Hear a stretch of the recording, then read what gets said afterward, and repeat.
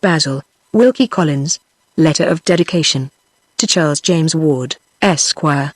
It has long been one of my pleasantest anticipations to look forward to the time when I might offer to you, my old and dear friend, some such acknowledgment of the value I place on your affection for me, and of my grateful sense of the many acts of kindness by which that affection has been proved, as I now gladly offer in this place. In dedicating the present work to you, I fulfill therefore a purpose which, for some time past, I have sincerely desired to achieve, and, more than that, I gain for myself the satisfaction of knowing that there is one page, at least, of my book, on which I shall always look with unalloyed pleasure, the page that bears your name. I have founded the main event out of which this story springs, on a fact within my own knowledge. In afterwards shaping the course of the narrative thus suggested, I have guided it, as often as I could, where I knew by my own experience, or by experience related to me by others, that it would touch on something real and true in its progress. My idea was, that the more of the actual I could garner up as a text to speak from, the more certain I might feel of the genuineness and value of the ideal which was sure to spring out of it. Fancy and imagination, grace and beauty, all those qualities which are to the work of art what scent and colour are to the flower, can only grow towards heaven by taking root in earth. Is not the noblest poetry of prose fiction the poetry of everyday truth?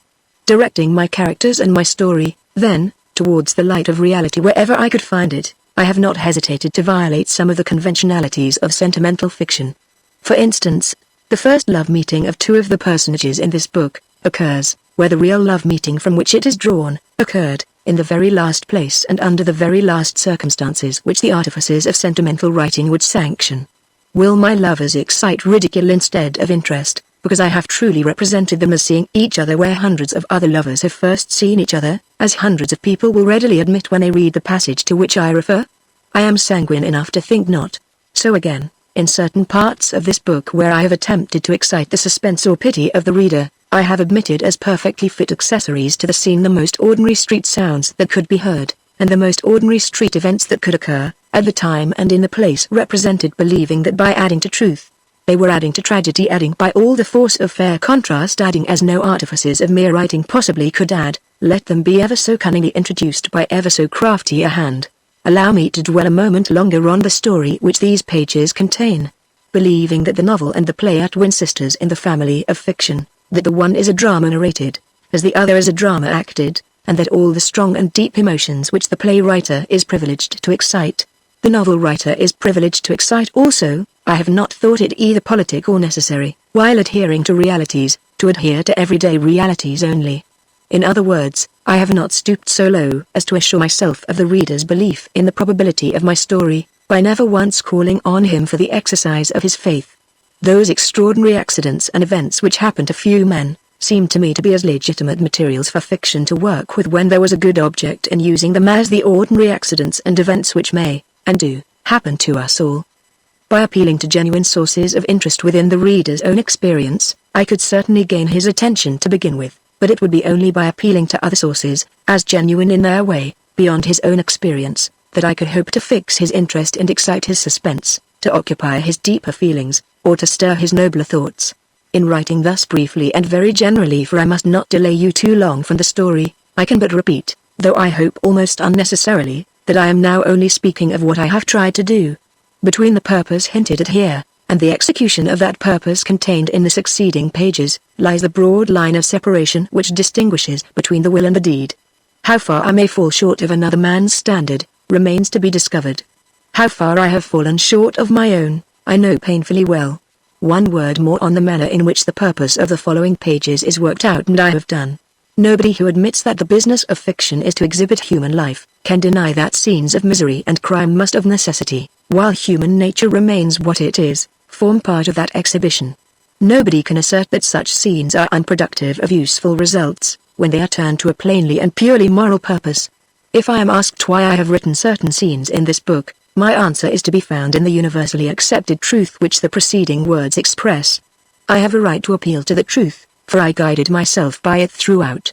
In deriving the lesson which the following pages contain, from those examples of error and crime which would most strikingly and naturally teach it, I determined to do justice to the honesty of my object by speaking out.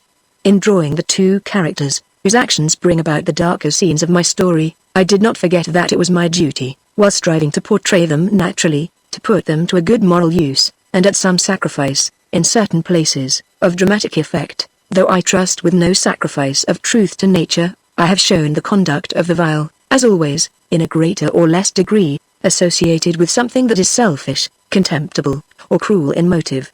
Whether any of my better characters may succeed in endearing themselves to the reader, I know not, but this I do certainly know: that I shall in no instance cheat him out of his sympathies in favor of the bad. To those persons who dissent from the broad principles here adverted to, who deny that it is the novelist's vocation to do more than merely amuse them, who shrink from all honest and serious reference, in books, to subjects which they think of in private and talk of in public everywhere, who see covert implications where nothing is implied, and improper allusions where nothing improper is alluded to, whose innocence is in the word, and not in the thought, whose morality stops at the tongue, and never gets on to the heart, to those persons, I should consider it loss of time, and worse, to offer any further explanation of my motives, than the sufficient explanation which I have given already. I do not address myself to them in this book, and shall never think of addressing myself to them in any other. Those words formed part of the original introduction to this novel. I wrote them nearly 10 years since, and what I said then, I say now. Basil was the second work of fiction which I produced. On its appearance, it was condemned offhand, by a certain class of readers, as an outrage on their sense of propriety.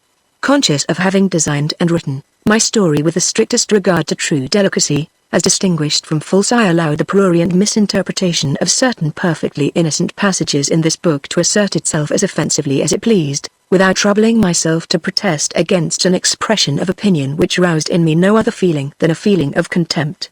I knew that Basil had nothing to fear from pure-minded readers, and I left these pages to stand or fall on such merits as they possessed.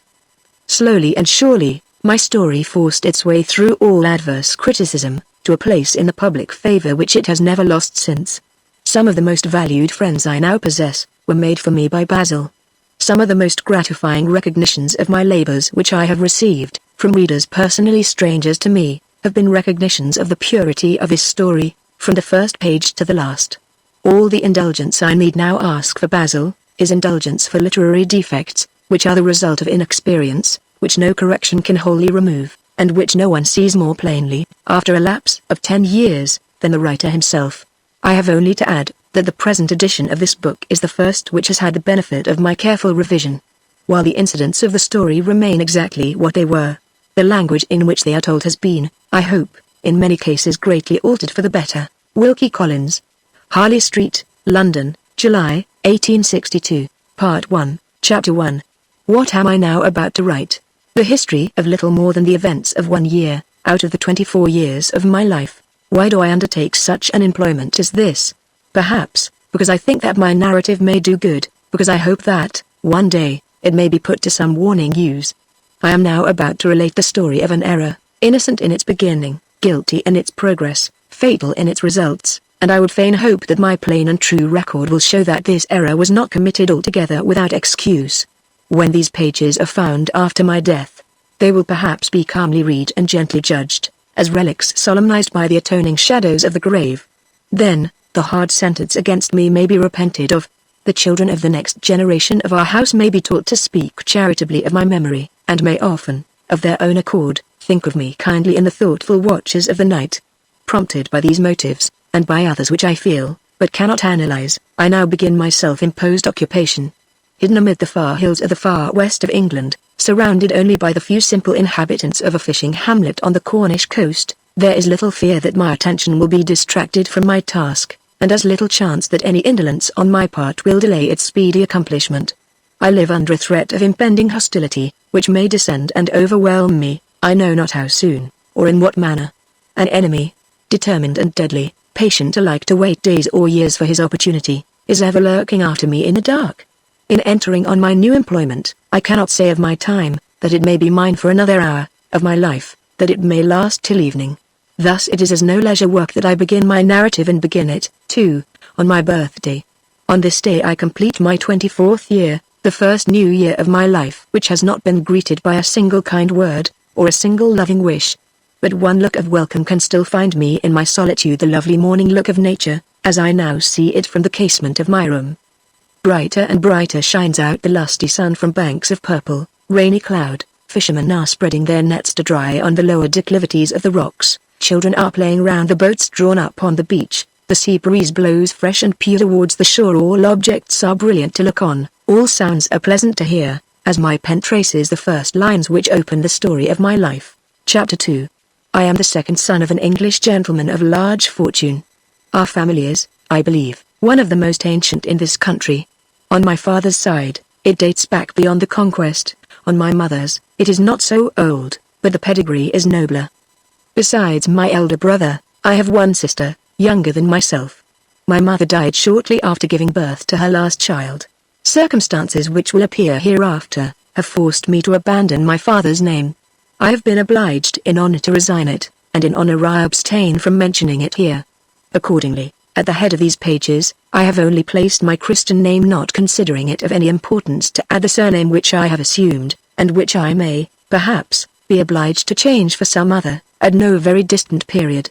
It will now, I hope, be understood from the outset, why I never mention my brother and sister but by their Christian names, why a blank occurs wherever my father's name should appear, why my own is kept concealed in this narrative, as it is kept concealed in the world.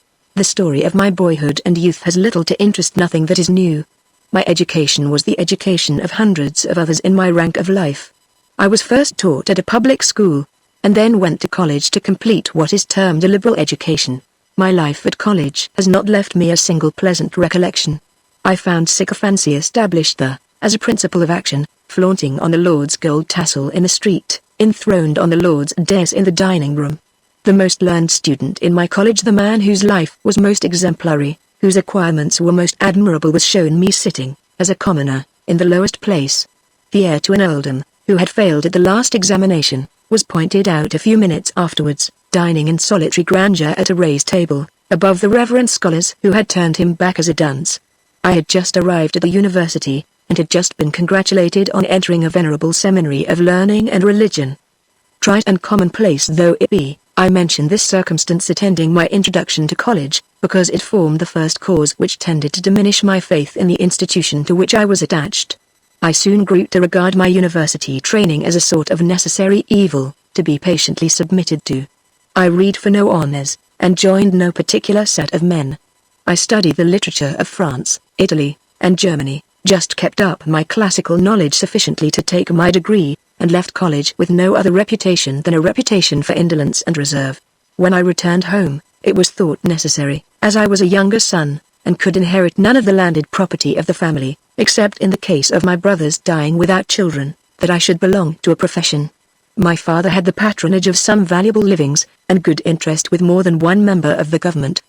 The church, the army, the navy, and, in the last instance, the bar, were offered me to choose from. I selected the last. My father appeared to be a little astonished at my choice, but he made no remark on it, except simply telling me not to forget that the bar was a good stepping stone to Parliament. My real ambition, however, was, not to make a name in Parliament, but a name in literature. I had already engaged myself in the hard, but glorious service of the pen, and I was determined to persevere. The profession which offered me the greatest facilities for pursuing my project, was the profession which I was ready to prefer. So I chose the bar. Thus, I entered life under the fairest auspices. Though a younger son, I knew that my father's wealth, exclusive of his landed property, secured me an independent income far beyond my wants. I had no extravagant habits, no tastes that I could not gratify as soon as formed, no cares or responsibilities of any kind. I might practice my profession or not, just as I chose. I could devote myself wholly and unreservedly to literature, knowing that, in my case, the struggle for fame could never be identical terribly, though gloriously identical with the struggle for bread. For me, the morning sunshine of life was sunshine without a cloud. I might attempt, in this place, to sketch my own character as it was at that time. But what man can say? I will sound the depth of my own vices, and measure the height of my own virtues, and be as good as his word. We can neither know nor judge ourselves, others may judge, but cannot know us. God alone judges and knows too. Let my character appear as far as any human character can appear in its integrity, in this world, in my actions, when I describe the one eventful passage in my life which forms the basis of this narrative. In the meantime, it is first necessary that I should say more about the members of my family. Two of them, at least, will be found important to the progress of events in these pages. I make no attempt to judge their characters, I only describe them whether rightly or wrongly, I know not as they appeared to me. Chapter 3. I always considered my father. I speak of him in the past tense, because we are now separated forever, because he is henceforth as dead to me as if the grave had closed over him. I always considered my father to be the proudest man I ever knew, the proudest man I ever heard of. His was not that conventional pride, which the popular notions are fond of characterizing by a stiff, stately carriage, by a rigid expression of features, by a hard, severe intonation of voice, by set speeches of contempt for poverty and rags, and rhapsodical braggadocio about rank and breeding. My father's pride had nothing of this about it. It was that quiet, negative, courteous, inbred pride, which only the closest observation could detect, which no ordinary observers ever detected at all. Who that observed him in communication with any of the farmers on any of his estates, who that saw the manner in which he lifted his hat, when he accidentally met any of those farmers' wives, who that noticed his hearty welcome to the man of the people, when that man happened to be a man of genius, would have thought him proud. On such occasions as these, if he had any pride, it was impossible to detect it. But seeing him when, for instance, an author and a new-made peer of no ancestry entered his house together, observing merely the entirely different manner in which he shook hands with each, remarking that the polite cordiality was all for the man of letters, who did not contest his family rank with him, and the polite formality all for the man of title, who did, you discovered where and how he was proud in an instant. Here lay his fretful point. The aristocracy of rank, as separate from the aristocracy of ancestry, was no aristocracy for him. He was jealous of it, he hated it. Commoner though he was, he considered himself the social superior of any man, from a baronet up to a duke, whose family was less ancient than his own. Among a host of instances of this peculiar pride of his which I could cite, I remember one, characteristic enough to be taken as a sample of all the rest. It happened when I was quite a child, and was told me by one of my uncles now dead, who witnessed the circumstance himself, and always made a good story of it to the end of his life. A merchant of enormous wealth, who had recently been raised to the peerage, was staying at one of our country houses. His daughter, my uncle, and an Italian abbé were the only guests besides. The merchant was a portly, purple-faced man, who bore his new honors with a curious mixture of assumed pomposity and natural good humor. The abbé was dwarfish and deformed, lean, sallow, sharp-featured, with bright bird-like eyes, and a low, liquid voice. He was a political refugee, dependent for the bread he ate, on the money he received for teaching languages. He might have been a beggar from the streets, and still my father would have treated him as the principal guest in the house. For this all-sufficient reason he was a direct descendant of one of the oldest of those famous Roman families whose names are part of the history of the civil wars in Italy. On the first day, the party assembled for dinner comprised the merchant's daughter, my mother, an old lady who had once been her governess, and had always lived with her since her marriage, the new lord, the abbé, my father, and my uncle. When dinner was announced, the peer advanced in new-blown dignity, to offer his arm as a matter of course to my mother. My father's pale face flushed crimson in a moment. He touched the magnificent merchant lord on the arm, and pointed significantly, with a low bow, towards the decrepit old lady who had once been my mother's governess. Then walking to the other end of the room, where the penniless abbé was looking over a book in a corner, he gravely and courteously led the little, deformed, limping language master, clad in a long, threadbare, black coat, up to my mother, whose shoulder the abbé's head hardly reached, held the door open for them to pass out first, with his own hand, politely invited the new nobleman, who stood half paralyzed between confusion and astonishment, to follow with the tottering old lady on his arm, and then returned to lead the peer's daughter down to dinner himself. He only resumed his wonted expression and manner, when he had seen the little abbé, the squalid, half-starved representative of mighty barons of the olden time, seated at the highest place of the table by my mother's side. It was by such accidental circumstances as these that you discovered how far he was proud. He never boasted of his ancestors, he never even spoke of them, except when he was questioned on the subject, but he never forgot them. They were the very breath of his life, the deities of his social worship, the family treasures to be held precious beyond all lands and all wealth, all ambitions and all glories, by his children and his children's children to the end of their race.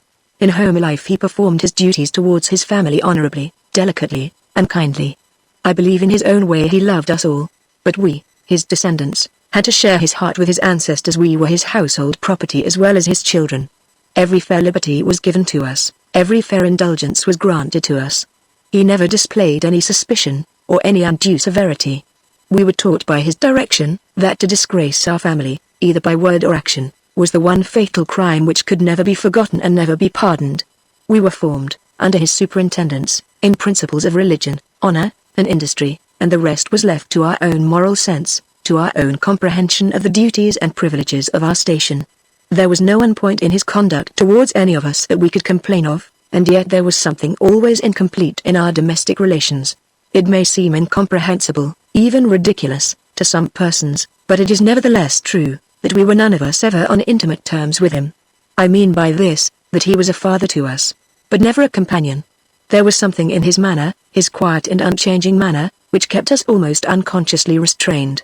I never in my life felt less at my ease, I knew not why at the time, than when I occasionally dined alone with him. I never confided to him my schemes for amusement as a boy, or mentioned more than generally my ambitious hopes, as a young man. It was not that he would have received such confidences with ridicule or severity, he was incapable of it, but that he seemed above them, unfitted to enter into them, too far removed by his own thoughts from such thoughts as ours. Thus, all holiday councils were held with old servants. Thus, my first pages of manuscript, when I first tried authorship, were read by my sister, and never penetrated into my father's study. Again, his mode of testifying displeasure towards my brother or myself, had something terrible in its calmness, something that we never forgot, and always dreaded as the worst calamity that could befall us. Whenever, as boys, we committed some boyish fault, he never displayed outwardly any irritation, he simply altered his manner towards us altogether. We were not soundly lectured, or vehemently threatened, or positively punished in any way, but, when he came in contact with him, we were treated with a cold, contemptuous politeness, especially if our fault showed a tendency to anything mean or ungentlemanlike, which cut us to the heart. On these occasions, we were not addressed by our Christian names. If we accidentally met him out of doors, he was sure to turn aside and avoid us. If we asked a question, it was answered in the briefest possible manner, as if we had been strangers. His whole course of conduct said, as though in so many words, you have rendered yourselves unfit to associate with your father, and he is now making you feel that unfitness as deeply as he does. We were left in this domestic purgatory for days, sometimes for weeks together. To our boyish feelings, to mine especially, there was no ignominy like it, while it lasted. I know not on what terms my father lived with my mother. Towards my sister, his demeanor always exhibited something of the old-fashioned, affectionate gallantry of a former age. He paid her the same attention that he would have paid to the highest lady in the land. He led her into the dining room, when we were alone, exactly as he would have led a duchess into a banqueting hall. He would allow us, as boys, to quit the breakfast table before he had risen himself, but never before she had left it. If a servant failed in duty towards him, the servant was often forgiven. If towards her, the servant was sent away on the spot. His daughter was in his eyes the representative of her mother, the mistress of his house, as well as his child. It was curious to see the mixture of high-bred courtesy and fatherly love in his manner, as he just gently touched her forehead with his lips, when he first saw her in the morning. In person, my father was of not more than middle height. He was very slenderly and delicately made, his head small, and well set on his shoulders, his forehead more broad than lofty, his complexion singularly pale, except in moments of agitation, when I have already noticed its tendency to flush all over in an instant. His eyes, large and grey, had something commanding in their look. They gave a certain unchanging firmness and dignity to his expression, not often met with. They betrayed his birth and breeding, his old ancestral prejudices, his chivalrous sense of honor, in every glance. It required, indeed, all the masculine energy of look about the upper part of his face, to redeem the lower part from an appearance of effeminacy, so delicately was it moulded in its fine Norman outline. His smile was remarkable for its sweetness, it was almost like a woman's smile. In speaking, too, his lips often trembled as women's do. If he ever laughed, as a young man, his laugh must have been very clear and musical, but since I can recollect him, I never heard it. In his happiest moments, in the gayest society, I have only seen him smile. There were other characteristics of my father's disposition and the manner, which I might mention, but they will appear to greater advantage, perhaps, hereafter, connected with circumstances which especially called them forth. Chapter 4. When a family is possessed of large landed property, the individual of that family who shows least interest in its welfare, who is least fond of home, least connected by his own sympathies with his relatives, least ready to learn his duties or admit his responsibilities, is often that very individual who is to succeed to the family inheritance, the eldest son. My brother Alf was no exception to this remark. We were educated together. After our education was completed, I never saw him, except for short periods. He was almost always on the continent, for some years after he left college. And when he returned definitely to England, he did not return to live under our roof.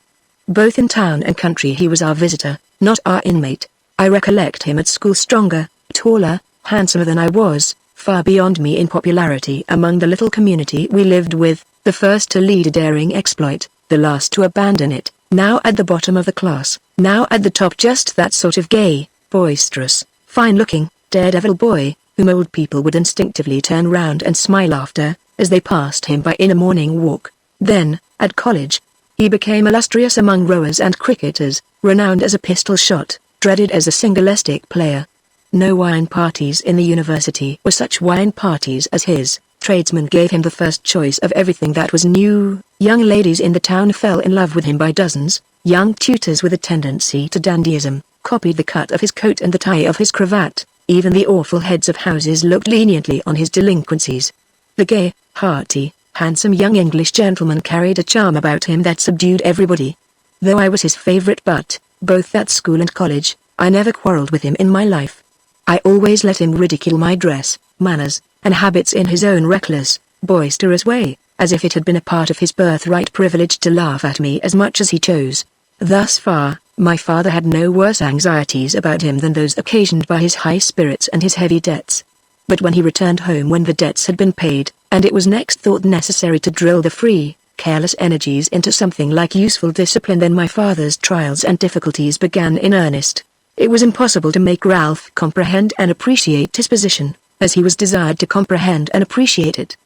The steward gave up in despair all attempts to enlighten him about the extent, value, and management of the estates he was to inherit. A vigorous effort was made to inspire him with ambition, to get him to go into Parliament. He laughed at the idea. A commission in the Guards was next offered to him. He refused it, because he would never be buttoned up in a red coat, because he would submit to no restraints, fashionable or military, because in short, he was determined to be his own master. My father talked to him by the hour together, about his duties and his prospects, the cultivation of his mind, and the example of his ancestors, and talked in vain. He yawned and fretted over the emblazoned pages of his own family pedigree, whenever they were opened before him. In the country, he cared for nothing but hunting and shooting. It was as difficult to make him go to a grand county dinner party, as to make him go to church. In town, he haunted the theatres, behind the scenes as well as before, entertained actors and actresses at Richmond, ascended in balloons at Vauxhall, went about with detective policemen, seeing life among pickpockets and housebreakers, belonged to a whist club, a supper club, a catch club, a boxing club, a picnic club, an amateur theatrical club, and, in short, lived such a careless, convivial life, that my father, outraged in every one of his family prejudices and family refinements, almost ceased to speak to him, and saw him as rarely as possible. Occasionally, my sister's interference reconciled them again for a short time. Her influence, gentle as it was always powerfully felt for good, but she could not change my brother's nature. Persuade and entreat as anxiously as she might, he was always sure to forfeit the paternal favor again, a few days after he had been restored to it. At last, matters were brought to their climax by an awkward love adventure of Ralph's with one of our tenants' daughters. My father acted with his usual decision on the occasion. He determined to apply a desperate remedy, to let the refractory eldest son run through his career in freedom, abroad, until he had well wearied himself, and could return home a sobered man. Accordingly, he procured for my brother an attaché's place in a foreign embassy, and insisted on his leaving England forthwith. For once in a way, Ralph was docile. He knew and cared nothing about diplomacy, but he liked the idea of living on the continent, so he took his leave of home with his best grace. My father saw him depart, with ill-concealed agitation and apprehension, although he affected to feel satisfied that, flighty and idle as Ralph was, he was incapable of voluntarily dishonoring his family, even in his most reckless moods. After this, we heard little from my brother. His letters were few and short, and generally ended with petitions for money. The only important news of him that reached us through public channels. He was making quite a continental reputation, the bare mention of which made my father wince. He had fought a duel. He had imported a new dance from Hungary. He had contrived to get the smallest groom that ever was seen behind a cabriolet. He had carried off the reigning beauty among the opera dancers of the day from all competitors. A great French cook had composed a great French dish, and christened it by his name. He was understood to be the unknown friend, to whom a literary Polish countess had dedicated her letters against the restraint of the marriage tie. A female German metaphysician, 60 years old, had fallen, platonically, in love with him, and had taken to writing erotic romances in her old age. Such were some of the rumors that reached my father's ears on the subject of his son and heir. After a long absence, he came home on a visit. How well I remember the astonishment he produced in the whole household. He had become a foreigner in manners and appearance. His mustachios were magnificent, miniature toys in gold and jewelry hung in clusters from his watch chain. His shirt front was a perfect filigree of lace and cambric. He brought with him his own boxes of choice liqueurs and perfumes, his own smart, impudent, French valet, his own travelling bookcase of French novels, which he opened with his own golden key. He drank nothing but chocolate in the morning. He had long interviews with the cook, and revolutionized our dinner table. All the French newspapers were sent to him by a London agent. He altered the arrangements of his bedroom. No servant but his own valet was permitted to enter it. Family portraits that hung there were turned to the walls, and portraits of French actresses and Italian singers were stuck to the back of the canvases. Then he displaced a beautiful little ebony cabinet which had been in the family 300 years, and set up in its stead a Cyprian temple of his own, in miniature, with crystal doors, behind which hung locks of hair, rings, notes written on blush-colored paper, and other love tokens kept as sentimental relics. His influence became all-pervading among us. He seemed to communicate to the house the change that had taken place in himself, from the reckless, racky young Englishman to the super-exquisite foreign dandy. It was as if the fiery, effervescent atmosphere of the boulevards of Paris had insolently penetrated into the old English mansion, and ruffled and infected its quiet native air, to the remotest corners of the place. My father was even more dismayed than displeased by the alteration in my brother's habits and manners. The eldest son was now farther from his ideal of what an eldest son should be, than ever. As for friends and neighbors, Ralph was heartily feared and disliked by them, before he had been in the house a week. He had an ironically patient way of listening to their conversation, an ironically respectful manner of demolishing their old-fashioned opinions, and correcting their slightest mistakes, which secretly aggravated them beyond endurance. It was worse still, when my father, in despair, tried to tempt him into marriage, as the one final chance of working his reform, and invited half the marriageable young ladies of our acquaintance to the house, for his especial benefit. Ralph had never shown much fondness at home, for the refinements of good female society. Abroad, he had lived as exclusively as he possibly could, among women whose characters ranged downwards by infinitesimal degrees, from the mysteriously doubtful to the notoriously bad. The highly bred, highly refined, highly accomplished young English beauties had no charm for him. He detected at once the domestic conspiracy of which he was destined to become the victim. He often came upstairs, at night, into my bedroom, and while he was amusing himself by derisively kicking about my simple clothes and simple toilette apparatus, while he was laughing in his old careless way at my quiet habits and monotonous life, used to slip in, parenthetically, all sorts of sarcasms about our young lady guests. To him, their manners were horribly inanimate, their innocence, hypocrisy of education. Pure complexions and regular features were very well, he said, as far as they went, but when a girl could not walk properly, when she shook hands with you with cold fingers, when having good eyes she could not make a stimulating use of them, then it was time to sentence the regular features and pure complexions to be taken back forthwith to the nursery from which they came. For his part, he missed the conversation of his witty Polish countess, and longed for another pancake supper with his favorite grisettes. The failure of my father's last experiment with Ralph soon became apparent. Watchful and experienced mothers began to suspect that my brother's method of flirtation was dangerous, and his style of waltzing improper. One or two ultra-cautious parents, alarmed by the laxity of his manners and opinions, removed their daughters out of harm's way, by shortening their visits. The rest were spared any such necessity. My father suddenly discovered that Ralph was devoting himself rather too significantly to a young married woman who was staying in the house. The same day he had a long private interview with my brother. What passed between them, I know not, but it must have been something serious. Ralph came out of my father's private study, very pale and very silent, ordered his luggage to be packed directly, and the next morning departed, with his French valet, and his multifarious French goods and chattels, for the continent. Another interval passed, and then we had another short visit from him. He was still unaltered. My father's temper suffered under this second disappointment. He became more fretful and silent, more apartment to take offense than had been his wont. I particularly mention the change thus produced in his disposition, because that change was destined, at no very distant period, to act fatally upon me. On this last occasion, also, there was another serious disagreement between father and son, and Ralph left England again in much the same way that he had left it before. Shortly after that second departure, we heard that he had altered his manner of life. He had contracted, what would be termed in the continental code of morals, a reformatory attachment to a woman older than himself, who was living separated from her husband, when he met with her. It was this lady's lofty ambition to be mentor and mistress, both together. And she soon proved herself to be well qualified for her courageous undertaking.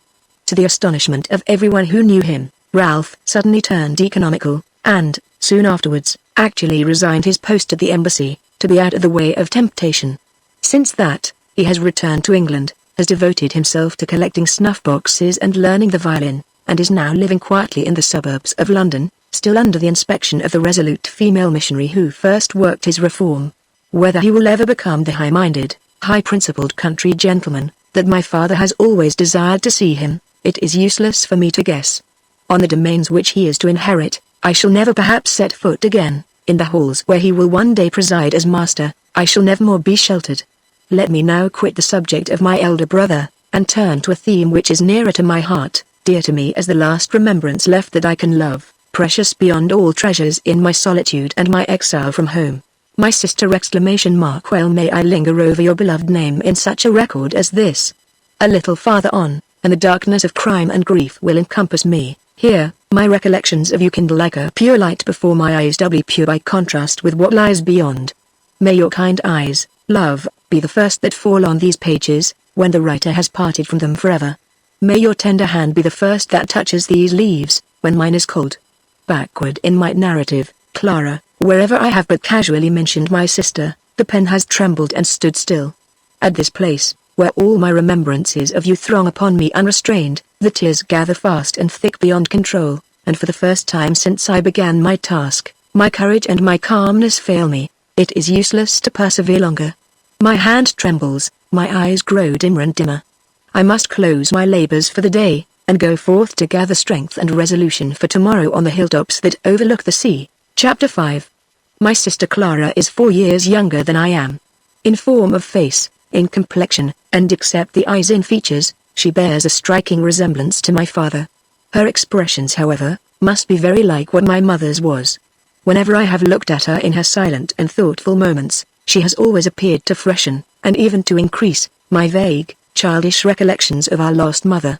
Her eyes have that slight tinge of melancholy in their tenderness, and that peculiar softness in their repose, which is only seen in blue eyes.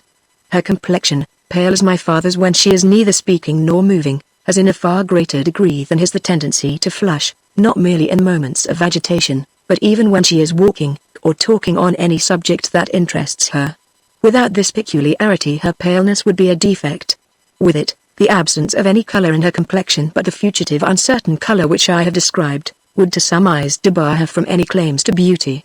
And a beauty perhaps she is not, at least, in the ordinary acceptation of the term. The lower part of her face is rather too small for the upper, her figure is too slight, the sensitiveness of her nervous organization is too constantly visible in her actions and her looks. She would not fix attention and admiration in a box at the opera, very few men passing her in the street would turn round to look after her, very few women would regard her with that slightingly attentive stare, that steady depreciating scrutiny, which a dashing decided beauty so often receives, and so often triumphs in receiving, from her personal inferiors among her own sex. The greatest charms that my sister has on the surface, come from beneath it. When you really knew her, when she spoke to you freely, as to a friend then, the attraction of her voice, her smile, her manner, impressed you indescribably. Her slightest words and her commonest actions interested and delighted you, you knew not why. There was a beauty about her unassuming simplicity, her natural exquisitely natural kindness of heart, and word, and manner, which preserved its own unobtrusive influence over you, in spite of all other rival influences, be they what they might. You missed and thought of her, when you were fresh from the society of the most beautiful and the most brilliant women. You remembered a few kind, pleasant words of hers when you forgot the wit of the wittiest ladies, the learning of the most learned. The influence thus possessed, and unconsciously possessed, by my sister over everyone with whom she came in contact, over men especially, may, I think, be very simply accounted for, in very few sentences. We live in an age when too many women appear to be ambitious of morally unsexing themselves before society, by aping the language and the manners of men, especially in reference to that miserable modern dandyism of demeanor, which aims at repressing all betrayal of warmth of feeling, which abstains from displaying any enthusiasm on any subject whatever, which, in short, labors to make the fashionable imperturbability of the face the faithful reflection of the fashionable imperturbability of the mind. Women of this exclusively modern order like to use slang expressions in their conversation, assume a bastard masculine abruptness in their manners, a bastard masculine license in their opinions, affect to ridicule those outward developments of feeling which pass under the general appellation of sentiment. Nothing impresses, agitates, amuses, or delights them in a hearty, natural, womanly way. Sympathy looks ironical, if they ever show it. Love seems to be an affair of calculation, or mockery, or contemptuous sufferance, if they ever feel it. To women such as these, my sister Clara presented as complete a contrast as could well be conceived. In this contrast lay the secret of her influence, of the voluntary tribute of love and admiration which followed her wherever she went.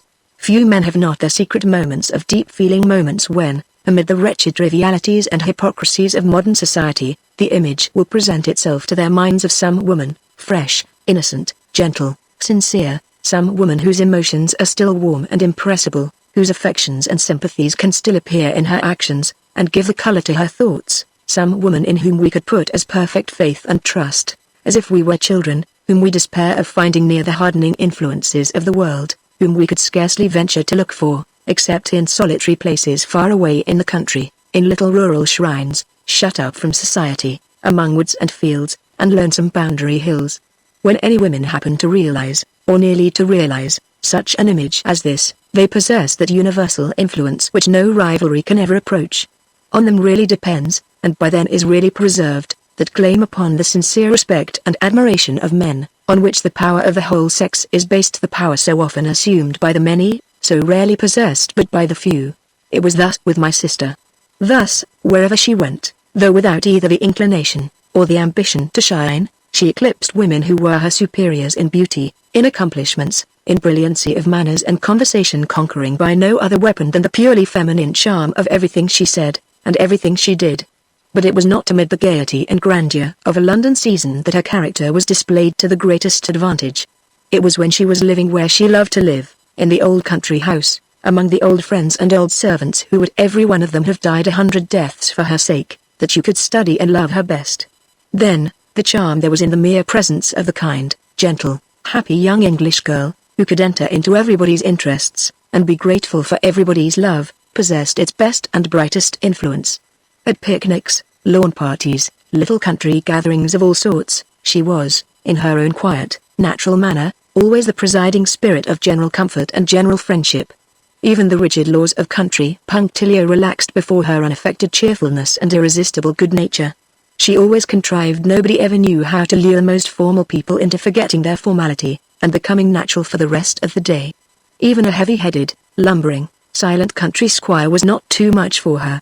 She managed to make him feel at his ease, when no one else would undertake the task. She could listen patiently to his confused speeches about dogs, horses, and the state of the crops. When other conversations were proceeding in which she was really interested, she could receive any little grateful attention that he wished to pay her, no matter how awkward or ill-timed, as she received attentions from anyone else, with a manner which showed she considered it as a favor granted to her sex, not as a right accorded to it.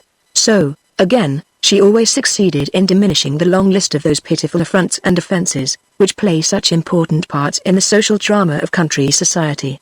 She was a perfect apostle errant of the order of reconciliation, and wherever she went, cast out the devil sulkiness from all his strongholds, the lofty and the lowly alike. Our good rector used to call her his volunteer curate, and declare that she preached by a timely word, or a persuasive look, the best practical sermons on the blessings of peacemaking that were ever composed.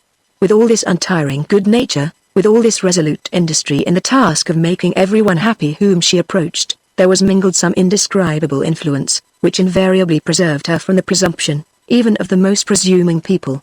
I never knew anybody venturesome enough either by word or look to take a liberty with her. There was something about her which inspired respect as well as love. My father, following the bent of his peculiar and favorite ideas, always thought it was the look of her race in her eyes, the ascendancy of her race in her manners. I believe it to have proceeded from a simpler and a better cause. There is a goodness of heart, which carries the shield of its purity over the open hand of its kindness, and that goodness was hers. To my father, she was more, I believe, than he himself ever imagined or will ever know, unless he should lose her. He was often, in his intercourse with the world, wounded severely enough in his peculiar prejudices and peculiar refinements. He was always sure to find the first respected, and the last partaken by her. He could trust in her implicitly, he could feel assured that she was not only willing, but able, to share and relieve his domestic troubles and anxieties. If he had been less fretfully anxious about his eldest son, if he had wisely distrusted from the first his own powers of persuading and reforming, and had allowed Clara to exercise her influence over Ralph more constantly and more completely than he really did, I am persuaded that the long-expected epoch of my brother's transformation would have really arrived by this time, or even before it. The strong and deep feelings of my sister's nature lay far below the surface for a woman, too far below it. Suffering was, for her, silent, secret, long-enduring, often almost entirely void of outward vent or development. I never remember seeing her in tears, except on rare and very serious occasions. Unless you looked at her narrowly, you would judge her to be little sensitive to ordinary griefs and troubles. At such times, her eyes only grew dimmer and less animated than usual, the paleness of her complexion became rather more marked, her lips closed and trembled involuntarily, but this was all. There was no sighing, no weeping, no speaking even. And yet she suffered acutely. The very strength of her emotions was in their silence and their secrecy. I, of all others guilty of infecting with my anguish the pure heart that loved me, ought to know this best. How long I might linger over all that she has done for me. As I now approach nearer and nearer to the pages which are to reveal my fatal story, so I am more and more tempted to delay over those better and purer remembrances of my sister which now occupy my mind. The first little presents, innocent girlish presents which she secretly sent to me at school, the first sweet days of our uninterrupted intercourse, when the close of my college life restored me to home, her first inestimable sympathies with my first fugitive vanities of embryo authorship, are thronging back fast and fondly on my thoughts, while I now write. But these memories must be calmed and disciplined. I must be collected and impartial over my narrative, if it be only to make that narrative show fairly and truly, without suppression or exaggeration, all that I have owed to her. Not merely all that I have owed to her, but all that I owe to her now. Though I may never see her again, but in my thoughts, still she influences, comforts, cheers me on to hope, as if she were already the guardian spirit of the cottage where I live. Even in my worst moments of despair, I can still remember that Clara is thinking of me and sorrowing for me. I can still feel that remembrance, as an invisible hand of mercy which supports me, sinking, which raises me, fallen, which may yet lead me safely and tenderly to my hard journey's end. Chapter 6. I have now completed all the preliminary notices of my near relatives, which it is necessary to present in these pages, and may proceed at once to the more immediate subject of my narrative. Imagine to yourself that my father and my sister have been living for some months at our London residence, and that I have recently joined them, after having enjoyed a short tour on the continent. My father is engaged in his parliamentary duties. We see very little of him. Committees absorb his mornings, debates his evenings. When he has a day of leisure occasionally, he passes it in his study, devoted to his own affairs. He goes very little into society. A political dinner, or a scientific meeting are the only social relaxations that tempt him. My sister leads a life which is not much in accordance with her simple tastes. She is wearied of balls, operas, flower shows, and all other London gaieties besides, and heartily longs to be driving about the green lanes again in her own little pony chaise, and distributing plum cake prizes to the good children at the rector's infant school. But the female friend who happens to be staying with her, is fond of excitement. My father expects her to accept the invitations which he is obliged to decline, so she gives up her own tastes and inclinations as usual, and goes into hot rooms among crowds of fine people, hearing the same glib compliments, and the same polite inquiries, night after night, until, patient as she is, she heartily wishes that her fashionable friends all lived in some opposite quarter of the globe, the farther away the better.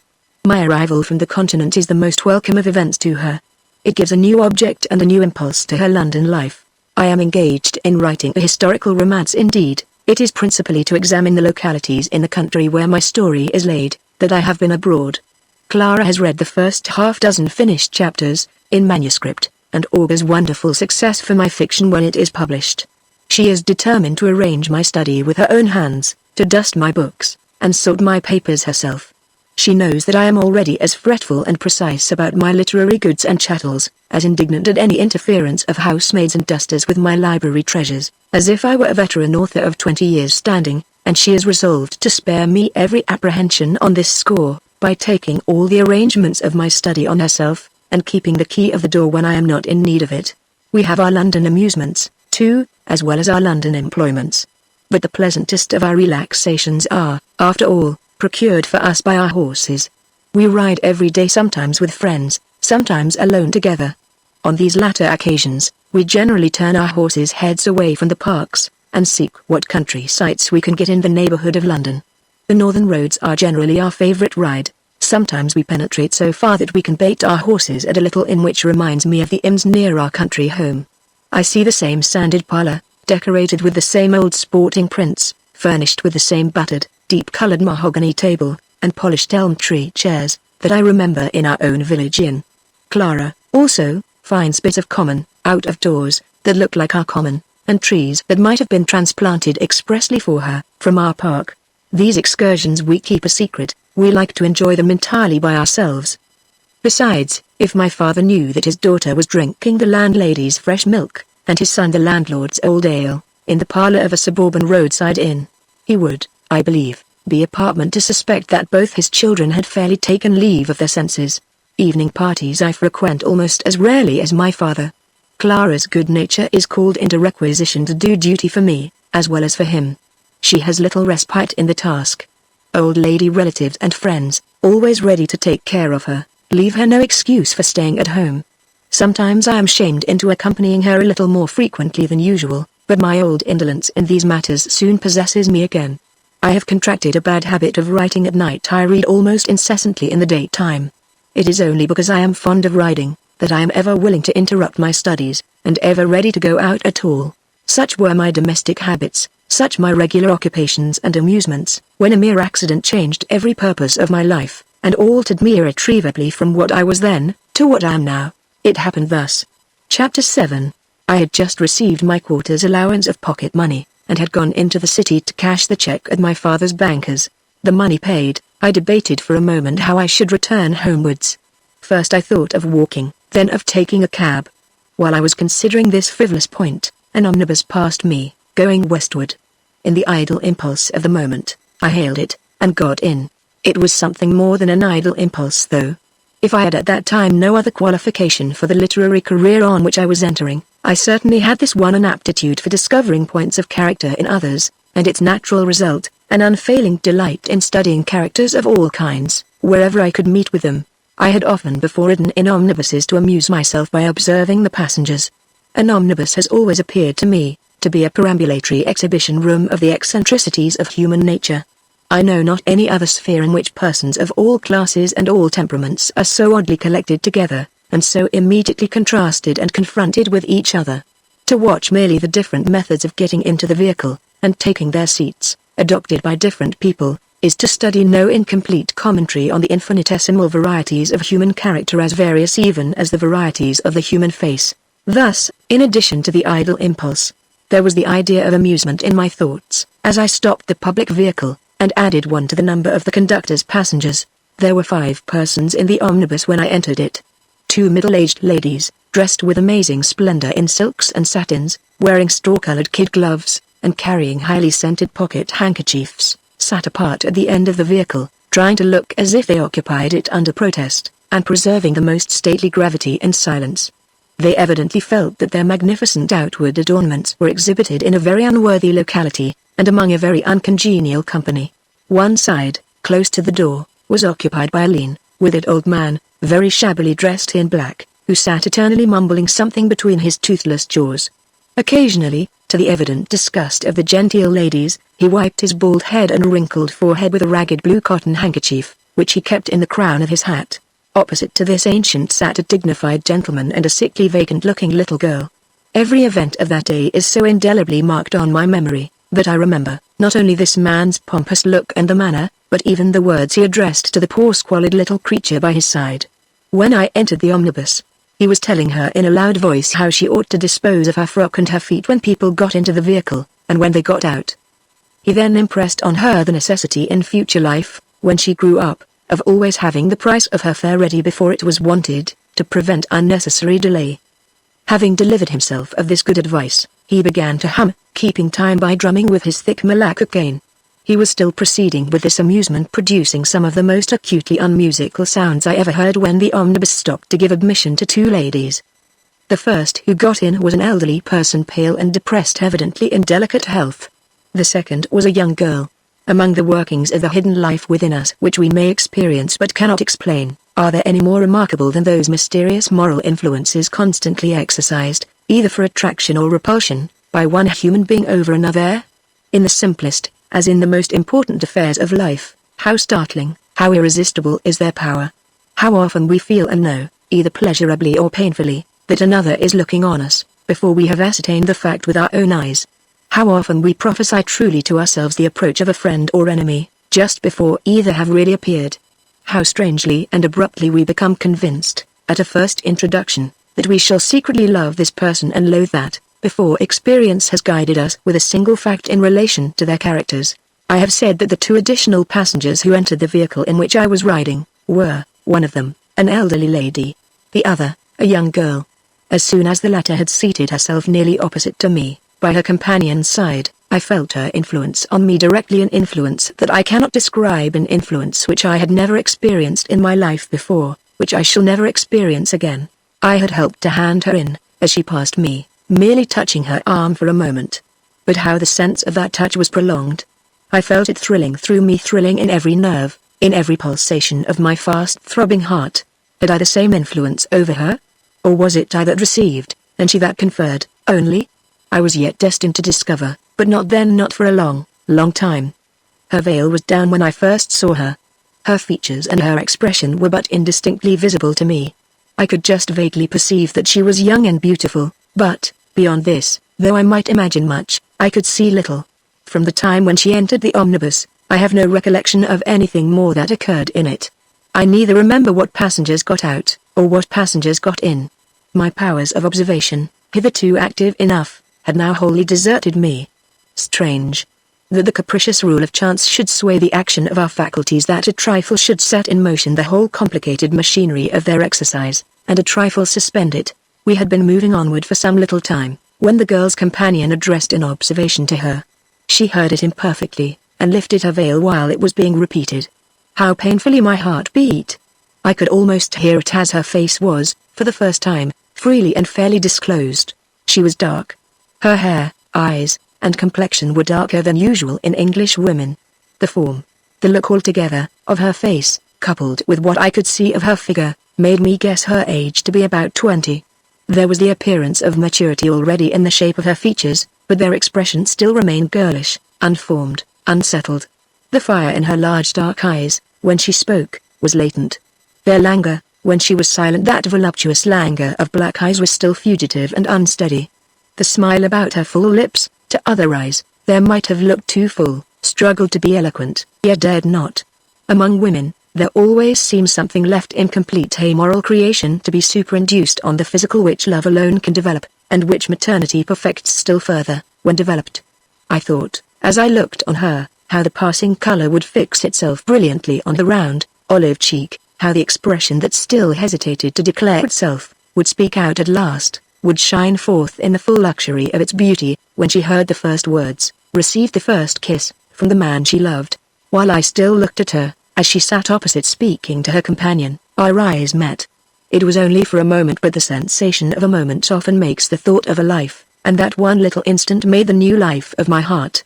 She put down her veil again immediately. Her lips moved involuntarily as she lowered it. I thought I could discern, through the lace, that the slight movement ripened to a smile. Still there was enough left to see, enough to charm. There was the little rim of delicate white lace, encircling the lovely, dusky throat. There was the figure visible, where the shawl had fallen open, slender, but already well developed in its slenderness, and exquisitely supple. There was the waist, naturally low, and left to its natural place and natural size. There were the little millinery and jewelry ornaments that she wore, simple and commonplace enough in themselves, yet each a beauty, each a treasure, on her. There was all this to behold, all this to dwell on, in spite of the veil. The veil. How little of the woman does it hide, when the man really loves her. We had nearly arrived at the last point to which the omnibus would take us, when she and her companion got out.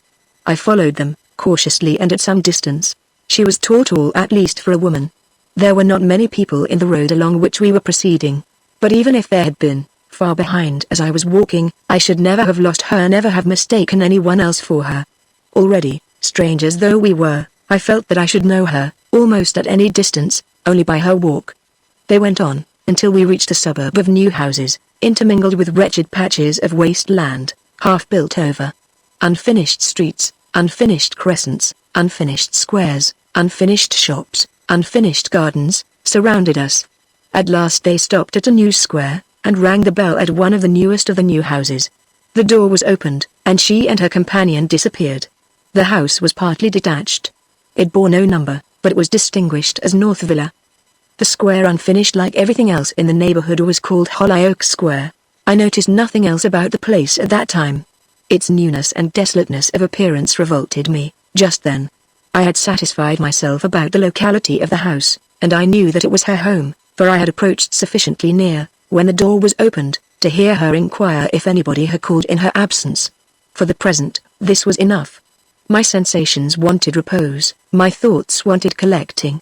I left Hollyoake Square at once, and walked into the Regent's Park, the northern portion of which was close at hand. Was I in love? In love with a girl whom I had accidentally met in an omnibus? Or was I merely indulging a momentary caprice, merely feeling a young man's hot, hasty admiration for a beautiful face? These were questions which I could not then decide. My ideas were in utter confusion, all my thoughts ran astray. I walked on, dreaming in full day. I had no distinct impressions, except of the strange beauty whom I had just seen. The more I tried to collect myself, to resume the easy, equable feelings with which I had set forth in the morning, the less self-possessed I became. There are two emergencies in which the wisest man may try to reason himself back from impulse to principle, and try in vain. The one when a woman has attracted him for the first time, the other, when, for the first time, also, she has happened to offend him. I know not how long I had been walking in the park, thus absorbed yet not thinking, when the clock of a neighboring church struck 3, and roused me to the remembrance that I had engaged to ride out with my sister at 2 o'clock. It would be nearly half an hour more before I could reach home. Never had any former appointment of mine with Clara been thus forgotten. Love had not yet turned me selfish, as it turns all men, and even all women, more or less. I felt both sorrow and shame at the neglect of which I had been guilty, and hastened homeward. The groom, looking unutterably weary and discontented, was still leading my horse up and down before the house. My sister's horse had been sent back to the stables. I went in, and heard that, after waiting for me an hour, Clara had gone out with some friends, and would not be back before dinner. No one was in the house but the servants. The place looked dull, empty, inexpressibly miserable to me. The distant roll of carriages along the surrounding streets had a heavy boding sound. The opening and shutting of doors in the domestic offices below, startled and irritated me. The London air seemed denser to breathe than it had ever seemed before. I walked up and down one of the rooms, fretful and irresolute. Once I directed my steps towards my study, but retraced them before I had entered it. Reading or writing was out of the question at that moment. I felt the secret inclination strengthening within me to return to Hollyoake Square, to try to see the girl again, or at least to ascertain who she was. I strove, yes, I can honestly say, strove to repress the desire. I tried to laugh it off, as idle and ridiculous, to think of my sister, of the book I was writing, of anything but the one subject that pressed stronger and stronger on me, the harder I struggled against it. The spell of the siren was over me.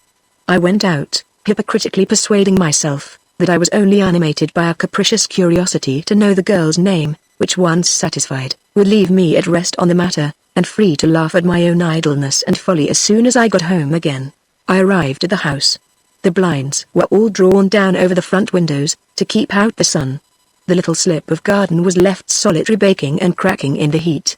The square was silent, desolately silent, as only a suburban square can be. I walked up and down the glaring pavement, resolved to find out her name before I quitted the place. While still undecided how to act, a shrill whistling sounding doubly shrill in the silence around made me look up. A tradesman's boy, one of those town pucks of the highway, one of those incarnations of precocious cunning, inveterate mischief, and impudent humor, which great cities only can produce, was approaching me with his empty tray under his arm. I called to him to come and speak to me. He evidently belonged to the neighborhood, and might be made of some use. His first answer to my inquiries showed that his master served the household at North Villa. A present of £1 secured his attention at once to the few questions of any importance which I desired to put to him. I learned from his replies that the name of the master of the house was Sherwin, and that the family only consisted of Mr. and Mrs. Sherwin, and the young lady, their daughter. My last inquiry addressed to the boy was the most important of all. Did he know what Mr. Sherwin's profession or employment was? His answer startled me into perfect silence. Mr. Sherwin kept a large linen draper's shop in one of the great London thoroughfares. The boy mentioned the number, and the side of the way on which the house stood, then asked me if I wanted to know anything more. I could only tell him by a sign that he might leave me, and that I had heard enough. Enough? If he had spoken the truth, I had heard too much. A linen draper's shop, a linen draper's daughter. Was I still in love? I thought of my father, I thought of the name I bore, and this time, though I might have answered the question, I dared not. But the boy might be wrong. Perhaps, in mere mischief, he had been deceiving me throughout. I determined to seek the address he had mentioned, and ascertain the truth for myself. I reached the place, there was the shop, and there the name Sherwin over the door. One chance still remained. This Sherwin and the Sherwin of Hollyoake Square might not be the same. I went in and purchased something. While the man was tying up the parcel, I asked him whether his master lived in Hollyoake Square. Looking a little astonished at the question, he answered in the affirmative. There was a Mr. Sherwin I once knew, I said, forging in those words the first link in the long chain of deceit which was afterwards to fetter and degrade me, a Mr. Sherwin who is now, as I have heard, living somewhere in the Hollyoake Square neighborhood. He was a bachelor. I don't know whether my friend and your master are the same. Oh dear no, sir. My master is a married man, and has one daughter, Miss Margaret, who is reckoned a very fine young lady, sir. And the man grinned as he spoke, a grin that sickened and shocked me. I was answered at last. I had discovered all. Margaret! I had heard her name, too. Margaret! It had never hitherto been a favorite name with me. Now I felt a sort of terror as I detected myself repeating it, and finding a new, unimagined poetry in the sound. Could this be love? Pure, first love for a shopkeeper's daughter, whom I had seen for a quarter of an hour in an omnibus, and followed home for another quarter of an hour. The thing was impossible. And yet, I felt a strange unwillingness to go back to our house, and see my father and sister. Just at that moment, I was still walking onward slowly, but not in the direction of home, when I met an old college friend of my brother's, and an acquaintance of mine, a reckless, good-humored, convivial fellow. He greeted me at once, with uproarious cordiality, and insisted on my accompanying him to dine at his club. If the thoughts that still hung heavy on my mind were only the morbid, fanciful thoughts of the hour, here was a man whose society would dissipate them. I resolved to try the experiment, and accepted his invitation. At dinner, I tried hard to rival him in jest and joviality. I drank much more than my usual quantity of wine, but it was useless. The gay words came fainting from my heart, and fell dead on my lips. The wine fevered, but did not exhilarate me. Still, the image of the dark beauty of the morning was the one reigning image of my thoughts still. The influence of the morning, at once sinister and seductive, kept its hold on my heart. I gave up the struggle. I longed to be alone again. My friend soon found that my forced spirits were flagging. He tried to rouse me, tried to talk for two, ordered more wine, but everything failed. Yawning at last, in undisguised despair, he suggested a visit to the theater. I excused myself, professed illness, hinted that the wine had been too much for me. He laughed, with something of contempt as well as good nature in the laugh, and went away to the play by himself, evidently feeling that I was still as bad a companion as he had found me at college, years ago. As soon as we parted, I felt a sense of relief. I hesitated, walked backwards and forwards a few paces in the street, and then, silencing all doubts, leaving my inclinations to guide me as they would, I turned my steps for the third time in that one day to Hollyoake Square. The fair summer evening was tending towards twilight. The sun stood fiery and low in a cloudless horizon. The last loveliness of the last quietest daylight hour was fading on the violet sky. As I entered the square, I approached the house. She was at the window. It was thrown wide open. A birdcage hung rather high up, against the shutter panel.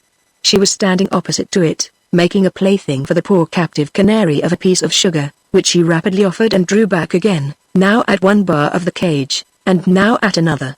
The bird hopped and fluttered up and down in his prison after the sugar, chirping as if he enjoyed playing his part of the game with his mistress. How lovely she looked! Her dark hair, drawn back over each cheek so as just to leave the lower part of the ear visible, was gathered up into a thick simple knot behind, without ornament of any sort. She wore a plain white dress fastening round the neck, and descending over the bosom in numberless little wavy plaits. The cage hung just high enough to oblige her to look up to it. She was laughing with all the glee of a child, darting the piece of sugar about incessantly from place to place. Every moment, her head and neck assumed some new and lovely turn. Every moment her figure naturally fell into the position which showed its pliant symmetry best. The last left glow of the evening atmosphere was shining on her, the farewell pause of daylight over the kindred daylight of beauty and youth. I kept myself concealed behind a pillar of the garden gate. I looked, hardly daring either to move or breathe, for I feared that if she saw or heard me, she would leave the window. After a lapse of some minutes, the canary touched the sugar with his beak. "There, Minnie," she cried laughingly, "you have caught the runaway sugar, and now you shall keep it." For a moment more, she stood quietly looking at the cage, then raising herself on tiptoe, pouted her lips caressingly to the bird, and disappeared in the interior of the room. The sun went down, the twilight shadows fell over the dreary square, the gas lamps were lighted far and near. People who had been out for a breath of fresh air in the fields, came straggling past me by ones and twos, on their way home, and still I lingered near the house, hoping she might come to the window again, but she did not reappear. At last, a servant brought candles into the room, and drew down the Venetian blinds. Knowing it would be useless to stay longer, I left the square. I walked homeward joyfully. That second sight of her completed what the first meeting had begun. The impressions left by it made me insensible for the time to all boding reflections, careless of exercising the smallest self-restraint. I gave myself up to the charm that was at work on me. Prudence, duty, memories and prejudices of home, were all absorbed and forgotten in love that I encouraged, that I dwelt over in the first reckless luxury of a new sensation. I entered our house, thinking of nothing but how to see her, how to speak to her, on the morrow, murmuring her name to myself, even while my hand was on the lock of my study door. The instant I was in the room, I involuntarily shuddered and stopped speechless. Clara was there. I was not merely startled, a cold, faint sensation came over me. My first look at my sister made me feel as if I had been detected in a crime. She was standing at my writing table, and had just finished stringing together the loose pages of my manuscript, which had hitherto laid disconnectedly in a drawer. There was a grand ball somewhere, to which she was going that night. The dress she wore was a pale blue crepe, my father's favorite color, on her. One white flower was placed in her light brown hair. She stood within the soft steady light of my lamp, looking up towards the door from the leaves she had just tied together. Her slight figure appeared slighter than usual, in the delicate material that now clothed it. Her complexion was at its palest, her face looked almost statue-like in its purity and repose. What a contrast to the other living picture which I had seen at sunset.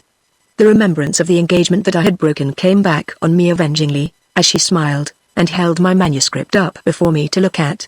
With that remembrance there returned, too darker than ever, the ominous doubts which had depressed me but a few hours since. I tried to steady my voice, and felt how I failed in the effort, as I spoke to her. "Will you forgive me, Clara, for having deprived you of your ride today? I am afraid I have but a bad excuse." "Then don't make it, Basil, or wait till Papa can arrange it for you, in a proper parliamentary way, when he comes back from the House of Commons tonight. See how I have been meddling with your papers, but they were in such confusion I was really afraid some of these leaves might have been lost. Neither the leaves nor the writer deserve half the pains you have taken with them, but I am really sorry for breaking our engagement. I met an old college friend, there was business too. In the morning we dined together. He would take no denial." "Basil, how pale you look. Are you ill?" "No, the heat has been a little too much for me, nothing more. Has anything happened? I only ask, because if I can be of any use if you want me to stay at home." "Certainly not, love. I wish you all success and pleasure at the ball." For a moment she did not speak, but fixed her clear, kind eyes on me more gravely and anxiously than usual. Was she searching my heart, and discovering the new love rising, an usurper already, in the place where the love of her had reigned before? Love for a shopkeeper's daughter. That thought came again, as she looked at me. And, strangely mingled with it, a maxim I had often heard my father repeat to Ralph. Never forget that your station is not yours, to do as you like with. It belongs to us, and belongs to your children. You must keep it for them, as I have kept it for you. I thought, resumed Clara, in rather lower tones than before, that I would just look into your room before I went to the ball, and see that everything was properly arranged for you, in case you had any idea of writing tonight. I had just time to do this while my aunt, who was going with me, was upstairs altering her toilette. But perhaps you don't feel inclined to write? I will try at least. Can I do anything more? Would you like my nosegay left in the room? The flowers smell so fresh. I can easily get another. Look at the roses, my favorite white roses, that always remind me of my own garden at the dear old park. Thank you, Clara, but I think the nosegay is fitter for your hand than my table. Good night, Basil, good night. She walked to the door, then turned round, and smiled as if she were about to speak again, but checked herself, and merely looked at me for an instant. In that instant, however, the smile left her face, and the grave, anxious expression came again. She went out softly. A few minutes afterwards, the roll of the carriage which took her and her companion to the ball, died away heavily on my ear. I was left alone in the house, alone for the night. Chapter 8. My manuscript lay before me, set in order by Clara's careful hand. I slowly turned over the leaves one by one, but my eye only fell mechanically on the writing. Yet one day since, and how much ambition, how much hope, how many of my heart's dearest sensations and my mind's highest thoughts dwelt in those poor paper leaves, in those little crabbed marks of pen and ink. Now I could look on them indifferently, almost as a stranger would have looked. The days of calm study, of steady toil of thought, seemed departed forever. Stirring ideas, store of knowledge patiently heaped up, visions of better sights than this world can show, falling freshly and sunnily over the pages of my first book, all these were past and gone, withered up by the hot breath of the senses, doomed by a paltry fate, whose germ was the accident of an idle day. I hastily put the manuscript aside. My unexpected interview with Clara had calmed the turbulent sensations of the evening, but the fatal influence of the dark beauty remained with me still. How could I write? I sat down at the open window. It was at the back of the house, and looked out on a strip of garden. London Garden, a close-shut dungeon for nature, where stunted trees and drooping flowers seemed visibly pining for the free air and sunlight of the country, in their sooty atmosphere, amid their prison of high brick walls. But the place gave room for the air to blow in it, and distanced the tumult of the busy streets. The moon was up, and ran tenderly by a little borderwork of pale yellow light. Elsewhere, the awful void of night was starless, the dark luster of space shone without a cloud. A presentiment arose within me, that in this still and solitary hour would occur my decisive, my final struggle with myself. I felt that my heart's life or death was set on the hazard of the night. This new love that was in me, this giant sensation of a day's growth, was first love. Hitherto, I had been heart whole. I had known nothing of the passion, which is the absorbing passion of humanity. No woman had ever before stood between me and my ambitions, my occupations, my amusements. No woman had ever before inspired me with the sensations which I now felt. In trying to realize my position, there was this one question to consider: was I still strong enough to resist the temptation which accident had thrown in my way? I had this one incentive to resistance, the conviction that, if I succumbed, as far as my family prospects were concerned, I should be a ruined man. I knew my father's character well. I knew how far his affections and his sympathies might prevail over his prejudices, even over his principles in some peculiar cases, and this very knowledge convinced me that the consequences of a degrading marriage contracted by his son, degrading in regard to rank, would be terrible, fatal to one, perhaps to both. Every other irregularity, every other offense even he might sooner or later forgive. This irregularity, this offense, never, though his heart broke in the struggle. I was as sure of it, as I was of my own existence at that moment. I loved her. All that I felt, all that I knew, was summed up in those few words. Deteriorating as my passion was in its effect on the exercise of my mental powers, and on my candor and sense of duty in my intercourse with home, it was a pure feeling towards her. This is truth. If I lay on my deathbed, at the present moment, and knew that, at the judgment day, I should be tried by the truth or falsehood of the lines just written, I could say with my last breath, so be it. Let them remain. But what mattered my love for her? However worthy of it she might be, I had misplaced it, because chance, the same chance which might have given her station and family, had placed her in a rank of life far too far below mine. As the daughter of a gentleman, my father's welcome, my father's affection, would have been bestowed on her, when I took her home as my wife. As the daughter of a tradesman, my father's anger, my father's misery, my own ruin perhaps besides, would be the fatal dower that a marriage would confer on her. What made all this difference? A social prejudice. Yes, but a prejudice which had been a principle, nay, more, a religion in our house, since my birth, and for centuries before it. How strange that foresight of love which precipitates the future into the present. Here was I thinking of her as my wife, before, perhaps, she had a suspicion of the passion with which she had inspired me, vexing my heart, wearying my thoughts, before I had even spoken to her, as if the perilous discovery of our marriage were already at hand.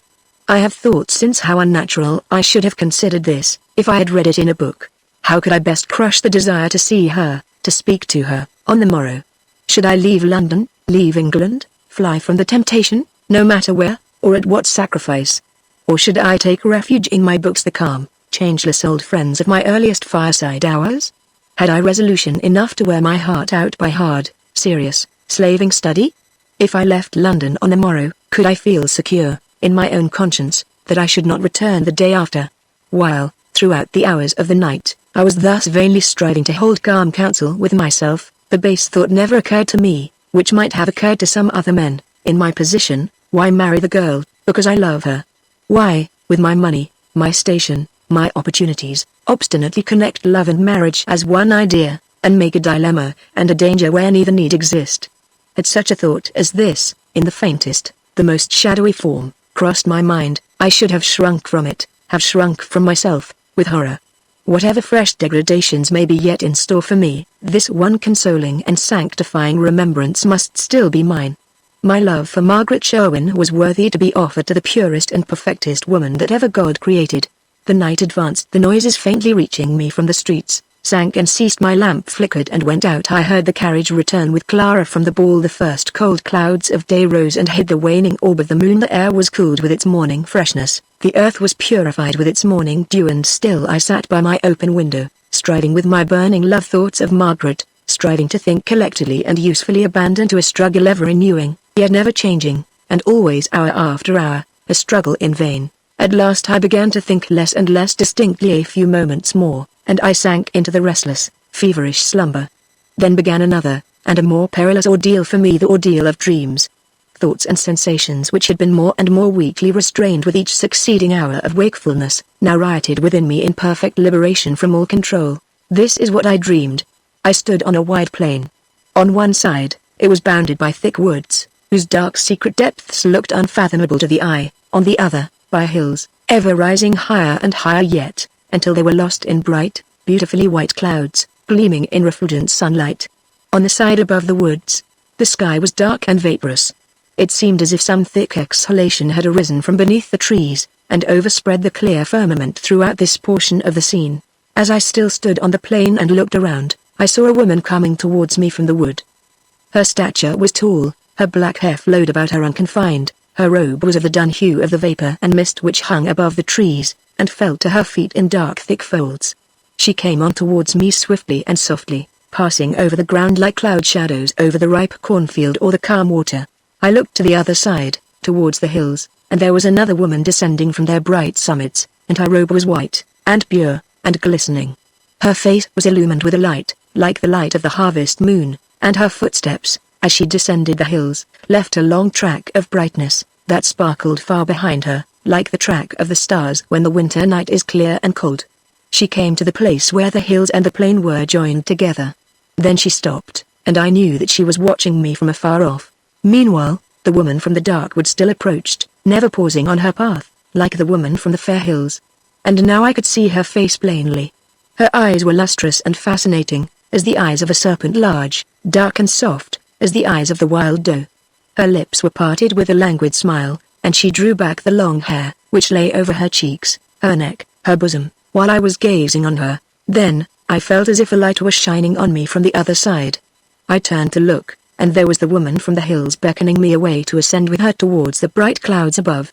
Her arm, as she held it forth, shone fair, even against the fair hills, and from her outstretched hand came long thin rays of trembling light, which penetrated to where I stood, cooling and calming wherever they touched me. But the woman from the woods still came nearer and nearer, until I could feel her hot breath on my face.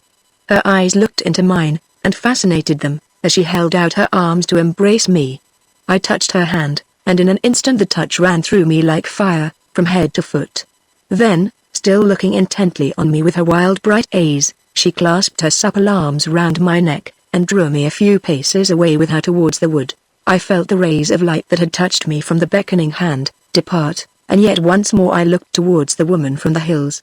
She was ascending again towards the bright clouds, and ever and anon she stopped and turned round, wringing her hands and letting her head droop, as if in bitter grief. The last time I saw her look towards me, she was near the clouds. She covered her face with a robe, and knelt down where she stood. After this I discerned no more of her.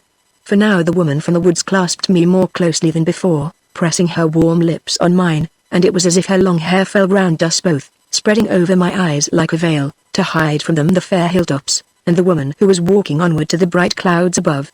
I was drawn along in the arms of the dark woman, with my blood burning and my breath failing me, until we entered the secret recesses that lay amid the unfathomable depths of trees.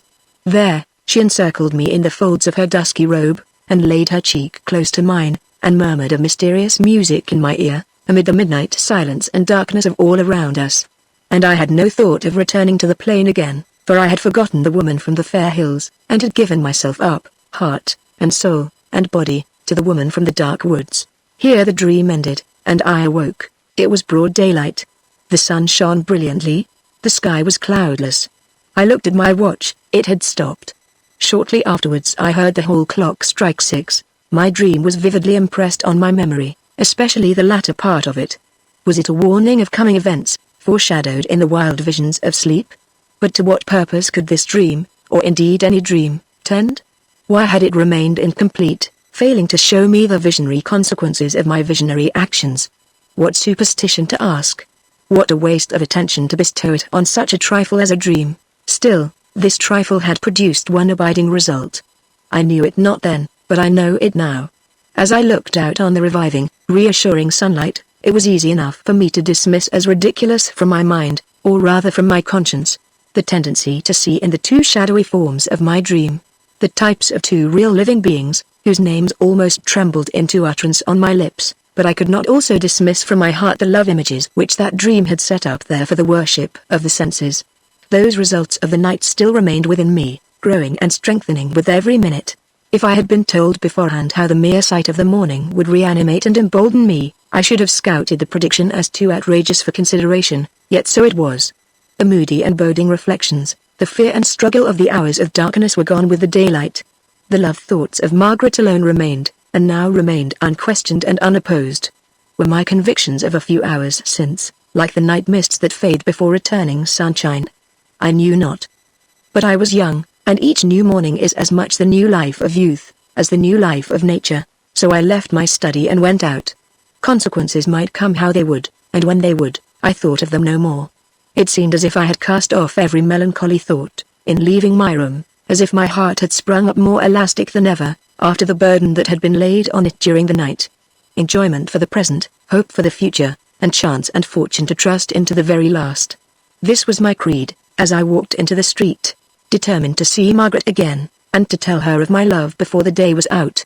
In the exhilaration of the fresh air and the gay sunshine, I turned my steps towards Hollyoake Square, almost as light-hearted as a boy let loose from school, joyously repeating Shakespeare's lines as I went. Hope is a lover's staff, walk hence with that, and manage it against despairing thoughts. Chapter 9. London was rousing everywhere into morning activity, as I passed through the streets. The shutters were being removed from the windows of public houses. The drink vampires that sucked the life of London were opening their eyes betimes to look abroad for the new day's prey. Small tobacco and provision shops in poor neighborhoods, dirty little eating houses, exhaling greasy-smelling steam, and displaying a leaf of yesterday's paper, stained and fly-blown, hanging in the windows were already plying, or making ready to ply, their daily trade. Here, a laboring man, late for his work, hurried by. There, a hale old gentleman started for his early walk before breakfast. Now a market cart, already unloaded, passed me on its way back to the country. Now, a cab, laden with luggage and carrying pale, sleepy-looking people, rattled by, bound for the morning train or the morning steamboat. I saw the mighty vitality of the great city renewing itself in every direction, and I felt an unwonted interest in the sight. It was as if all things, on all sides, were reflecting before me the aspect of my own heart. But the quiet and torpor of the night still hung over Hollyoake Square. That dreary neighborhood seemed to vindicate its dreariness by being the last to awaken even to a semblance of activity and life. Nothing was stirring as yet at North Villa. I walked on, beyond the last houses, into the sooty London fields, and tried to think of the course I ought to pursue in order to see Margaret, and speak to her, before I turned homeward again. After the lapse of more than half an hour, I returned to the square, without plan or project, but resolved, nevertheless, to carry my point. The garden gate of North Villa was now open. One of the female servants of the house was standing at it, to breathe the fresh air, and look about her, before the duties of the day began. I advanced, determined, if money and persuasion could do it, to secure her services. She was young, that was one chance in my favor. Plump, florid, and evidently not by any means careless about her personal appearance, that gave me another. As she saw me approaching her, she smiled, and passed her apron hurriedly over her face, carefully polishing it for my inspection, much as a broker polishes a piece of furniture when you stop to look at it. "Are you in Mr. Sherwin's service?" I asked, as I got to the garden gate. "As plain cook, sir," answered the girl, administering to her face a final and furious rub of the apron. "Should you be very much surprised if I asked you to do me a great favor?" "Well, really, sir, you're quite a stranger to me. I'm sure I don't know." She stopped, and transferred the apron rubbing to her arms. "I hope we shall not be strangers long. Suppose I begin our acquaintance, by telling you that you would look prettier in brighter cap ribbons, and asking you to buy some, just to see whether I am not right? It's very kind of you to say so, sir, and thank you. But cap and ribbons are the last things I can buy while I'm in this place. Master's master and Mrs. too, here, and drives us half wild with the fuss he makes about our caps and ribbons. He's such an austerious man, that he will have our caps as he likes them. It's bad enough when a missus meddles with a poor servant's ribbons, but to have master come down into the kitchen, and well, it's no use telling you of it, sir, and thank you, sir, for what you've given me, all the same. I hope this is not the last time I shall make you a present. And now I must come to the favor I want to ask of you. Can you keep a secret?" "That I can, sir. I've kept many secrets since I've been out at service." "Well, I want you to find me an opportunity of speaking to your young lady." "To Miss Margaret, sir?" "Yes. I want an opportunity of seeing Miss Margaret, and speaking to her in private, and not a word must be said to her about it, beforehand." "Oh Lord, sir. I couldn't dare to do it." Come. Can't you guess why I want to see your young lady, and what I want to say to her?" The girl smiled, and shook her head archly. "Perhaps you're in love with Miss Margaret, sir!" But I couldn't do it. I couldn't dare to do it. "Very well, but you can tell me at least, whether Miss Margaret ever goes out to take a walk?" "Oh, yes, sir, mostly every day." "Do you ever go out with her? Just to take care of her when no one else can be spared." "Don't ask me, please, sir, don't." She crumpled her apron between her fingers, with a very piteous and perplexed air. "I don't know you, and Miss Margaret don't know you. I'm sure I couldn't, sir, I really couldn't. Take a good look at me. Do you think I am likely to do you or your young lady any harm? Am I too dangerous a man to be trusted? Would you believe me on my promise?" "Yes, sir, I'm sure I would!" Being so kind and so civil to me, too. A fresh arrangement of the cap followed this speech. "Then suppose I promised, in the first place, not to tell Miss Margaret that I had spoken to you about her at all. And suppose I promised, in the second place, that, if you told me when you and Miss Margaret go out together, I would only speak to her while she was in your sight, and would leave her the moment you wished me to go away. Don't you think you could venture to help me, if I promised all that?" "Well, sir, that would make a difference, to be sure. But then, it's master I'm so afraid of." "Couldn't you speak to master first, sir? Suppose you were in Miss Margaret's place, would you like to be made love to, by your father's authority, without your own wishes being consulted first? Would you like an offer of marriage, delivered like a message, by means of your father? Come, tell me honestly, would you?" She laughed, and shook her head very expressively. I knew the strength of my last argument, and repeated it. "Suppose you were in Miss Margaret's place?" "Hush! Don't speak so loud," resumed the girl in a confidential whisper. "I'm sure you're a gentleman. I should like to help you if I could only dare to do it. I should indeed." "That's a good girl," I said. "Now tell me, when does Miss Margaret go out today, and who goes with her, dear?" Dear exclamation mark, it's very wrong to say it, but I must. She'll go out with me to market, this morning, at 11 o'clock. She's done it for the last week. Master don't like it, but Mrs. begged and prayed she might, for Mrs. says she won't be fit to be married, if she knows nothing about housekeeping, and prices, and what's good meat, and what isn't, and all that, you know. Thank you 1,000 times. You have given me all the help I want. I'll be here before 11, waiting for you to come out. Oh, please don't, sir, I wish I hadn't told you I oughtn't. Indeed I oughtn't. No fear, you shall not lose by what you have told me. I promise all I said I would promise. Goodbye. And mind, not a word to Miss Margaret till I see her. As I hurried away, I heard the girl run a few paces after me, then stop, then return, and close the garden gate, softly. She had evidently put herself once more in Miss Margaret's place, and had given up all idea of further resistance as she did so. How should I occupy the hours until 11 o'clock? Deceit whispered: go home, avoid even the chance of exciting suspicion, by breakfasting with your family as usual. And as deceit counselled, so I acted. I never remember Clara more kind, more ready with all those trifling little cares and attentions which have so exquisite a grace, when offered by a woman to a man, and especially by a sister to a brother, as when she and I and my father assembled together at the breakfast table. I now recollect with shame how little I thought about her, or spoke to her on that morning, with how little hesitation or self-reproach I excused myself from accepting an engagement which she wished to make with me for that day. My father was absorbed in some matter of business, to him she could not speak. It was to me that she addressed all her wonted questions and remarks of the morning. I hardly listened to them, I answered them carelessly and briefly. The moment breakfast was over, without a word of explanation I hastily left the house again.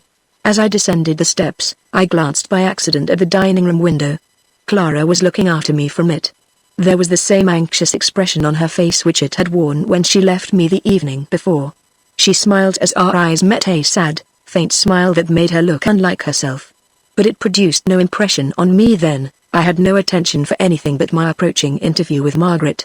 My life throbbed and burned within me. In that direction, it was all coldness, torpor, insensibility. In every other, I reached Hollyoake Square nearly an hour before the appointed time. In the suspense and impatience of that long interval, it was impossible to be a moment in repose. I walked incessantly up and down the square, and round the neighborhood, hearing each quarter chime from a church clock near, and mechanically quickening my pace the nearer the time came for the hour to strike. At last, I heard the first peal of the eventful 11. Before the clock was silent, I had taken up my position within view of the gate of North Villa. 5 minutes past 10 and no one appeared. In my impatience, I could almost have rung the bell and entered the house, no matter who might be there, or what might be the result. The first quarter struck, and at that very moment I heard the door open, and saw Margaret, and the servant with whom I had spoken, descending the steps. They passed out slowly through the garden gate, and walked down the square, away from where I was standing. The servant noticed me by one significant look, as they went on. Her young mistress did not appear to see me. At first, my agitation was so violent that I was perfectly incapable of following them a single step. In a few moments I recovered myself, and hastened to overtake them, before they arrived at a more frequented part of the neighborhood. As I approached her side, Margaret turned suddenly and looked at me, with an expression of anger and astonishment in her eyes. The next instant, her lovely face became tinged all over with a deep, burning blush, her head drooped a little, she hesitated for a moment, and then abruptly quickened her pace. Did she remember me? The mere chance that she did, gave me confidence. No. I cannot write down the words that I said to her. Recollecting the end to which our fatal interview led, I recoil at the very thought of exposing to others, or of preserving in any permanent form, the words in which I first confessed my love. It may be pride, miserable, useless pride, which animates me with this feeling, but I cannot overcome it. Remembering what I do, I am ashamed to write, ashamed to recall what I said at my first interview with Margaret Sherwin. I can give no good reason for the sensations which now influence me. I cannot analyze them, and I would not if I could. Let it be enough to say that I risked everything, and spoke to her. My words, confused as they were, came hotly, eagerly, and eloquently from my heart. In the space of a few minutes, I confessed to her all, and more than all, that I have here painfully related in many pages. I made use of my name and my rank in life. Even now, my cheeks burn while I think of it, to dazzle her girl's pride, to make her listen to me for the sake of my station, if she would not for the sake of my suit, however honorably urged. Never before had I committed the meanness of trusting to my social advantages, what I feared to trust to myself. It is true that love soars higher than the other passions, but it can stoop lower as well. Her answers to all that I urged were confused, commonplace, and chilling enough. I had surprised her, frightened her. It was impossible she could listen to such addresses from a total stranger. It was very wrong of me to speak, and of her to stop and hear me. I should remember what became me as a gentleman, and should not make such advances to her again. I knew nothing of her. It was impossible I could really care about her in so short a time. She must beg that I would allow her to proceed unhindered. Thus she spoke, sometimes standing still, sometimes moving hurriedly a few steps forward. She might have expressed herself severely, even angrily, but nothing she could have said would have counteracted the fascination that her presence exercised over me. I saw her face, lovelier than ever in its confusion, in its rapid changes of expression. I saw her eloquent eyes once or twice raised to mine, then instantly withdrawn again, and so long as I could look at her, I cared not what I listened to. She was only speaking what she had been educated to speak. It was not in her words that I sought the clue to her thoughts and sensations, but in the tone of her voice, in the language of her eyes, in the whole expression of her face. All these contained indications which reassured me. I tried everything that respect, that the persuasion of love could urge, to win her consent to our meeting again, but she only answered with repetitions of what she had said before, walking onward rapidly while she spoke. The servant, who had hitherto lingered a few paces behind, now advanced to her young mistress's side, with a significant look, as if to remind me of my promise. Saying a few parting words, I let them proceed. At this first interview, to have delayed them longer would have been risking too much. As they walked away, the servant turned round, nodding her head and smiling, as if to assure me that I had lost nothing by the forbearance which I had exercised. Margaret neither lingered nor looked back. This last proof of modesty and reserve, so far from discouraging, attracted me to her more powerfully than ever. After a first interview, it was the most becoming virtue she could have shown. All my love for her before seemed as nothing compared with my love for her now that she had left me, and left me without a parting look. What course should I next pursue? Could I expect that Margaret, after what she had said, would go out again at the same hour on the morrow? She would not so soon abandon the modesty and restraint that she had shown at our first interview. How communicate with her? How manage most skillfully to make good the first favorable impression which vanity whispered I had already produced? I determined to write to her. How different was the writing of that letter, to the writing of those once treasured pages of my romance, which I had now abandoned forever. How slowly I worked, how cautiously and diffidently I built up sentence after sentence, and doubtingly set a stop here, and laboriously rounded off a paragraph there, when I toiled in the service of ambition. Now, when I had given myself up to the service of love, how rapidly the pen ran over the paper, how much more freely and smoothly the desires of the heart flowed into words, than the thoughts of the mind. Composition was an instinct now, an art no longer. I could write eloquently, and yet write without pausing for an expression or blotting a word. It was the slow progress up the hill, in the service of ambition. It was the swift, too swift, career down it, in the service of love. There is no need to describe the contents of my letter to Margaret. They comprised a mere recapitulation of what I had already said to her. I insisted often and strongly on the honourable purpose of my suit, and ended by entreating her to write an answer, and consent to allow me another interview. The letter was delivered by the servant. Another present, a little more timely persuasion, and above all, the regard I had shown to my promise, won the girl with all her heart to my interests. She was ready to help me in every way, as long as her interference could be kept a secret from her master. I waited a day for the reply to my letter, but none came. The servant could give me no explanation of this silence. Her young mistress had not said one word to her about me, since the morning when we had met. Still not discouraged, I wrote again. The letter contained some lovers' threats this time, as well as lovers' entreaties, and it produced its effect. An answer came. It was very short, rather hurriedly and tremblingly written, and simply said that the difference between my rank and hers made it her duty to request of me, that neither by word nor by letter should I ever address her again. Difference in rank, that was the only objection then. A duty it was not from inclination that she refused me. So young a creature, and yet so noble in self-sacrifice, so firm in her integrity. I resolved to disobey her injunction, and see her again. My rank. What was my rank? Something to cast at Margaret's feet, for Margaret to trample on. Once more I sought the aid of my faithful ally, the servant. After delays which half maddened me with impatience, insignificant though they were, she contrived to fulfill my wishes. One afternoon, While Mr. Sherwin was away at business, and while his wife had gone out, I succeeded in gaining admission to the garden at the back of the house, where Margaret was then occupied in watering some flowers. She started as she saw me, and attempted to return to the house. I took her hand to detain her. She withdrew it, but neither abruptly nor angrily. I seized the opportunity, while she hesitated whether to persist or not in retiring, and repeated what I had already said to her at our first interview: "What is the language of love but a language of repetitions?" She answered, as she had answered me in her letter, the difference in our rank made it her duty to discourage me. "But if this difference did not exist," I said, "if we were both living in the same rank, Margaret." She looked up quickly, then moved away a step or two, as I addressed her by her Christian name. "Are you offended with me for calling you Margaret so soon? I do not think of you as Miss Sherwin, but as Margaret. Are you offended with me for speaking as I think? She ought not to be offended with me, or with anybody, for doing that.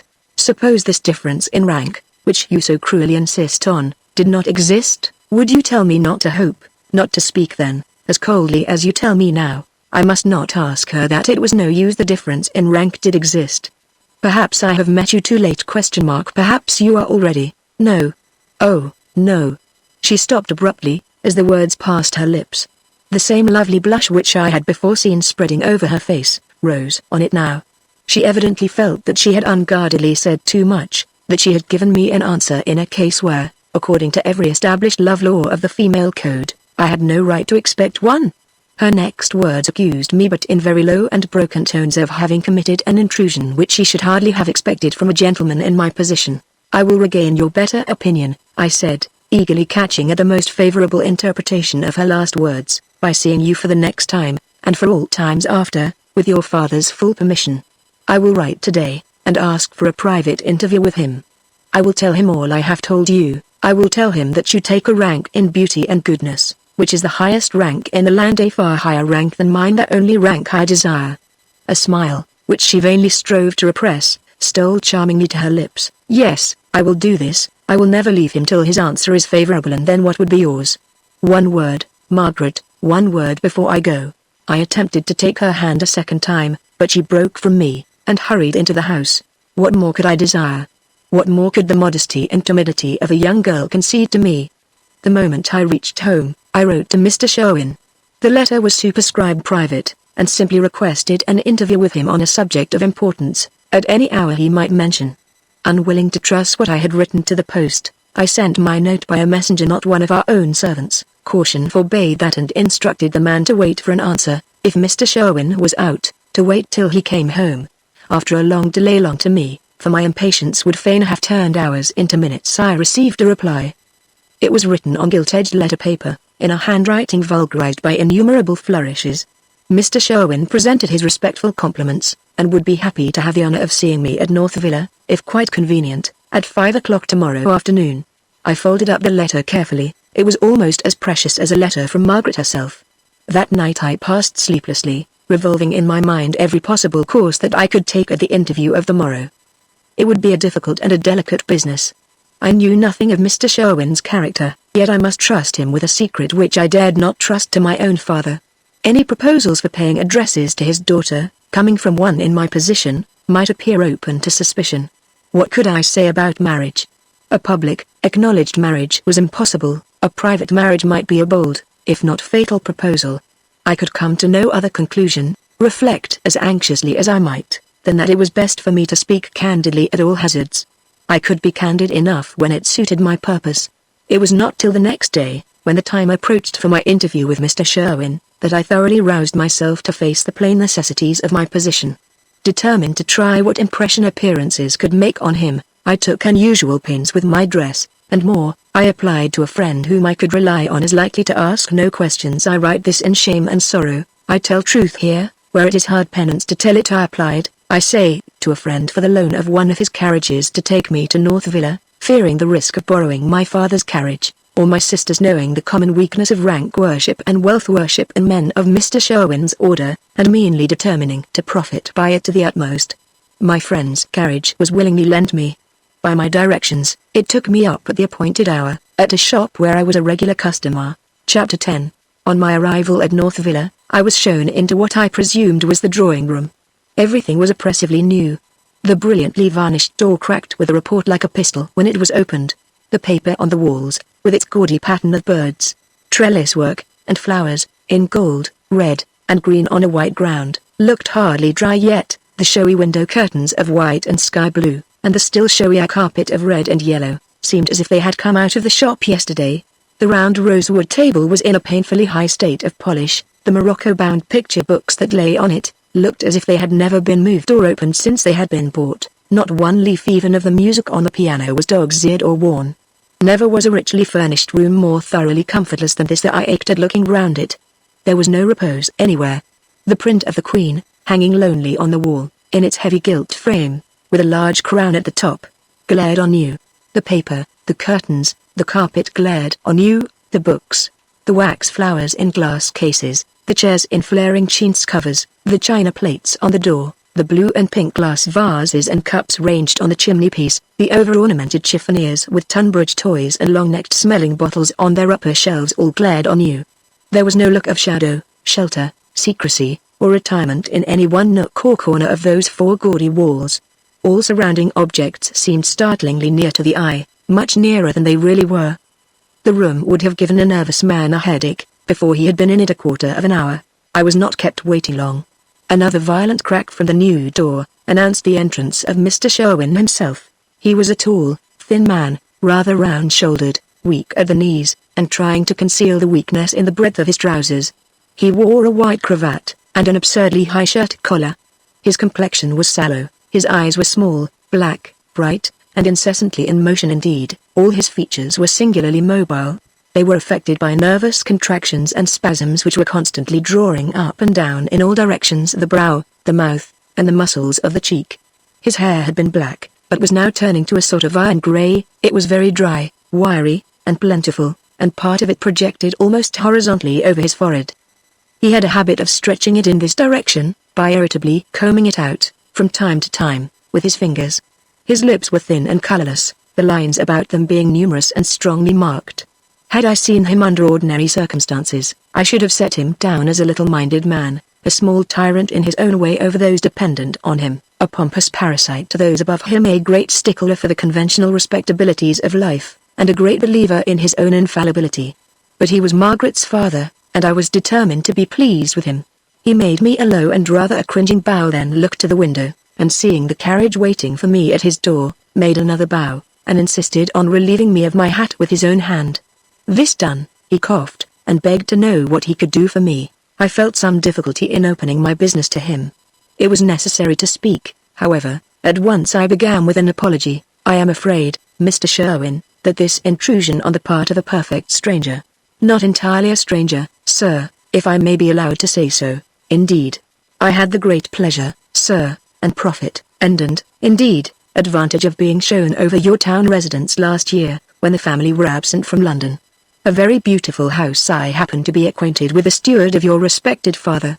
He was kind enough to allow me to walk through the rooms. A treat, quite an intellectual treat, the furniture and hangings, and so on, arranged in such a chaste style, and the pictures, some of the finest pieces I ever saw. I was delighted, quite delighted, indeed. He spoke in undertones, laying great stress upon particular words that were evidently favourites with him, such as, indeed. Not only his eyes, but his whole face, seemed to be nervously blinking and winking all the time he was addressing me. In the embarrassment and anxiety which I then felt, this peculiarity fitted and bewildered me more than I can describe. I would have given the world to have had his back turned, before I spoke to him again. I am delighted to hear that my family and my name are not unknown to you, Mr. Sherwin, I resumed. Under those circumstances, I shall feel less hesitation and difficulty in making you acquainted with the object of my visit. Just so. May I offer you anything? A glass of sherry, Nothing, thank you. In the first place, Mr. Sherwin, I have reasons for wishing that this interview, whatever results it may lead to, may be considered strictly confidential. I am sure I can depend on your favouring me thus far? Certainly, most certainly, the strictest secrecy, of course. Pray go on. He drew his chair a little nearer to me. Through all his blinking and winking, I could see a latent expression of cunning and curiosity in his eyes. My card was in his hand. He was nervously rolling and unrolling it, without a moment's cessation, in his anxiety to hear what I had to say. I must also beg you to suspend your judgment until you have heard me to the end. You may be disposed to view, I say, unfavorably at first. In short, Mr. Sherwin, without further preface, the object of my visit is connected with your daughter, with Miss Margaret Sherwin. My daughter? Bless my soul, God bless my soul, I really can't imagine. He stopped, half breathless, bending forward towards me, and crumpling my card between his fingers into the smallest possible dimensions. Rather more than a week ago, I continued, I accidentally met Miss Sherwin in an omnibus, accompanied by a lady older than herself. My wife, Mrs. Sherwin, he said, impatiently motioning with his hand, as if Mrs. Sherwin were some insignificant obstacle to the conversation, which he wished to clear out of the way as fast as possible. You will not probably be surprised to hear that I was struck by Miss Sherwin's extreme beauty. The impression she made on me was something more, however, than a mere momentary feeling of admiration. To speak candidly, I felt you have heard of such a thing as love at first sight, Mr. Sherwin? In books, sir. He tapped one of the morocco-bound volumes on the table, and smiled a curious smile, partly deferential and partly sarcastic. You would be inclined to laugh, I dare say, if I asked you to believe that there is such a thing as love at first sight, out of books. But, without dwelling further on that, it is my duty to confess to you, in all candor and honesty, that the impression Miss Sherwin produced on me was such as to make me desire the privilege of becoming acquainted with her. In plain words, I discovered her place of residence by following her to this house. Upon my soul, this is the most extraordinary proceeding. Pray hear me out, Mr. Sherwin. You will not condemn my conduct, I think, if you hear all I have to say. He muttered something unintelligible. His complexion turned yellower. He dropped my card, which he had by this time crushed into fragments, and ran his hand rapidly through his hair until he had stretched it out like a penthouse over his forehead, blinking all the time, and regarding me with a lowering, sinister expression of countenance. I saw that it was useless to treat him as I should have treated a gentleman. He had evidently put the meanest and the foulest construction upon my delicacy and hesitation in speaking to him, so I altered my plan, and came to the point, abruptly came to business, as he would have called it. I ought to have been plainer, Mr. Sherwin. I ought perhaps to have told you at the outset, in so many words, that I was about to say, to ask your daughter's hand in marriage, but a thought of my further moved darkly over my mind at that moment, and the words would not pass my lips. Well, sir. To what? The tone in which he said this was harsh enough to rouse me. It gave me back my self-possession immediately. To ask your permission to pay my addresses to Miss Sherwin, or, to be plainer still, if you like, to ask of you her hand in marriage. The words were spoken. Even if I could have done so, I would not have recalled what I had just said, but still, I trembled in spite of myself as I expressed in plain, blunt words what I had only rapturously thought over, or delicately hinted at Margaret, up to this time. God bless me! Cried Mr. Sherwin, suddenly sitting back bolt upright in his chair, and staring at me in such surprise, that his restless features were actually struck with immobility for the moment. God bless me, this is quite another story. Most gratifying, most astonishing, highly flattered, I am sure, highly indeed, my dear sir. Don't suppose, for one moment, I ever doubted your honorable feeling. Young gentlemen in your station of life do sometimes fail in respect towards the wives and daughters of their, in short, of those who are not in their rank exactly. But that's not the question. Quite a misunderstanding, extremely stupid of me, to be sure. Pray let me offer you a glass of wine. No wine, thank you, Mr. Sherwin. I must beg your attention a little longer, while I state to you, in confidence, how I am situated with regard to the proposals I have made. There are certain circumstances. Yes, yes. He bent forward again eagerly towards me, as he spoke, looking more inquisitive and more cunning than ever. I have acknowledged to you, Mr. Sherwin, that I have found means to speak to your daughter, to speak to her twice. I made my advances honorably. She received them with a modesty and a reluctance worthy of herself, worthy of any lady, the highest lady in the land. Mr. Sherwin looked round reverentially to his print of the Queen, then looked back at me, and bowed solemnly. Now, although in so many words she directly discouraged me, it is her due that I should say this still. I think I may without vanity venture to hope that she did so as a matter of duty, more than as a matter of inclination. Ah yes, yes. I understand. She would do nothing without my authority, of course. No doubt that was one reason why she received me as she did, but she had another, which she communicated to me in the plainest terms: the difference in our rank of life. Ah. She said that, did she? Exactly so. She saw a difficulty there? Yes, yes. High principles, sir, high principles, thank God.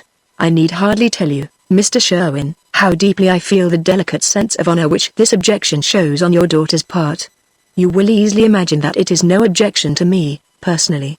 The happiness of my whole life depends on Miss Sherwin. I desire no higher honor, as I can conceive no greater happiness, than to be your daughter's husband. I told her this. I also told her that I would explain myself on the subject to you. She made no objection, and I am, therefore, I think, justified in considering that if you authorized the removal of scruples which do her honor at present, she would not feel the delicacy she does now at sanctioning my addresses. Very proper, a very proper way of putting it. Practical, if I may be allowed to say so. And now, my dear sir, the next point is, how about your own honored family? It is exactly there that the difficulty lies. My father, on whom I am dependent as a younger son, has very strong prejudices, convictions, I ought perhaps to call them, on the subject of social inequalities. Quite so, most natural, most becoming, indeed, on the part of your respected father. I honor his convictions, sir. Such estates, such houses, such a family as his connected, I believe, with the nobility, especially on your late lamented mother's side. My dear sir, I emphatically repeat it, your father's convictions do him honor. I respect them as much as I respect him. I do, indeed. I am glad you can view my father's ideas on social subjects in so favorable a light, Mr. Sherwin. You will be less surprised to hear how they are likely to affect me in the step I am now taking. He disapproves of it, of course strongly, perhaps. Well, though my dear girl is worthy of any station, and a man like me, devoted to mercantile interests, may hold his head up anywhere as one of the props of this commercial country, he ran his fingers rapidly through his hair, and tried to look independent. Still I am prepared to admit, under all the circumstances, I say under all the circumstances, that his disapproval is very natural, and was very much to be expected, very much indeed. He has expressed no disapproval, Mr. Sherwin. You don't say so. I have not given him an opportunity. My meeting with your daughter has been kept a profound secret from him, and from every member of my family, and a secret it must remain. I speak from my intimate knowledge of my father, when I say that I hardly know of any means that he would not be capable of employing to frustrate the purpose of this visit, if I had mentioned it to him. He has been the kindest and best of fathers to me, but I firmly believe, that if I waited for his consent, no entreaties of mine, or of any one belonging to me, would induce him to give his sanction to the marriage I have come to you to propose. Bless my soul. This is carrying things rather far, though dependent as you are on him, and all that. Why, what on earth can we do? We must keep both the courtship and the marriage secret. Secret? Good gracious, I don't at all see my way. Yes, secret, a profound secret among ourselves, until I can divulge my marriage to my father, with the best chance of, but I tell you, sir, I can't see my way through it at all. Chance? What chance would there be, after what you have told me? There might be many chances. For instance, when the marriage was solemnized, I might introduce your daughter to my father's notice without disclosing who she was, and leave her, gradually and unsuspectedly, to win his affection and respect, as with her beauty, elegance, and amiability, she could not fail to do, while I waited until the occasion was ripe for confessing everything. Then if I said to him, this young lady, who has so interested and delighted you, is my wife, do you think, with that powerful argument in my favor, he could fail to give us his pardon? If, on the other hand, I could only say, this young lady is about to become my wife, his prejudices would assuredly induce him to recall his most favorable impressions, and refuse his consent. In short, Mr. Sherwin, before marriage, it would be impossible to move him after marriage, when opposition could no longer be of any avail. It would be quite a different thing. We might be sure of producing, sooner or later, the most favorable results. This is why it would be absolutely necessary to keep our union secret at first. I wonder then, I have since wondered more, how it was that I contrived to speak thus, so smoothly and so unhesitatingly, when my conscience was giving the lie all the while to every word I uttered. Yes, I see, oh, yes, I see, said Mr. Sherwin, rattling a bunch of keys in his pocket, with an expression of considerable perplexity. But this is a ticklish business, you know, a very queer and ticklish business indeed. To have a gentleman of your birth and breeding for a son-in-law, is of course, but then there is the money question. Suppose you failed with your father after all my money is out in my speculations, I can do nothing. Upon my word, you have placed me in a position that I never was placed in before. I have influential friends, Mr. Sherwin, in many directions there are appointments, good appointments, which would be open to me, if I pushed my interests. I might provide in this way against the chance of failure. Well, yes. There's something in that, certainly. I can only assure you that my attachment to Miss Sherwin is not of a nature to be overcome by any pecuniary considerations. I speak in all our interests, when I say that a private marriage gives us a chance for the future, as opportunities arise of gradually disclosing it. My offer to you may be made under some disadvantages and difficulties, perhaps, for, with the exception of a very small independence, left me by my mother, I have no certain prospects. But I really think my proposals have some compensating advantages to recommend them, certainly. Most decidedly so. I'm not insensible, my dear sir, to the great advantage, and honor, and so forth. But there is something so unusual about the whole affair. What would be my feelings, if your father should not come round, and my dear girl was disowned by the family?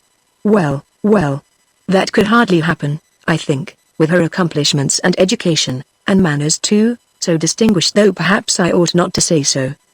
Her schooling alone was 100 a year, sir, without including extras, I am sure, Mr. Sherwin. A school, sir, where it was a rule to take in nothing lower than the daughter of a professional man. They only waived the rule in my case. The most genteel school, perhaps, in all London. A drawing-room deportment day once every week. The girls taught how to enter a room and leave a room with dignity and ease. A model of a carriage door and steps, in the back drawing-room, to practice the girls, with the footman of the establishment in attendance, in getting into a carriage and getting out again, in a ladylike manner. No duchess has had a better education than my Margaret! Permit me to assure you, Mr. Sherwin. And then, her knowledge of languages are French, and Italian, and German, not discontinued in holidays, or after she left school. She has only just left it, but all kept up and improved every evening, by the kind attention of Mr. Magneon. May I ask who Mr. Magneon is? The tone in which I put this question cooled his enthusiasm about his daughter's education immediately. He answered in his former tones, and with one of his former bows. Mr. Magneon is my confidential clerk, sir, a most superior person, most highly talented, and well-read, and all that. Is he a young man? Young? Oh, dear no. Mr. Magneon is 40, or a year or two more, if he's a day an admirable man of business, as well as a great scholar. He's at Lyon now, buying silks for me. When he comes back I shall be delighted to introduce. I beg your pardon, but I think we are wandering away from the point, a little. I beg yours. So we are. Well, my dear sir, I must be allowed a day or two, say 2 days, to ascertain what my daughter's feelings are, and to consider your proposals, which have taken me very much by surprise, as you may in fact see. But I assure you I am most flattered, most honored, most anxious. I hope you will consider my anxieties, Mr. Sherwin, and let me know the result of your deliberations as soon as possible, without fail, depend upon it. Let me see, shall we say the 2nd day from this, at the same time, if you can favor me with a visit? Certainly. And between that time and this, you will engage not to hold any communication with my daughter? I promise not, Mr. Sherwin, because I believe that your answer will be favorable. Ah, well. Lovers, they say, should never despair. A little consideration, and a little talk with my dear girl. Really now, won't you change your mind and have a glass of sherry? No again? Very well, then, the day after tomorrow, at 5 o'clock. With a louder crack than ever, the brand-new drawing-room door was opened to let me out. The noise was instantly succeeded by the rustling of a silk dress, and the banging of another door, at the opposite end of the passage. Had anybody been listening? Where was Margaret? Mr. Sherwin stood at the garden gate to watch my departure, and to make his farewell bow. Thick as was the atmosphere of illusion in which I now lived, I shuddered involuntarily as I returned his parting salute, and thought of him as my father-in-law. Chapter 11. The nearer I approached to our own door, the more reluctance I felt to pass the short interval between my first and second interview with Mr. Sherwin, at home. When I entered the house, this reluctance increased to something almost like dread.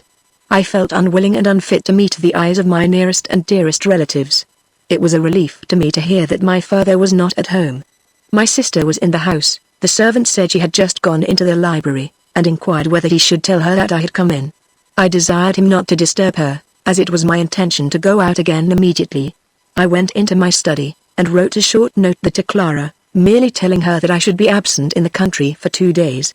I had sealed and laid it on the table for the servant to deliver, and was about to leave the room, when I heard the library door open. I instantly drew back, and half closed my own door again. Clara had got the book she wanted, and was taking it up to her own sitting room. I waited till she was out of sight, and then left the house. It was the first time I had ever avoided my sister, who had never in her life asked a question, or uttered a word that could annoy me, my sister, who had confided all her own little secrets to my keeping, ever since we had been children. As I thought on what I had done, I felt a sense of humiliation which was almost punishment enough for the meanness of which I had been guilty. I went round to the stables, and had my horse saddled immediately. No idea of proceeding in any particular direction occurred to me. I simply felt resolved to pass my 2 days' ordeal of suspense away from home far enough away to keep me faithful to my promise not to see Margaret. Soon after I started, I left my horse to his own guidance, and gave myself up to my thoughts and recollections, as one by one they rose within me. The animal took the direction which he had been oftenest used to take during my residence in London, the Northern Road. It was not until I had ridden half a mile beyond the suburbs that I looked round me, and discovered towards what part of the country I was proceeding. I drew the rein directly, and turned my horse's head back again, towards the south. To follow the favourite road which I had so often followed with Clara, to stop perhaps at some place where I had often stopped with her, was more than I had the courage or the insensibility to do at that moment. I rode as far as Ewell, and stopped there. The darkness had overtaken me, and it was useless to tie my horse by going on any greater distance. The next morning, I was up almost with sunrise, and passed the greater part of the day in walking about among villages, lanes, and fields, just as chance led me. During the night, many thoughts that I had banished for the last week had returned, those thoughts of evil omen under which the mind seems to ache, just as the body aches under a dull, heavy pain, to which we can assign no particular place or cause. Absent from Margaret, I had no resource against the oppression that now overcame me. I could only endeavour to alleviate it by keeping incessantly in action, by walking or riding, hour after hour, in the vain attempt to quiet the mind by wearying out the body. Apprehension of the failure of my application to Mr. Sherwin had nothing to do with the vague gloom which now darkened my thoughts. They kept too near home for that. Besides, what I had observed of Margaret's father, especially during the latter part of my interview with him, showed me plainly enough that he was trying to conceal, under exaggerated surprise and assumed hesitation, his secret desire to profit at once by my offer, which, whatever conditions might clog it, was infinitely more advantageous in a social point of view than any he could have hoped for. It was not his delay in accepting my proposals, but the burden of deceit, the fetters of concealment forced on me by the proposals themselves, which now hung heavy on my heart. That evening I left Ewell, and rode towards home again, as far as Richmond, where I remained for the night and the forepart of the next day. I reached London in the afternoon, and got to North Villa without going home first about 5 o'clock. The oppression was still on my spirits. Even the sight of the house where Margaret lived failed to invigorate or arouse me. On this occasion, when I was shown into the drawing-room, both Mr. and Mrs. Sherwin were awaiting me there.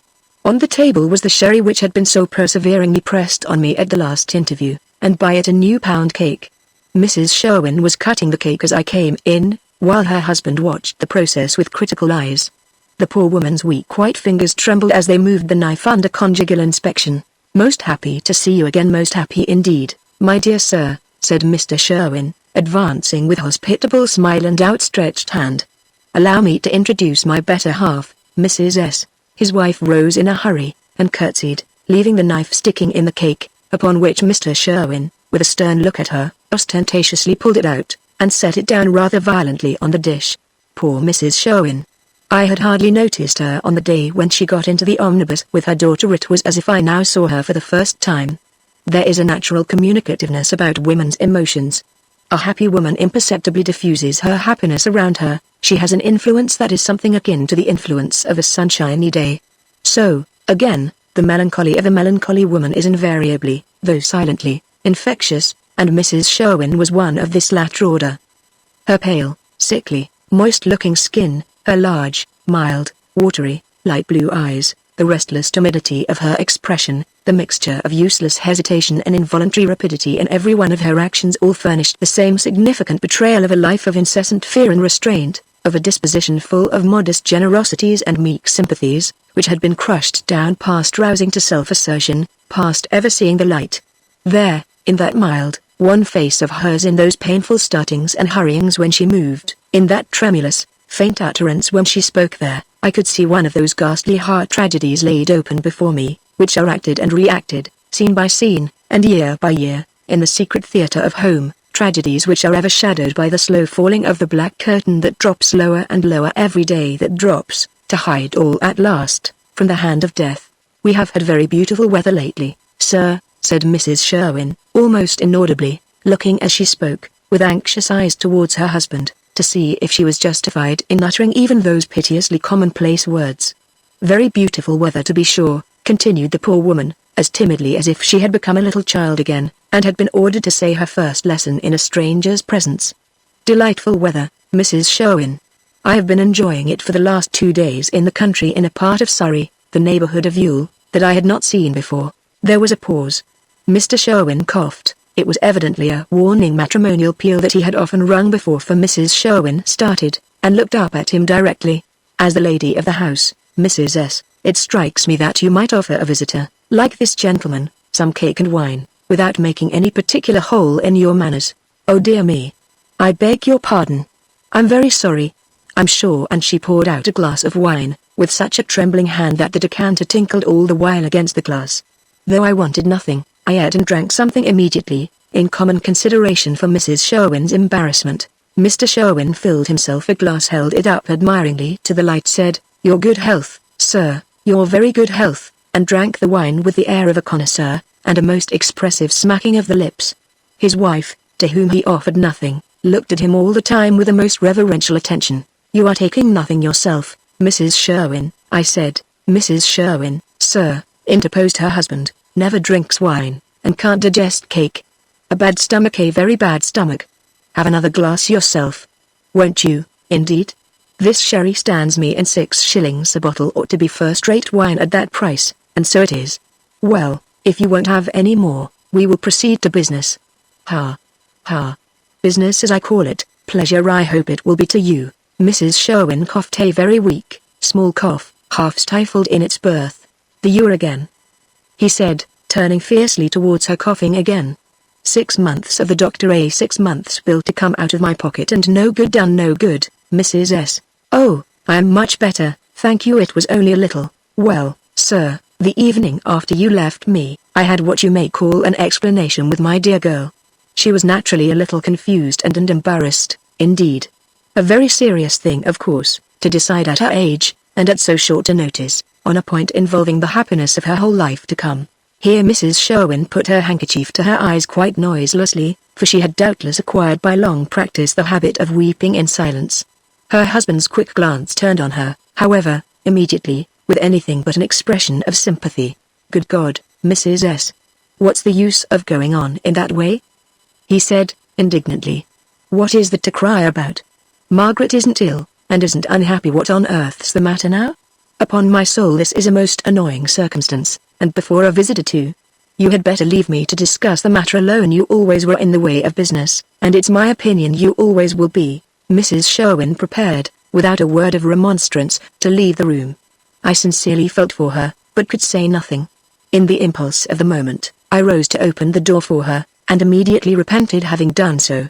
The action added so much to her embarrassment that she kicked her foot against a chair, and uttered a suppressed exclamation of pain as she went out. Mr. Sherwin helped himself to a second glass of wine, without taking the smallest notice of this. "I hope Mrs. Sherwin has not hurt herself?" I said. "Oh dear, no. Not worth a moment's thought. Awkwardness and nervousness, nothing else. She always was nervous. The doctors, all humbugs, can do nothing with her. It's very sad indeed, but there's no help for it." By this time, in spite of all my efforts to preserve some respect for him, as Margaret's father, he had sunk to his proper place in my estimation. "Well, my dear sir," he resumed, to go back to where I was interrupted by Mrs. S. "Let me see, I was saying that my dear girl was a little confused, and so forth. As a matter of course, I put before her all the advantages which such a connection as yours promised, and at the same time, mentioned some of the little embarrassing circumstances, the private marriage, you know, and all that, besides telling her of certain restrictions in reference to the marriage, if it came off, which I should feel it my duty as a father to impose, and which I shall proceed, in short, to explain to you. As a man of the world, my dear sir, you know as well as I do, that young ladies don't give very straightforward answers on the subject of their prepossessions in favor of young gentlemen. But I got enough out of her to show me that you had made pretty good use of your time. No occasion to despond. You know I leave you to make her speak plain. It's more in your line than mine, more a good deal. And now let us come to the business part of the transaction. All I have to say is this: if you agree to my proposals, then I agree to yours. I think that's fair enough, eh? Quite fair, Mr. Sherwin. Just so. Now, in the first place, my daughter is too young to be married yet. She was only 17 last birthday. You astonish me. I should have imagined her 3 years older at least. Everybody thinks her older than she is, everybody, my dear sir, and she certainly looks it.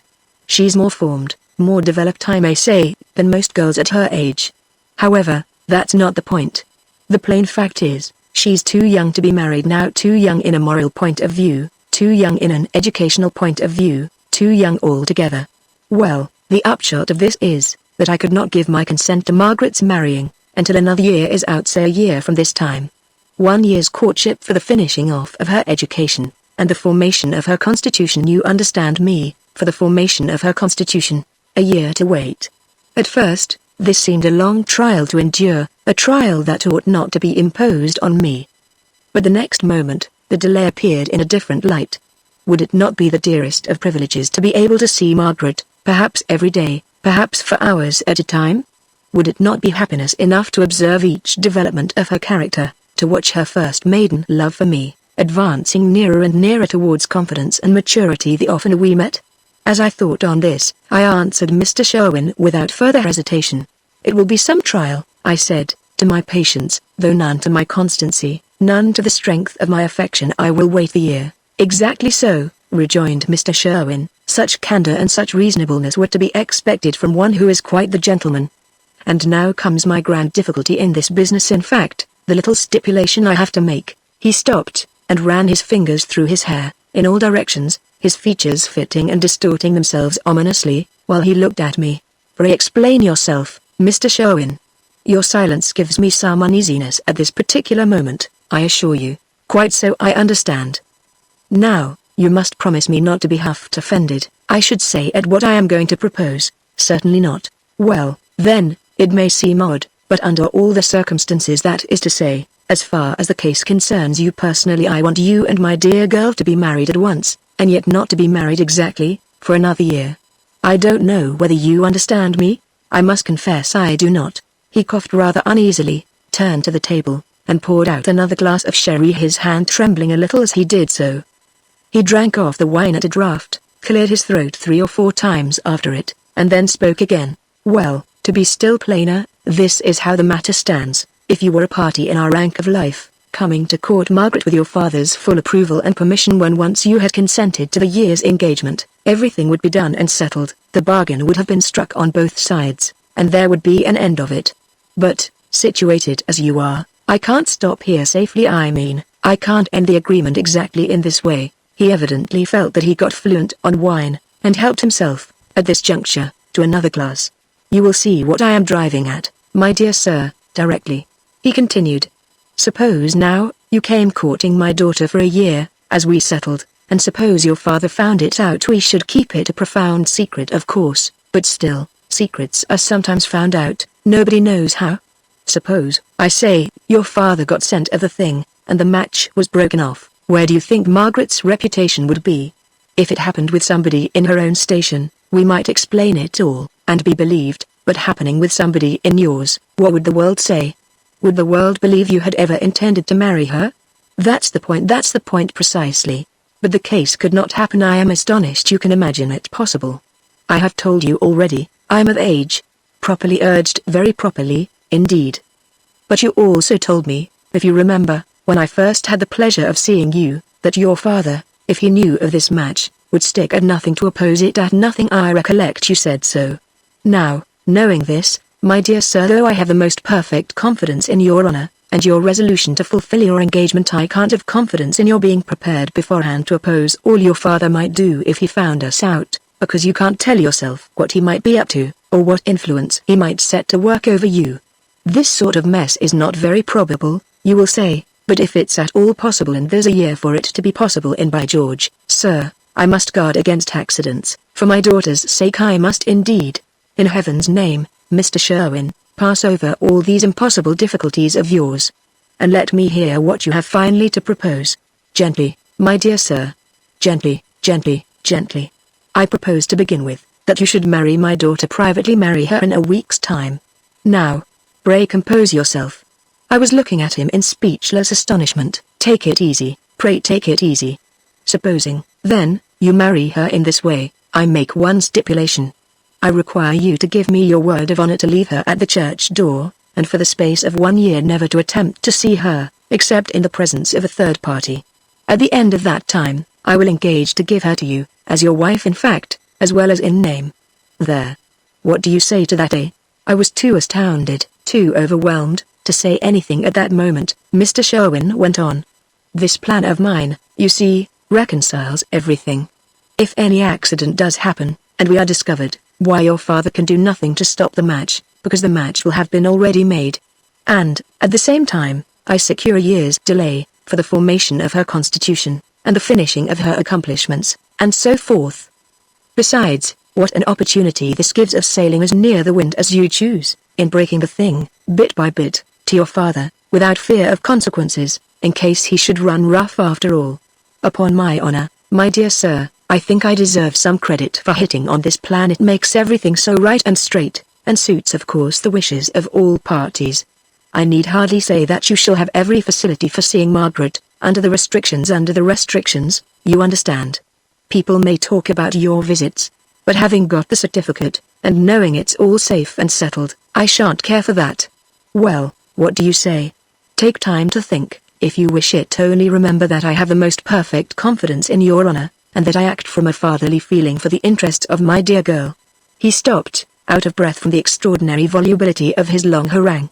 Some men more experienced in the world, less mastered by love than I was, would, in my position, have recognized this proposal an unfair trial of self-restraint, perhaps, something like an unfair humiliation as well. Others have detected the selfish motives which suggested it, the mean distrust of my honor, integrity, and firmness of purpose which it implied, and the equally mean anxiety on Sherwin's part to clench his profitable bargain at once, for fear it might be repented of. I discerned nothing of this. As soon as I had recovered from the natural astonishment of the first few moments, I only saw in the strange plan proposed to me, a certainty of assuring no matter with what sacrifice, what hazard, or what delay the ultimate triumph of my love. When Mr. Sherwin had ceased speaking, I replied at once. I accept your conditions, I accept them with all my heart. He was hardly prepared for so complete and so sudden an acquiescence in his proposal, and looked absolutely startled by it, at first. But soon resuming his self-possession, his wily, businesslike self-possession, he started up, and shook me vehemently by the hand. Delighted, most delighted, my dear sir, to find how soon we understand each other, and that we pull together so well. We must have another glass, hang it, we really must. A toast, you know, a toast you can't help drinking, your wife. Ha! Ha! Exclamation mark. I had you there. Exclamation mark. My dear, dear Margaret, God bless her. We may consider all difficulties finally settled then, I said, anxious to close my interview with Mr. Sherwin as speedily as possible. Decidedly so. Done, and double done, I may say. There will be a little insurance on your life, that I shall ask you to effect for dear Margaret's sake, and perhaps, a memorandum of agreement, engaging to settle a certain proportion of any property you may become possessed of, on her and her children. You see, I am looking forward to my grandfather days already. But this can wait for a future occasion, say in a day or two. Then I presume there will be no objection to my seeing Miss Sherwin now? None whatever. At once, if you like. This way, my dear sir, this way, and he led me across the passage, into the dining room. This apartment was furnished with less luxury, but with more bad taste, if possible, than the room we had just left.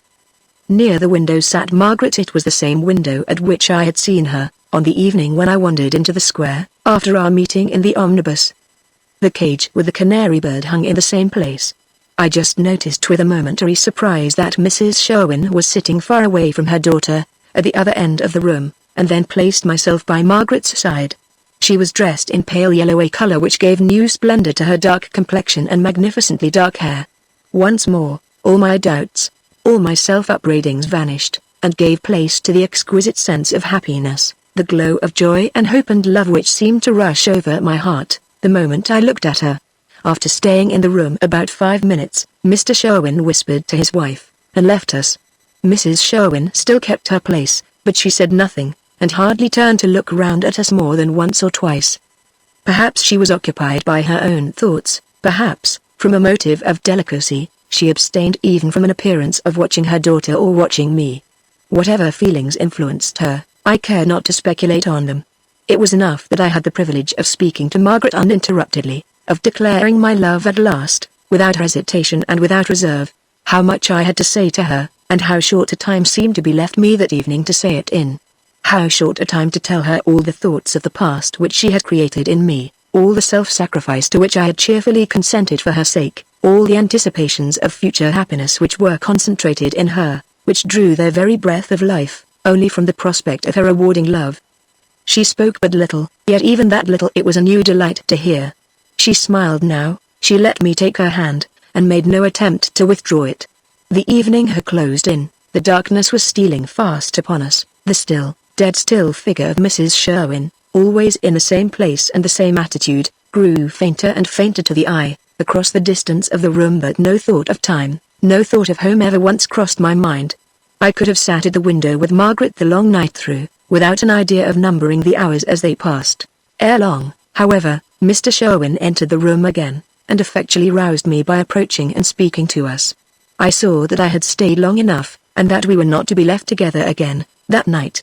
So I rose and took my leave, having first fixed a time for seeing Margaret on the morrow. Mr. Sherwin accompanied me with great ceremony to the outer door. Just as I was leaving him, he touched me on the arm, and said in his most confidential tones, "Come an hour earlier, tomorrow, and we'll go and get the license together. No objection to that, eh? And the marriage, shall we say this day week? Just as you like, you know, don't let me seem to dictate. Ah. No objection to that, either, I see, and no objection on Margaret's side, I'll warrant. With respect to consents, in the marrying part of the business, there's complete mutuality, isn't there? Good night, God bless you." Chapter 12. That night I went home with none of the reluctance or the apprehension which I had felt on the last occasion, when I approached our own door. The assurance of success contained in the events of the afternoon, gave me a trust in my own self-possession, a confidence in my own capacity to parry all dangerous questions which I had not experienced before. I cared not how soon, or for how long a time, I might find myself in company with Clara or my father. It was well for the preservation of my secret that I was in this frame of mind, for, on opening my study door, I was astonished to see both of them in my room. Clara was measuring one of my overcrowded bookshelves, with a piece of string, and was apparently just about to compare the length of it with a vacant space on the wall close by, when I came in. Seeing me, she stopped, and looked round significantly at my father, who was standing near her, with a file of papers in his hand. "You may well feel surprised, Basil, at this invasion of your territory," he said, with peculiar kindness of manner. "You must, however, apply there, to the Prime Minister of the household," pointing to Clara, "for an explanation. I am only the instrument of a domestic conspiracy on your sister's part." Clara seemed doubtful whether she should speak. It was the first time I had ever seen such an expression in her face, when she looked into mine. "We are discovered, Papa," she said, after a momentary silence, "and we must explain, but you know I always leave as many explanations as I can to you." "Very well," said my father, smiling. "My task in this instance will be an easy one. I was intercepted, Basil, on my way to my own room by your sister, and taken in here to advise about a new set of bookcases for you, when I ought to have been attending to my own money matters. Clara's idea was to have had these new bookcases made in secret, and put up as a surprise, some day when you were not at home. However, as you have caught her in the act of measuring spaces, with all the skill of an experienced carpenter, and all the impetuosity of an arbitrary young lady who rules supreme over everybody, further concealment is out of the question. We must make a virtue of necessity, and confess everything. Poor Clara. This was her only return for 10 days of neglect, and she had been half afraid to tell me of it herself. I approached and thanked her, not very gratefully, I am afraid, for I felt too confused to speak freely. It seemed like a fatality. The more evil I was doing in secret, evil to family ties and family principles, the more good was unconsciously returned to me by my family, through my sister's hands. I made no objection, of course, to the bookcase plan, continued my father. More room is really wanted for the volumes on volumes that you have collected about you, but I certainly suggested a little delay in the execution of the project. The bookcases will, at all events, not be required here for 5 months to come. This day week we returned to the country. I could not repress a start of astonishment and dismay. Here was a difficulty which I ought to have provided for, but which I had most unaccountably never once thought of, although it was now the period of the year at which on all former occasions we had been accustomed to leave London. This day week too. The very day fixed by Mr. Sherwin for my marriage. I am afraid, sir, I shall not be able to go with you and Clara so soon as you propose. It was my wish to remain in London some time longer. I said this in a low voice, without venturing to look at my sister. But I could not help hearing her exclamation as I spoke, and the tone in which she uttered it. My father moved nearer to me a step or two, and looked in my face intently, with the firm, penetrating expression which peculiarly characterized him. "This seems an extraordinary resolution," he said, his tones and manner altering ominously while he spoke. "I thought your sudden absence for the last 2 days rather odd, but this plan of remaining in London by yourself is really incomprehensible. What can you have to do? An excuse? No. Not an excuse. Let me call things by their right names. In these pages a lie was rising to my lips, but my father checked the utterance of it. He detected my embarrassment immediately, anxiously as I strove to conceal it. "Stop," he said coldly, while the red flush which meant so much when it rose on his cheek, began to appear there for the first time. "Stop. If you must make excuses, Basil, I must ask no questions. You have a secret which you wish to keep from me, and I beg you will keep it. I have never been accustomed to treat my sons as I would not treat any other gentleman with whom I may happen to be associated. If they have private affairs, I cannot interfere with those affairs. My trust in their honor is my only guarantee against their deceiving me, but in the intercourse of gentlemen that is guarantee enough. Remain here as long as you like. We shall be happy to see you in the country, when you are able to leave town." He turned to Clara. "I suppose, my love, you want me no longer. While I settle my own matters of business, you can arrange about the bookcases with your brother. Whatever you wish, I shall be glad to do." And he left the room without speaking to me, or looking at me again. I sank into a chair, feeling disgraced in my own estimation by the last words he had spoken to me. His trust in my honor was his only guarantee against my deceiving him. As I thought over that declaration, every syllable of it seemed to sear my conscience, to brand hypocrite on my heart. I turned towards my sister. She was standing at a little distance from me, silent and pale, mechanically twisting the measuring string, which she still held between her trembling fingers, and fixing her eyes upon me so lovingly, so mournfully, that my fortitude gave way when I looked at her. At that instant, I seemed to forget everything that had passed since the day when I first met Margaret, and to be restored once more to my old way of life and my old home sympathies. My head drooped on my breast, and I felt the hot tears forcing themselves into my eyes. Clara stepped quietly to my side, and sitting down by me in silence, put her arm round my neck. When I was calmer, she said gently, "I have been very anxious about you, Basil, and perhaps I have allowed that anxiety to appear more than I ought. Perhaps I have been accustomed to exact too much from you. You have been too ready to please me. But I have been used to it so long, and I have nobody else that I can speak to as I can to you. Papa is very kind, but he can't be what you are to me exactly, and Ralph does not live with us now, and cared little about me, I am afraid, when he did. I have friends, but friends are not." She stopped again, her voice was failing her.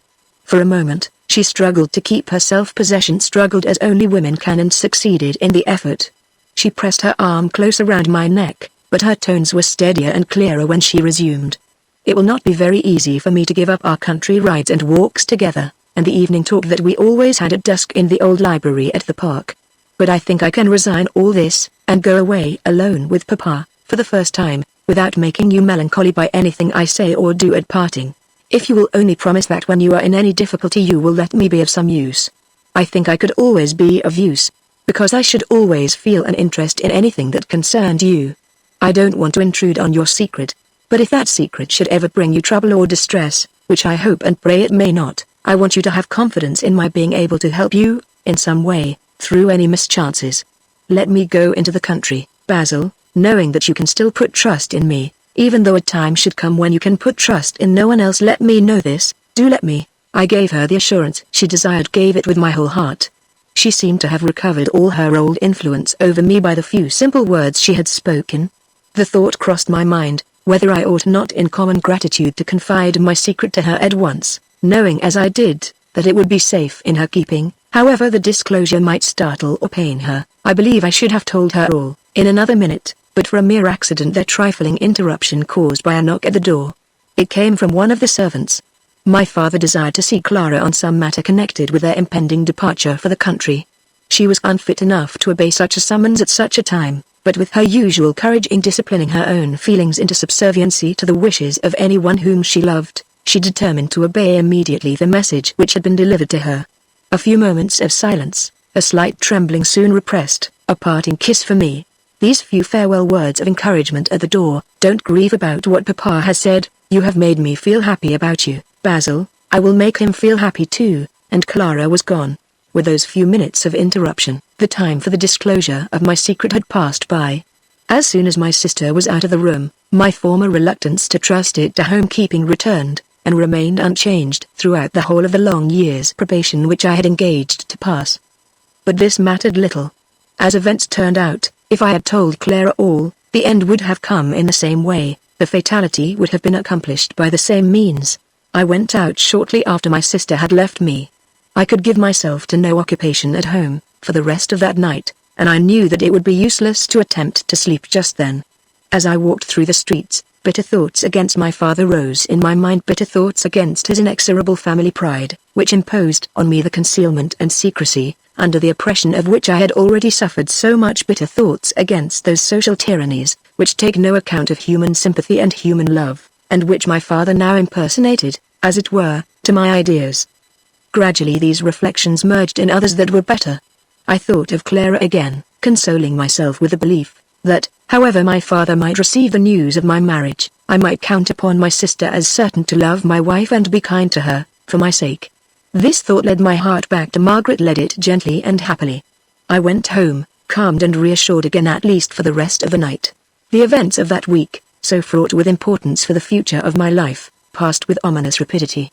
The marriage license was procured, all remaining preliminaries with Mr. Sherwin were adjusted, I saw Margaret every day, and gave myself up more and more unreservedly to the charm that she exercised over me, at each succeeding interview.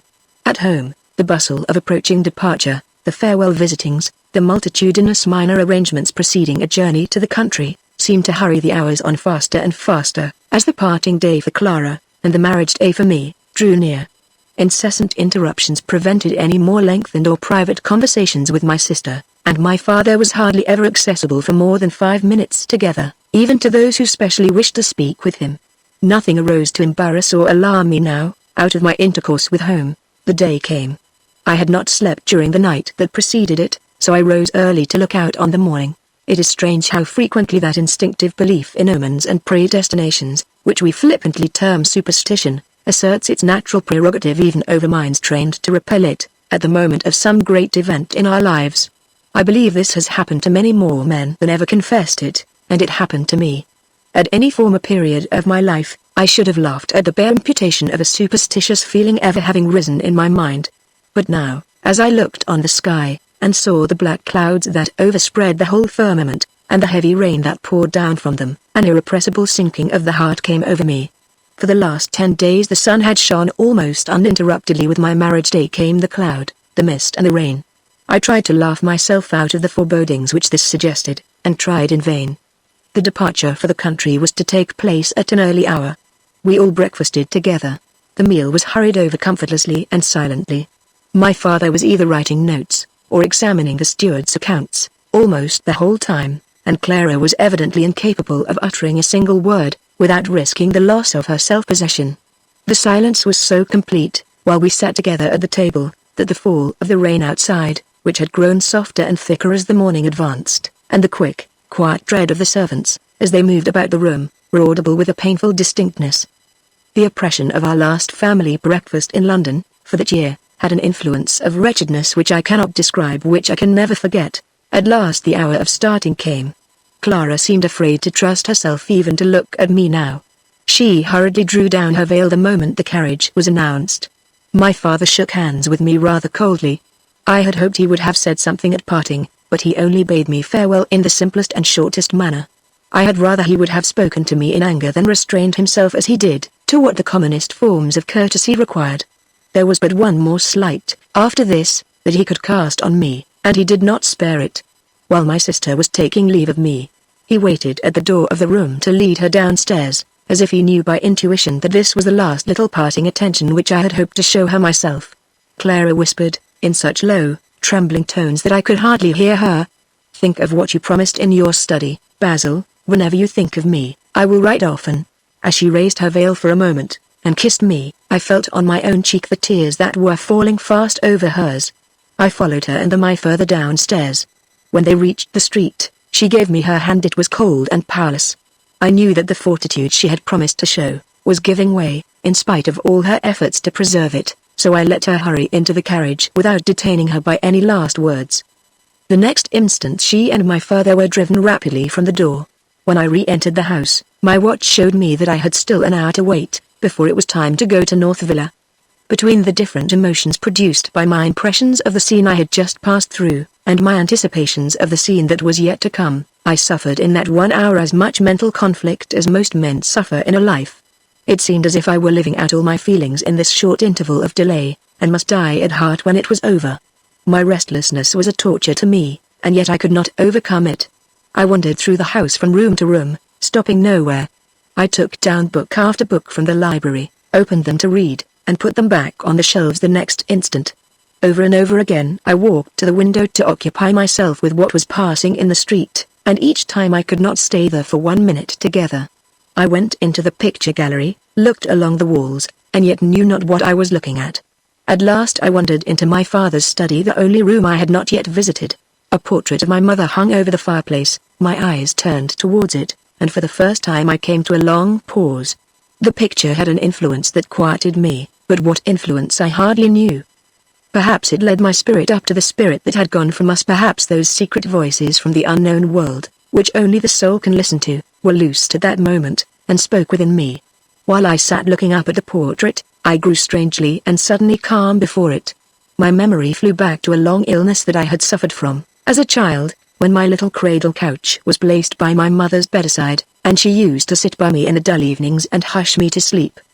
The remembrance of this brought with it a dread imagining that she might now be hushing my spirit, from her place among the angels of God.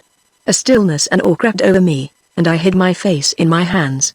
The striking of the hour from a clock in the room startled me back to the outer world. I left the house and went at once to North Villa. Margaret and her father and mother were in the drawing room when I entered it. I saw immediately that neither of the two latter had passed the morning calmly. The impending event of the day had exercised its agitating influence over them, as well as over me. Mrs. Sherwin's face was pale to her very lips, not a word escaped her. Mr. Sherwin endeavored to assume the self-possession which he was evidently far from feeling, by walking briskly up and down the room, and talking incessantly, asking the most commonplace questions, and making the most commonplace jokes. Margaret, to my surprise, showed fewer symptoms of agitation than either of her parents. Except when the color came and went occasionally on her cheek, I could detect no outward evidences of emotion in her at all. The church was near at hand. As we proceeded to it, the rain fell heavily, and the mist of the morning was thickening to a fog. We had to wait in the vestry for the officiating clergyman. All the gloom and dampness of the day seemed to be collected in this room, a dark, cold, melancholy place, with one window which opened on a burial ground steaming in the wet. The rain pattered monotonously on the pavement outside.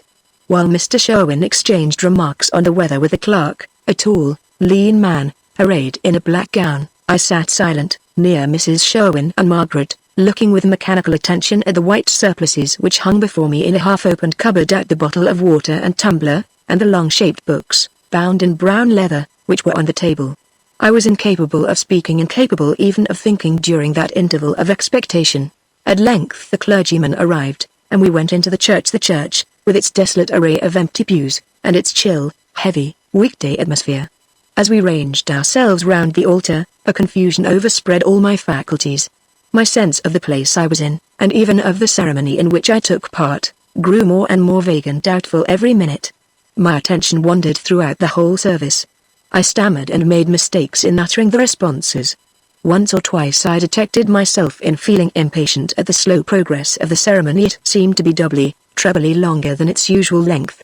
Mixed up with this impression was another, wild and monstrous, as if it had been produced by a dream, an impression that my father had discovered my secret, and was watching me from some hidden place in the church, watching through the service, to denounce and abandon me publicly at the end. This morbid fancy grew and grew on me until the termination of the ceremony, until we had left the church and returned to the vestry once more. The fees were paid, we wrote our names in the books and on the certificate, the clergyman quietly wished me happiness, the clerks solemnly imitated him. The pew opener smiled and curtsied, Mr. Sherwin made congratulatory speeches, kissed his daughter, shook hands with me, frowned a private rebuke at his wife for shedding tears, and, finally, led the way with Margaret out of the vestry. The rain was still falling, as they got into the carriage. The fog was still thickening, as I stood alone under the portico of the church, and tried to realize to myself that I was married. The son of the proudest man in England, the inheritor of a name written on the roll of Battle Abbey, wedded to a linen draper's daughter. And what a marriage! What a condition weighed on it! What a probation was now to follow it! Why had I consented so easily to Mr. Sherwin's proposals? Would he not have given way, if I had only been resolute enough to insist on my own conditions? How useless to inquire!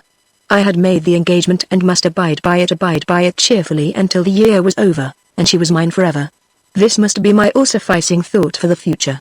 No more reflections on consequences, no more forebodings about the effect of the disclosure of my secret on my family. The leap into a new life had been taken, and, lead where it might, it was a leap that could never be retraced. Mr. Sherwin had insisted, with the immovable obstinacy which characterizes all feeble-minded people in the management of their important affairs, that the first clause in our agreement, the leaving my wife at the church door, should be performed to the letter. As a due compensation for this, I was to dine at North Villa that day. How should I employ the interval that was to elapse before the dinner hour? I went home, and had my horse saddled. I was in no mood for remaining in an empty house, in no mood for calling on any of my friends. I was fit for nothing but a gallop through the rain. All my wearing and depressing emotions of the morning had now merged into a wild excitement of body and mind. When the horse was brought round, I saw with delight that the groom could hardly hold him. "Keep him well in hand, sir," said the man, "he's not been out for 3 days." I was just in the humour for such a ride as the caution promised me. And what a ride it was, when I fairly got out of London, and the afternoon brightening of the foggy atmosphere showed the smooth, empty high road before me. The dashing through the rain that still fell, the feel of the long, powerful, regular stride of the horse under me, the thrill of that physical sympathy which establishes itself between the man and the steed, the whirling past carts and wagons, saluted by the frantic barking of dogs inside them, the flying by roadside alehouses, with the cheering of boys and half-drunken men sounding for an instant behind me, then lost in the distance. This was indeed to occupy, to hurry on, to annihilate the tardy hours of solitude on my wedding day, exactly as my heart desired. I got home wet through, but with my body in a glow from the exercise, with my spirits boiling up at fever heat. When I arrived at North Villa, the change in my manner astonished everyone. At dinner, I required no pressing now to partake of the sherry which Mr. Sherwin was so fond of extolling, nor of the port which he brought out afterwards, with a preliminary account of the vintage date of the wine, and the price of each bottle. My spirits, factitious as they were, never flagged. Every time I looked at Margaret, the sight of her stimulated them afresh. She seemed preoccupied, and was unusually silent during dinner, but her beauty was just that voluptuous beauty which is loveliest in repose. I had never felt its influence so powerful over me as I felt it then. In the drawing-room, Margaret's manner grew more familiar, more confident towards me than it had ever been before. She spoke to me in warmer tones, looked at me with warmer looks. 100 little incidents marked our wedding evening, trifles that love treasures up which still remain in my memory. One among them, at least, will never depart from it. I first kissed her on that evening. Mr. Sherwin had gone out of the room. Mrs. Sherwin was at the other end of it, watering some plants at the window. Margaret, by her father's desire, was showing me some rare prints. She handed me a magnifying glass, through which I was to look at a particular part of one of the engravings, that was considered a masterpiece of delicate workmanship. Instead of applying the magnifying test to the print, for which I cared nothing, I laughingly applied it to Margaret's face. Her lovely lustrous black eye seemed to flash into mine through the glass. Her warm, quick breathing played on my cheek. It was but for an instant, and in that instant I kissed her for the first time. What sensations the kiss gave me then! What remembrances it has left me now! It was one more proof how tenderly, how purely I loved her, that, before this time, I had feared to take the first love privilege which I had longed to assert, and might well have asserted, before. Men may not understand this, women, I believe, will. The hour of departure arrived. the inexorable hour which was to separate me from my wife on my wedding evening. Shall I confess what I felt, on the first performance of my ill-considered promise to Mr. Sherwin? I kept this a secret from Margaret. I will keep it a secret here. I took leave of her as hurriedly and abruptly as possible. I could not trust myself to quit her in any other way. She had contrived to slip aside into the darkest part of the room, so that I only saw her face dimly at parting. I went home at once.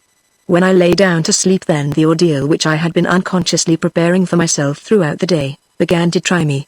Every nerve in my body, strung up to the extremest point of tension since the morning, now at last gave way. I felt my limbs quivering, till the bed shook under me. I was possessed by a gloom and horror, caused by no thought, and producing no thought. The thinking faculty seemed paralyzed within me, altogether. The physical and mental reaction, after the fever and agitation of the day, was so sudden and severe, that the faintest noise from the street now terrified, yes, literally terrified me. The whistling of the wind which had risen since sunset made me start up in bed, with my heart throbbing, and my blood all chill. When no sounds were audible, then I listened for them to come. I listened breathlessly, without daring to move. At last, the agony of nervous prostration grew more than I could bear, grew worse even than the child's horror of walking in the darkness, and sleeping alone on the bedroom floor, which had overcome me, almost from the first moment when I laid down. I groped my way to the table and lit the candle again, then wrapped my dressing gown round me, and sat shuddering near the light, to watch the weary hours out till morning. And this was my wedding night. This was how the day ended which had begun by my marriage with Margaret Sherwin. Part 2, Chapter 1. An epoch in my narrative has now arrived. Up to the time of my marriage, I have appeared as an active agent in the different events I have described. After that period, and with one or two exceptional cases throughout the whole year of my probation, my position changed with a change in my life, and became a passive one.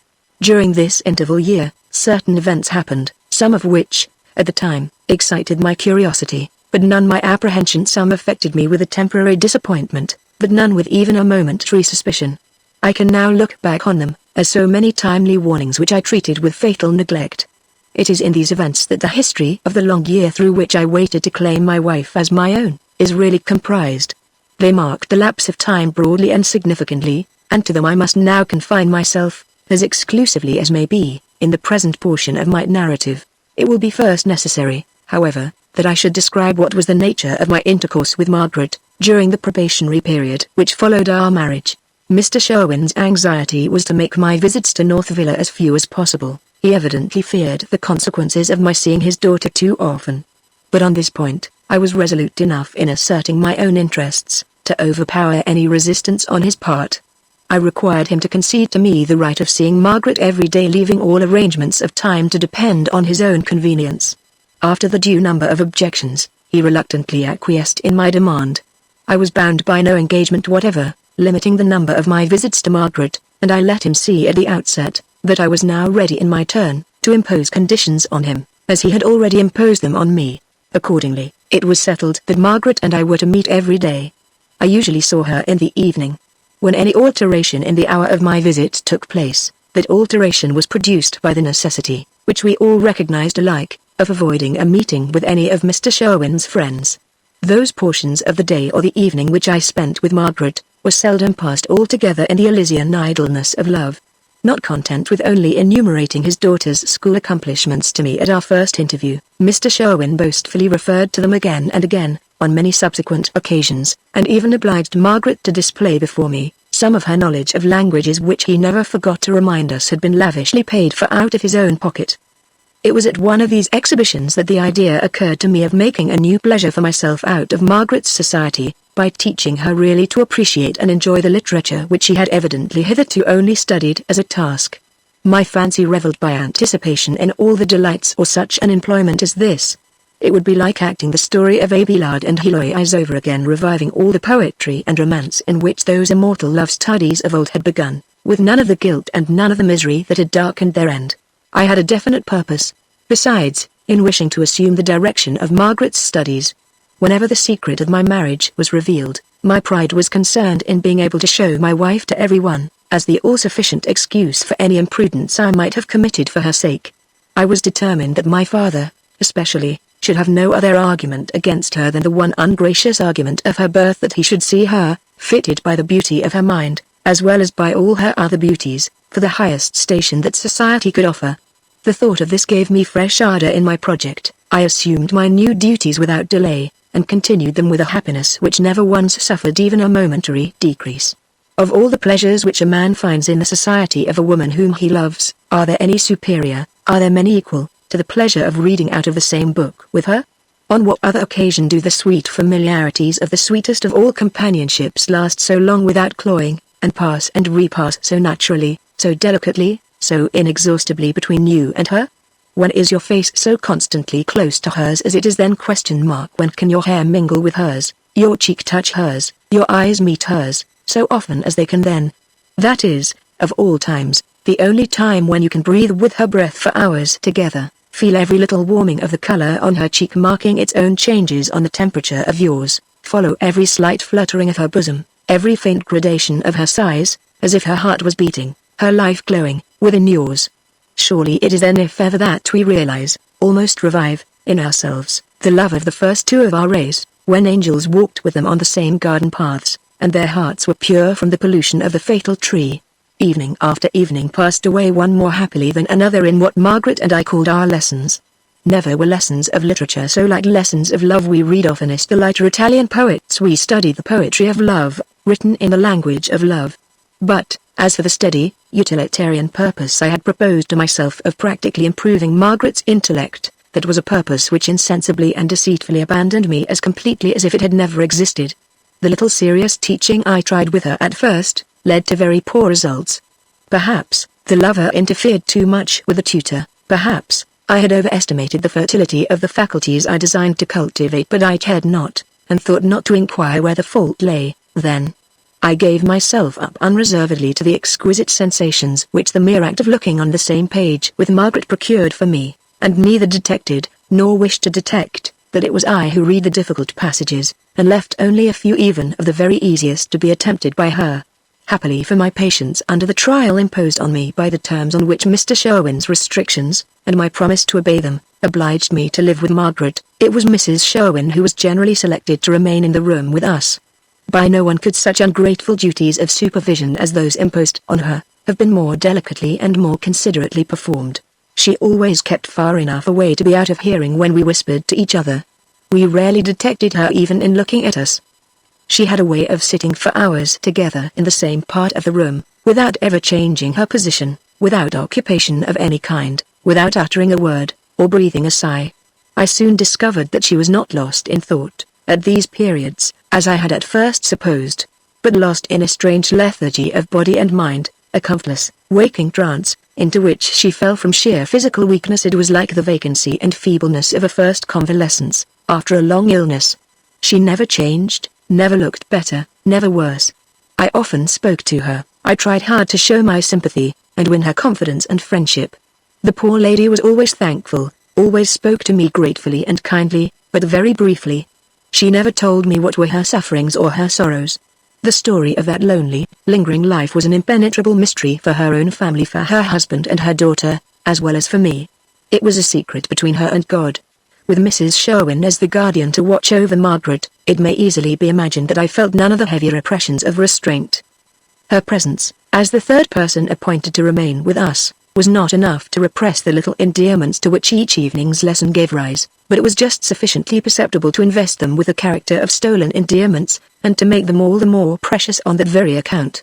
Mrs. Sherwin never knew, I never thoroughly knew myself till later, how much of the secret of my patience under my year's probation lay in her conduct, while she was sitting in the room with Margaret and me. In this solitude where I now write in the change of life and of all life's hopes and enjoyments which has come over me when I look back to those evenings at North Villa, I shudder as I look. At this moment, I see the room again as in a dream, with the little round table, the reading lamp, and the open books. Margaret and I are sitting together, her hand is in mine, my heart is with hers. Love, and youth, and beauty, the mortal trinity of this world's worship, are there, in that quiet softly lit room, but not alone. Away in the dim light behind, is a solitary figure, ever mournful and ever still. It is a woman's form, but how wasted and how weak! A woman's face, but how ghastly and changeless, with those eyes that are vacant, those lips that are motionless, those cheeks that the blood never tinges, that the freshness of health and happiness shall never visit again. woeful, warning figure of dumb sorrow and patient pain, to fill the background of a picture of love, and beauty, and youth. I am straying from my task. Let me return to my narrative. Its course begins to darken before me apace, while I now write. The partial restraint and embarrassment, caused at first by the strange terms on which my wife and I were living together, gradually vanished before the frequency of my visits to North Villa. We soon began to speak with all the ease, all the unpremeditated frankness of a long intimacy. Margaret's powers of conversation were generally only employed to lead me to exert mine. She was never tired of inducing me to speak of my family. She listened with every appearance of interest, while I talked of my father, my sister, or my elder brother, but whenever she questioned me directly about any of them, her inquiries invariably led away from their characters and dispositions, to their personal appearance, their everyday habits, their dress, their intercourse with the gay world, the things they spent their money on, and other topics of a similar nature. For instance, she always listened, and listened attentively, to what I told her of my father's character, and of the principles which regulated his life. She showed every disposition to profit by the instructions I gave her beforehand, about how she should treat his peculiarities when she was introduced to him. But, on all these occasions, what really interested her most, was to hear how many servants waited on him, how often he went to court, how many lords and ladies he knew, what he said or did to his servants, when they committed mistakes, whether he was ever angry with his children for asking him for money, and whether he limited my sister to any given number of dresses in the course of the year. Again, whenever our conversation turned on Clara, if I began by describing her kindness, her gentleness and goodness, her simple winning manners, I was sure to be led insensibly into a digression about her height, figure, complexion, and style of dress. The latter subject especially interested Margaret. She could question me on it, over and over again. What was Clara's usual morning dress? How did she wear her hair? What was her evening dress? Did she make a difference between a dinner party and a ball? What colors did she prefer? What dressmaker did she employ? Did she wear much jewelry? Which did she like best in her hair, and which were most fashionable, flowers or pearls? How many new dresses did she have in a year, and was there more than one made especially to attend on her? Then, again, had she a carriage of her own? What ladies took care of her when she went out? Did she like dancing? What were the fashionable dances at noblemen's houses? Did young ladies in the great world practice the pianoforte much? How many offers had my sister had? Did she go to court, as well as my father? What did she talk about to gentlemen, and what did gentlemen talk about to her? If she was speaking to a duke, how often would she say your grace to him? And would a duke get her a chair, or an ice, and wait on her just as gentlemen without titles waited on ladies, when they met them in society? My replies to these and hundreds of other questions like them, were received by Margaret with the most eager attention. On the favorite subject of Clara's dresses, my answers were an unending source of amusement and pleasure to her. She especially enjoyed overcoming the difficulties of interpreting aright my clumsy, circumlocutory phrases in attempting to describe shawls, gowns, and bonnets, and taught me the exact millinery language which I ought to have made use of with an arch expression of triumph and a burlesque earnestness of manner, that always enchanted me. At that time, every word she uttered, no matter how frivolous, was the sweetest of all music to my ears. It was only by the stern test of after events that I learnt to analyze her conversation. Sometimes, when I was away from her, I might think of leading her girlish curiosity to higher things, but when we met again, the thought vanished, and it became delight enough for me simply to hear her speak, without once caring or considering what she spoke of. Those were the days when I lived happy and unreflecting in the broad sunshine of joy which love showered round me. My eyes were dazzled, my mind lay asleep under it.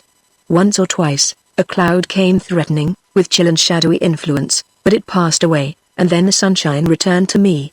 The same sunshine that it was before. Chapter 2. The first change that passed over the calm uniformity of the life at North Villa, came in this manner. One evening, on entering the drawing-room, I missed Mrs. Sherwin, and found to my great disappointment that her husband was apparently settled there for the evening. He looked a little flurried, and was more restless than usual. His first words, as we met, informed me of an event in which he appeared to take the deepest interest. "News, my dear sir," he said. "Mr. Magneon has come back at least 2 days before I expected him." At first, I felt inclined to ask who Mr. Magneon was, and what consequence it could possibly be to me that he had come back. But immediately afterwards, I remembered that this Mr. Magnion's name had been mentioned during my first conversation with Mr. Sherwin, and then I recalled to mind the description I had heard of him, as confidential clerk, as 40 years of age, and as an educated man, who had made his information of some use to Margaret in keeping up the knowledge she had acquired at school. I knew no more than this about him, and I felt no curiosity to discover more from Mr. Sherwin. Margaret and I sat down as usual with our books about us. There had been something a little hurried and abrupt in her manner of receiving me, when I came in. When we began to read, her attention wandered incessantly. She looked round several times towards the door. Mr. Sherwin walked about the room without intermission, except when he once paused on his restless course, to tell me that Mr. Magnion was coming that evening, and that he hoped I should have no objection to be introduced to a person who was quite like one of the family, and well enough freed to be sure to please a great reader like me. I asked myself rather impatiently, who was this Mr. Magnion, that his arrival at his employer's house should make a sensation? When I whispered something of this to Margaret, she smiled rather uneasily, and said nothing. At last the bell was rung. Margaret started a little at the sound. Mr. Sherwin sat down, composing himself into rather an elaborate attitude. The door opened, and Mr. Magnion came in.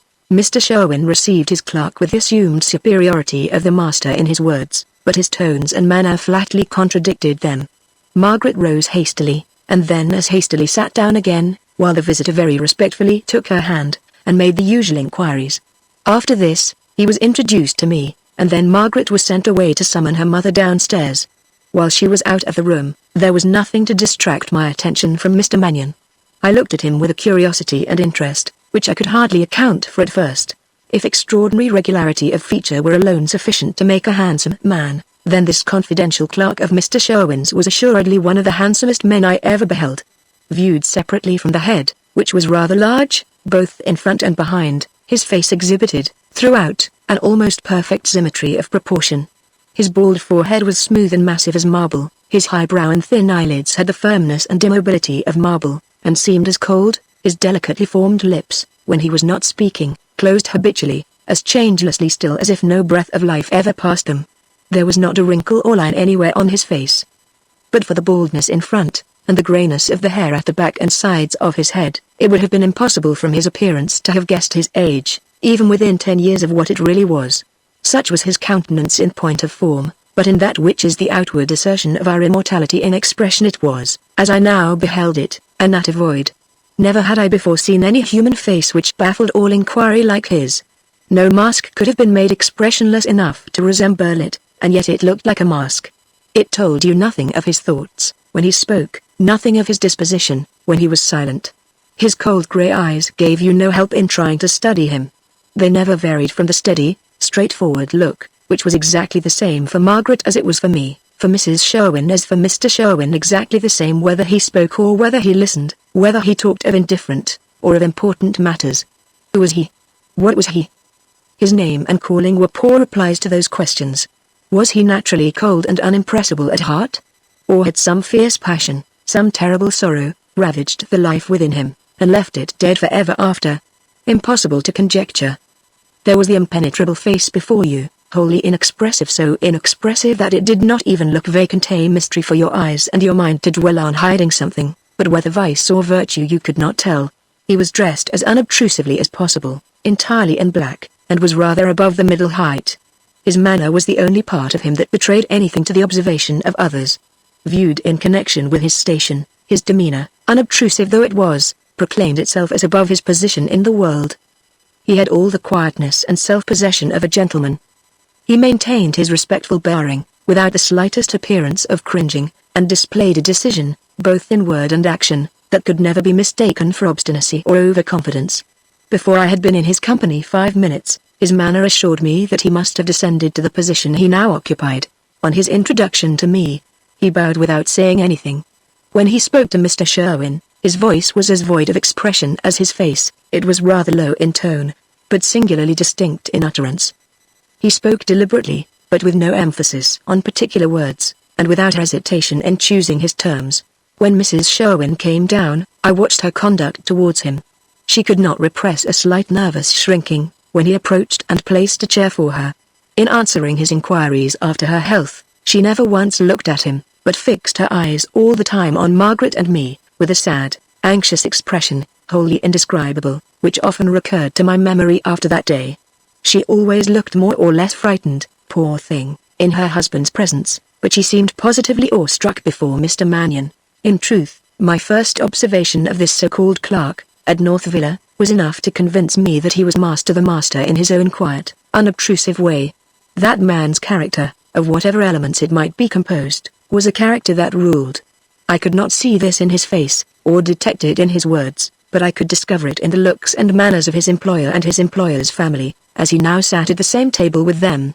Margaret's eyes avoided his countenance much less frequently than the eyes of her parents, but then he rarely looked at her in return, rarely looked at her at all, except when common courtesy obliged him to do so. If anyone had told me beforehand that I should suspend my ordinary evening's occupation with my young wife, for the sake of observing the very man who had interrupted it, and that man only Mr. Sherwin's clerk, I should have laughed at the idea. Yet so it was. Our books lay neglected on the table, neglected by me, perhaps by Margaret too, for Mr. Magneon. His conversation, on this occasion at least, baffled all curiosity as completely as his face. I tried to lead him to talk. He just answered me, and that was all, speaking with great respect of manner and phrase, very intelligibly, but very briefly. Mr. Sherwin, after referring to the business expedition on which he had been absent, for the purchase of silks at Lyon, asked him some questions about France and the French, which evidently proceeded from the most ludicrous ignorance both of the country and the people. Mr. Magneon just set him right, and did no more. There was not the smallest inflection of sarcasm in his voice, not the slightest look of sarcasm in his eye, while he spoke. When we talked among ourselves, he did not join in the conversation, but sat quietly waiting until he might be pointedly and personally addressed again. At these times a suspicion crossed my mind that he might really be studying my character, as I was vainly trying to study his, and I often turned suddenly round on him, to see whether he was looking at me. This was never the case. His hard, chill grey eyes were not on me, and not on Margaret, they rested most frequently on Mrs. Sherwin, who always shrank before them. After staying little more than half an hour, he rose to go away. While Mr. Sherwin was vainly pressing him to remain longer, I walked to the round table at the other end of the room, on which the book was placed that Margaret and I had intended to read during the evening. I was standing by the table when he came to take leave of me. He just glanced at the volume under my hand, and said in tones too low to be heard at the other end of the room, "I hope my arrival has not interrupted any occupation tonight, sir." Mr. Sherwin, aware of the interest I must feel in whatever concerns the family of an employer whom I have served for years, has informed me in confidence, a confidence which I know how to respect and preserve, of your marriage with his daughter, and of the peculiar circumstances under which the marriage has been contracted. I may at least venture to congratulate the young lady on a change of life which must procure her happiness, having begun already by procuring the increase of her mental resources and pleasures. He bowed, and pointed to the book on the table. "I believe, Mr. Magneon," I said, "that you have been of great assistance in laying a foundation for the studies to which I presume you refer. I endeavored to make myself useful in that way, sir, as in all others, when my employer desired it." He bowed again, as he said this, and then went out, followed by Mr. Sherwin, who held a short colloquy with him in the hall. What had he said to me? Only a few civil words, spoken in a very respectful manner. There had been nothing in his tones, nothing in his looks, to give any peculiar significance to what he uttered. Still, the moment his back was turned, I found myself speculating whether his words contained any hidden meaning, trying to recall something in his voice or manner which might guide me in discovering the real sense he attached to what he said. It seemed as if the most powerful whet to my curiosity was supplied by my own experience of the impossibility of penetrating beneath the unassailable surface which this man presented to me. I questioned Margaret about him. She could not tell me more than I knew already. He had always been very kind and useful. He was a clever man, and could talk a great deal sometimes, when he chose, and he had taught her more of foreign languages and foreign literature in a month than she had learned at school in a year. While she was telling me this, I hardly noticed that she spoke in a very hurried manner, and busied herself in arranging the books and work that lay on the table. My attention was more closely directed to Mrs. Sherwin. To my surprise, I saw her eagerly lean forward while Margaret was speaking, and fix her eyes on her daughter with a look of penetrating scrutiny, of which I could never have supposed a person usually so feeble and unenergetic to be capable. I thought of transferring to her my questionings on the subject of Mr. Magneon, but at that moment her husband entered the room, and I addressed myself for further enlightenment to him. "Aha!" cried Mr. Sherwin, rubbing his hands triumphantly. "I knew Magneon would please you. I told you so, my dear sir, if you remember, before he came. Curious-looking person, isn't he? So curious, that I may safely say I never saw a face in the slightest degree resembling his in my life. Your clerk, Mr. Sherwin, is a complete walking mystery that I want to solve. Margaret cannot give me much help, I am afraid. When you came in, I was about to apply to Mrs. Sherwin for a little assistance. Don't do any such thing. You'll be quite in the wrong box there. Mrs. S. is as sulky as a bear, whenever Magneon and she are in company together. Considering her behavior to him, I wonder he can be so civil to her as he is. What can you tell me about him yourself, Mr. Sherwin? I can tell you there's not a house of business in London has such a managing man as he is. He's my factotum, my right hand, in short, and my left too, for the matter of that. He understands my ways of doing business, and, in fact, carries things out in first-rate style. Why, he'd be worth his weight in gold, only for the knack he has of keeping the young men in the shop in order. Poor devils. They don't know how he does it. But there's a particular look of Mr. Magneon's that's as bad as transportation and hanging to them, whenever they see it. I'll pledge you my word of honor he's never had a day's illness, or made a single mistake, since he's been with me. He's a quiet, steady-going, regular dragon at his work he is. And then, so obliging in other things. I've only got to say to him, "Here's Margaret at home for the holidays," or, "Here's Margaret a little out of sorts, and going to be nursed at home for the half-year. What's to be done about keeping up her lessons? I can't pay for a governess, bad lot, governesses, and school too. I've only got to say that, and up gets Magneon from his books and his fireside at home, in the evening, which begins to be something, you know, to a man of his time of life, and turns tutor for me, gratis, and a first-rate tutor, too. That's what I call having a treasure. And yet, though he's been with us for years, Mrs. S. there won't take to him! I defy her or anybody else to say why, or wherefore. Do you know how he was employed before he came to you? Ah. Now you've hit it. That's where you're right in saying he's a mystery. What he did before I knew him, is more than I can tell, a good deal more. He came to me with a capital recommendation and security, from a gentleman whom I knew to be of the highest respectability. I had a vacancy in the back office, and tried him, and found out what he was worth. In no time, I flatter myself I've a knack at that with everybody. Well, before I got used to his curious-looking face, and his quiet ways, I wanted badly enough to know something about him, and who his connections were. First, I asked his friend who had recommended him. The friend wasn't at liberty to answer for anything but his perfect trustworthiness. Then I asked Magneon himself point-blank about it, one day. He just told me that he had reasons for keeping his family affairs to himself, nothing more. But you know the way he has with him, and, damn it, he put the stopper on me. From that time to this, I wasn't going to risk losing the best clerk that ever man had, by worrying him about his secrets. They didn't interfere with business, and didn't interfere with me, so I put my curiosity in my pocket. I know nothing about him, but that he's my right-hand man, and the honestest fellow that ever stood in shoes. He may be the great mogul himself, in disguise, for anything I care. In short, you may be able to find out all about him, my dear sir, but I can't. There does not seem much chance for me, Mr. Sherwin, after what you have said. Well, I'm not so sure of that. Plenty of chances here, you know. You'll see him often enough. He lives near, and drops in constantly of evenings. We settle business matters that won't come into business hours, in my private snuggery upstairs. In fact, he's one of the family. Treat him as such, and get anything out of him you can, the more the better, as far as regards that. Ah. Mrs. S., you may stare, ma'am, but I say again, he's one of the family. Maybe he'll be my partner some of these days. You'll have to get used to him then, whether you like it or not. One more question, is he married or single? Single, to be sure, a regular old bachelor, if ever there was one yet.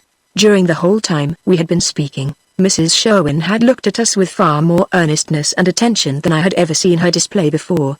Even her languid faculties seemed susceptible of active curiosity on the subject of Mr. Magneon, the more so, perhaps, from her very dislike of him.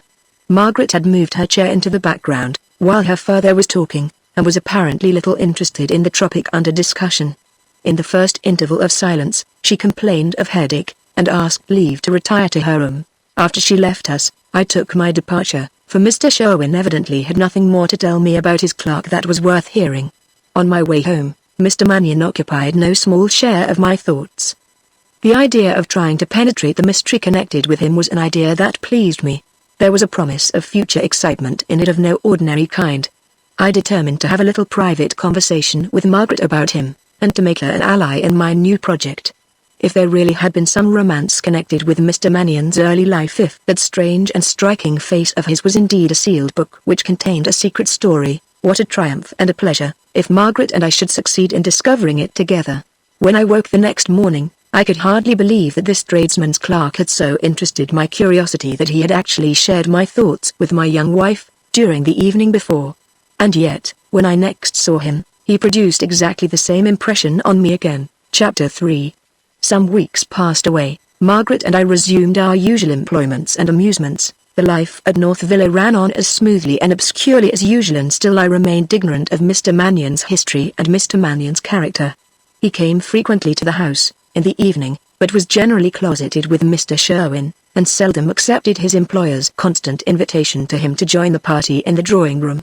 At those rare intervals when we did see him, his appearance and behavior were exactly the same as on the night when I had met him for the first time. He spoke just as seldom, and resisted just as resolutely and respectfully the many attempts made on my part to lead him into conversation and familiarity. If he had really been trying to excite my interest, he could not have succeeded more effectually. I felt towards him much as a man feels in a labyrinth, when every fresh failure in gaining the center only produces fresh obstinacy in renewing the effort to arrive at it. From Margaret I gained no sympathy for my newly aroused curiosity. She appeared, much to my surprise, to care little about Mr. Magnion, and always changed the conversation, if it related to him, whenever it depended upon her to continue the topic or not. Mrs. Sherwin's conduct was far from resembling her daughter's, when I spoke to her on the same subject. She always listened intently to what I said, but her answers were invariably brief, confused, and sometimes absolutely incomprehensible. It was only after great difficulty that I induced her to confess her dislike of Mr. Magnion. Whence it proceeded she could never tell. Did she suspect anything? In answering this question, she always stammered, trembled, and looked away from me. How could she suspect anything? If she did suspect, it would be very wrong without good reason, but she ought not to suspect, and did not, of course. I never obtained any replies from her more intelligible than these. Attributing their confusion to the nervous agitation which more or less affected her when she spoke on any subject, I soon ceased making any efforts to induce her to explain herself, and determined to search for the clue to Mr. Magnion's character, without seeking assistance from anyone. Accident at length gave me an opportunity of knowing something of his habits and opinions, and so far, therefore, of the knowing something about the man himself. One night, I met him in the hall at North Villa, about to leave the house at the same time that I was, after a business consultation in private with Mr. Sherwin. We went out together. The sky was unusually black, the night atmosphere unusually oppressive and still. The roll of distant thunder sounded faint and dreary all about us. The sheet lightning, flashing quick and low in the horizon, made the dark firmament look like a thick veil, rising and falling incessantly, over a heaven of dazzling light behind it. Such few foot passengers as passed us, passed running for heavy, warning drops were falling already from the sky. We quickened our pace, but before we had walked more than 200 yards, the rain came down, furious and drenching, and the thunder began to peal fearfully, right over our heads. "My house is close by," said my companion, just as quietly and deliberately as usual. "Pray step in, sir, until the storm is over." I followed him down a by-street. He opened a door with his own key, and the next instant I was sheltered under Mr. Magnion's roof. He led me at once into the room on the ground floor. The fire was blazing in the grate. An armchair, with a reading easel attached, was placed by it. The lamp was ready lit. The tea things were placed on the table. The dark, thick curtains were drawn close over the window, and, as if to complete the picture of comfort before me, a large black cat lay on the rug, basking luxuriously in the heat of the fire. While Mr. Magnion went out to give some directions, as he said, to his servant, I had an opportunity of examining the apartment more in detail. To study the appearance of a man's dwelling room is very often nearly equivalent to studying his own character. The personal contrast between Mr. Sherwin and his clerk was remarkable enough, but the contrast between the dimensions and furnishing of the rooms they lived in was to the full as extraordinary. The apartment I now surveyed was less than half the size of the sitting room at North Villa. The paper on the walls was of a dark red. The curtains were of the same color, the carpet was brown, and if it bore any pattern, that pattern was too quiet and unpretending to be visible by candlelight. One wall was entirely occupied by rows of dark mahogany shelves, completely filled with books, most of them cheap editions of the classical works of ancient and modern literature. The opposite wall was thickly hung with engravings in maplewood frames from the works of modern painters, English and French. All the minor articles of furniture were of the plainest and neatest order. Even the white china teapot and teacup on the table had neither pattern nor coloring of any kind. What a contrast was this room to the drawing room at North Villa. On his return, Mr. Magneon found me looking at his tea equipage. "I am afraid, sir, I must confess myself an epicure and a prodigal in two things," he said, "an epicure in tea, and a prodigal, at least for a person in my situation, in books. However, I receive a liberal salary, and can satisfy my tastes, such as they are, and save money too. What can I offer you, sir?" Seeing the preparations on the table, I asked for tea. While he was speaking to me, there was one peculiarity about him that I observed. Almost all men, when they stand on their own hearths, in their own homes, instinctively alter more or less from their out-of-door manner. The stiffest people expand, the coldest thaw a little, by their own firesides. It was not so with Mr. Magneon. He was exactly the same man at his own house that he was at Mr. Sherwin's. There was no need for him to have told me that he was an epicure in tea. The manner in which he made it would have betrayed that to anybody. He put in nearly treble the quantity which would generally be considered sufficient for 2 persons, and almost immediately after he had filled the teapot with boiling water, began to pour from it into the cups, thus preserving all the aroma and delicacy of flavor in the herb, without the alloy of any of the coarser part of its strength. When we had finished our first cups, there was no pouring of dregs into a basin, or of fresh water on the leaves. A middle-aged female servant, neat and quiet, came up and took away the tray, bringing it to us again with the teapot and teacups clean and empty, to receive a fresh infusion from fresh leaves. These were trifles to notice, but I thought of other tradesmen's clerks who were drinking their gin and water jovially, at home or at a tavern, and found Mr. Magneon a more exasperating mystery to me than ever.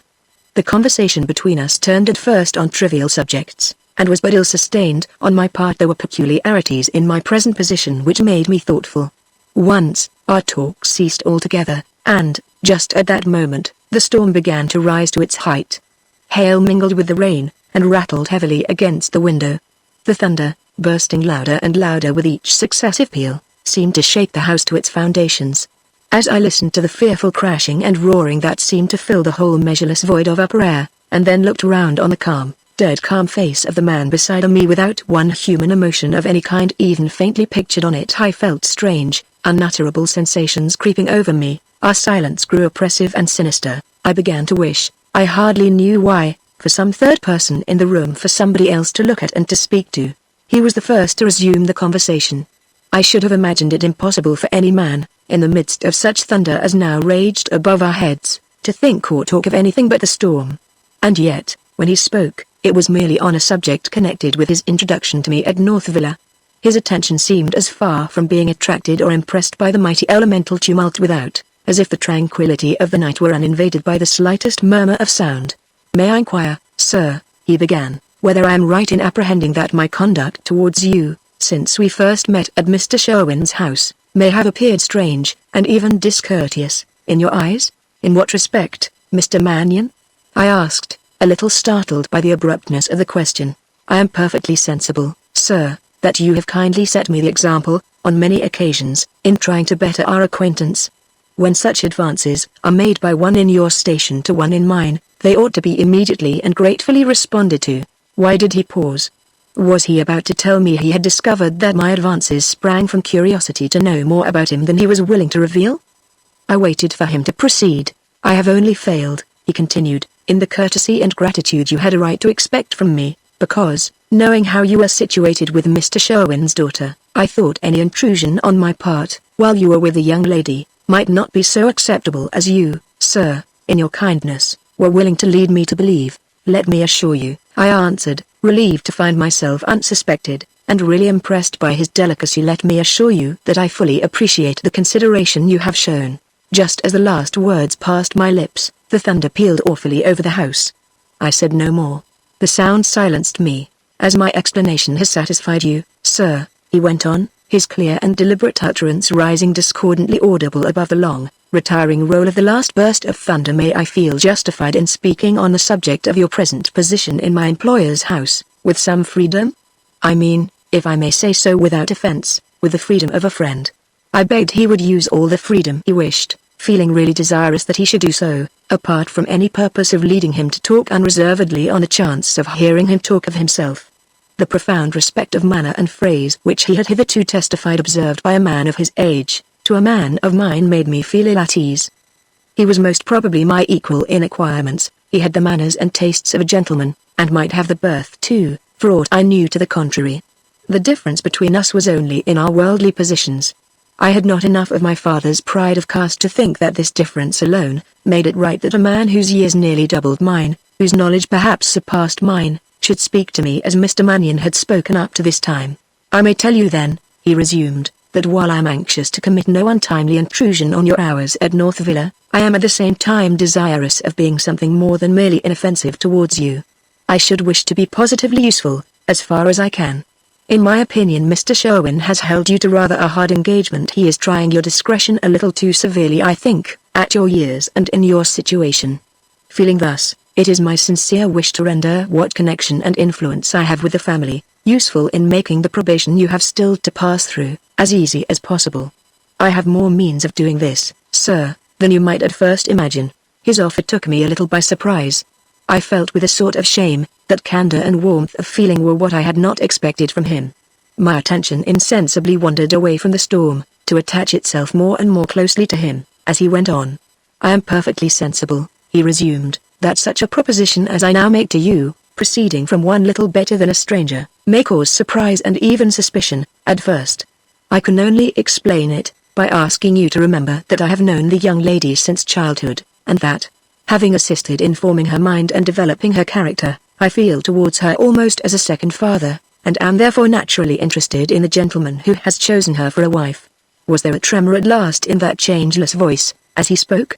I thought so, and looked anxiously to catch the answering gleam of expression, which might now, for the first time, be softening his iron features, animating the blank stillness of his countenance. If any such expression had been visible, I was too late to detect it.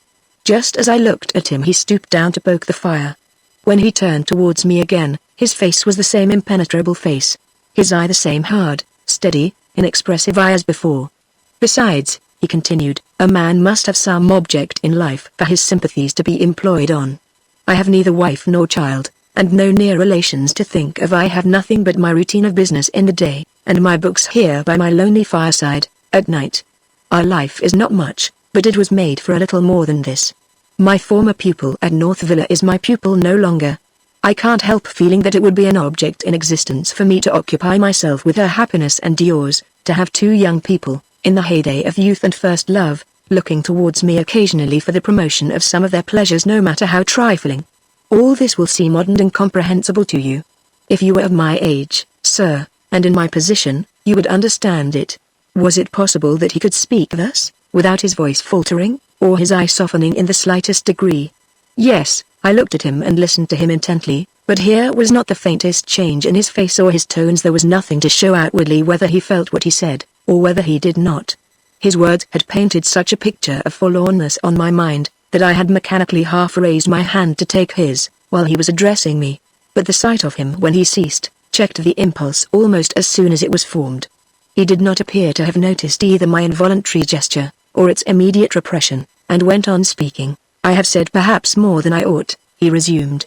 If I have not succeeded in making you understand my explanation as I could wish, we will change the subject, and not return to it again, until you have known me for a much longer time. On no account change the subject, Mr. Magneon, I said, unwilling to let it be implied that I could not put trust in him. I am deeply sensible of the kindness of your offer, and the interest you take in Margaret and me. We shall both, I am sure, accept your good offices. I stopped. The storm had decreased a little in violence, but my attention was now struck by the wind, which had risen as the thunder and rain had partially lulled.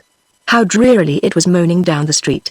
It seemed, at that moment, to be wailing over me, to be wailing over him, to be wailing over all mortal things.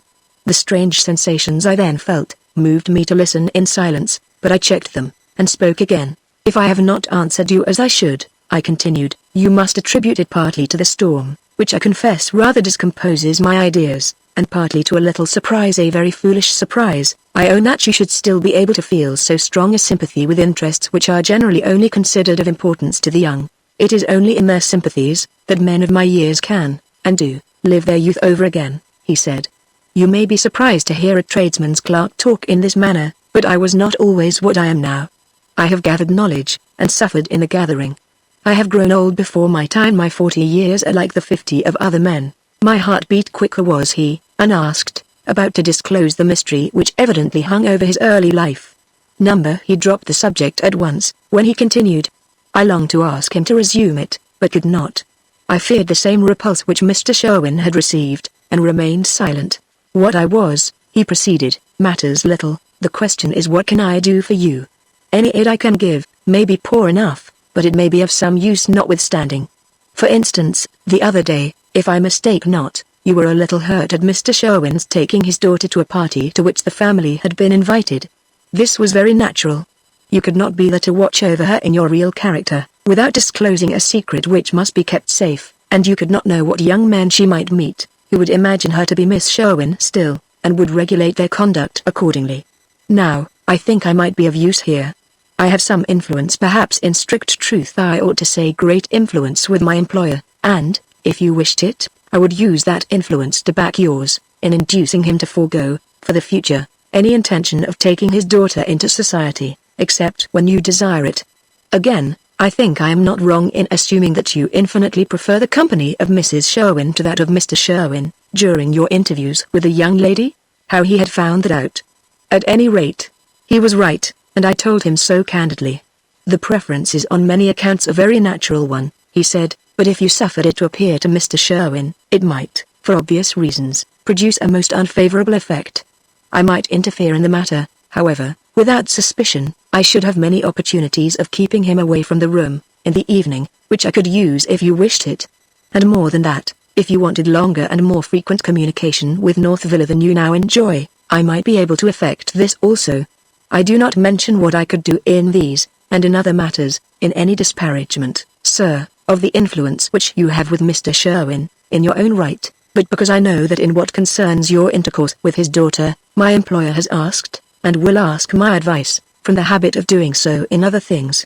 I have hitherto declined giving him this advice in your affairs, but I will give it, and in your favor and the young lady's, if you and she choose.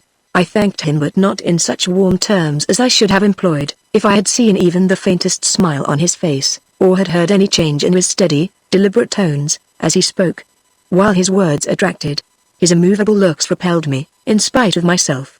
I must again beg you, he proceeded, to remember what I have already said, in your estimate of the motives of my offer. If I still appear to be interfering officiously in your affairs, you have only to think that I have presumed impertinently on the freedom you have allowed me, and to treat me no longer on the terms of tonight. I shall not complain of your conduct, and shall try hard not to consider you unjust to me, if you do. Such an appeal as this was not to be resisted. I answered him at once and unreservedly.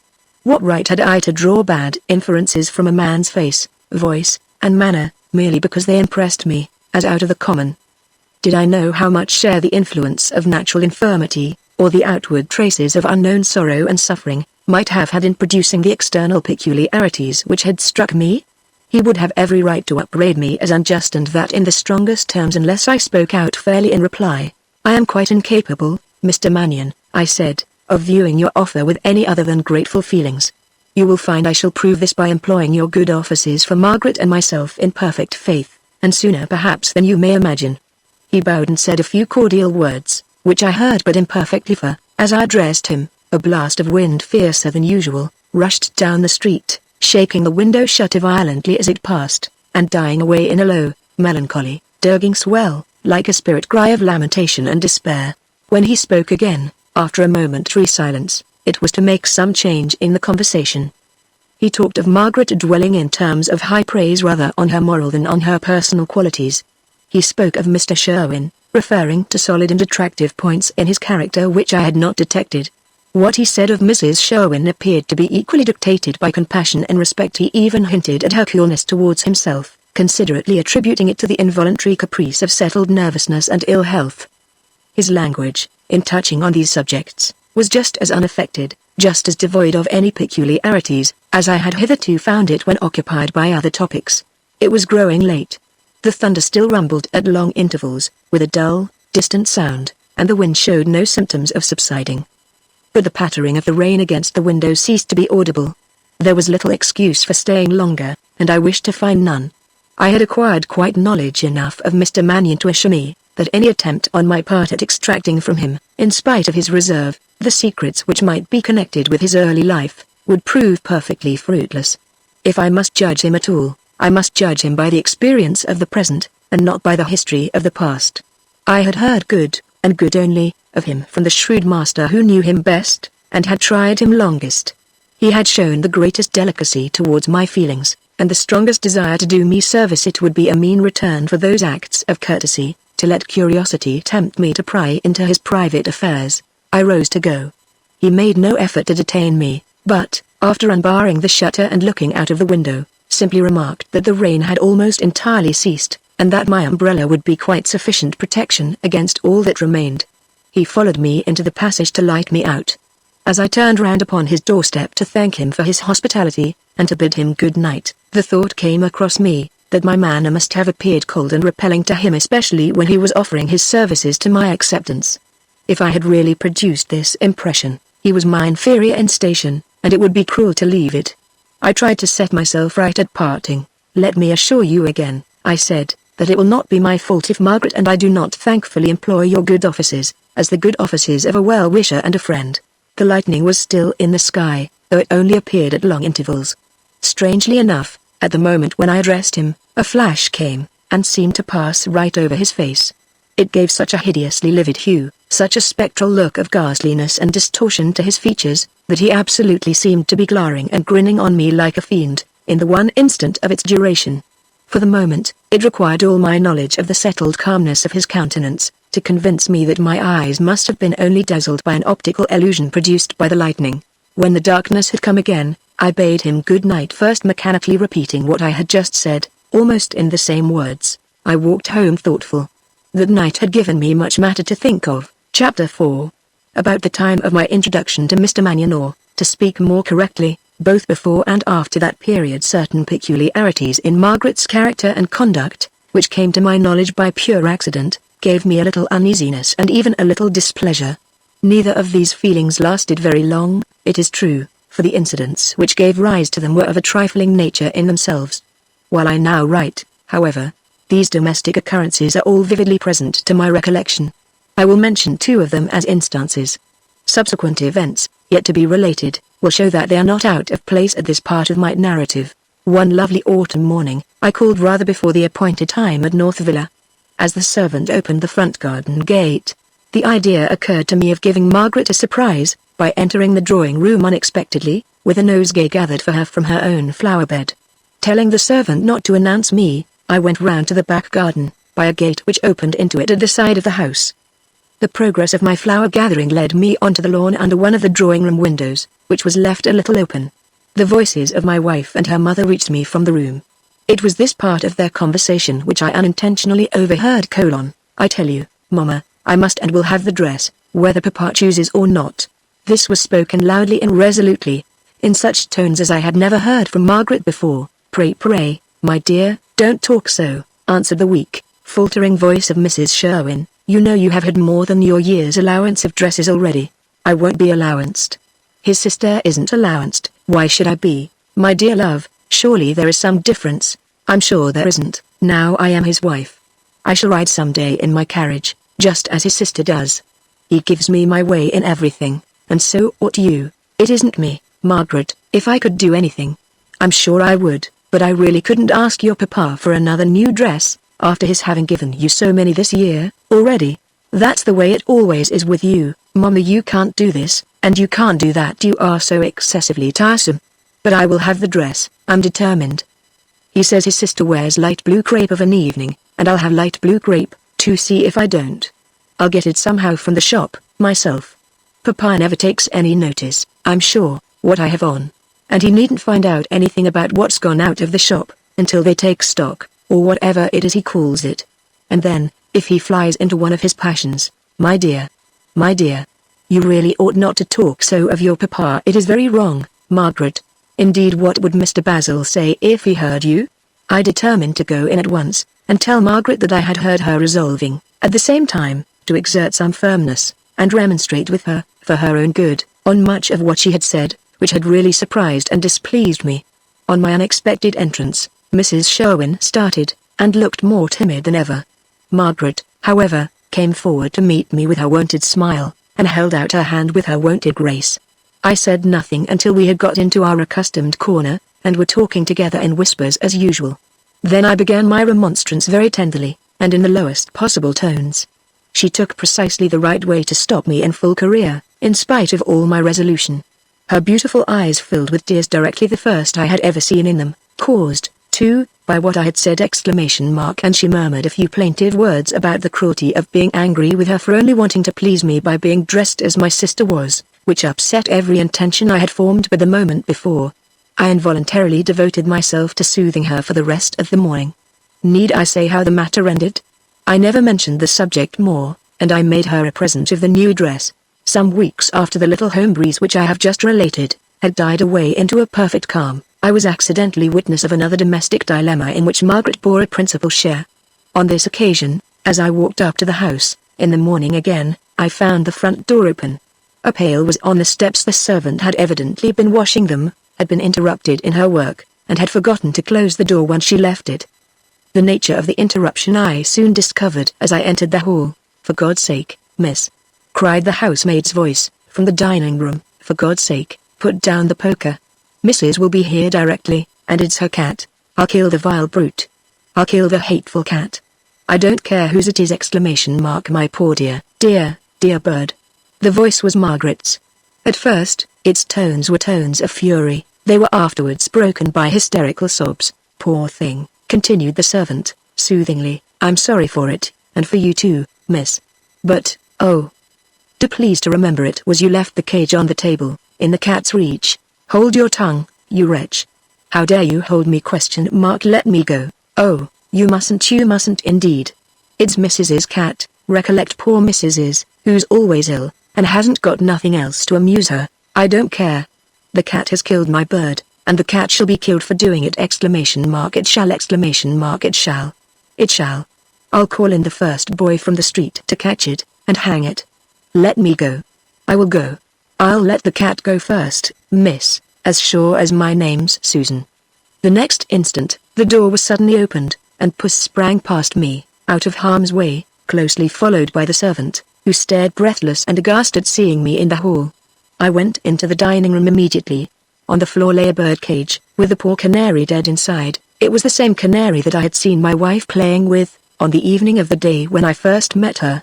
The bird's head had been nearly dragged through the bent wires of the cage, by the murderous claws of the cat. Near the fireplace, with the poker she had just dropped on the floor by her side, stood Margaret. Never had I seen her look so beautiful as she now appeared, in the fury of passion which possessed her. Her large black eyes were flashing grandly through her tears, the blood was glowing crimson in her cheeks, her lips were parted as she gasped for breath. One of her hands was clenched, and rested on the mantelpiece, the other was pressed tight over her bosom, with the fingers convulsively clasping her dress. Grieved as I was at the paroxysm of passion into which she had allowed herself to be betrayed, I could not repress an involuntary feeling of admiration when my eyes first rested on her. Even anger itself looked lovely in that lovely face. She never moved when she saw me. As I approached her, she dropped down on her knees by the cage, sobbing with frightful violence, and pouring forth a perfect torrent of ejaculations of vengeance against the cat. Mrs. Sherwin came down, and by her total want of tact and presence of mind, made matters worse. In brief, the scene ended by a fit of hysterics. To speak to Margaret on that day, as I wished to speak to her, was impossible. To approach the subject of the canary's death afterwards, was useless. If I only hinted in the gentlest way, and with the strongest sympathy for the loss of the bird, at the distress and astonishment she had caused me by the extremities to which she had allowed her passion to hurry her, a burst of tears was sure to be her only reply, just the reply, of all others, which was best calculated to silence me. If I had been her husband in fact, as well as in name, if I had been her father, her brother, or her friend, I should have let her first emotions have their way, and then have expostulated with her afterwards. But I was her lover still, and, to my eyes, Margaret's tears made virtues even of Margaret's faults. Such occurrences as these, happening but at rare intervals, formed the only interruptions to the generally even and happy tenor of our intercourse. Weeks and weeks glided away, and not a hasty or a hard word passed between us. Neither, after one preliminary difference had been adjusted, did any subsequent disagreement take place between Mr. Sherwin and me. This last element in the domestic tranquility of North Villa was, however, less attributable to his forbearance, or to mine, than to the private interference of Mr. Magneon. For some days after my interview with the managing clerk, at his own house, I had abstained from calling his offered services into requisition. I was not conscious of any reason for this course of conduct. All that had been said, all that had happened during the night of the storm, had produced a powerful, though vague impression on me. Strange as it may appear, I could not determine whether my brief but extraordinary experience of my new friend had attracted me towards him, or repelled me from him. I felt an unwillingness to lay myself under an obligation to him, which was not the result of pride, or false delicacy, or sullenness, or suspicion. It was an inexplicable unwillingness, that sprang from the fear of encountering some heavy responsibility, but of what nature I could not imagine. I delayed and held back, by instinct, and, on his side, Mr. Magneon made no further advances. He maintained the same manner, and continued the same habits, during his intercourse with the family at North Villa, which I had observed as characterizing him before I took shelter from the storm, in his house. He never referred again to the conversation of that evening, when we now met. Margaret's behavior, when I mentioned to her Mr. Magneon's willingness to be useful to us both, rather increased than diminished the vague uncertainties which perplexed me, on the subject of accepting or rejecting his overtures. I could not induce her to show the smallest interest about him. Neither his house, his personal appearance, his peculiar habits, or his secrecy in relation to his early life, nothing, in short, connected with him appeared to excite her attention or curiosity in the slightest degree. On the evening of his return from the continent, she had certainly shown some symptoms of interest in his arrival at North Villa, and some appearance of attention to him, when he joined our party. Now, she seemed completely and incomprehensibly changed on this point. Her manner became almost petulant. If I persisted long in making Mr. Magneon a topic of conversation, it was as if she resented his sharing my thoughts with her in the slightest degree. As to the difficult question whether we should engage him in our interests or not, that was a matter which she always seemed to think too trifling to be discussed between us at all. Ere long, however, circumstances decided me as to the course I should take with Mr. Magneon. A ball was given by one of Mr. Sherwin's rich commercial friends, to which he announced his intention of taking Margaret. Besides the jealousy which I felt naturally enough, in my peculiar situation at the idea of my wife going out as Miss Sherwin, and dancing in the character of a young unmarried lady with any young gentlemen who were introduced to her, I had also the strongest possible desire to keep Margaret out of the society of her own class, until my year's probation was over, and I could hope to instil her permanently in the society of my class. I had privately mentioned to her my ideas on this subject, and found that she fully agreed with them. She was not wanting in ambition to ascend to the highest degree in the social scale, and had already begun to look with indifference on the society which was offered to her by those in her own rank. To Mr. Sherwin I could confide nothing of this. I could only object, generally, to his taking Margaret out, when neither she nor I desired it. He declared that she liked parties, that all girls did, that she only pretended to dislike them, to please me, and that he had made no engagement to keep her moping at home a whole year on my account. In the case of the particular ball that now under discussion, he was determined to have his own way, and he bluntly told me as much. Irritated by his obstinacy and gross want of consideration for my defenseless position, I forgot all doubts and scruples, and privately applied to Mr. Magneon to exert the influence which he had promised to use, if I wished it, in my behalf. The result was as immediate as it was conclusive. The very next evening, Mr. Sherwin came to us with a note which he had just written, and informed me that it was an excuse for Margaret's non-appearance at the ball. He never mentioned Mr. Magneon's name, but sulkily and shortly said that he had reconsidered the matter, and had altered his first decision for reasons of his own. Having once taken a first step in the new direction, I soon followed it up, without hesitation, by taking many others. Whenever I wished to call oftener than once a day at North Villa, I had but to tell Mr. Magneon, and the next morning I found the permission immediately accorded to me by the ruling power. The same secret machinery enabled me to regulate Mr. Sherwin's incomings and outgoings, just as I chose, when Margaret and I were together in the evening. I could feel almost certain, now, of never having anyone with us, but Mrs. Sherwin, unless I desired it, which, as may be easily imagined, was seldom enough. My new ally's ready interference for my advantage was exerted quietly, easily, and as a matter of course. I never knew how, or when, he influenced his employer, and Mr. Sherwin on his part, never breathed a word of that influence to me. He accorded any extra privilege I might demand, as if he acted entirely under his own will, little suspecting how well I knew what was the real motive power which directed him. I was the more easily reconciled to employing the services of Mr. Magneon, by the great delicacy with which he performed them. He did not allow me to think, he did not appear to think himself that he was obliging me in the smallest degree. He affected no sudden intimacy with me, his manners never altered. He still persisted in not joining us in the evening, but at my express invitation, and if I referred in any way to the advantages I derived from his devotion to my interests, he always replied in his brief undemonstrative way, that he considered himself the favored person, in being permitted to make his services of some use to Margaret and me. I had told Mr. Magneon, when I was leaving him on the night of the storm, that I would treat his offers as the offers of a friend, and I had now made good my words, much sooner and much more unreservedly than I had ever intended, when we parted at his own house door. Chapter 5. The autumn was now over, the winter, a cold, gloomy winter, had fairly come. 5 months have nearly elapsed since Clara and my father had departed for the country. What communication did I hold with them, during that interval? No personal communication with either, written communication only with my sister. Clara's letters to me were frequent. They studiously avoided anything like a reproach for my long absence, and were confined almost exclusively to such details of country life as the writer thought likely to interest me. Their tone was as affectionate, nay, more affectionate, if possible, than usual.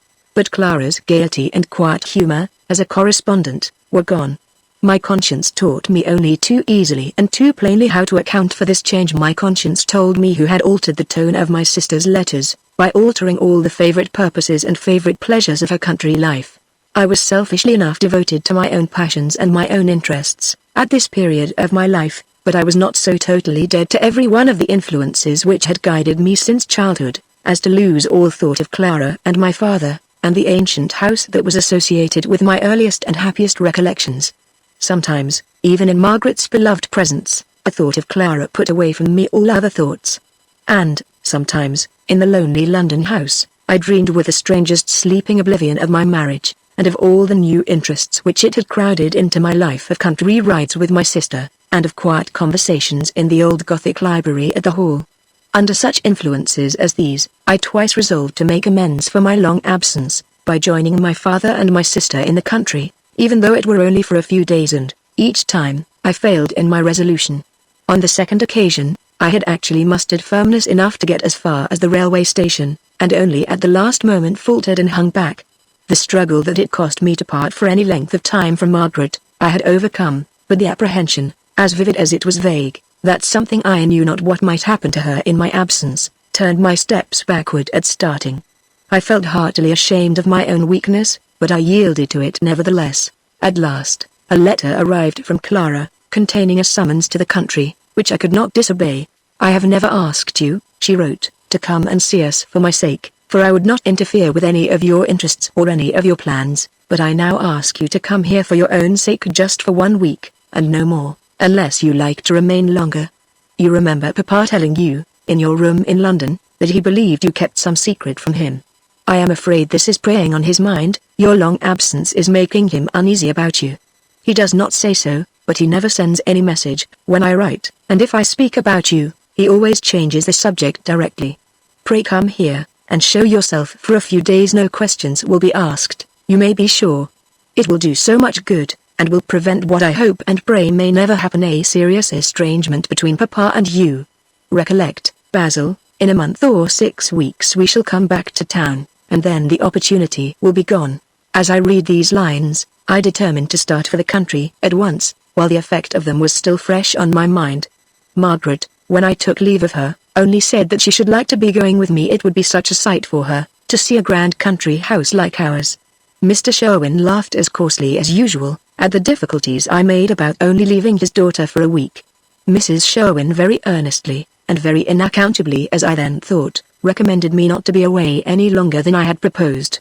Mr. Magneon privately assured me that I might depend on him in my absence from North Villa, exactly as I had always depended on him during my presence there. It was strange that his parting words should be the only words which soothed and satisfied me on taking leave of London.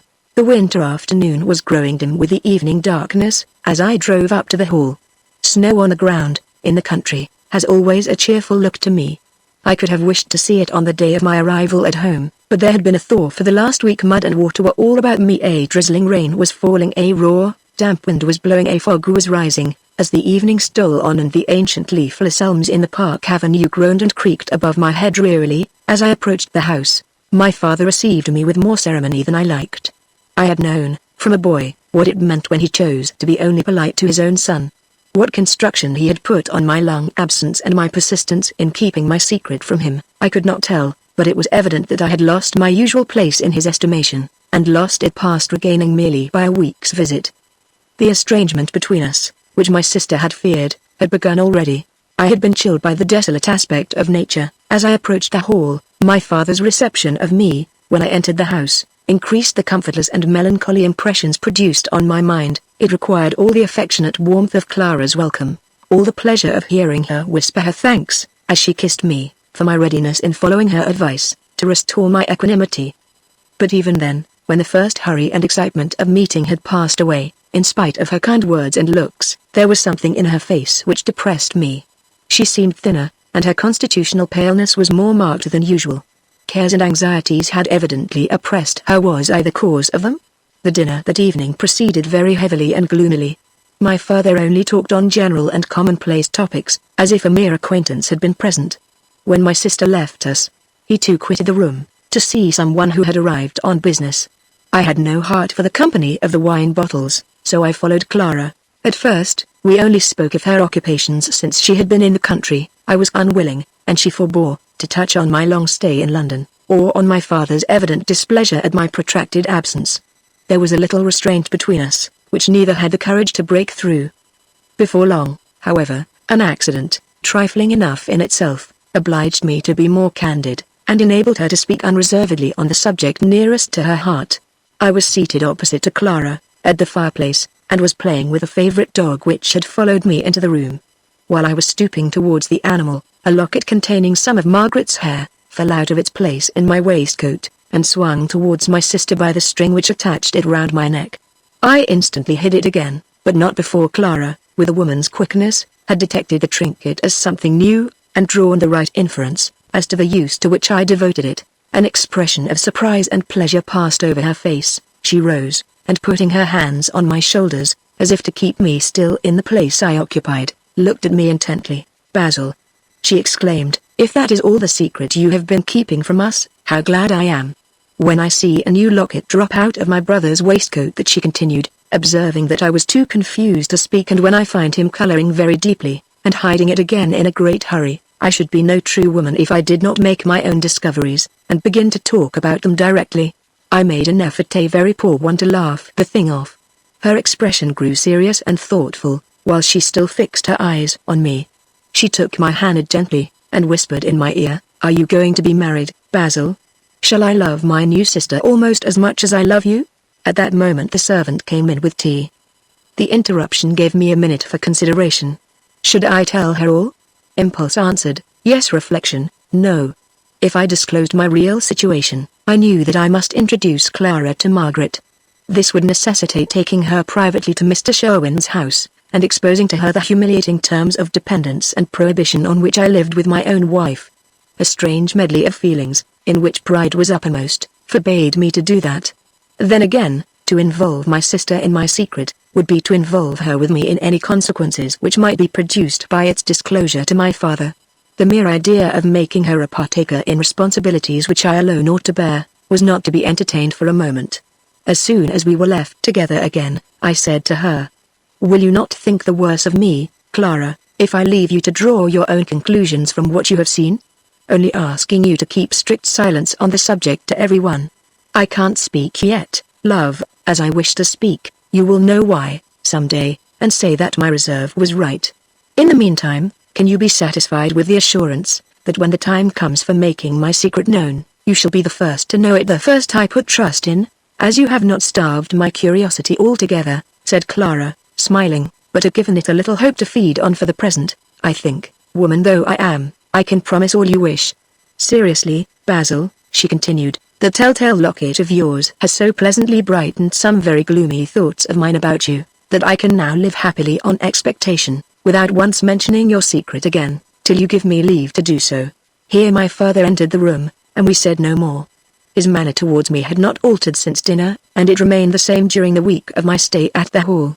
One morning, when we were alone, I took courage, and determined to try the dangerous ground a little, with a view towards my guidance for the future, but I had no sooner begun by some reference to my stay in London, and some apology for it, than he stopped me at once. I told you, he said, gravely and coldly, some months ago, that I had too much faith in your honor to intrude on affairs which you choose to keep private. Until you have perfect confidence in me, and can speak with complete candor, I will hear nothing. You have not that confidence now. You speak hesitatingly. Your eyes do not meet mine fairly and boldly. I tell you again, I will hear nothing which begins with such commonplace excuses as you have just addressed to me. Excuses lead to prevarications, and prevarications to what I will not insult you by imagining possible in your case. You're of age, and must know your own responsibilities and mine. Choose at once, between saying nothing, and saying all. He waited a moment after he had spoken, and then quitted the room. If he could only have known how I suffered, at that instant, under the base necessities of concealment, I might have confessed everything, and he must have pitied, though he might not have forgiven me. This was my first and last attempt at venturing towards the revelation of my secret to my father, by hints and half-admissions. As to boldly confessing it, I persuaded myself into a sophistical conviction that such a course could do no good, but might do much harm. When the wedded happiness I had already waited for, and was to wait for still, through so many months, came at last, was it not best to enjoy my married life in convenient secrecy, as long as I could ? Best, to abstain from disclosing my secret to my father, until necessity absolutely obliged, or circumstances absolutely invited me to do so. My inclinations conveniently decided the question in the affirmative, and a decision of any kind, right or wrong, was enough to tranquilize me at that time. So far as my father was concerned, my journey to the country did no good. I might have returned to London the day after my arrival at the Hall, without altering his opinion of me, but I stayed the whole week nevertheless, for Clara's sake. In spite of the pleasure afforded by my sister's society, my visit was a painful one. The selfish longing to be back with Margaret, which I could not wholly repress, my father's coldness, and the winter gloom and rain which confined us almost incessantly within doors, all tended in their different degrees to prevent my living at ease in the Hall. But, besides these causes of embarrassment, I had the additional mortification of feeling, for the first time, as a stranger in my own home. Nothing in the house looked to me what it used to look in former years. The rooms, the old servants, the walks and views, the domestic animals, all appeared to have altered, or to have lost something, since I had seen them last. Particular rooms that I had once been fond of occupying, were favourites no longer. Particular habits that I had hitherto always practised in the country, I could only succeed in resuming by an effort which vexed and fretted me. It was as if my life had run into a new channel since my last autumn and winter at the Hall, and now refused to flow back at my bidding into its old course. Home seemed home no longer, except in name. As soon as the week was over, my father and I parted exactly as we had met. When I took leave of Clara, she refrained from making any allusion to the shortness of my stay, and merely said that we should soon meet again in London. She evidently saw that my visit had weighed a little on my spirits, and was determined to give to our short farewell as happy and hopeful a character as possible. We now thoroughly understood each other, and that was some consolation on leaving her. Immediately on my return to London I repaired to North Villa. Nothing, I was told, had happened in my absence, but I remarked some change in Margaret. She looked pale and nervous, and was more silent than I had ever known her to be before, when we met. She accounted for this, in answer to my inquiries, by saying that confinement to the house, in consequence of the raw, wintry weather, had a little affected her, and then changed the subject. In other directions, household aspects had not deviated from their accustomed monotony. As usual, Mrs. Sherwin was at her post in the drawing-room, and her husband was reading the evening paper, over his renowned old port, in the dining-room. After the first 5 minutes of my arrival, I adapted myself again to my old way of life at Mr. Sherwin's, as easily as if I had never interrupted it for a single day. Henceforth, wherever my young wife was, there, and there only, would it be home for me. Late in the evening, Mr. Magneon arrived with some business letters for Mr. Sherwin's inspection. I sent for him into the hall to see me, as I was going away. His hand was never a warm one, but as I now took it, on greeting him, it was so deadly cold that it literally chilled mine for the moment. He only congratulated me, in the usual terms, on my safe return, and said that nothing had taken place in my absence, but in his utterance of those few words, I discovered, for the first time, a change in his voice. His tones were lower, and his articulation quicker than usual. This, joined to the extraordinary coldness of his hand, made me inquire whether he was unwell. Yes, he too had been ill while I was away, harassed with hard work, he said. Then, apologizing for leaving me abruptly, on account of the letters he had brought with him, he returned to Mr. Sherwin, in the dining room, with a greater appearance of hurry in his manner than I had ever remarked in it on any former occasion. I had left Margaret and Mr. Mannion both while I returned, and found them both ill. Surely this was something that had taken place in my absence, though they all said that nothing had happened. But trifling illnesses seemed to be little regarded at North Villa, perhaps, because serious illness was perpetually present there, in the person of Mrs. Sherwin. Chapter 6. About 6 weeks after I had left the hall, my father and Clara returned to London for the season. It is not my intention to delay over my life either at home or at North Villa, during the spring and summer. This would be merely to repeat much of what has been already related. It is better to proceed at once to the closing period of my probation, to a period which it taxes my resolution severely to write of at all. A few weeks more of toil at my narrative, and the penance of this poor task work will be over, and NBPS. Imagine then, that the final day of my long year of expectation has arrived, and that on the morrow, Margaret, for whose sake I have sacrificed and suffered so much, is at last really to be mine. On the eve of the great change in my life that was now to take place, the relative positions in which I, and the different persons with whom I was associated, stood towards each other, may be sketched thus: My father's coldness of manner had not altered since his return to London. On my side, I carefully abstained from uttering a word before him, which bore the smallest reference to my real situation. Although when we met, we outwardly preserved the usual relations of parent and child, the estrangement between us had now become complete. Clara did not fail to perceive this, and grieved over it in secret. Other and happier feelings, however, became awakened within her, when I privately hinted that the time for disclosing my secret to my sister was not far off. She grew almost as much agitated as I was, though by very different expectations she could think of nothing else but the explanation and the surprise in store for her.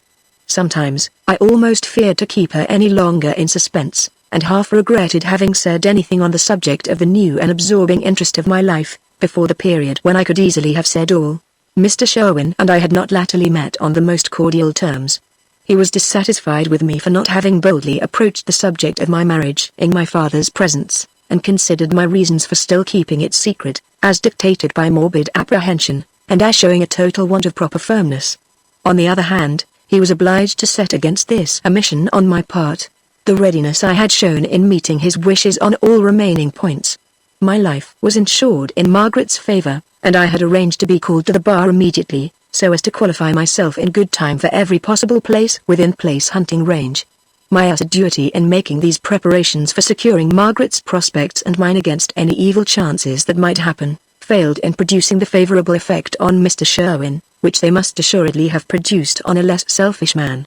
But they obliged him, at least, to stop short at occasional grumblings about my reserve with my father, and to maintain towards me a sort of sulky politeness, which was, after all, less offensive than the usual infliction of his cordiality, with its unfailing accompaniment of dull stories and dull jokes.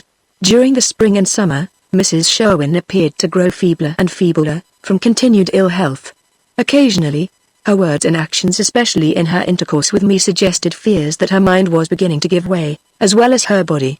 For instance, on one occasion, when Margaret had left the room for a minute or two, she suddenly hurried up to me, whispering with eager looks and anxious tones: "Watch over your wife, mind you watch over her, and keep all bad people from her.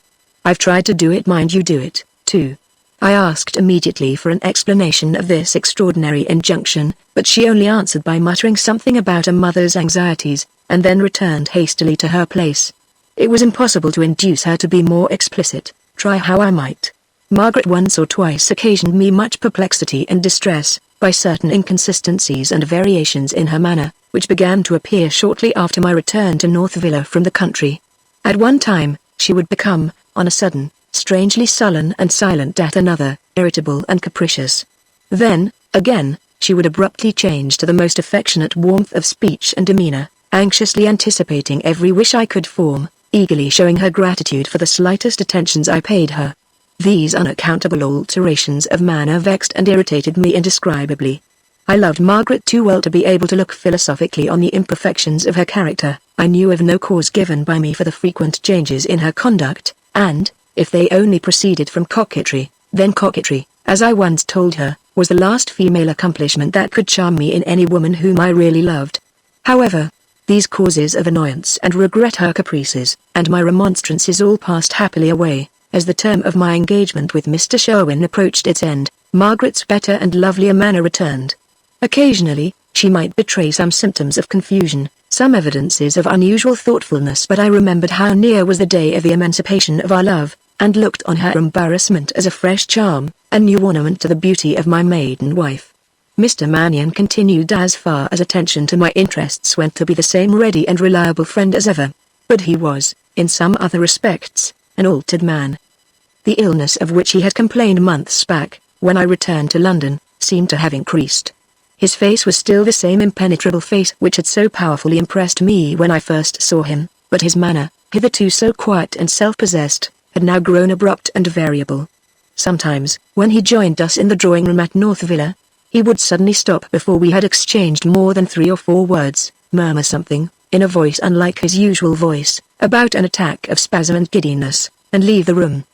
These fits of illness had something in their nature of the same secrecy which distinguished everything else connected with him. They produced no external signs of distortion, no unusual paleness in his face. You could not guess what pain he was suffering, or where he was suffering it.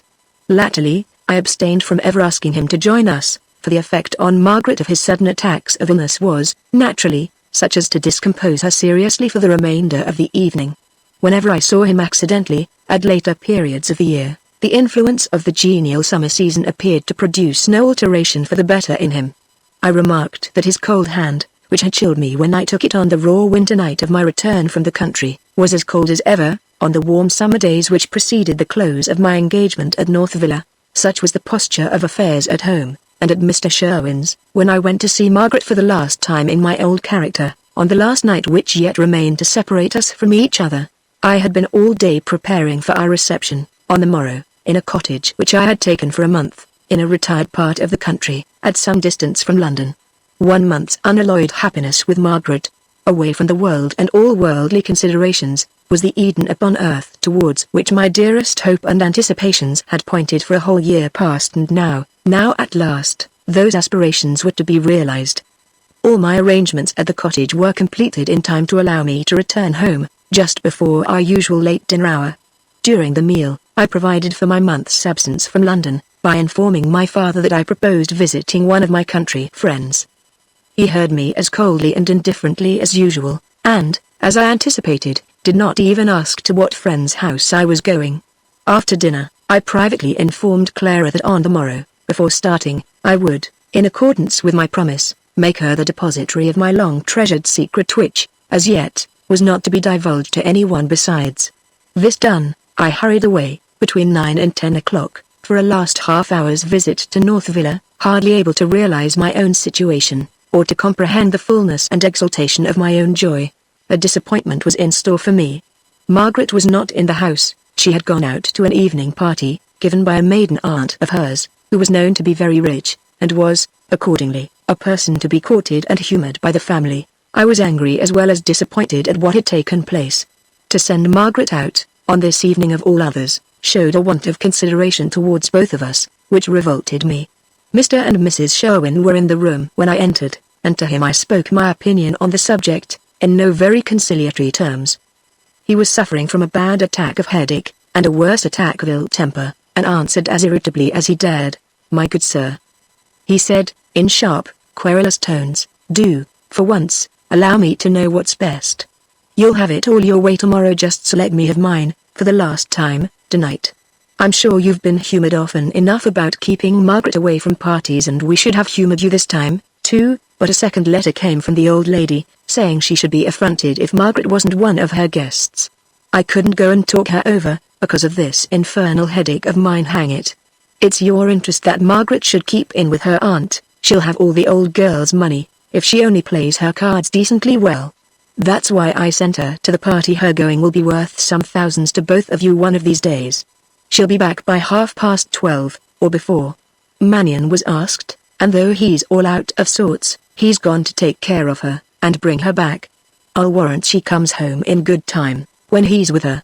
So you see there's nothing to make a fuss about, after all. It was certainly a relief to hear that Mr. Magneon was taking care of Margaret. He was, in my opinion, much fitter for such a trust than her own father. Of all the good services he had done for me, I thought this the best, but it would have been even better still, if he had prevented Margaret from going to the party. "I must say again," resumed Mr. Sherwin, still more irritably, finding I did not at once answer him, "there's nothing that any reasonable being need make a fuss about. I've been doing everything for Margaret's interests and yours, and she'll be back by 12, and Mr. Magneon takes care of her, and I don't know what you would have, and it's devilish hard, so ill as I am to cut up rough with me like this. Devilish hard. I am sorry for your illness, Mr. Sherwin, and I don't doubt your good intentions, or the advantage of Mr. Magneon's protection for Margaret, but I feel disappointed, nevertheless, that she should have gone out tonight. I said she oughtn't to go at all, whatever her aunt wrote. I said that." This bold speech actually proceeded from Mrs. Sherwin. I had never before heard her utter an opinion in her husband's presence. Such an outburst from her was perfectly inexplicable. She pronounced the words with desperate rapidity and unwonted power of tone, fixing her eyes all the while on me with a very strange expression. "Damn it, Mrs. S!" roared her husband in a fury, "will you hold your tongue? What the devil do you mean by giving your opinion, when nobody wants it? Upon my soul, I begin to think you're getting a little cracked. You've been meddling and bothering lately, so that I don't know what the deuce has come to you. I'll tell you what it is, Mr. Basil," he continued, turning snappishly round upon me, "you had better stop that fetty temper of yours, by going to the party yourself. The old lady told me she wanted gentlemen, and would be glad to see any friends of mine I liked to send her. You have only to mention my name, Magneon will do the civil in the way of introduction. There's an envelope with the address to it. They won't know who you are, or what you are. At Margaret's aunt's you've got your black dress things on, all right and ready. For heaven's sake, go to the party yourself, and then I hope you'll be satisfied." Here he stopped, and vented the rest of his ill humor by ringing the bell violently for his arrowroot, and abusing the servant when she brought it. I hesitated about accepting his proposal. While I was in doubt, Mrs. Sherwin took the opportunity, when her husband's eye was off her, of nodding her head at me significantly. She evidently wished me to join Margaret at the party, but why? What did her behavior mean? It was useless to inquire. Long bodily suffering and weakness had but too palpably produced a corresponding feebleness in her intellect. What should I do? I was resolved to see Margaret that night, but to wait for her between 2 and 3 hours, in company with her father and mother at North Villa, was an infliction not to be endured. I determined to go to the party. No one there would know anything about me. They would be all people who lived in a different world from mine, and whose manners and habits I might find some amusement in studying. At any rate, I should spend an hour or two with Margaret, and could make it my own charge to see her safely home. Without further hesitation, therefore, I took up the envelope with the address on it, and bade Mr. and Mrs. Sherwin good night. It struck 10 as I left North Villa. The moonlight, which was just beginning to shine brilliantly on my arrival there, now appeared but at rare intervals, for the clouds were spreading thicker and thicker over the whole surface of the sky, as the night advanced. Chapter 7. The address to which I was now proceeding led me some distance away from Mr. Sherwin's place of abode, in the direction of the populous neighborhood which lies on the western side of the Edgware Road. The house of Margaret's aunt was plainly enough indicated to me, as soon as I entered the street where it stood, by the glare of light from the windows, the sound of dance music, and the nondescript group of cabmen and linkmen, with their little train of idlers in attendance, assembled outside the door. It was evidently a very large party. I hesitated about going in. My sensations were not those which fit a man for exchanging conventional civilities with perfect strangers. I felt that I showed outwardly the fever of joy and expectation within me. Could I preserve my assumed character of a mere friend of the family, in Margaret's presence? And on this night too, of all others? It was far more probable that my behavior, if I went to the party, would betray everything to everybody assembled. I determined to walk about in the neighborhood of the house, until 12 o'clock, and then to go into the hall, and send up my card to Mr. Magneon, with a message on it, intimating that I was waiting below to accompany him to North Villa with Margaret. I crossed the street, and looked up again at the house from the pavement opposite. Then lingered a little, listening to the music as it reached me through the windows, and imagining to myself Margaret's occupation at that moment. After this, I turned away, and set forth eastward on my walk, careless in which direction I traced my steps. I felt little impatience, and no sense of fatigue, for in less than 2 hours more I knew that I should see my wife again. Until then, the present had no existence for me. I lived in the past and future. I wandered indifferently along lonely by streets, and crowded thoroughfares. Of all the sights which attend a night walk in a great city, not one attracted my notice. Uninformed and unobservant, neither saddened nor startled, I passed through the glittering highways of London. All sounds were silent to me save the love music of my own thoughts. All sights had vanished before the bright form that moved through my bridal dream. Where was my world, at that moment? Narrowed to the cottage in the country which was to receive us on the morrow. Where were the beings in the world? All merged in one Margaret. Sometimes, my thoughts glided back, dreamily and voluptuously, to the day when I first met her. Sometimes, I recalled the summer evenings when we sat and read together out of the same book, and, once more, it was as if I breathed with the breath, and hoped with the hopes, and longed with the old longings of those days. But oftenest it was with the morrow that my mind was occupied. The first dream of all young men, the dream of living rapturously with the woman they love, in a secret retirement kept sacred from friends and from strangers alike, was now my dream, to be realized in a few hours, to be realized with my waking on the morning which was already at hand. For the last quarter of an hour of my walk, I must have been unconsciously retracing my steps towards the house of Margaret's aunt. I came in sight of it again, just as the sound of the neighboring church clocks, striking 11, roused me from my abstraction. More cabs were in the street, more people were gathered about the door, by this time. Was all this bustle, the bustle of arrival or of departure? Was the party about to break up, at an hour when parties usually begin? I determined to go nearer to the house, and ascertain whether the music had ceased, or not. I had approached close enough to hear the notes of the harp and pianoforte still sounding as gaily as ever, when the house door was suddenly flung open for the departure of a lady and gentleman. The light from the hall lamps fell on their faces, and showed me Margaret and Mr. Magneon, going home already. An hour and a half before it was time to return. Why? There could be but one reason. Margaret was thinking of me, and of what I should feel if I called at North Villa, and had to wait for her till past midnight. I ran forward to speak to them, as they descended the steps, but exactly at the same moment, my voice was overpowered, and my further progress barred, by a scuffle on the pavement among the people who stood between us. One man said that his pocket had been picked, others roared to him that they had caught the thief. There was a fight. The police came up. I was surrounded on all sides by a shouting, struggling mob that seemed to have gathered in an instant. Before I could force myself out of the crowd, and escape into the road, Margaret and Mr. Magneon had hurried into a cab. I just saw the vehicle driving off rapidly, as I got free. An empty cab was standing near me. I jumped into it directly and told the man to overtake them. After having waited my time so patiently, to let a mere accident stop me from going home with them, as I had resolved, was not to be thought of for a moment. I was hot and angry, after my contest with the crowd, and could have flogged on the miserable cab horse with my own hand, rather than have failed in my purpose.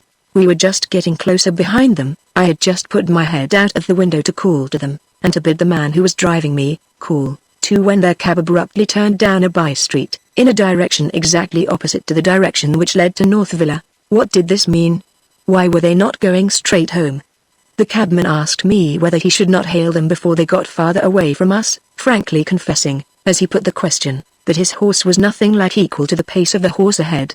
Mechanically, without assignable purpose or motive, I declined his offer, and told him simply to follow at any distance he could.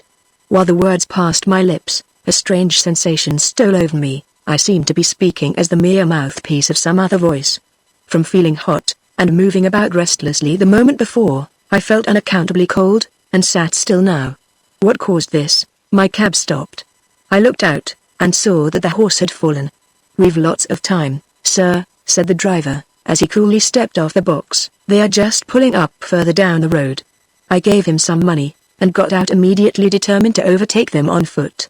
It was a very lonely place, a colony of half-finished streets, and half-inhabited houses, which had grown up in the neighborhood of a great railway station. I heard the fierce scream of the whistle, and the heaving, heavy throb of the engine starting on its journey, as I advanced along the gloomy square inches which I now found myself. The cab I had been following stood at a turning which led into a long street, occupied towards the farther end, by shops closed for the night, and at the end nearest me, apparently by private houses only. Margaret and Mr. Magneon hastily left the cab, and without looking either to the right or the left, hurried down the street. They stopped at the 9th house. I followed just in time to hear the door closed on them, and to count the number of doors intervening between that door and the square. The awful thrill of a suspicion which I hardly knew yet for what it really was, began to creep over me, to creep like a dead cold touch crawling through and through me to the heart. I looked up at the house. It was an hotel, a neglected, deserted, dreary-looking building. Still acting mechanically, still with no definite impulse that I could recognize, even if I felt it, except the instinctive resolution to follow them into the house. As I had already followed them through the street, I walked up to the door, and rang the bell. It was answered by a waiter, a mere lad. As the light in the passage fell on my face, he paused in the act of addressing me, and drew back a few steps. Without stopping for any explanations, I closed the door behind me, and said to him at once, "A lady and gentleman came into this hotel a little while ago. What may your business be?" He hesitated, and added in an altered tone, "I mean, what may you want with them, sir? I want you to take me where I can hear their voices, and I want nothing more. Here's a sovereign for you, if you do what I ask." His eyes fastened covetously on the gold, as I held it before them. He retired a few steps on tiptoe, and listened at the end of the passage. I heard nothing but the thick, rapid beating of my own heart. He came back, muttering to himself, "Master's safe at supper downstairs, I'll risk it. You'll promise to go away directly," he added, whispering to me, "and not disturb the house? We are quiet people here, and can't have anything like a disturbance. Just say at once, will you promise to step soft, and not speak a word?" "I promise. This way then, sir, and mind you don't forget to step soft." A strange coldness and stillness, an icy insensibility, a dream sensation of being impelled by some hidden, irresistible agency, possessed me, as I followed him upstairs. He showed me softly into an empty room, pointed to one of the walls, whispering, "It's only boards papered over," and then waited, keeping his eyes anxiously and steadily fixed upon all my movements.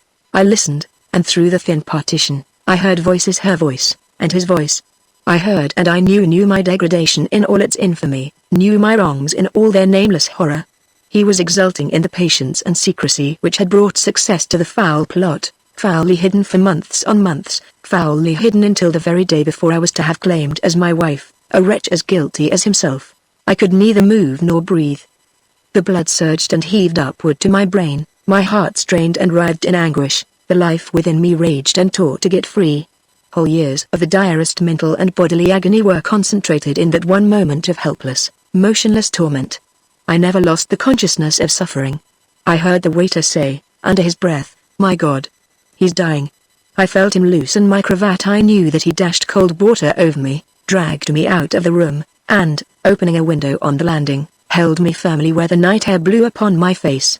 I knew all this, and knew when the paroxysm passed, and nothing remained of it, but a shivering helplessness in every limb. Ere long, the power of thinking began to return to me by degrees. Misery, and shame, and horror, and a vain yearning to hide myself from all human eyes, and weep out my life in secret, overcame me. Then, these subsided, and one thought slowly arose in their stead, and cast down before it every obstacle of conscience, every principle of education, every care for the future, every remembrance of the past, every weakening influence or present misery, every repressing tie of family and home, every anxiety for good fame in this life, and every idea of the next that was to come. Before the fell poison of that thought, all other thoughts, good or evil, died. As it spoke secretly within me, I felt my bodily strength coming back, a quick vigor leapt hotly through my frame. I turned, and looked round towards the room we had just left. My mind was looking at the room beyond it, the room they were in. The waiter was still standing by my side, watching me intently. He suddenly started back, and, with pale face and staring eyes, pointed down the stairs. "You go," he whispered, "go directly. You're well now. I'm afraid to have you here any longer. I saw your look, your horrid look at that room. You've heard what you wanted for your money. Go at once, or, if I lose my place for it, I'll call out murder, and raise the house. And mind this, as true as God's in heaven, I'll warn them both before they go outside our door." Hearing, but not heeding him, I left the house. No voice that ever spoke could have called me back from the course on which I was now bound. The waiter watched me vigilantly from the door, as I went out. Seeing this, I made a circuit, before I returned to the spot where, as I had suspected, the cab they had ridden in was still waiting for them. The driver was asleep inside. I awoke him, told him I had been sent to say that he was not wanted again that night, and secured his ready departure, by at once paying him on his own terms. He drove off, and the first obstacle on the fatal path which I had resolved to tread unopposed, was now removed. As the cab disappeared from my sight, I looked up at the sky. It was growing very dark. The ragged black clouds, fantastically parted from each other in island shapes over the whole surface of the heavens, were fast drawing together into one huge, formless, lowering mass, and had already hidden the moon for good. I went back to the street, and stationed myself in the pitch darkness of a passage which led down a mews, situated exactly opposite to the hotel. In the silence and obscurity, in the sudden pause of action while I now waited and watched, my thought rose to my lips, and my speech mechanically formed it into words. I whispered softly to myself, I will kill him when he comes out. My mind never swerved for an instant from this thought, never swerved towards myself, never swerved towards her. Grief was numbed at my heart, and the consciousness of my own misery was numbed with grief. Death chills all before it, and death and my thought were one. Once, while I stood on the watch, a sharp agony of suspense tried me fiercely. Just as I had calculated that the time was come which would force them to depart, in order to return to North Villa by the appointed hour, I heard the slow, heavy, regular tramp of a footstep advancing along the street. It was the policeman of the district going his round. As he approached the entrance to the mews he paused, yawned, stretched his arms, and began to whistle a tune. If Magneon should come out while he was there. My blood seemed to stagnate on its course, while I thought that this might well happen. Suddenly, the man ceased whistling, looked steadily up and down the street, and tried the door of a house near him, advanced a few steps, then paused again, and tried another door, then muttered to himself, in drowsy tones, I've seen all safe here already, it's the other street I forgot just now. He turned, and retraced his way. I fixed my aching eyes vigilantly on the hotel, while I heard the sound of his footsteps grow fainter and fainter in the distance.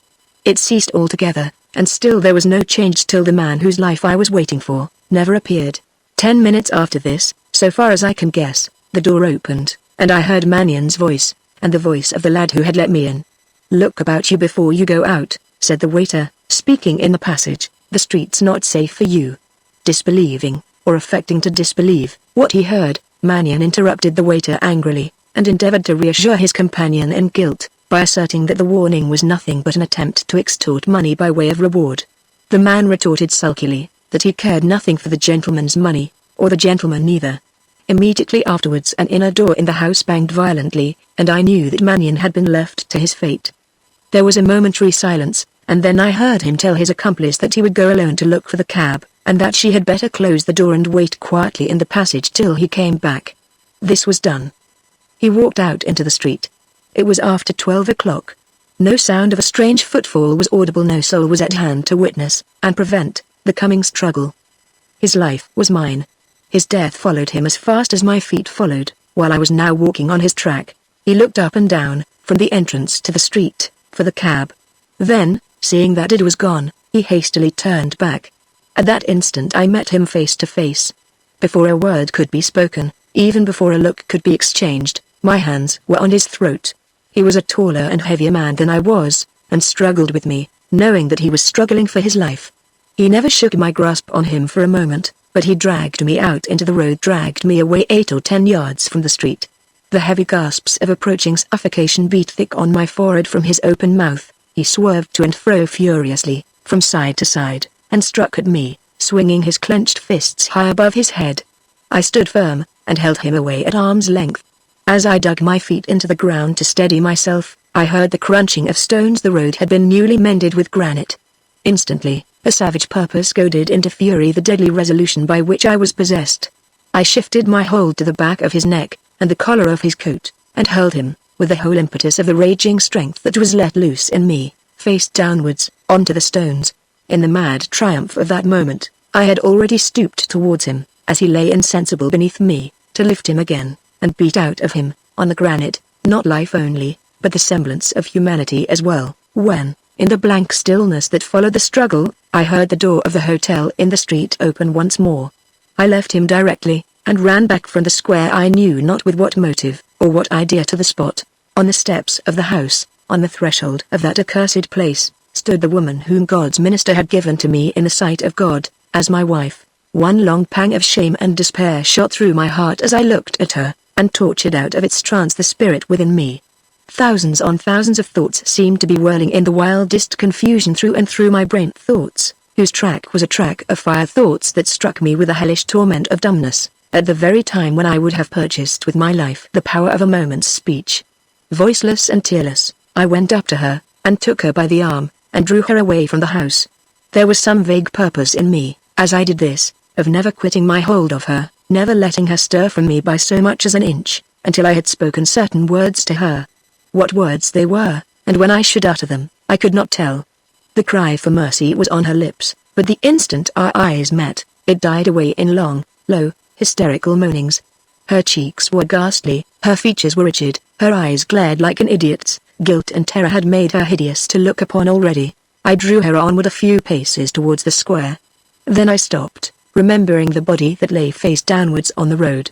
The savage strength of a few moments before had left me from the time when I first saw her. I now reeled where I stood, from sheer physical weakness. The sound of her pantings and shudderings, of her abject inarticulate murmurings for mercy, struck me with a supernatural terror. My fingers trembled round her arm, the perspiration dripped down my face, like rain. I caught at the railings by my side, to keep myself from falling. As I did so, she snatched her arm from my grasp, as easily as if I had been a child, and, with a cry for help, fled towards the further end of the street. Still, the strange instinct of never losing hold of her influenced me. I followed, staggering like a drunken man. In a moment, she was out of my reach, in another, out of my sight. I went on, nevertheless, on, and on, and on, I knew not whither. I lost all ideas of time and distance. Sometimes I went round and round the same streets, over and over again. Sometimes I hurried in one direction, straight forward. Wherever I went, it seemed to me that she was still just before, that her track and my track were one, that I had just lost my hold of her, and that she was just starting on her flight. I remember passing two men in this way, in some great thoroughfare. They both stopped, turned, and walked a few steps after me. One laughed at me, as a drunkard. The other, in serious tones, told him to be silent, for I was not drunk, but mad. He had seen my face as I passed under a gas lamp, and he knew that I was mad, mad. That word, as I heard it, rang after me like a voice of judgment. Mad. A fear had come over me, which, in all its frightful complication, was expressed by that one word, a fear which, to the man who suffers it, is worse even than the fear of death, which no human language ever has conveyed, or ever will convey, in all its horrible reality, to others. I had pressed onward, hitherto, because I saw a vision that led me after it, a beckoning shadow, ahead, darker even than the night darkness. I still pressed on, now, but only because I was afraid to stop. I know not how far I had gone, when my strength utterly failed me, and I sank down helpless, in a lonely place where the houses were few and scattered, and trees and fields were dimly discernible in the obscurity beyond. I hid my face in my hands, and tried to assure myself that I was still in possession of my senses. I strove hard to separate my thoughts, to distinguish between my recollections, to extricate from the confusion within me any one idea, no matter what, and I could not do it.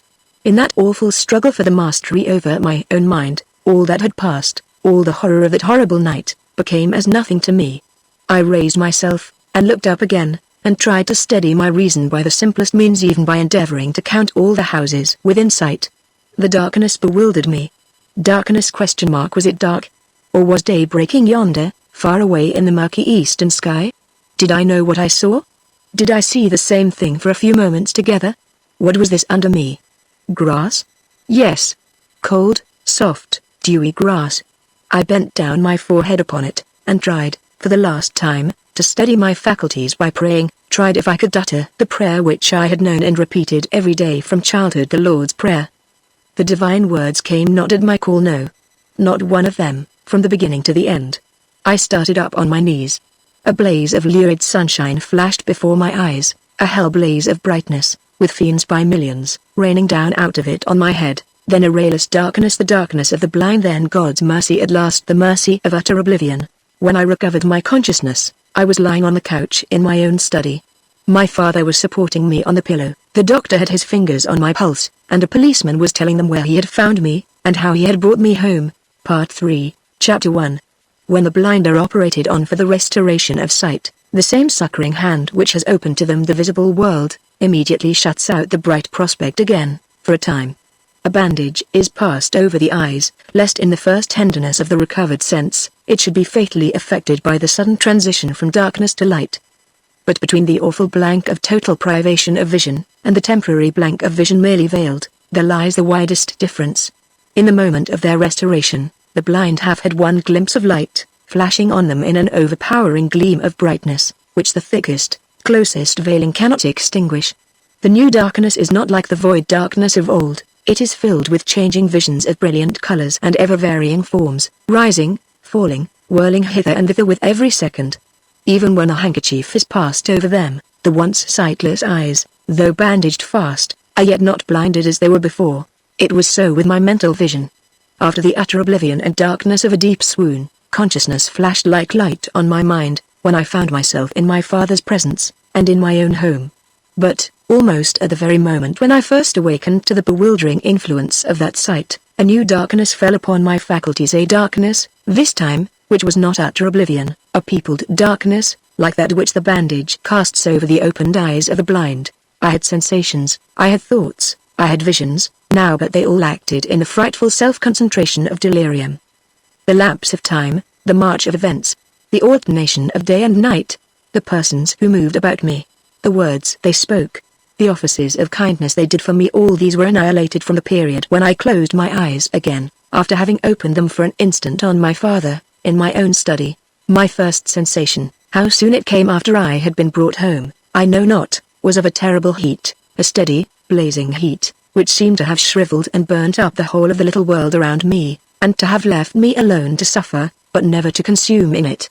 After this, came a quick, restless, unintermittent toiling of obscure thought, ever in the same darkened sphere, ever on the same impenetrable subject, ever failing to reach some distant and visionary result.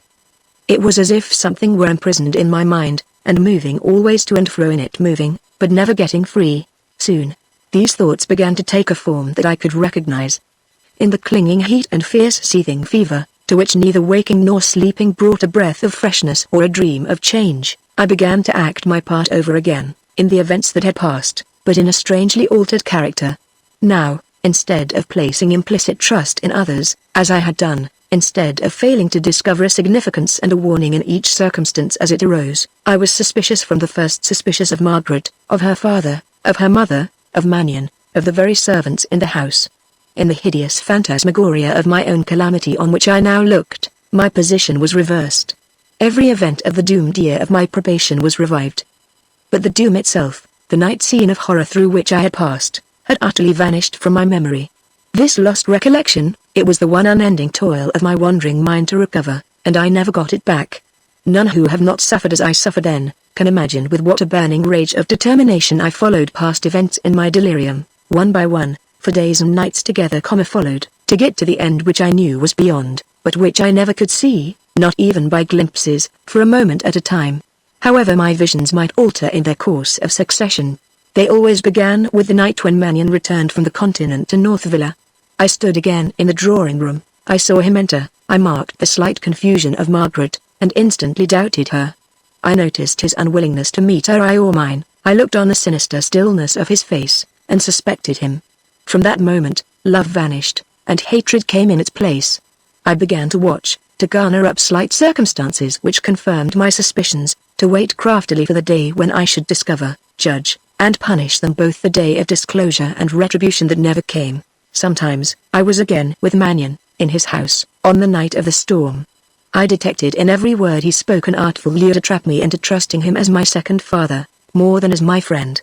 I heard in the tempest sounds which mysteriously interrupted, or mingled with, my answers, voices supernaturally warning me of my enemy, each time that I spoke to him.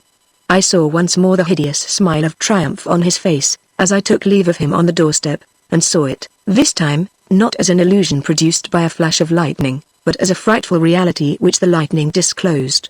Sometimes, I was again in the garden at Northville and accidentally overhearing the conversation between Margaret and her mother, overhearing what deceit she was willing to commit, for the sake of getting a new dress, then going into the room, and seeing her assume her usual manner on meeting me, as if no such words as I had listened to but the moment before, had ever proceeded from her lips. Or, I saw her on that other morning, when, to revenge the death of her bird, she would have killed with her own hand the one pet companion that her sick mother possessed. Now, no generous, trusting love blinded me to the real meaning of such events as these. Now, instead of regarding them as little weaknesses of beauty, and little errors of youth, I saw them as timely warnings, which bade me remember when the day of my vengeance came, that in the contriving of the iniquity on which they were both bent, the woman had been as vile as the man. Sometimes, I was once more on my way to Northville, after my week's absence at our country house. I saw again the change in Margaret since I had left her, the paleness, the restlessness, the appearance of agitation. I took the hand of Magneon, and started as I felt its deadly coldness, and remarked the strange alteration in his manner. When they accounted for these changes by telling me that both had been ill, in different ways, since my departure, I detected the miserable lie at once. I knew that an evil advantage had been taken of my absence, that the plot against me was fast advancing towards consummation, and that, at the sight of their victim, even the two wretches who were compassing my dishonor could not repress all outward manifestation of their guilt. Sometimes, the figure of Mrs. Sherwin appeared to me, wan and weary, and mournful with a ghostly mournfulness. Again I watched her, and listened to her, but now with eager curiosity, with breathless attention. Once more, I saw her shudder when Magnion's cold eyes turned on her face. I marked the anxious, imploring look that she cast on Margaret and on me. I heard her confused, unwilling answer, when I inquired the cause of her dislike of the man in whom her husband placed the most implicit trust. I listened to her abrupt, inexplicable injunction to watch continually over my wife, and keep bad people from her. All these different circumstances occurred again as vividly as in the reality, but I did not now account for them, as I had once accounted for them, by convincing myself that Mrs. Sherwin's mind was wandering, and that her bodily sufferings had affected her intellect. I saw immediately that she suspected Magneon, and dared not openly confess her suspicions. I saw that in the stillness, and abandonment, and self-concentration of her neglected life, she had been watching more vigilantly than others had watched. I detected in every one of her despised gestures, and looks, and halting words, the same concealed warning ever lying beneath the surface. I knew they had not succeeded in deceiving her. I was determined they should not succeed in deceiving me. It was oftenest at this point that my restless memory recoiled before the impenetrable darkness which forbade it to see further, to see on to the last evening, to the fatal night. It was oftenest at this point that I toiled and struggled back, over and over again, to seek once more the lost events of the end, through the events of the beginning. How often my wandering thoughts thus incessantly and desperately traced and retraced their way over their own fever track, I cannot tell. But there came a time when they suddenly ceased to torment me, when the heavy burden that was on my mind fell off, when a sudden strength and fury possessed me, and I plunged down through a vast darkness into a world whose daylight was all radiant flame. Giant phantoms mustered by millions, flashing white as lightning in the ruddy air. They rushed on me with hurricane speed, their wings fanned me with fiery breezes, and the echo of their thunder music was like the groaning and rending of an earthquake, as they tore me away with them on their whirlwind course, away to a city of palaces, to measureless halls, and arches, and domes, soaring one above another, till their flashing ruby summits are lost in the burning void, high overhead. On, through and through these mountain piles, into countless, limitless corridors, reared on pillars lurid and rosy as molten lava. Far down the corridors rise visions of flying phantoms, ever at the same distance before us, their raving voices clanging like the hammers of 1,000 forges. Still on and on, faster and faster, for days, years, centuries together, till there comes, stealing slowly forward to meet us, a shadow, a vast, stealthy, gliding shadow, the first darkness that has ever been shed over that world of blazing light. It comes nearer, nearer and nearer softly, till it touches the front ranks of our phantom troop. Then in an instant, our rushing progress is checked, the thunder music of our wild march stops, the raving voices of the spectres ahead cease, a horror of blank stillness is all about us, and as the shadow creeps onward and onward, until we are enveloped in it from front to rear, we shiver with icy cold under the fiery air and amid the lurid lava pillars which hem us in on either side. A silence, like no silence ever known on earth, a darkening of the shadow, blacker than the blackest night in the thickest wood. A pause, then, a sound as of the heavy air being cleft asunder, and then, an apparition of two figures coming on out of the shadow, two monsters stretching forth their gnarled yellow talons to grasp at us, leaving on their track a green decay, oozing and shining with a sickly light. Beyond and around me, as I stood in the midst of them, the phantom troop dropped into formless masses, while the monsters advanced. They came close to me, and I alone, of all the myriads around, changed not at their approach. Each laid a talon on my shoulder, each raised a veil which was one hideous network of twining worms. I saw through the ghastly corruption of their faces the look that told me who they were, the monstrous iniquities incarnate in monstrous forms, the fiend souls made visible in fiend shapes, Margaret and Magneon. A moment more, and I was alone with those two. Not a wreck of the phantom multitude remained. The towering city, the gleaming corridors, the fire-bright radiance had vanished. We stood on a wilderness, a still, black lake of dead waters was before us. A white, faint, misty light shone on us. Outspread over the noisome ground lay the ruins of a house, rooted up and overthrown to its foundations. The demon figures, still watching on either side of me, drew me slowly forward to the fallen stones, and pointed to two dead bodies lying among them. My father! My sister! Both cold and still, and whiter than the white light that showed them to me. The demons at my side stretched out their crooked talons, and forbade me to kneel before my father, or to kiss Clara's wan face, before I went to torment. They struck me motionless where I stood and unveiled their hideous faces once more, jeering at me in triumph. Anon, the lake of black waters heaved up and overflowed, and noiselessly sucked us away into its central depths that were endless, depths of rayless darkness, in which we slowly eddied round and round, deeper and deeper down at every turn. I felt the bodies of my father and my sister touching me in cold contact. I stretched out my arms to clasp them and sink with them, and the demon pair glided between us, and separated me from them. This vain striving to join myself to my dead kindred when we touched each other in the slow, endless whirlpool, ever continued and was ever frustrated in the same way. Still we sank apart, down the black gulfs of the lake. Still there was no light, no sound, no change, no pause of repose, and this was eternity, the eternity of hell. Such was one dream vision out of many that I saw. It must have been at this time that men were set to watch me day and night, as I afterwards heard, in order that I might be held down in my bed, when a paroxysm of convulsive strength made me dangerous to myself and to all about me. The period too when the doctors announced that the fever had seized on my brain, and was getting the better of their skill, must have been this period. But though they gave up my life as lost, I was not to die. There came a time, at last, when the gnawing fever lost its hold, and I awoke faintly one morning to a new existence, to a life frail and helpless as the life of a newborn babe. I was too weak to move, to speak, to open my eyes, to exert in the smallest degree any one faculty, bodily or mental, that I possessed. The first sense of which I regained the use, was the sense of hearing, and the first sound that I recognized, was of a light footstep which mysteriously approached, paused, and then retired again gently outside my door. The hearing of this sound was my first pleasure, the waiting for its repetition my first source of happy expectation, since I had been ill. Once more the footsteps approached, paused a moment, then seemed to retire as before, then returned slowly. A sigh, very faint and trembling, a whisper of which I could not yet distinguish the import, caught my ear, and after that, there was silence. Still I waited, oh, how happily and calmly, to hear the whisper soon repeated, and to hear it better when it next came.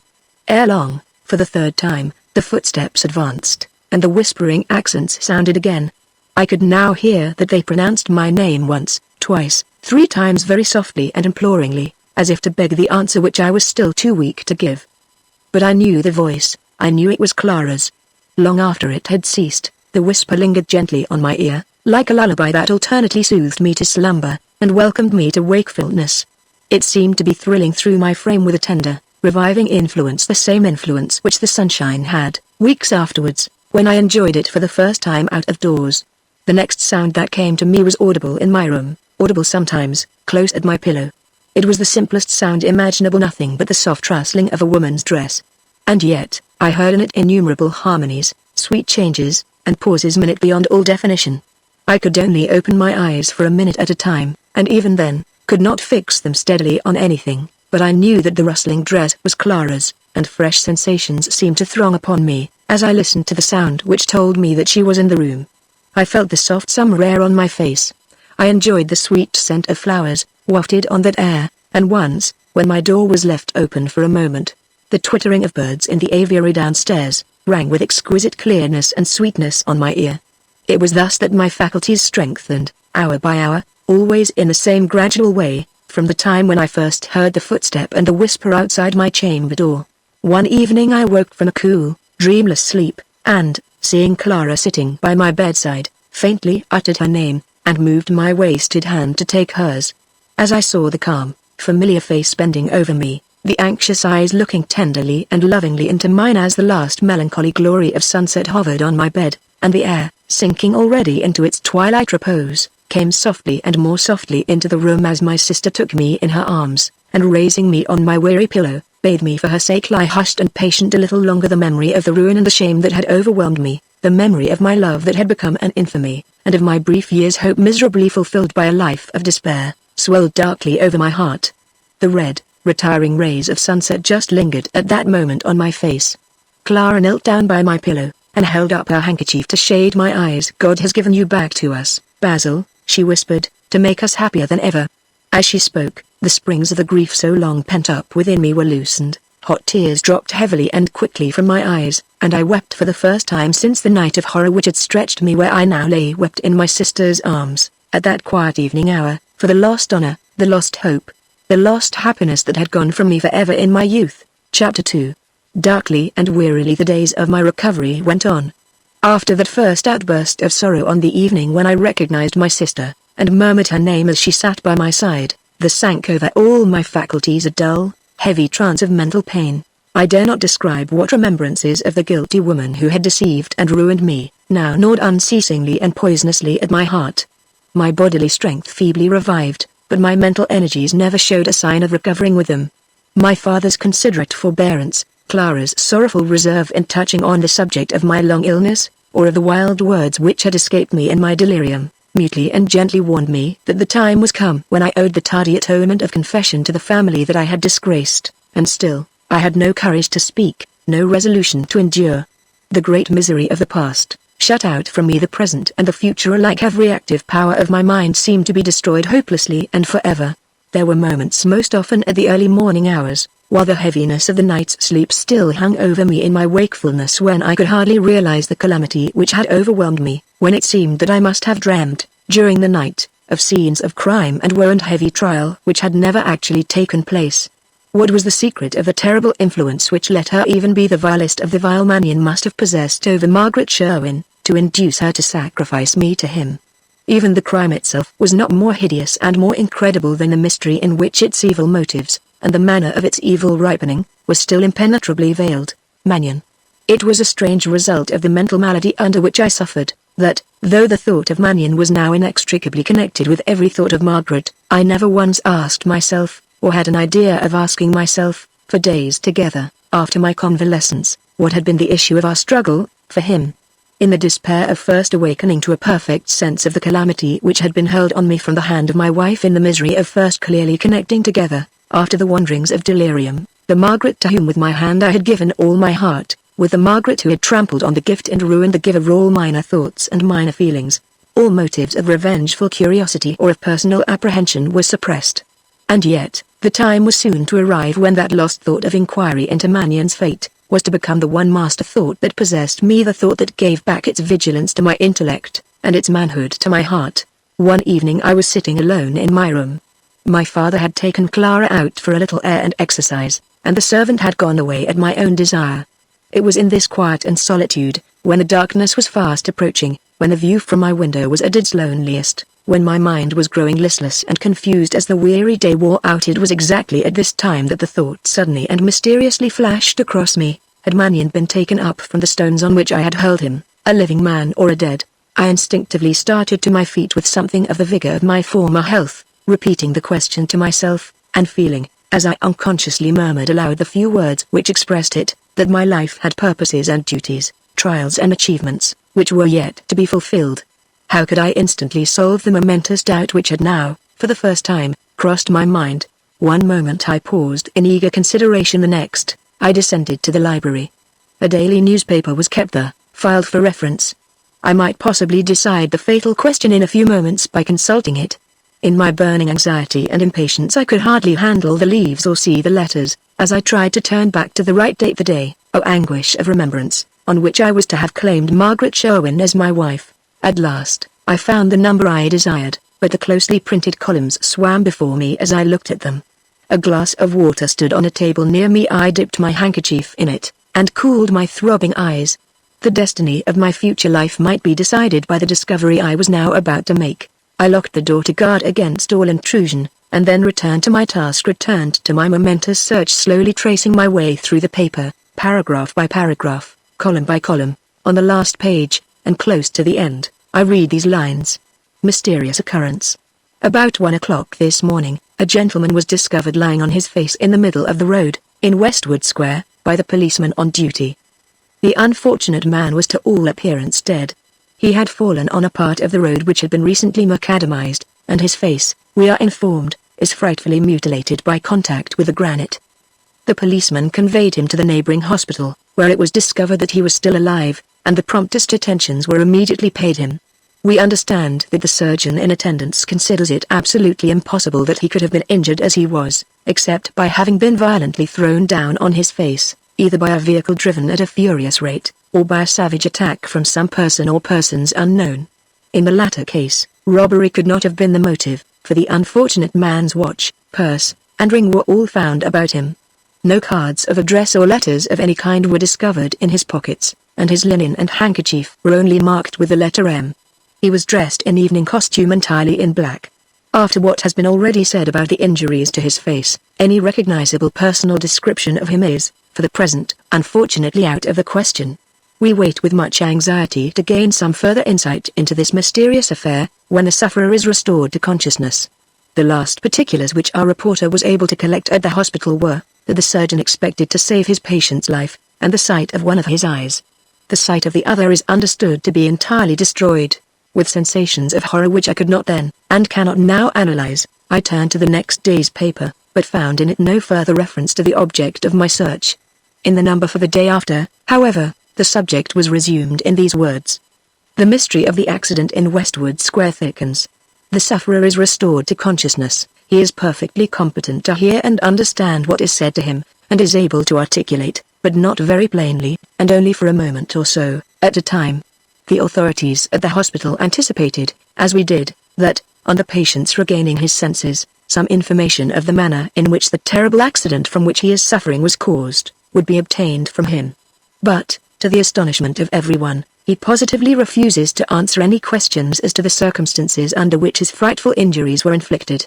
With the same unaccountable secrecy, he declines to tell his name, his place of abode, or the names of any friends to whom notice of his situation might be communicated.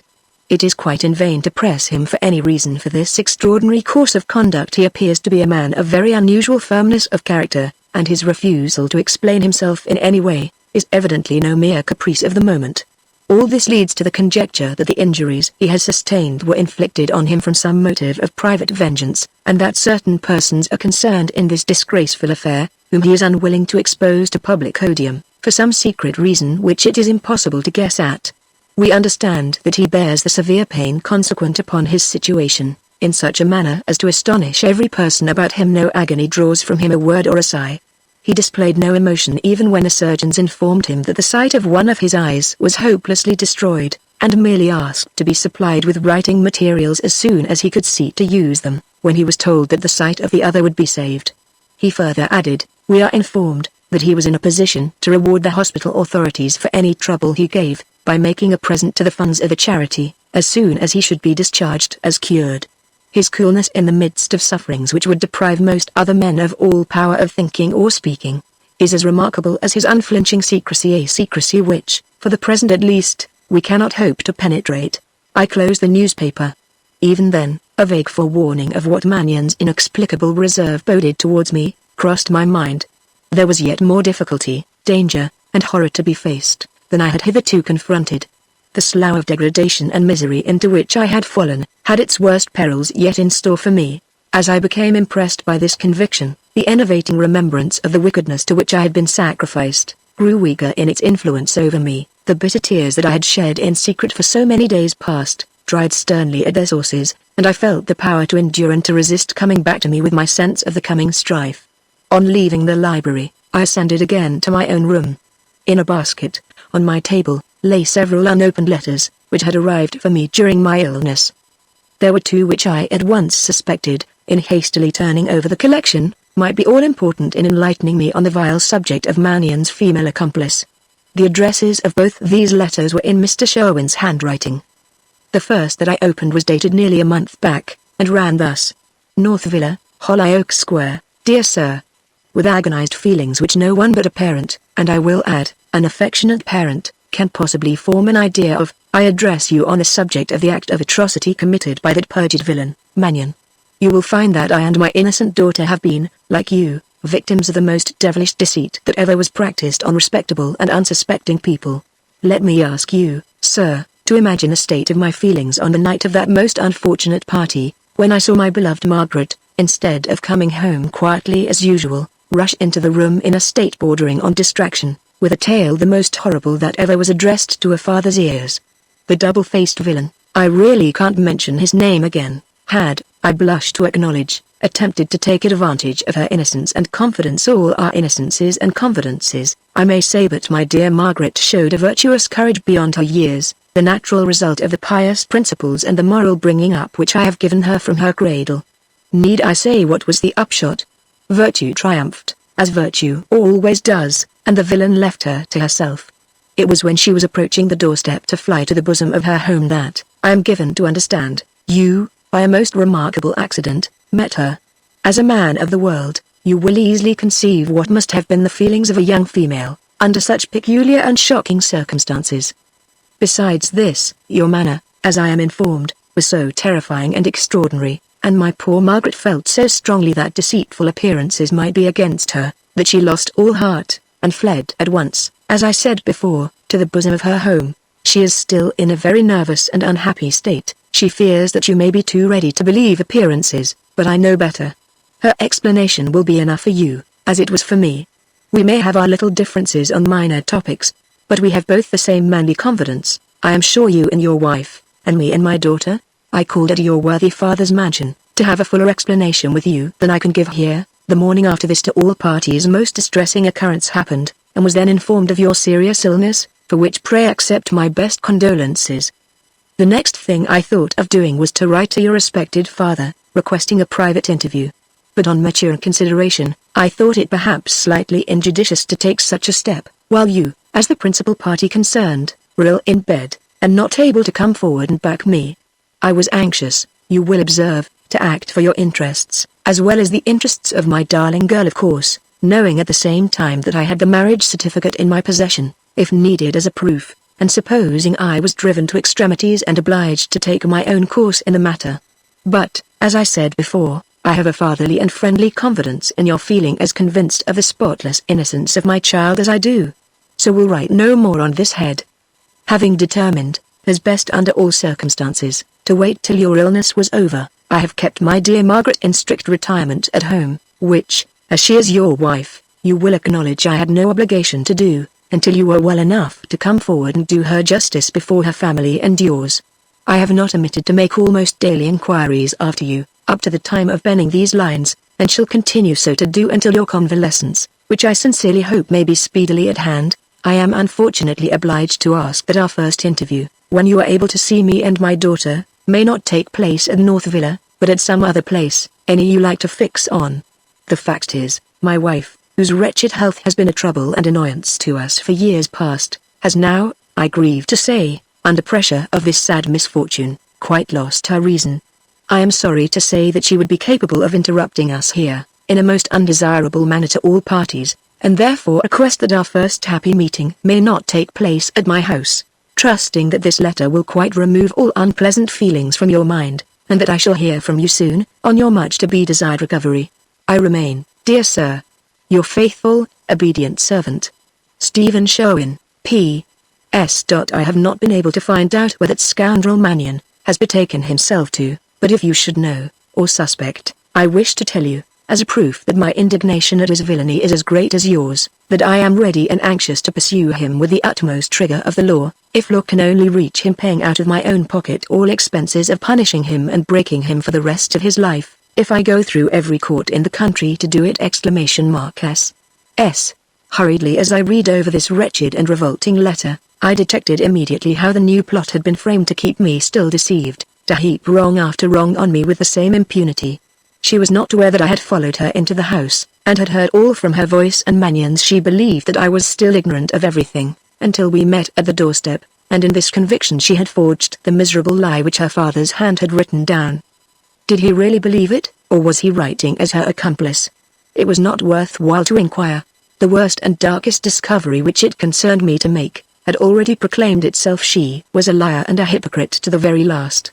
And it was this woman's lightest glance which had once been to me as the star that my life looked to! It was for this woman that I had practiced a deceit on my family which it now revolted me to think of, had braved whatever my father's anger might inflict, had risked cheerfully the loss of all that birth and fortune could bestow.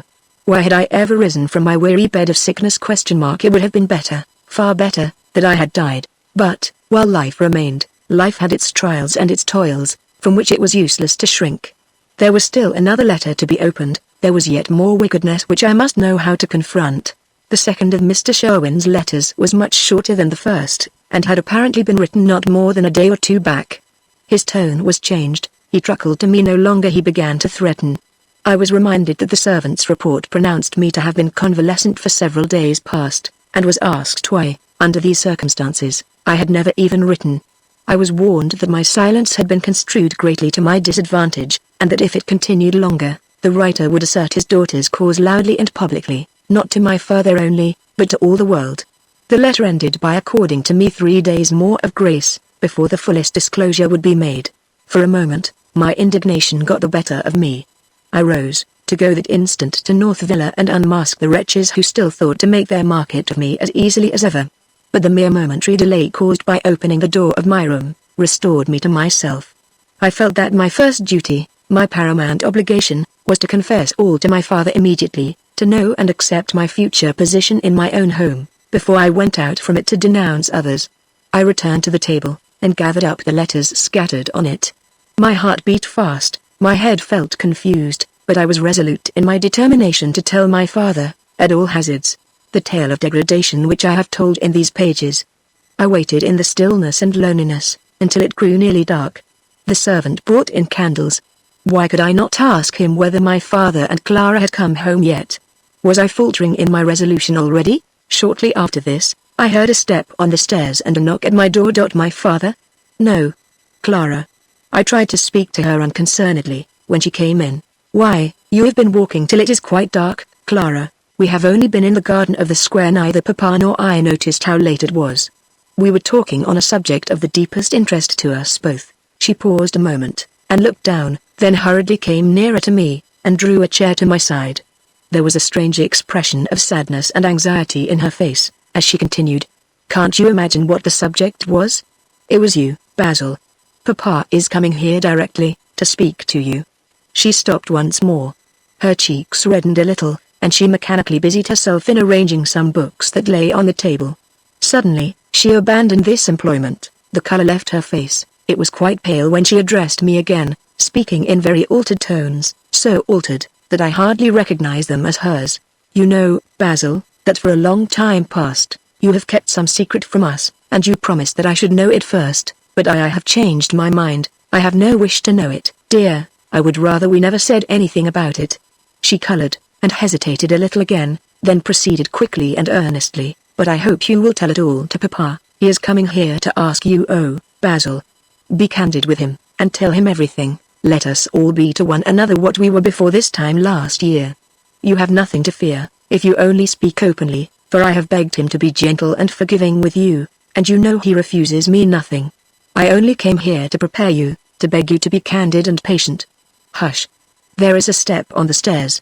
Speak out, Basil, for my sake. Pray, speak out, and then leave the rest to me. She hurriedly left the room. The next minute, my father entered it. Perhaps my guilty conscience deceived me, but I thought he looked at me more sadly and severely than I had ever seen him look before. His voice, too, was troubled when he spoke. This was a change, which meant much in him. I have come to speak to you, he said, on a subject about which I had much rather you had spoken to me first. I think, sir, I know to what subject you refer. I must beg you will listen to me as patiently as you can. he rejoined, "I have not much to say." He paused, and sighed heavily. I thought he looked at me more kindly. My heart grew very sad, and I yearned to throw my arms round his neck, to give freedom to the repressed tears which half choked me, to weep out on his bosom my confession that I was no more worthy to be called his son. Oh, that I had obeyed the impulse which moved me to do this. "Basil," pursued my father, gravely and sadly, "I hope and believe that I have little to reproach myself with in my conduct towards you. I think I am justified in saying that very few fathers would have acted towards a son as I have acted for the last year or more. I may often have grieved over the secrecy which has estranged you from us, I may even have shown you by my manner that I resented it, but I have never used my authority to force you into the explanation of your conduct, which you have been so uniformly unwilling to volunteer. I rested on that implicit faith in the honor and integrity of my son, which I will not yet believe to have been ill-placed, but which, I fear, has led me to neglect too long the duty of inquiry which I owed to your own well-being, and to my position towards you. I am now here to atone for this omission. Circumstances have left me no choice. It deeply concerns my interest as a father, and my honor as the head of our family, to know what heavy misfortune it was, I can imagine it to be nothing else, that stretched my son senseless in the open street, and afflicted him afterwards with an illness which threatened his reason and his life. You are now sufficiently recovered to reveal this, and I only use my legitimate authority over my own children, when I tell you that I must now know all. If you persist in remaining silent, the relations between us must henceforth change for life. I am ready to make my confession, sir.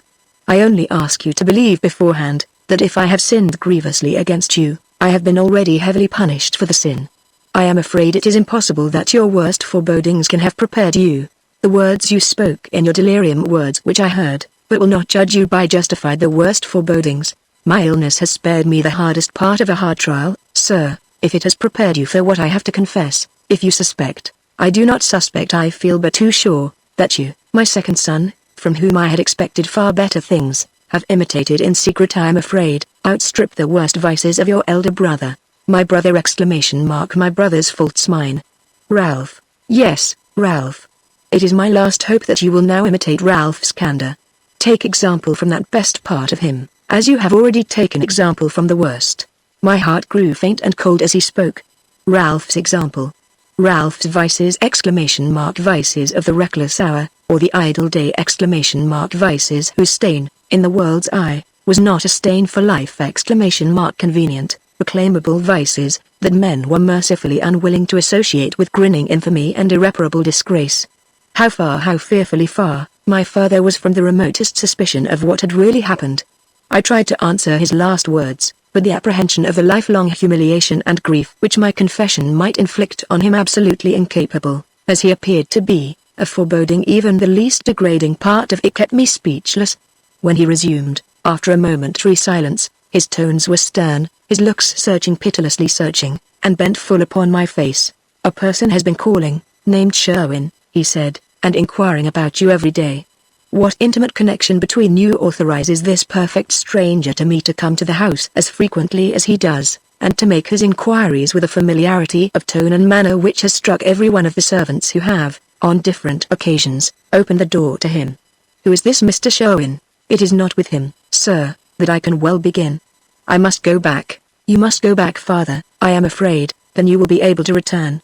You must go back to the time when you had nothing to conceal from me, and when you could speak to me with the frankness and directness of a gentleman. Pray be patient with me, sir, give me a few minutes to collect myself.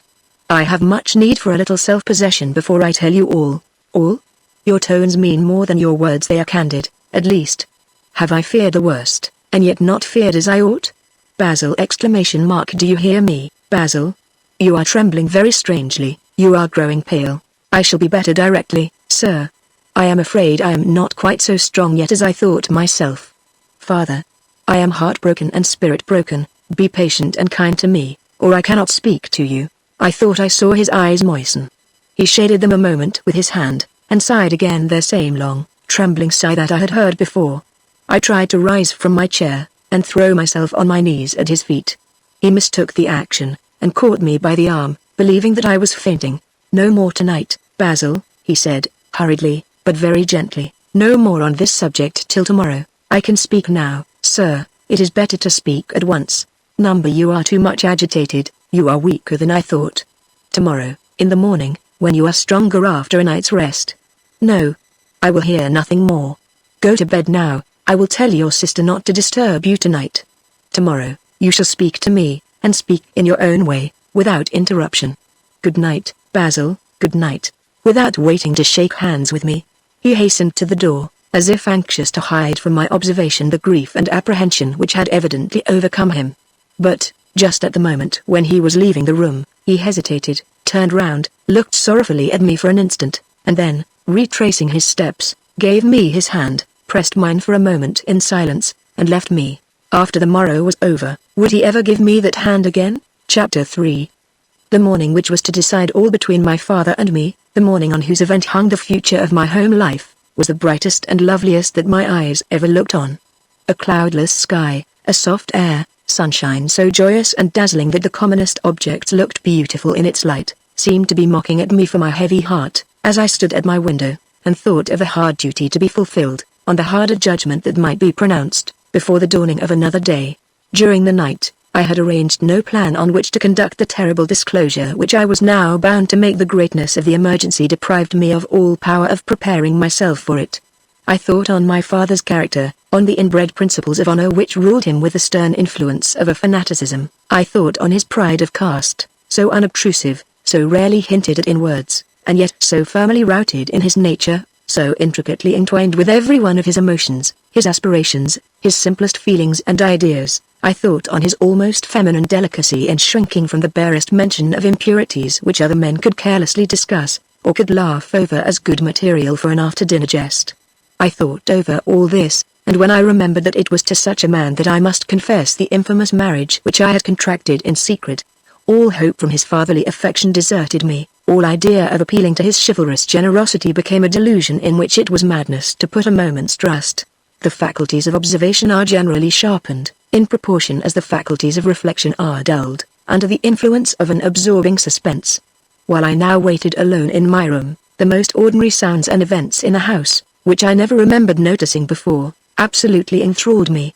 It seemed as if the noise of a footstep, the echo of a voice, the shutting or opening of doors downstairs, must, on this momentous day, presage some mysterious calamity, some strange discovery, some secret project formed against me, I knew not how, or by whom. 2 or 3 times I found myself listening intently on the staircase, with what object I could hardly tell. It was always, however, on those occasions, that a dread, significant quiet appeared to have fallen suddenly on the house. Clara never came to me, no message arrived from my father, the doorbell seemed strangely silent, the servants strangely neglectful of their duties above stairs. I caught myself returning to my own room softly, as if I expected that some hidden catastrophe might break forth, if sound of my footsteps were heard. Would my father seek me again in my own room, or would he send for me downstairs? It was not long before the doubt was decided. One of the servants knocked at my door, the servant whose special duty it had been to wait on me in my illness. I longed to take the man's hand, and implore his sympathy and encouragement while he addressed me. "My master, sir, desires me to say that, if you feel well enough, he wishes to see you in his own room." I rose, and immediately followed the servant. On our way, we passed the door of Clara's private sitting room. It opened, and my sister came out and laid her hand on my arm. She smiled as I looked at her, but the tears stood thick in her eyes, and her face was deadly pale. "Think of what I said last night, Basil," she whispered, "and, if hard words are spoken to you, think of me. All that our mother would have done for you, if she had been still among us, I will do. Remember that, and keep heart and hope to the very last." She hastily returned to the room, and I went on downstairs. In the hall, the servant was waiting for me, with a letter in his hand. "This was left for you, sir, a little while ago." The messenger who brought it said he was not to wait for an answer. It was no time for reading letters. Their interview with my father was too close at hand. I hastily put the letter into my pocket, barely noticing, as I did so, that the handwriting on the address was very irregular, and quite unknown to me. I went at once into my father's room. He was sitting at his table, cutting the leaves of some new books that lay on it. Pointing to a chair placed opposite to him, he briefly inquired after my health, and then added, in a lower tone, "Take any time you like, Basil, to compose and collect yourself. This morning my time is yours." He turned a little away from me, and went on cutting the leaves of the books placed before him. still utterly incapable of preparing myself in any way for the disclosure expected from me, without thought or hope, or feeling of any kind, except a vague sense of thankfulness for the reprieve granted me before I was called on to speak. I mechanically looked round and round the room, as if I expected to see the sentence to be pronounced against me, already written on the walls, or grimly foreshadowed in the faces of the old family portraits which hung above the fireplace. What man has ever felt that all his thinking powers were absorbed, even by the most poignant mental misery that could occupy them? In moments of imminent danger, the mind can still travel of its own accord over the past. In spite of the present. In moments of bitter affliction, it can still recur to everyday trifles, in spite of ourselves. While I now sat silent in my father's room, long-forgotten associations of childhood connected with different parts of it, began to rise on my memory in the strangest and the most startling independence of any influence or control, which my present agitation and suspense might be supposed to exercise over them. The remembrances that should have been the last to be awakened at this time of heavy trial, were the very remembrances which now moved within me. With burdened heart and aching eyes I looked over the walls around me. There, in that corner, was the red cloth door which led to the library. As children, how often Ralph and I had peeped curiously through that very door, to see what my father was about in his study, to wonder why he had so many letters to write, and so many books to read. How frightened we both were, when he discovered us one day, and reproved us severely. How happy the moment afterwards, when we had begged him to pardon us, and were sent back to the library again with a great picture book to look at, as a token that we were both forgiven. Then, again, there was the high, old-fashioned, mahogany press before the window, with the same large illustrated folio about Jewish antiquities lying on it, which, years and years ago, Clara and I were sometimes allowed to look at, as a special treat, on Sunday afternoons, and which we always examined and re-examined with never-ending delight, standing together on two chairs to reach up to the thick, yellow-looking leaves, and turn them over with our own hands. And there, in the recess between two bookcases, still stood the ancient desk table, with its rows of little inlaid drawers, and on the bracket above it the old French clock, which had once belonged to my mother, and which always chimed the hours so sweetly and merrily. It was at that table that Ralph and I always bade my father farewell, when we were going back to school after the holidays, and were receiving our allowance of pocket money, given to us out of one of the tiny inlaid drawers, just before we started. Near that spot, too, Clara, then a little rosy child, used to wait gravely and anxiously, with her doll in her arms, to say goodbye for the last time, and to bid us come back soon, and then never go away again. I turned, and looked abruptly towards the window, for such memories as the room suggested were more than I could bear. Outside, in the dreary strip of garden, the few stunted, dusky trees were now rustling as pleasantly in the air, as if the breeze that stirred them came serenely over an open meadow, or swept freshly under their branches from the rippling surface of a brook. Distant, but yet well within hearing, the mighty murmur from a large thoroughfare, the great midday voice of London, swelled grandly and joyously on the ear. While, nearer still, in a street that ran past the side of the house, the notes of an organ rang out shrill and fast. The instrument was playing its liveliest waltz tune, a tune which I had danced to in the ballroom over and over again. What mocking memories within, what mocking sounds without, to herald and accompany such a confession as I had now to make. Minute after minute glided on, inexorably fast, and yet I never broke silence. My eyes turned anxiously and slowly on my father. He was still looking away from me, still cutting the leaves of the books before him. Even in that trifling action, the strong emotions which he was trying to conceal, were plainly and terribly betrayed. His hand, usually so steady and careful, trembled perceptibly, and the paper knife tore through the leaves faster and faster, cutting them awry, rending them one from another, so as to spoil the appearance of every page. I believe he felt that I was looking at him, for he suddenly discontinued his employment, turned round towards me, and spoke.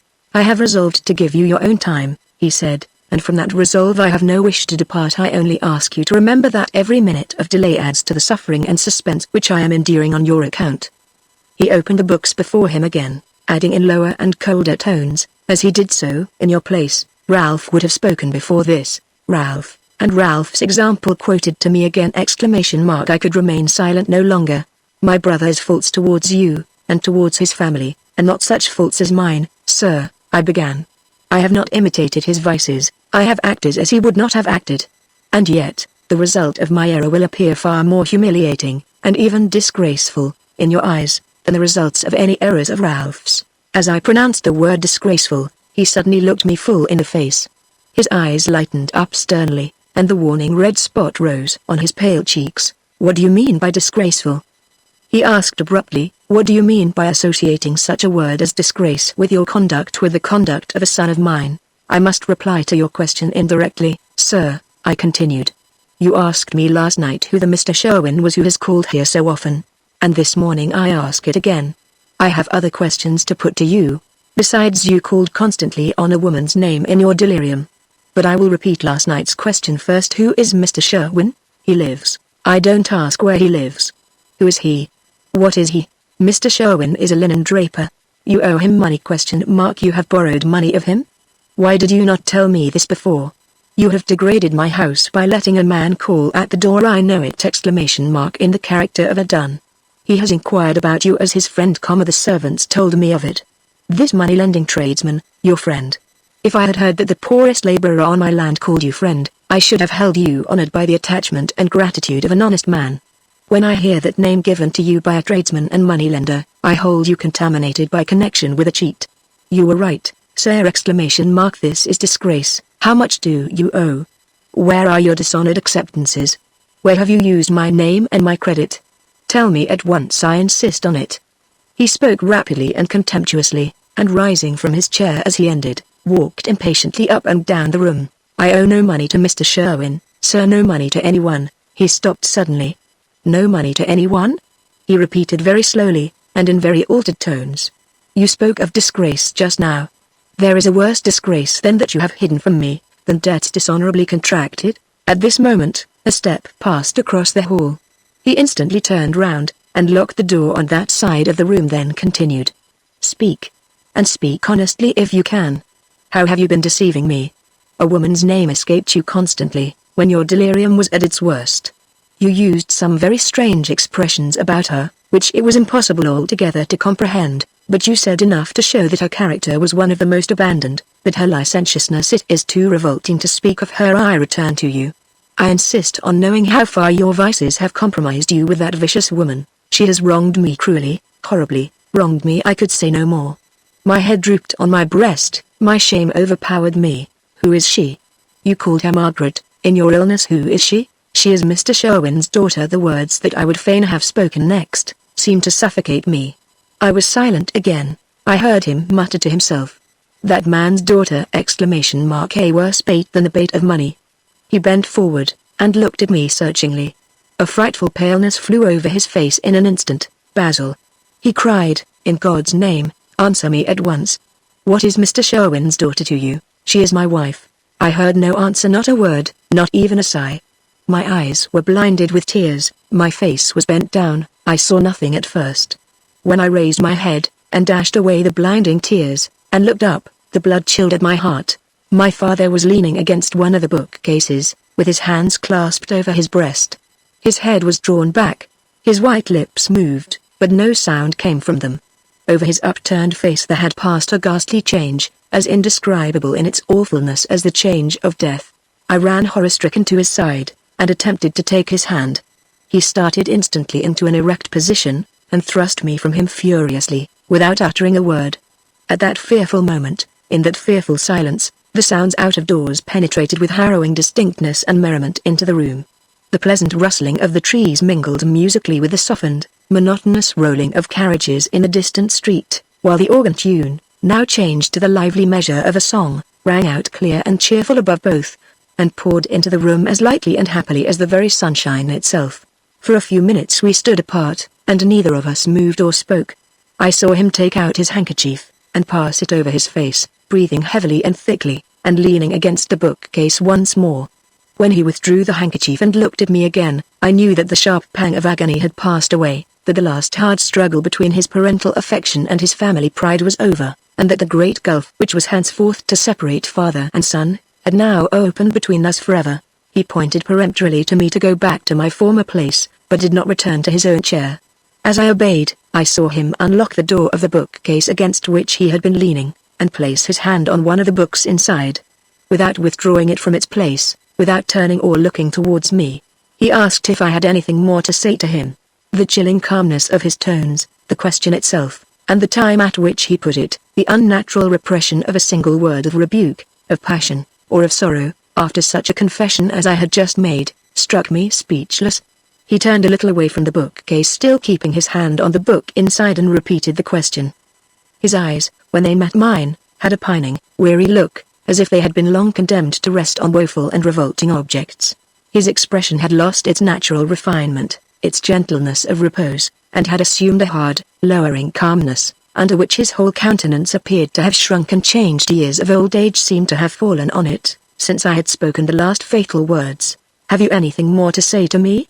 On the repetition of that terrible question, I sank down in the chair at my side, and hid my face in my hands. Unconscious how I spoke, or why I spoke, with no hope in myself, or in him, with no motive but to invite and bear the whole penalty of my disgrace, I now disclosed the miserable story of my marriage, and of all that followed it. I remember nothing of the words I used, nothing of what I urged in my own defense. The sense of bewilderment and oppression grew heavier and heavier on my brain. I spoke more and more rapidly, confusedly, unconsciously, until I was again silenced and recalled to myself by the sound of my father's voice. I believe I had arrived at the last, worst part of my confession, when he interrupted me. "Spare me any more details," he said, bitterly. "You have humiliated me sufficiently. You have spoken enough." He removed the book on which his hand had hitherto rested from the case behind him, and advanced with it to the table, paused for a moment, pale and silent, then slowly opened it at the first page, and resumed his chair. I recognized the book instantly. It was a biographical history of his family, from the time of his earliest ancestors down to the date of the births of his own children. The thick quarto pages were beautifully illuminated in the manner of the ancient manuscripts, and the narrative, in written characters, had been produced under his own inspection. This book had cost him years of research and perseverance. The births and deaths, the marriages and possessions, the battle achievements and private feuds of the old Norman barons from whom he traced his descent, were all enrolled in regular order on every leaf, headed, sometimes merely by representations of the knight's favorite weapon, sometimes by copies of the baron's effigy on his tombstone in a foreign land. As the history advanced to later dates, beautiful miniature portraits were inlaid at the top of each leaf, and the illuminations were so managed as to symbolize the remarkable merits or the peculiar tastes of the subject of each biography. Thus, the page devoted to my mother was surrounded by her favorite violets, clustering thickest round the last melancholy lines of writing which told the story of her death. Slowly and in silence, my father turned over the leaves of the book which, next to the Bible, I believe he most reverenced in the world, until he came to the last written page but one, the page which I knew, from its position, to be occupied by my name. At the top, a miniature portrait of me, when a child, was let into the leaf. Under it, was the record of my birth and names, of the school and college at which I had been taught, and of the profession that I had adopted. Below, a large blank space was left for the entry of future particulars. On this page my father now looked, still not uttering a word, still with the same ghastly calmness on his face. The organ notes sounded no more, but the trees rustled as pleasantly, and the roar of the distant carriages swelled as joyously as ever on the ear. Some children had come out to play in the garden of a neighboring house. As their voices reached us, so fresh, and clear, and happy, but another modulation of the thanksgiving song to God which the trees were singing in the summer air, I saw my father, while he still looked on the page before him, clasp his trembling hands over my portrait so as to hide it from sight. Then he spoke, but without looking up, and more as if he were speaking to himself than to me. His voice, at other times clear and gentle in its tones, was now so hard and harsh in its forced calmness and deliberation of utterance, that it sounded like a stranger's. "I came here, this morning," he began, "prepared to hear of faults and misfortunes which should pain me to the heart, which I might never, perhaps, be able to forget, however willing and even predetermined to forgive.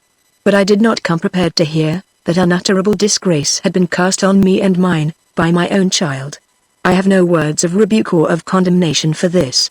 The reproach and the punishment have fallen already where the guilt was, and not there only. My son's infamy defiles his brother's birthright, and puts his father to shame. Even his sister's name." He stopped, shuddering. When he proceeded, his voice faltered, and his head drooped low. "I say it again, you are below all reproach and all condemnation, but I have a duty to perform towards my two who are absent, and I have a last word to say to you when that duty is done." On this page, as he pointed to the family history, his tones strengthened again. "On this page there is a blank space left, after the last entry, for writing the future events of your life.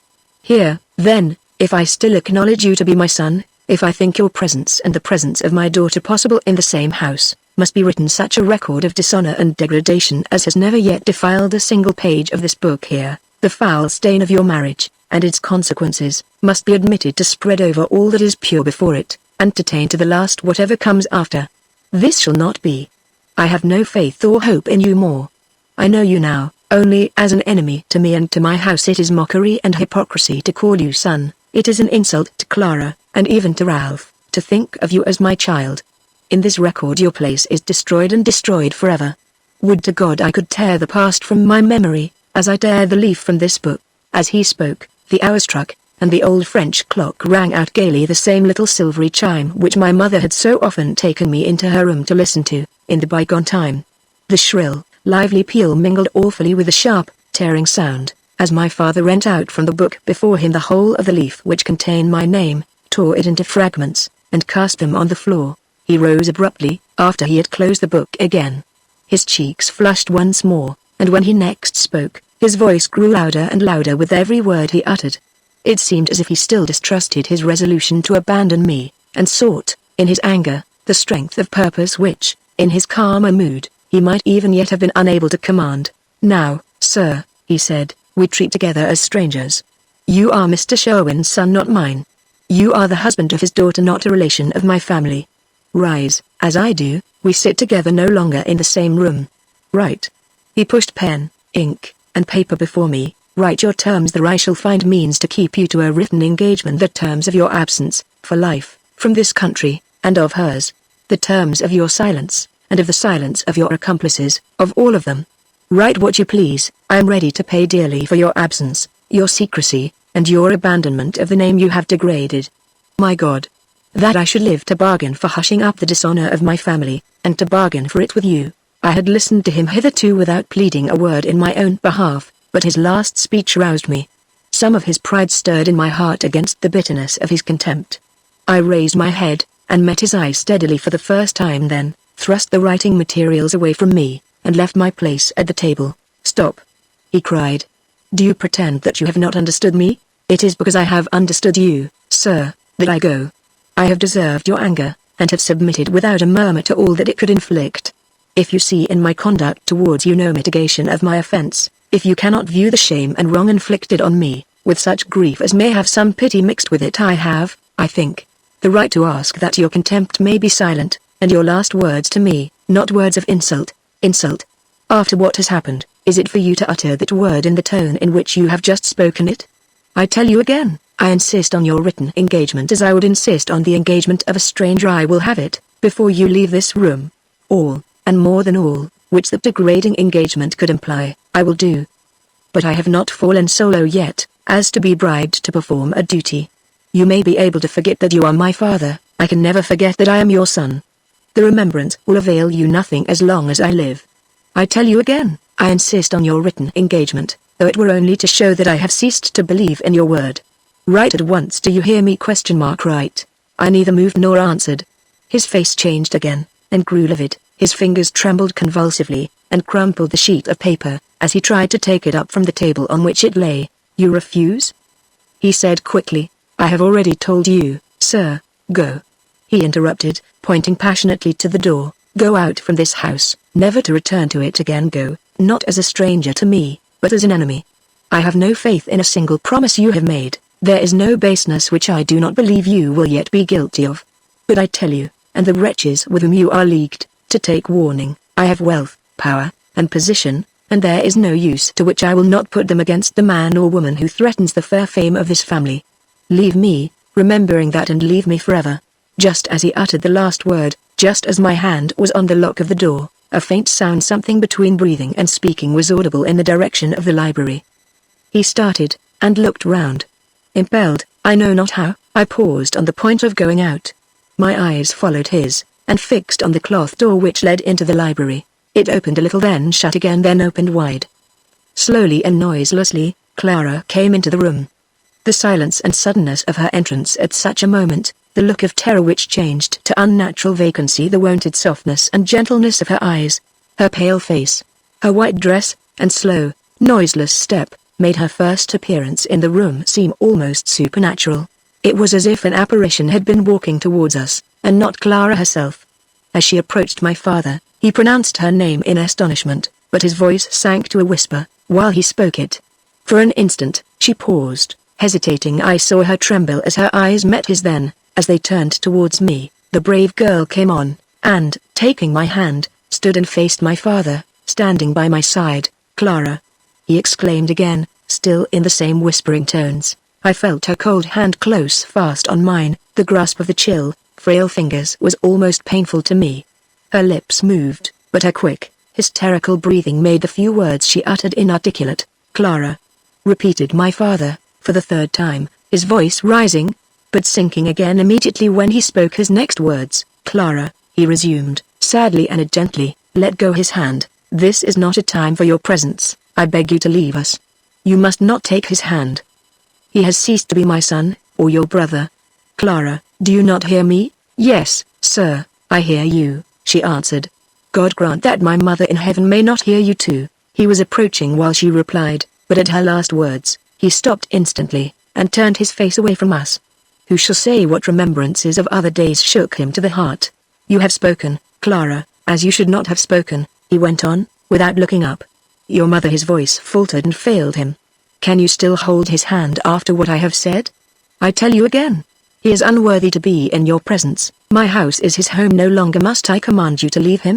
The deeply planted instinct of gentleness and obedience prevailed. She dropped my hand, but did not move away from me, even yet. "Now leave us, Clara," he said. "You are wrong, my love, to be in that room, and wrong to come in here. I will speak to you upstairs. You must remain here no longer." She clasped her trembling fingers together, and sighed heavily. "I cannot go, sir," she said quickly and breathlessly. "Must I tell you for the first time in your life, that you are acting disobediently?" he asked. "I cannot go," she repeated in the same manner, "till you have said you will let him atone for his offense, and will forgive him. For his offense there is neither atonement nor forgiveness. Clara, are you so changed, that you can disobey me to my face?" He walked away from us as he said this. "Oh, no. No." She ran towards him, but stopped halfway, and looked back at me affrightedly, as I stood near the door.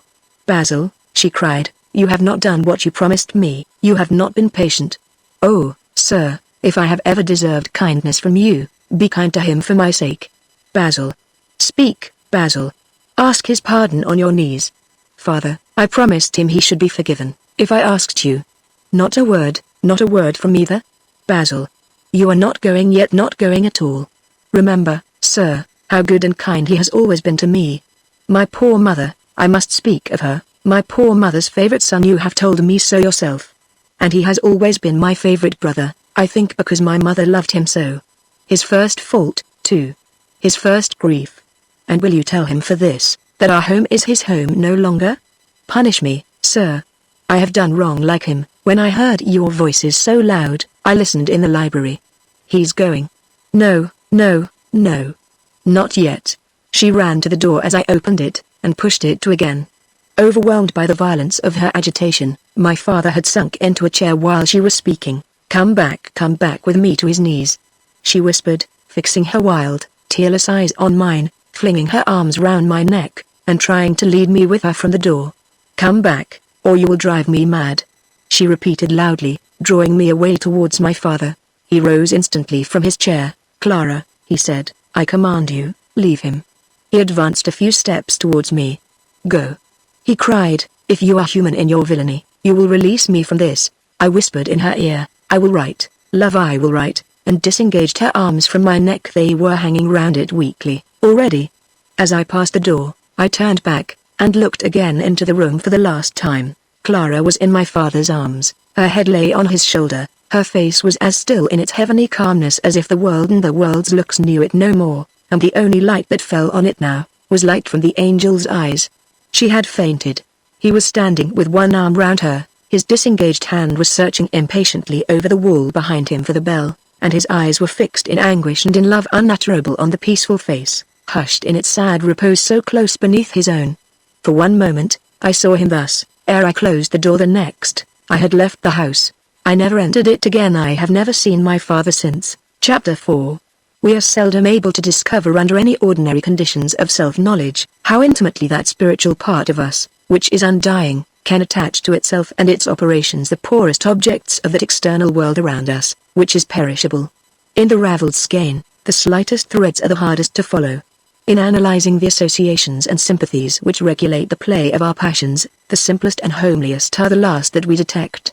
It is only when the shock comes, and the mind recoils before it, when joy is changed into sorrow, or sorrow into joy, that we really discern what trifles in the outer world, our noblest mental pleasures, or our severest mental pains, have made part of themselves, atoms which the whirlpool has drawn into its vortex, as greedily and as surely as the largest mass. It was reserved for me to know this, when after a moment's pause before the door of my father's house, more homeless, than the poorest wretch who passed me on the pavement, and had wife or kindred to shelter him in a garret that night, my steps turned, as of old, in the direction of North Villa. Again I passed over the scene of my daily pilgrimage, always to the same shrine, for a whole year, and now, for the first time, I knew that there was hardly a spot along the entire way, which my heart had not unconsciously made beautiful and beloved to me by some association with Margaret Sherwin. Here was the friendly, familiar shop window, filled with the glittering trinkets which had so often lured me in to buy presents for her, on my way to the house. There was the noisy street corner, void of all adornment in itself, but once bright to me with the fairyland architecture of a dream, because I knew that at that place I had passed over half the distance which separated my home from hers. Farther on, the park trees came in sight, trees that no autumn decay or winter nakedness could make dreary, in the bygone time, for she and I had walked under them together. And further yet, was the turning which led from the long, suburban road into Hollyoake Square, the lonely, dust-whitened place, around which my past happiness and my wasted hopes had flung their golden illusions, like jewels hung round the coarse wooden image of a Roman saint. Dishonored and ruined, it was among such associations as these, too homely to have been recognized by me in former times, that I journeyed along the well-remembered way to North Villa. I went on without hesitating, without even a thought of turning back. I had said that the honor of my family should not suffer by the calamity which had fallen on me, and, while life remained, I was determined that nothing should prevent me from holding to my word. It was from this resolution that I drew the faith in myself, the confidence in my endurance, the sustaining calmness under my father's sentence of exclusion, which nerved me to go on. I must inevitably see Mr. Sherwin, perhaps even suffer the humiliation of seeing her. Must inevitably speak such words, disclose such truths, I should show him that deceit was henceforth useless. I must do this and more. I must be prepared to guard the family to which, though banished from it, I still belonged, from every conspiracy against them that detected crime or shameless cupidity could form, whether in the desire of revenge, or in the hope of gain. A hard, almost an impossible task, but, nevertheless, a task that must be done. I kept the thought of this necessity before my mind unceasingly, not only as a duty, but as a refuge from another thought, to which I dared not for a moment turn. The still, pale face which I had seen lying hushed on my father's breast, Clara! That way, lay the grief that weakens, the yearning and the terror that are near despair. That way was not it for me. The servant was at the garden gate of North Villa, the same servant whom I had seen and questioned in the first days of my fatal delusion. She was receiving a letter from a man, very poorly dressed, who walked away the moment I approached. Her confusion and surprise were so great as she let me in, that she could hardly look at, or speak to me. It was only when I was ascending the doorsteps that she said, "Miss Margaret," she still gave her that name, "Miss Margaret is upstairs, sir. I suppose you would like—" "I have no wish to see her, I want to speak to Mr. Sherwin." Looking more bewildered, and even frightened, than before, the girl hurriedly opened one of the doors in the passage. I saw, as I entered, that she had shown me, in her confusion, into the wrong room. Mr. Sherwin, who was in the apartment, hastily drew a screen across the lower end of it, apparently to hide something from me, which, however, I had not seen as I came in. He advanced, holding out his hand, but his restless eyes wandered unsteadily, looking away from me towards the screen. "So you have come at last, have you? Just let's step into the drawing room. The fact is, I thought I wrote to you about it." He stopped suddenly, and his outstretched arm fell to his side. I had not said a word. Something in my look and the manner must have told him already on what errand I had come. "Why don't you speak?" he said, after a moment's pause. "What are you looking at me like that for? Stop. Let's say our say in the other room." He walked past me towards the door, and half opened it. Why was he so anxious to get me away? Who, or what, was he hiding behind the screen? The servant had said his daughter was upstairs. Remembering this, and suspecting every action or word that came from him, I determined to remain in the room, and discover his secret. It was evidently connected with me. Now then, he continued, opening the door a little wider, it's only across the hall, you know, and I always receive visitors in the best room. I have been admitted here, I replied, and have neither time nor inclination to follow you from room to room, just as you like. What I have to say is not much, and, unless you give me fit reasons to the contrary, I shall say it here. You will you? Let me tell you that's damned like what we plain mercantile men call downright incivility. I say it again, incivility, and rudeness too, if you like it better. He saw I was determined, and closed the door as he spoke, his face twitching and working violently, and his quick, evil eyes turned again in the direction of the screen. Well, he continued, with a sulky defiance of manner and look, do as you like, stop here, you'll wish you hadn't before long, I'll be bound. You don't seem to hurry yourself much about speaking, so I shall sit down. You can do as you please. Now then, just let's cut it short. Do you come here in a friendly way, to ask me to send for my girl downstairs, and to show yourself the gentleman, or do you not? You have written me 2 letters, Mr. Sherwin. Yes, and took devilish good care you should get them. I left them myself. In writing those letters, you were either grossly deceived, and, in that case, are only to be pitied, or pitied. What the devil do you mean by that? Nobody wants your pity here. Or you have been trying to deceive me, and in that case, I have to tell you that deceit is henceforth useless. I know all more than you suspect, more, I believe, than you would wish me to have known. Oh, that's your tack, is it? By God, I expected as much the moment you came in. What? You don't believe my girl, don't you? You're going to fight shy, and behave like a scamp, are you? Damn your infernal coolness and your aristocratic airs and graces. You shall see, I'll be even with you, you shall. Ha. Ha. Look here, exclamation mark, here's the marriage certificate safe in my pocket. You won't do the honorable by my poor child, won't you? Come out. Come away. You'd better. I'm off to your father to blow the whole business, I am, as sure as my name's Sherwin. He struck his fist on the table, and started up, livid with passion. The screen trembled a little, and a slight rustling noise was audible behind it, just as he advanced towards me. He stopped instantly, with an oath, and looked back. I warn you to remain here, I said. This morning, my father has heard all from my lips. He has renounced me as his son, and I have left his house forever. He turned round quickly, staring at me with a face of mingled fury and dismay. Then you come to me a beggar. He burst out, a beggar who has taken me in about his fine family, and his fine prospects, a beggar who can't support my child, yes. I say it again, a beggar who looks me in the face, and talks as you do. I don't care a damn about you or your father. I know my rights, I'm an Englishman, thank God.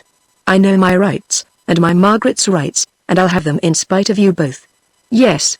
You may stare as angry as you like, staring don't hurt. I'm an honest man, and my girl's an honest girl. I was looking at him, at that moment, with the contempt that I really felt. His rage produced no other sensation in me. All higher and quicker emotions seemed to have been dried at their sources by the events of the morning. I say my girl's an honest girl, he repeated, sitting down again, and I dare you, or anybody I don't care who, to prove the contrary. You told me you knew all, just now. What all? Come. We'll have this out before we do anything else. She says she's innocent, and I say she's innocent, and if I could find out that damnation scoundrel Magneon, and get him here, I'd make him say it too. Now, after all that, what have you got against her? Against your lawful wife, and I'll make you own her as such, and keep her as such, I can promise you. I'm not here to ask questions, or to answer them, I replied. My errand in this house is simply to tell you, that the miserable falsehoods contained in your letter, will avail you as little as the foul insolence of language by which you are now endeavoring to support them. I told you before, and I now tell you again, I know all. I had been inside that house, before I saw your daughter at the door, and had heard, from her voice and his voice, what such shame and misery as you cannot comprehend forbid me to repeat. To your past duplicity, and to your present violence, I have but one answer to give: I will never see your daughter again. But you shall see her again, yes. And keep her too. Do you think I can't see through you and your precious story? Your father's cut you off with a shilling, and now you want to curry favor with him again by trumping up a case against my girl, and trying to get her off your hands that way. But it won't do. You've married her, my fine gentleman, and you shall stick to her. Do you think I wouldn't sooner believe her, than believe you? Do you think I'll stand this? Here she is upstairs, half heartbroken, on my hands. Here's my wife. His voice sank suddenly as he said this, with her mind in such a state that I'm kept away from business, day after day, to look after her. Here's all this crying and misery and mud goings on in my house, because you choose to behave like a scamp, and do you think I'll put up with it quietly? I'll make you do your duty to my girl, if she goes to the parish to appeal against you. Your story indeed. Who'll believe that a young female, like Margaret, could have taken to a fellow like Magneon? And kept it all a secret from you? Who believes that? I should like to know. I believe it. The third voice which pronounced those words was Mrs. Sherwin's. But was the figure that now came out from behind the screen, the same frail, shrinking figure which had so often moved my pity in the past time? The same one figure of sickness and sorrow, ever watching in the background of the fatal love scenes at North Villa, ever looking like the same spectre shadow, when the evenings darkened in as I sat by Margaret's side. Had the grave given up its dead? I stood awestruck, neither speaking nor moving while she walked towards me. She was clothed in the white garments of the sick room. They looked on her like the raiment of the tomb. Her figure, which I only remembered as drooping with premature infirmity, was now straightened convulsively to its proper height. Her arms hung close at her side, like the arms of a corpse. The natural paleness of her face had turned to an earthy hue. Its natural expression, so meek, so patient, so melancholy in uncomplaining sadness, was gone, and, in its stead, was left a pining stillness that never changed, a weary repose of lifeless waking. The awful seal of death stamped ghastly on the living face, the awful look of death staring out from the chill, shining eyes. Her husband kept his place, and spoke to her as she stopped opposite to me. His tones were altered, but his manner showed as little feeling as ever. "There now," he began, "you said you were sure he'd come here, and that you'd never take to your bed, as the doctor wanted you, till you'd seen him and spoken to him. Well, he has come. There he is. He came in while you were asleep, I rather think, and I let him stop, so that if you woke up and wanted to see him, you might. You can't say, nobody can say I haven't given in to your whims and fancies after that. There. You've had your way, and you've said you believe him, and now, if I ring for the nurse, you'll go upstairs at last, and make no more worry about it, eh?" She moved her head slowly, and looked at him. As those dying eyes met his, as that face on which the light of life was darkening fast, turned on him, even his gross nature felt the shock. I saw him shrink, his sallow cheeks whitened, he moved his chair away, and said no more. She looked back to me again, and spoke. Her voice was still the same soft, low voice as ever. It was fearful to hear how little it had altered, and then to look on the changed face. "I am dying," she said to me. Many nights have passed since that night when Margaret came home by herself, and I felt something moving down into my heart, when I looked at her, which I knew was death. Many nights, since I have been used to say my prayers, and think I had said them for the last time, before I dared shut my eyes in the darkness and the quiet. I have lived on till today, very weary of my life ever since that night when Margaret came in, and yet, I could not die, because I had an atonement to make to you, and you never came to hear it and forgive me. I was not fit for God to take me till you came. I know that, know it to be truth from a dream." She paused, still looking at me, but with the same deathly blank of expression. The eye had ceased to speak already, nothing but the voice was left. "My husband has asked, who will believe you?" She went on, her weak tones gathering strength with every fresh word she uttered. "I have answered that I will, for you have spoken the truth. Now, when the light of this world is fading from my eyes, here, in this earthly home of much sorrow and suffering, which I must soon quit in the presence of my husband under the same roof with my sinful child, I bear you witness that you have spoken the truth. I, her mother, say it of her, Margaret Sherwin is guilty, she is no more worthy to be called your wife." She pronounced the last words slowly, distinctly, solemnly. Till that fearful denunciation was spoken, her husband had been looking sullenly and suspiciously towards us, as we stood together, but while she uttered it, his eyes fell, and he turned away his head in silence. He never looked up, never moved, or interrupted her, as she continued, still addressing me, but now speaking very slowly and painfully, pausing longer and longer between every sentence. "From this room I go to my deathbed. The last words I speak in this world shall be to my husband, and shall change his heart towards you. I have been weak of purpose." As she said this, a strange sweetness and mournfulness began to steal over her tones. "Miserably, guiltily weak, all my life. Much sorrow and pain and heavy disappointment, when I was young, did some great harm to me which I have never recovered since. I have lived always in fear of others, and doubt of myself, and this has made me guilty of a great sin towards you. Forgive me before I die. I suspected the guilt that was preparing. I foreboded the shame that was to come. They hid it from others' eyes, but, from the first, they could not hide it from mine, and yet I never warned you as I ought. That man had the power of Satan over me. I always shuddered before him, as I used to shudder at the darkness when I was a little child. My life has been all fear of him, fear of my husband, and even of my daughter, fear, worse still, of my own thoughts, and of what I had discovered that should be told to you. When I tried to speak, you were too generous to understand me. I was afraid to think my suspicions were right, long after they should have been suspicions no longer. It was misery! Oh, what misery from then till now. Her voice died away for a moment, in faint, breathless murmurings. She struggled to recover it, and repeated in a whisper, "Forgive me before I die. I have made a terrible atonement. I have borne witness against the innocence of my own child. My own child. I dare not bid God bless her, if they bring her to my bedside! Forgive me! Forgive me before I die." She took my hand, and pressed it to her cold lips. The tears gushed into my eyes, as I tried to speak to her. "No tears for me," she murmured gently. "Basil! Let me call you as your mother would call you if she was alive. Basil. Pray that I may be forgiven in the dreadful eternity to which I go, as you have forgiven me. And, for her? Who will pray for her when I am gone?" Those words were the last I heard her pronounce. Exhausted beyond the power of speaking more, though it were only in a whisper, she tried to take my hand again, and express by a gesture the irrevocable farewell. But her strength failed her. Even for this failed her with awful suddenness. Her hand moved halfway towards mine, then stopped, and trembled for a moment in the air, then fell to her side, with the fingers distorted and clenched together. She reeled where she stood, and sank helplessly as I stretched out my arms to support her. Her husband rose fretfully from his chair, and took her from me. When his eyes met mine, the look of sullen self-restraint in his countenance was crossed, in an instant, by an expression of triumphant malignity. He whispered to me, "If you don't change your tone by tomorrow," paused, and then, without finishing the sentence, moved away abruptly, and supported his wife to the door. Just when her face was turned towards where I stood, as he took her out, I thought I saw the cold, vacant eyes soften as they rested on me, and change again tenderly to the old look of patience and sadness which I remembered so well. Was my imagination misleading me?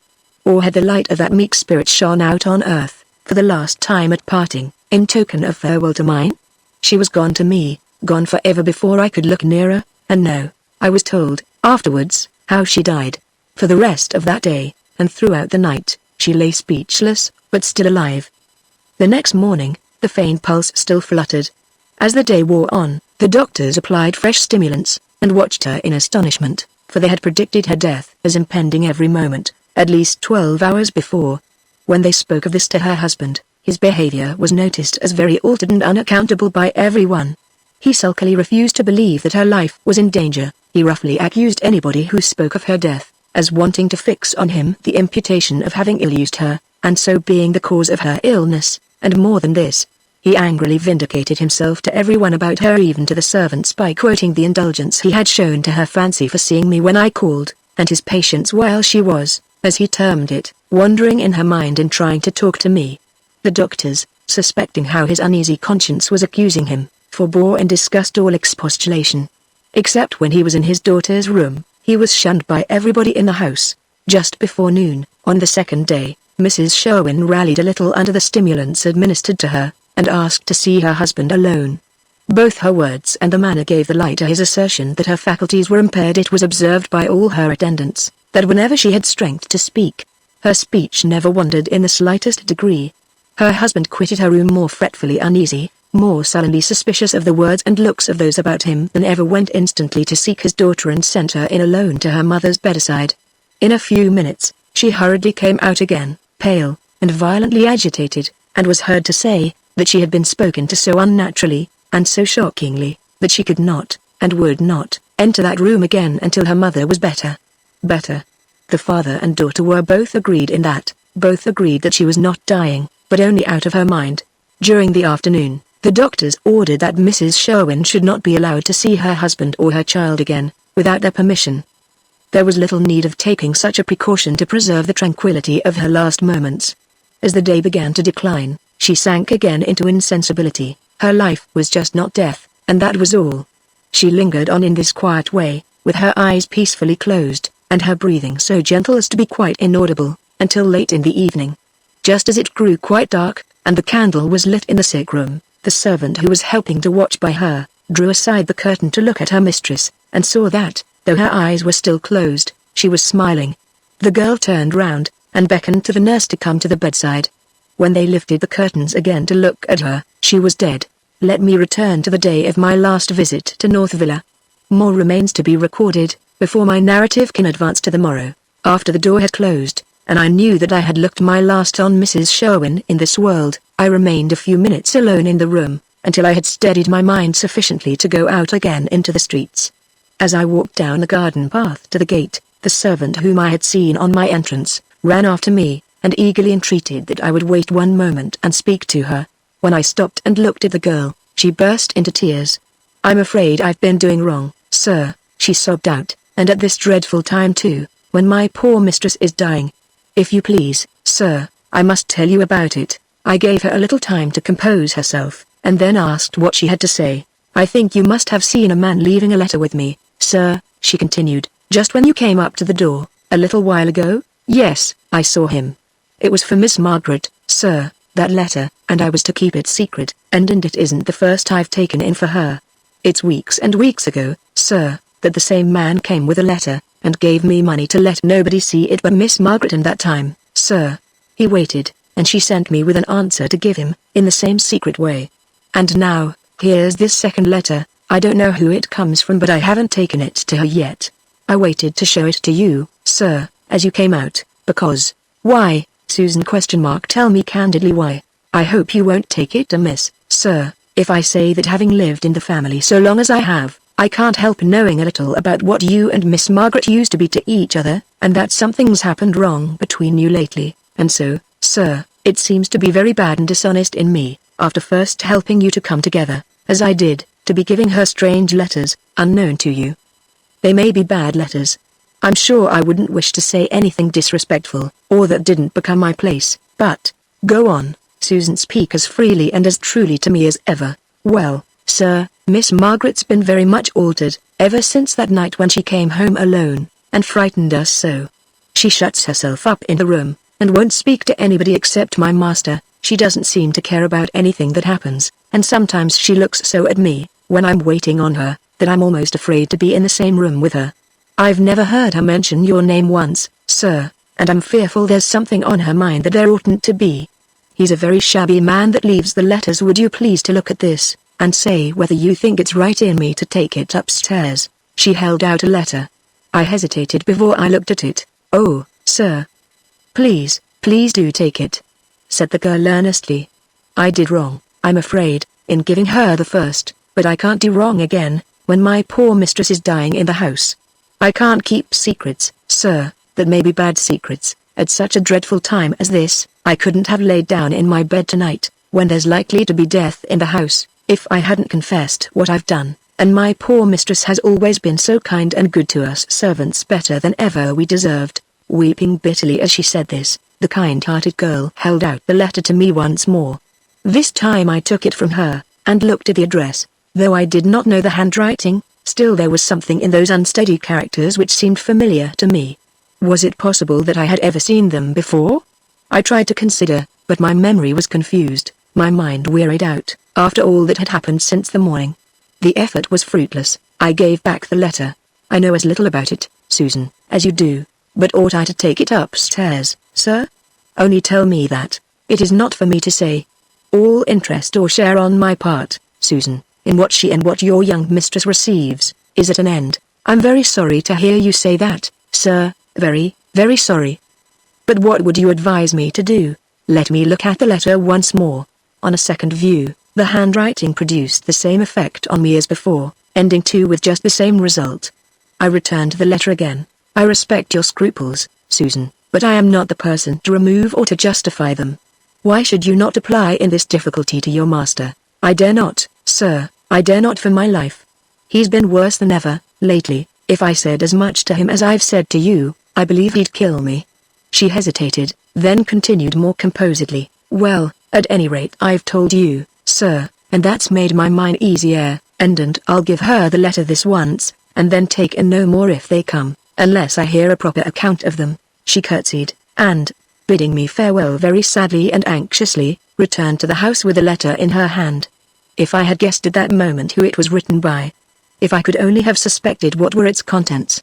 I left Hollyoake Square and chose a direction which led to some fields a little distance on. It was very strange, but that unknown handwriting still occupied my thoughts. That wretched trifle absolutely took possession of my mind, at such a time as this, in such a position as mine was now. I stopped wearily in the fields at a lonely spot, away from the footpath. My eyes ached at the sunlight, and I shaded them with my hand. Exactly at the same instant, the lost recollection flashed back on me so vividly that I started almost in terror. The handwriting shown me by the servant at North Villa was the same as the handwriting on that unopened and forgotten letter in my pocket, which I had received from the servant at home received in the morning. As I crossed the hall to enter my father's room, I took out the letter, opened it with trembling fingers, and looked through the cramped, closely written pages for the signature. It was Robert Magneon. Chapter 5. Magneon. I had never suspected that the note shown to me at North Villa might have come from him. And yet, the secrecy with which it had been delivered, the person to whom it was addressed, the mystery connected with it even in the servant's eyes, all pointed to the discovery which I had so incomprehensibly failed to make.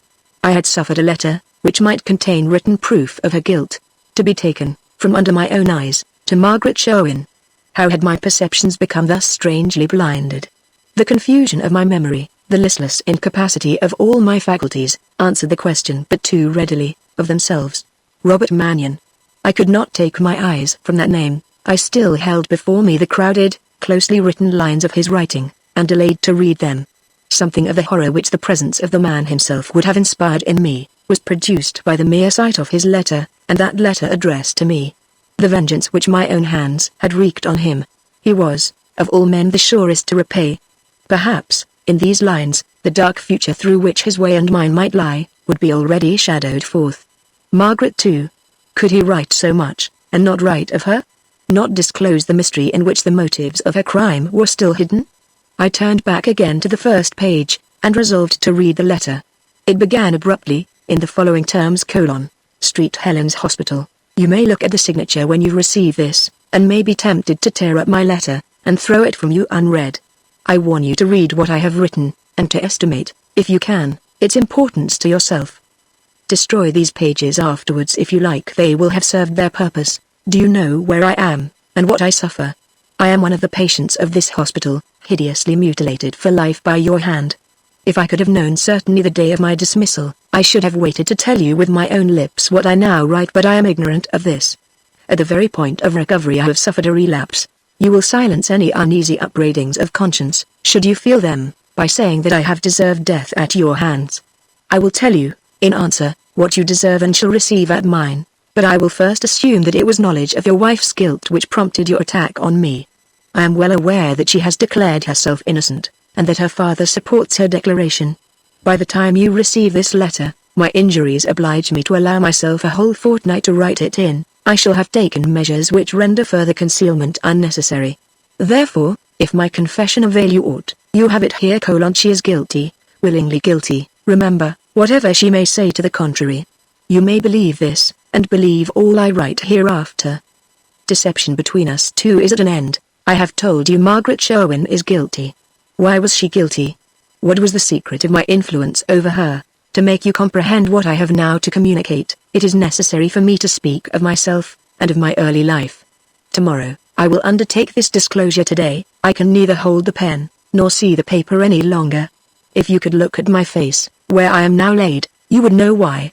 When we met for the first time at North Villa, I had not been 5 minutes in your presence before I detected your curiosity to know something about me, and perceived that you doubted, from the first, whether I was born and bred for such a situation as I held under Mr. Sherwin.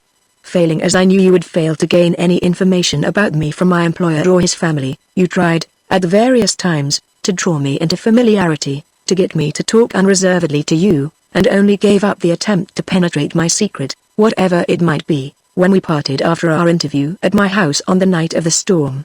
On that night, I determined to balk your curiosity, and yet to gain your confidence, and I succeeded. You little thought, when you bade me farewell at my own door, that you had given your hand and your friendship to a man, who long before you met with Margaret Sherwin had inherited the right to be the enemy of your father, and of every descendant of your father's house. Does this declaration surprise you? Read on, and you will understand it. I am the son of a gentleman. My father's means were miserably limited, and his family was not an old family, like yours. Nevertheless, he was a gentleman in anybody's sense of the word. He knew it, and that knowledge was his ruin.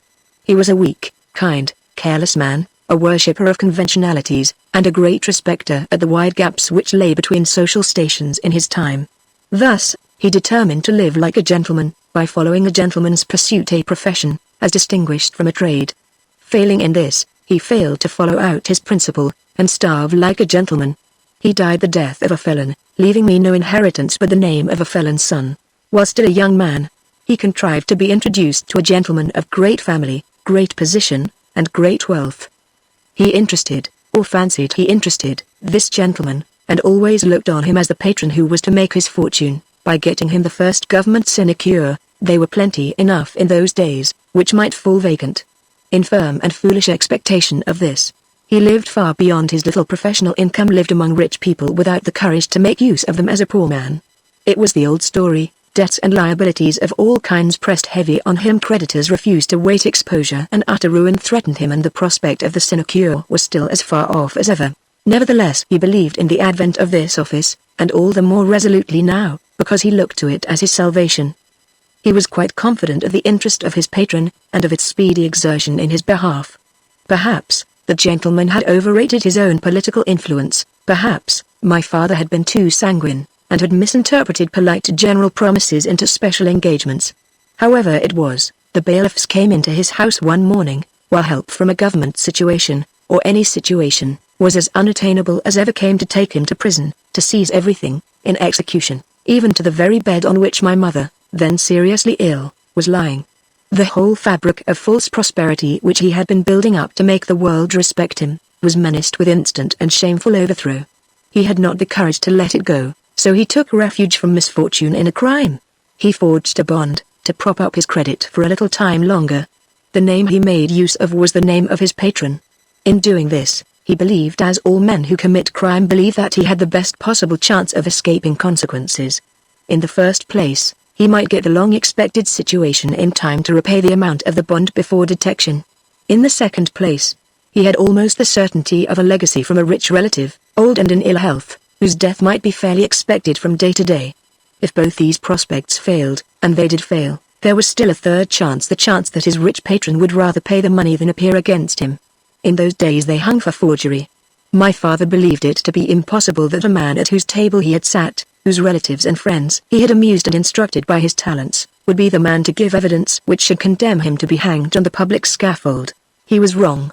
The wealthy patron held strict principles of honor which made no allowance for temptations and weaknesses, and was moreover influenced by high-flown notions of his responsibilities as a legislator. He was a member of Parliament, to the laws of his country.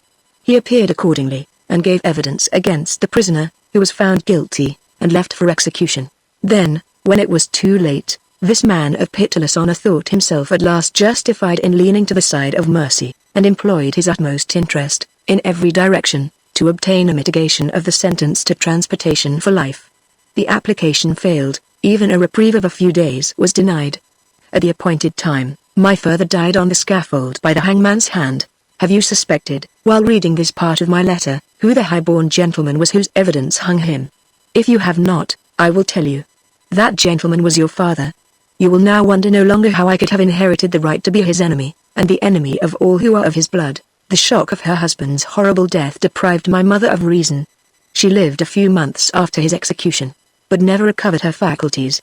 I was their only child, and was left penniless to begin life as the son of a father who had been hanged, and of a mother who had died in a public madhouse. More of myself tomorrow. My letter will be a long one. I must pause often over it, as I pause today. Well, I started in life with the hangman's mark on me, with the parents' shame for the son's reputation.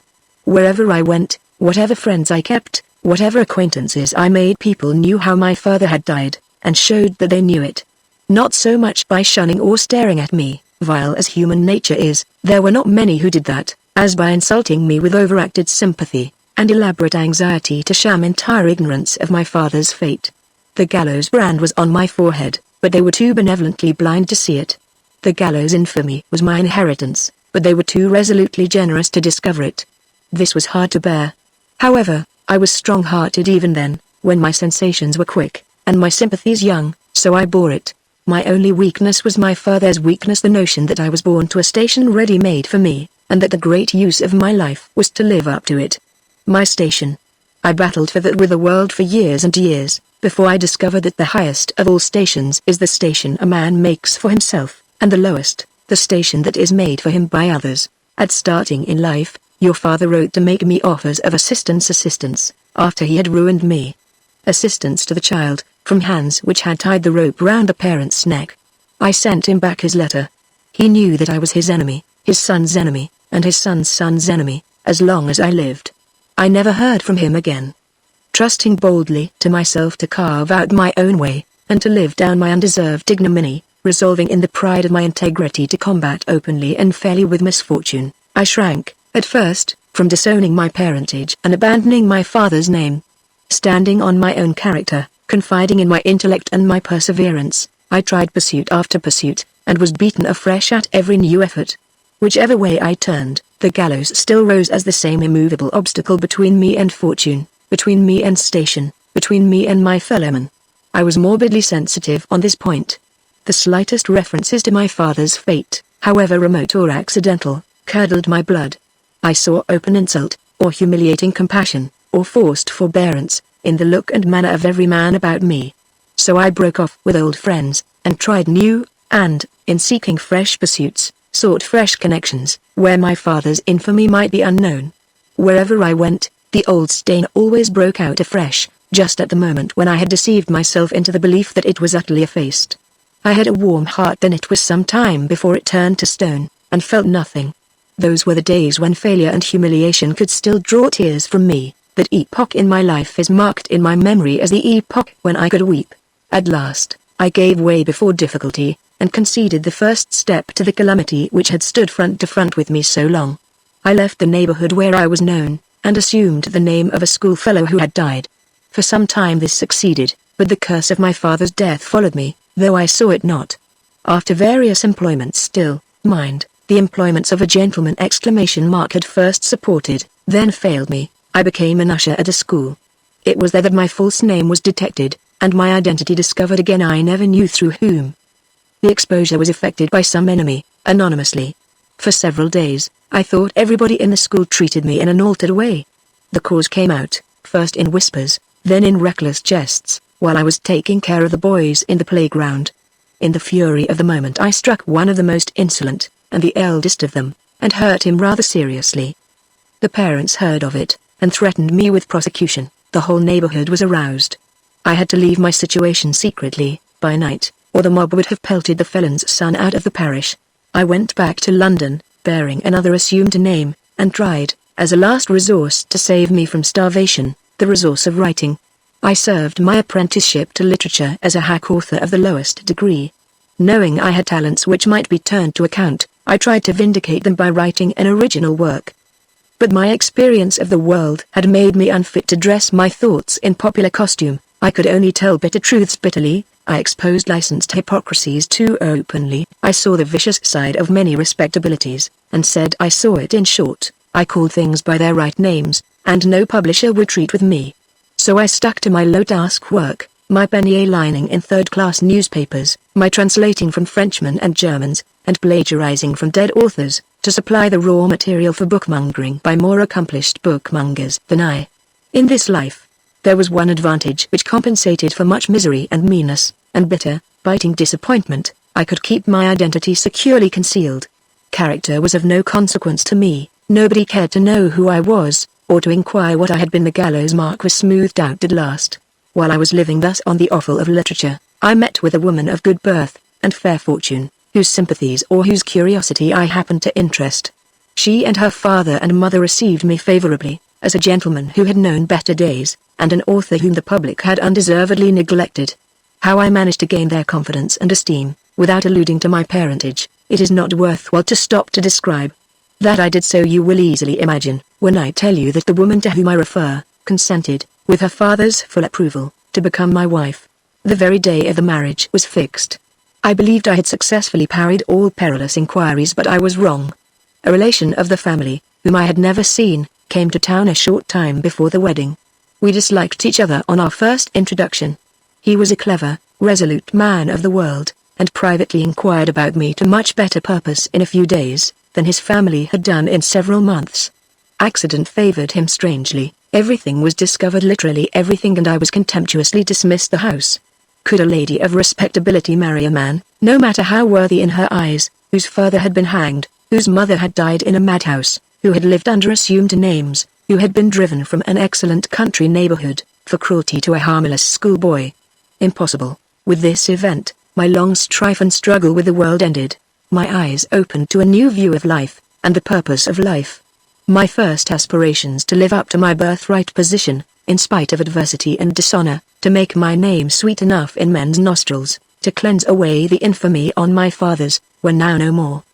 The ambition which, whether I was a hack author, a traveling portrait painter, or an usher at a school, had once whispered to me, "Low down as you are in dark, miry ways, you are on the path which leads upward to high places in the sunshine afar off. You are not working to scrape together wealth for another man, you are independent, self-reliant, laboring in your own cause." The daring ambition which had once counseled thus, sank dead within me at last. The strong, stern spirit was beaten by spirits stronger and sterner yet, infamy and want. I wrote to a man of character and wealth, one of my friends of early days, who had ceased to hold communication with me, like other friends, but, unlike them, had given me up in genuine sorrow. I wrote, and asked him to meet me privately by night. I was too ragged to go to his house, too sensitive still, even if I had gone and had been admitted, to risk encountering people there, who either knew my father, or knew how he had died. I wished to speak to my former friend, unseen, and made the appointment accordingly. He kept it. When we met, I said to him, "I have a last favor to ask of you. When we parted years ago, I had high hopes and brave resolutions, both are worn out. I then believed that I could not only rise superior to my misfortune, but could make the very misfortune the motive of my rise.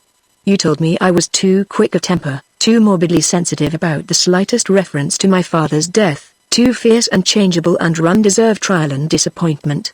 This might have been true then, but I am altered now. Pride and ambition have been persecuted and starved out of me. An obscure, monotonous life, in which thought and spirit may be laid asleep, never to wake again, is the only life I care for. Help me to lead it. I ask you, first, as a beggar, to give me from your superfluity, apparel decent enough to bear the daylight. I ask you next, to help me to some occupation which will just give me my bread, my shelter, and my hour or two of solitude in the evening. You have plenty of influence to do this, and you know I am honest. You cannot choose me too humble and obscure an employment. Let me descend low enough to be lost to sight beneath the world I have lived in. Let me go among people who want to know that I work honestly for them, and want to know nothing more. Get me a mean hiding place to conceal myself and my history in forever, and then neither attempt to see me nor communicate with me again. If former friends chance to ask after me, tell them I am dead, or gone into another country. The wisest life is the life the animals lead. I want, like them, to serve my master for food, shelter, and liberty to lie asleep now and then in the sunshine, without being driven away as a pest or a trespasser. Do you believe in this resolution? It is my last. He did believe in it, and he granted what I asked. Through his interference and recommendation, I entered the service of Mr. Sherwin. I must stop here for today. Tomorrow I shall come to disclosures of vital interest to you. Have you been surprised that I, your enemy by every cause of enmity that one man can have against another, should write to you so fully about the secrets of my early life? I have done so, because I wish the strife between us to be an open strife on my side, because I desire that you should know thoroughly what you have to expect from my character, after such a life as I have led. There was purpose in my deceit, when I deceived you. There is purpose in my frankness, when I now tell you all. I began in Mr. Sherwin's employment, as the lowest clerk in his office. Both the master and the men looked a little suspiciously on me, at first. My account of myself was always the same, simple and credible. I had entered the counting house with the best possible recommendation, and I acted up to it. These circumstances in my favor, joined to a manner that never varied, and to a steadiness at my work that never relaxed, soon produced their effect. All curiosity about me gradually died away. I was left to pursue my avocations in peace. The friend who had got me my situation, preserved my secret as I had desired him. Of all the people whom I had formerly known, pitiless enemies and lukewarm adherents, not one ever suspected that my hiding place was the back office of a linen draper's shop. For the first time in my life, I felt that the secret of my father's misfortune was mine, and mine only, that my security from exposure was at length complete. Before long, I rose to the chief place in the counting house. It was no very difficult matter for me to discover that my new master's character had other elements besides that of the highest respectability. In plain terms, I found him to be a pretty equal compound by nature, of the fool, the tyrant, and the coward. There was only one direction in which what grovelling sympathies he had could be touched to some purpose. Save him waste, or get him profit, and he was really grateful. I succeeded in working both these marvels. His managing man cheated him, I found it out, refused to be bribed to collusion, and exposed the fraud to Mr. Sherwin. This got me his confidence, and the place of chief clerk. In that position, I discovered a means, which had never occurred to my employer, of greatly enlarging his business and its profits, with the least possible risk. He tried my plan, and it succeeded. This gained me his warmest admiration, an increase of salary, and a firm footing in his family circle. My projects were more than fulfilled. I had money enough, and leisure enough, and spent my obscure existence exactly as I had proposed. But my life was still not destined to be altogether devoid of an animating purpose. When I first knew Margaret Sherwin, she was just changing from childhood to girlhood. I marked the promise of future beauty in her face and figure, and secretly formed the resolution which you afterwards came forward to thwart, but which I have executed, and will execute, in spite of you. The thoughts out of which that resolution sprang, counselled me more calmly than you can suppose. I said within myself, the best years of my life have been irrevocably wasted, misery and humiliation and disaster have followed my steps from my youth. Of all the pleasant draughts which other men drink to sweeten existence, not one has passed my lips. I will know happiness before I die, and this girl shall confer it. She shall grow up to maturity for me. I will imperceptibly gain such a hold on her affections, while they are yet young and impressible, that, when the time comes, and I speak the word though my years more than double hers, though I am dependent on her father for the bread I eat, though parents' voice and lover's voice unite to call her back, she shall still come to my side, and of her own free will put her hand in mine, and follow me wherever I go, my wife, my mistress, my servant, which I choose. This was my project. To execute it, time and opportunity were mine, and I steadily and warily made use of them, hour by hour, day by day, year by year. From first to last, the girls further never suspected me. Besides the security which he felt in my age, he had judged me by his own small commercial standard, and had found me a model of integrity. A man who had saved him from being cheated, who had so enlarged and consolidated his business as to place him among the top dignitaries of the trade, who was the first to come to the desk in the morning, and the last to remain there in the evening, who had not only never demanded, but had absolutely refused to take a single holiday. Such a man as this was, morally and intellectually, a man in 10,000, a man to be admired and trusted in every relation of life. His confidence in me knew no bounds. He was uneasy if I was not by to advise him in the simplest matters. My ears were the first to which he confided his insane ambition on the subject of his daughter, his anxiety to see her marry above her station, his stupid resolution to give her the false, flippant, fashionable education which she subsequently received. I thwarted his plans in nothing, openly counteracted them in everything, secretly. The more I strengthened my sources of influence over Margaret, the more pleased he was. He was delighted to hear her constantly referring to me about her home lessons, to see her coming to me, evening after evening, to learn new occupations and amusements. He suspected I had been a gentleman. He had been told I spoke pure English. He felt sure I had received a first-rate education. I was nearly as good for Margaret as good society itself.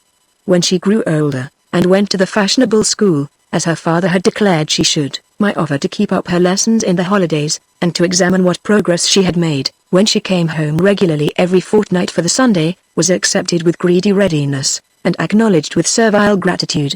At this time, Mr. Sherwin's own estimate of me, among his friends, was, that he had got me for half nothing, and that I was worth more to him than 1,000 a year. But there was one member of the family who suspected my intentions from the first. Mrs. Sherwin, the weak, timid, sickly woman, whose opinion nobody regarded, whose character nobody understood. Mrs. Sherwin, of all those who dwelt in the house, or came to the house, was the only one whose looks, words, and manner kept me constantly on my guard. The very first time we saw each other, that woman doubted me, as I doubted her, and forever afterwards, when we met, she was on the watch. This mutual distrust, this antagonism of our two natures, never openly proclaimed itself, and never wore away. My chance of security lay, not so much in my own caution, and my perfect command of look and action under all emergencies, as in the self-distrust and timidity of her nature, in the helpless inferiority of position to which her husband's want of affection, and her daughter's want of respect, condemned her in her own house, and in the influence of repulsion at times, even of absolute terror which my presence had the power of communicating to her.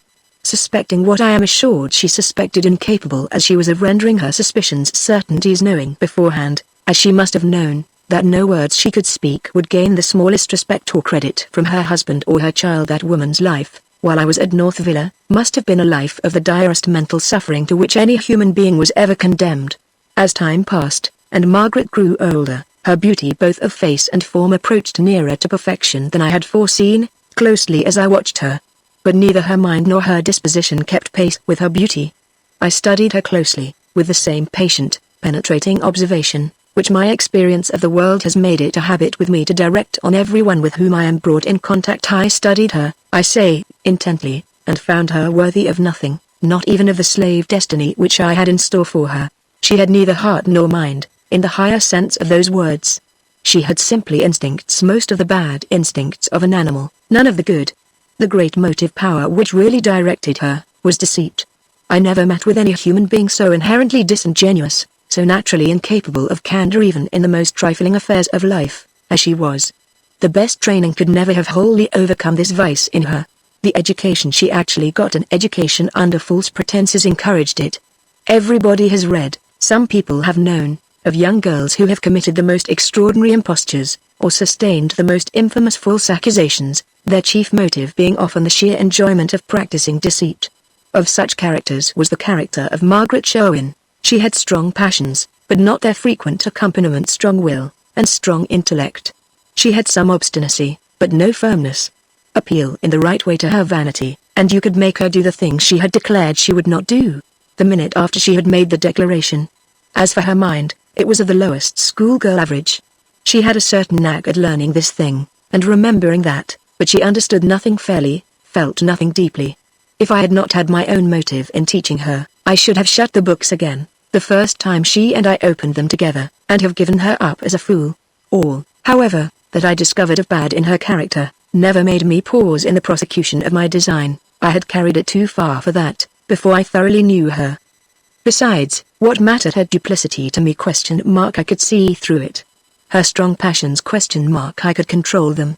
Her obstinacy? I could break it. Her poverty of intellect? I cared nothing about her intellect. What I wanted was youth and beauty. She was young and beautiful, and I was sure of her. Yes, sure. Her showy person, showy accomplishments, and showy manners dazzled all eyes but mine. Of all the people about her, I alone found out what she really was, and in that lay the main secret of my influence over her. I dreaded no rivalry. Her father, prompted by his ambitious hopes, kept most young men of her class away from the house. The few who did come were not dangerous. They were as incapable of inspiring, as she was of feeling, real love. Her mother still watched me, and still discovered nothing, still suspected me behind my back, and still trembled before my face. Months passed on monotonously, year succeeded to year, and I bided my time as patiently, and kept my secret as cautiously as at the first. No change occurred, nothing happened to weaken or alter my influence at North Villa, until the day arrived when Margaret left school and came home for good. Exactly at the period to which I have referred, certain business transactions of great importance required the presence of Mr. Sherwin, or of some confidential person to represent him, at Lyon.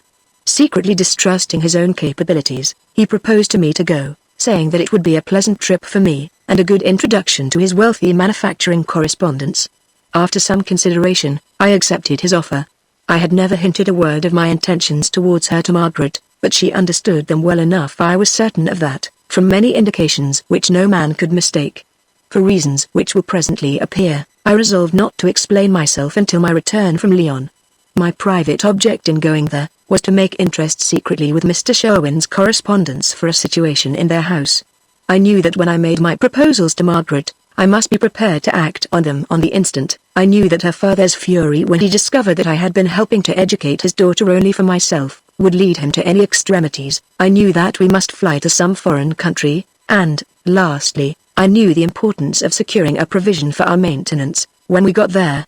I had saved money, it is true nearly 2/3 of my salary, every year, but had not saved enough for 2.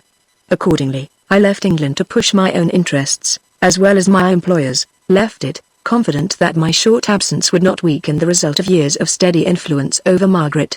The sequel showed that, cautious and calculating as I was, I had nevertheless overlooked the chances against me, which my own experience of her vanity and duplicity ought to have enabled me thoroughly to foresee.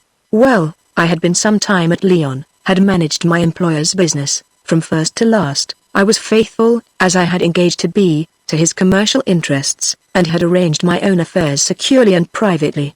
Already, I was looking forward, with sensations of happiness which were new to me, to my return and to the achievement of the one success, the solitary triumph of my long life of humiliation and disaster, when a letter arrived from Mr. Sherwin. It contained the news of your private marriage, and of the extraordinary conditions that had been attached to it with your consent. Other people were in the room with me when I read that letter, but my manner betrayed nothing to them. My hand never trembled when I folded the sheet of paper again. I was not a minute late in attending a business engagement which I had accepted. The slightest duties of other kinds which I had to do, I rigidly fulfilled. Never did I more thoroughly and fairly earn the evening's leisure by the morning's work, than I earned it that day. Leaving the town at the close of afternoon, I walked on till I came to a solitary place on the bank of the great river which runs near Lyon. There I opened the letter for the second time, and read it through again slowly, with no necessity now for self-control, because no human being was near to look at me. There I read your name, constantly repeated in every line of writing, and knew that the man who, in my absence, had stepped between me and my prize, the man who, in his insolence of youth, and birth, and fortune, had snatched from me the one long-delayed reward for 20 years of misery, just as my hands were stretched forth to grasp it, was the son of that honorable and high-born gentleman who had given my father to the gallows, and had made me the outcast of my social privileges for life. The sun was setting when I looked up from the letter. Flashes of rose light leapt on the leaping river, the birds were winging nestward to the distant trees, and the ghostly stillness of night was sailing solemnly over earth and sky, as the first thought of the vengeance I would have on father and son began to burn fiercely at my heart, to move like a new life within me, to whisper to my spirit, wait, be patient, they are both in your power. You can now foul the father's name as the father fouled yours. You can yet thwart the son, as the son has thwarted you. In the few minutes that passed, while I lingered in that lonely place after reading the letter, I imagined the whole scheme which it afterwards took a year to execute. I laid the whole plan against you and your father, the first half of which, through the accident that led you to your discovery, has alone been carried out. I believed then, as I believe now, that I stood towards you both in the place of an injured man, whose right it was, in self-defense and self-assertion, to injure you. Judged by your ideas, this may read wickedly, but to me, after having lived and suffered as I have, the modern commonplaces current in the world are so many brazen images which society impudently worships like the Jews of old in the face of living truth. Let us get back to England. That evening, when we met for the first time, did you observe that Margaret was unusually agitated before I came in? I detected some change, the moment I saw her. Did you notice that I avoided speaking to her, or looking at her? It was because I was afraid to do so. I saw that, with my return, my old influence over her was coming back, and I still believe that, hypocritical and heartless though she was, and blinded though you were by your passion for her, she would unconsciously have betrayed everything to you on that evening, if I had not acted as I did. Her mother, too. How her mother watched me from the moment when I came in. Afterwards, while you were trying hard to open, undetected, the sealed history of my early life, I was warily discovering from Margaret all that I desired to know. I say warily, but the word poorly expresses my consummate caution and patience. At that time, I never put myself in her power, never risked offending, or frightening, or revolting her, never lost an opportunity of bringing her back to her old habits of familiarity, and, more than all, never gave her mother a single opportunity of detecting me.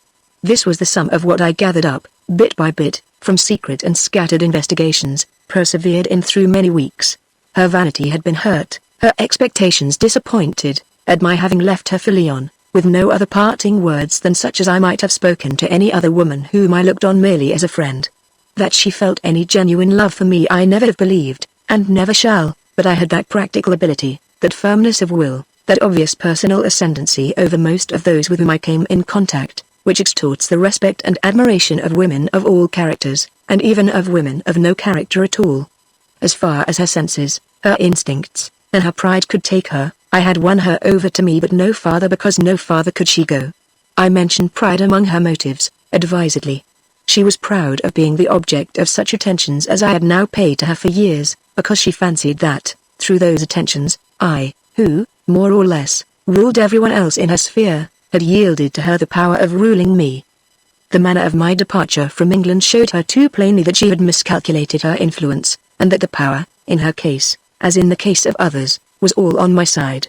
Hence the wound to her vanity, to which I have alluded. It was while this wound was still fresh that you met her, and appealed to her self-esteem in a new direction. You must have seen clearly enough that such proposals as yours far exceeded the most ambitious expectations formed by her father. No man's alliance could have lifted her much higher out of her own class. She knew this, and from that knowledge married you for your station, for your name, for your great friends and connections, for your father's money, and carriages, and fine houses, for everything, in short, but yourself. Still, in spite of the temptations of youth, wealth, and birth which your proposals held out to her, she accepted them at first. I made her confess it herself, with a secret terror and misgiving, produced by the remembrance of me. These sensations, however, she soon quelled, or fancied she quelled, and these, it was now my last, best chance to revive. I had a whole year for the work before me, and I felt certain of success. On your side, you had immense advantages. You had social superiority, you had her father's full approbation, and you were married to her. If she had loved you for yourself, loved you for anything besides her own sensual interests, her vulgar ambition, her reckless vanity, every effort I could have made against you would have been defeated from the first. But, setting this out of the question, in spite of the utter heartlessness of her attachment to you, if you had not consented to that condition of waiting a year for her after marriage, or, consenting to it, if you had broken it long before the year was out, knowing, as you should have known, that in most women's eyes a man is not dishonored by breaking his promise, so long as he breaks it for a woman's sake, if, I say, you had taken either of these courses, I should still have been powerless against you. But you remained faithful to your promise, faithful to the condition, faithful to the ill-directed modesty of your love, and that very fidelity put you in my power. A pure-minded girl would have loved you 1,000 times better for acting as you did, but Margaret Sherwin was not a pure-minded girl, not a maidenly girl. I have looked into her thoughts, and I know it. Such were your chances against me, and such was the manner in which you misused them. On my side, I had indefatigable patience, personal advantages equal, with the exception of birth and age, to yours, long-established influence, freedom to be familiar, and more than all, that stealthy, unflagging strength of purpose which only springs from the desire of revenge. I first thoroughly tested your character, and discovered on what points it was necessary for me to be on my guard against you, when you took shelter under my roof from the storm. If your father had been with you on that night, there were moments, while the tempest was wrought to its full fury, when, if my voice could have called the thunder down on the house to crush it and everyone in it to atoms, I would have spoken the word, and ended the strife for all of us. The wind, the hail, and the lightning maddened my thoughts of your father and you. I was nearly letting you see it, when that flash came between us as we parted at my door. How I gained your confidence, you know, and you know also, how I contrived to make you use me, afterwards, as the secret friend who procured you privileges with Margaret which her father would not grant at your own request. This, at the outset, secured me from suspicion on your part, and I had only to leave it to your infatuation to do the rest. With you my course was easy, with her it was beset by difficulties, but I overcame them. Your fatal consent to wait through a year of probation, furnished me with weapons against you, which I employed to the most unscrupulous purpose. I can picture to myself what would be your indignation and your horror, if I fully described the use which I made of the position in which your compliance with her father's conditions placed you towards Margaret. I spare you this avowal, it would be useless now. Consider me what you please, denounce my conduct in any terms you like, my justification will always be the same. I was the injured man, you were the aggressor, I was righting myself by getting back a possession of which you had robbed me, and any means were sanctified by such an end as that. But my success, so far, was of little avail, in itself, against the all-powerful counter-attraction which you possessed. Contemptible, or not, You still had this superiority over me. You could make a fine lady of her. From that fact sprang the ambition which all my influence, dating as it did from her childhood, could not destroy. There was fastened the mainspring which regulated her selfish devotion to you, and which it was next to impossible to snap asunder. I never made the attempt. The scheme which I proposed to her, when she was fully prepared to hear it, and to conceal that she had heard it, left her free to enjoy all the social advantages which your alliance could bestow, free to ride in her carriage, and go into her father's shop. That was one of her ambitions, as a new customer added to his aristocratic connection, free even to become one of your family, unsuspected, in case your rash marriage was forgiven. Your credulity rendered the execution of this scheme easy. In what manner it was to be carried out, and what object I proposed to myself in framing it, I abstain from avowing, for the simple reason that the discovery at which you arrived by following us on the night of the party, made my plan abortive, and has obliged me since to renounce it. I need only say, in this place, that it threatened your father as well as you, and that Margaret recoiled from it at first, not from any horror of the proposal, but through fear of discovery. Gradually, I overcame her apprehensions, very gradually, for I was not thoroughly secure of her devotion to my purpose, until your year of probation was nearly out. Through all that year, daily visitor as you were at North Villa, you never suspected either of us. And yet, had you been one whit less infatuated, how many warnings you might have discovered, which, in spite of her duplicity and my caution, would then have shown themselves plainly enough to put you on your guard. Those abrupt changes in her manner, those alternate fits of peevish silence and capricious gaiety, which sometimes displayed themselves even in your presence, had every one of them their meaning, though you could not discern it. Sometimes, they meant fear of discovery, sometimes fear of me. Now, they might be traced back to hidden contempt, now, to passions swelling under fancied outrage, now, to secret remembrance of disclosures I had just made, or eager anticipation of disclosures I had yet to reveal. There were times at which every step of the way along which I was advancing was marked, faintly yet significantly, in her manner and her speech, could you only have interpreted them right. My first renewal of my old influence over her, my first words that degraded you in her eyes, my first successful pleading of my own cause against yours, my first appeal to those passions in her which I knew how to move, my first proposal to her of the whole scheme which I had matured in solitude, in the foreign country, by the banks of the great river, all these separate and gradual advances on my part towards the end which I was vowed to achieve, were outwardly shadowed forth in her, consummate as were her capacities for deceit, and consummately as she learned to use them against you. Do you remember noticing, on your return from the country, how ill Margaret looked, and how ill I looked? We had some interviews during your absence, at which I spoke such words to her as would have left their mark on the face of a Jezebel, or a Messalina. Have you forgotten how often, during the latter days of your year of expectation, I abruptly left the room after you had called me in to bear you company in your evening readings? My pretext was sudden illness, and illness it was, but not of the body. As the time approached, I felt less and less secure of my own caution and patience. With you, indeed, I might still have considered myself safe. It was the presence of Mrs. Sherwin that drove me from the room. Under that woman's fatal eye I shrank. When the last days drew near, I, who had defied her detection, and stood firmly on my guard against her sleepless, silent, deadly vigilance, for months and months gave way as the end approached. I knew that she had once or twice spoken strangely to you, and I dreaded lest her wandering, incoherent words might yet take in time a recognizable direction, a palpable shape. They did not. The instinct of terror bound her tongue to the last. Perhaps, even if she had spoken plainly, you would not have believed her. You would have been still true to yourself and to your confidence in Margaret. Enemy as I am to you, enemy as I will be to the day of your death, I will do you justice for the past. Your love for that girl was a love which even the purest and best of women could never have thoroughly deserved. My letter is nearly done, my retrospect is finished.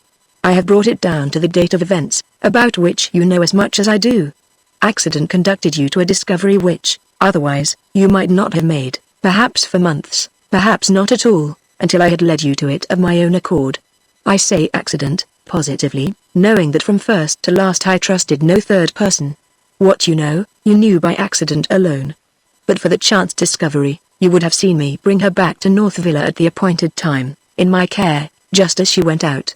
I had no dread of her meeting you. But enough of her. I shall dispose of her future, as I had resolved to dispose of it years ago, careless how she may be affected when she first sees the hideous alteration which your attack has wrought in me. Enough, I say, of the Sherwins' father, mother, and daughter, your destiny lies not with them, but with me. Do you still exult in having deformed me in every feature, in having given me a face to revolt every human being who looks at me? Do you triumph in the remembrance of this atrocity, as you triumphed in the acting of it, believing that you had destroyed my future with Margaret, in destroying my very identity as a man? I tell you, that with the hour when I leave this hospital your day of triumph will be over, and your day of expiation will begin, never to end till the death of one of us.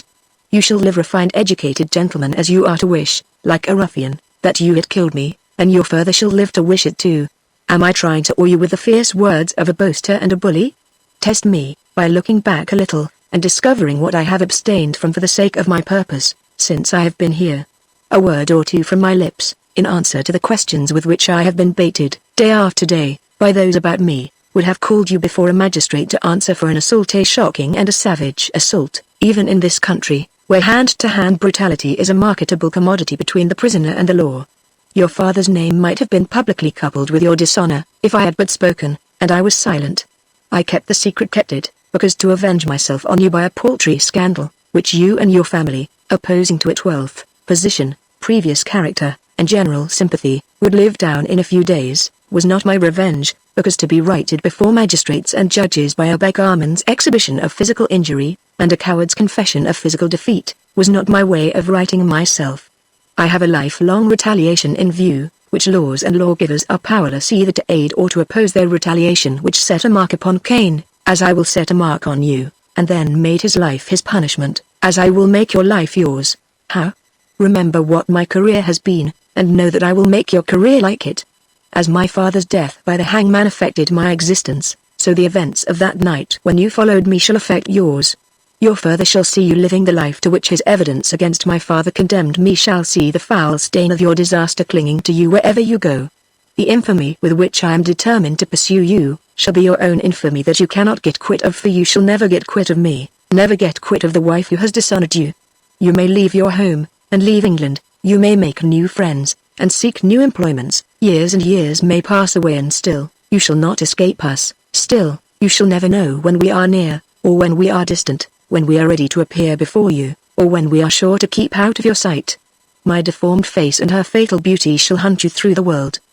The terrible secret of your dishonor, and of the atrocity by which you avenged it, shall ooze out through strange channels, in vague shapes, by tortuous and tangible processes, ever changing in the manner of its exposure, never remediable by your own resistance, and always directed to the same end, your isolation as a marked man, in every fresh sphere, among every new community to which you retreat.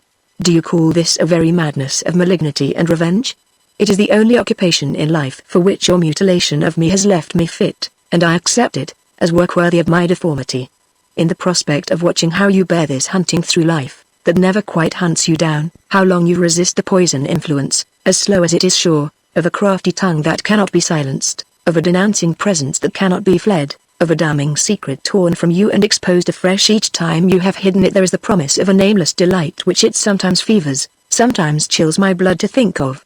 Lying in this place at night, in those hours of darkness and stillness when the surrounding atmosphere of human misery presses heavy on me in my heavy sleep, prophecies of dread things to come between us, trouble my spirit in dreams. At those times, I know, and shudder in knowing, that there is something besides the motive of retaliation, something less earthly and apparent than that, which urges me horribly and supernaturally to link myself to you for life, which makes me feel as the bearer of a curse that shall follow you, as the instrument of a fatality pronounced against you long ere we met, a fatality beginning before our fathers were parted by the hangman, perpetuating itself in you and me, ending who shall say how, or when. Beware of comforting yourself with a false security, by despising my words, as the wild words of a madman, dreaming of the perpetration of impossible crimes. Throughout this letter I have warned you of what you may expect, because I will not assail you at disadvantage, as you assailed me, because it is my pleasure to ruin you, openly resisting me at every step. I have given you fair play, as the huntsmen give fair play at starting to the animal they are about to run down.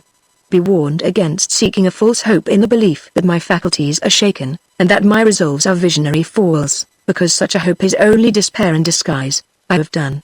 The time is not far distant when my words will become deeds. The cure fast in a public hospital. We shall meet soon. Robert Magneon, we shall meet soon. How? Where? I looked back at the last page of writing.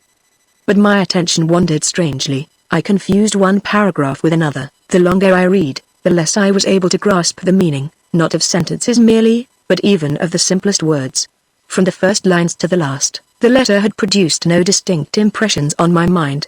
So utterly was I worn out by the previous events of the day, that even those earlier portions of Magnion's confession, which revealed the connection between my father and his, and the terrible manner of their separation, hardly roused me to more than a momentary astonishment.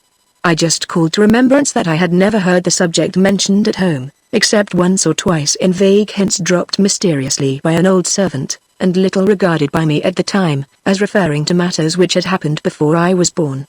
I just reflected thus briefly and languidly on the narrative at the commencement of the letter, and then mechanically read on. Except the passages which contained the exposure of Margaret's real character, and those which described the origin and progress of Magnion's infamous plot, nothing in the letter impressed me, as I was afterwards destined to be impressed by it, on a second reading. The lethargy of all feeling into which I had now sunk, seemed a very lethargy of death.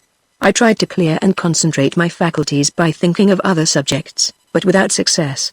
All that I had heard and seen since the morning, now recurred to me more and more vaguely and confusedly. I could form no plan either for the present or the future. I knew as little how to meet Mr. Sherwin's last threat of forcing me to acknowledge his guilty daughter, as how to defend myself against the lifelong hostility with which I was menaced by Magnion. A feeling of awe and apprehension, which I could trace to no distinct cause, stole irresistibly and mysteriously over me. A horror of the searching brightness of daylight, a suspicion of the loneliness of the place to which I had retreated, a yearning to be among my fellow creatures again, to live where there was life. The busy life of London overcame me. I turned hastily, and walked back from the suburbs to the city. It was growing towards evening as I gained one of the great thoroughfares.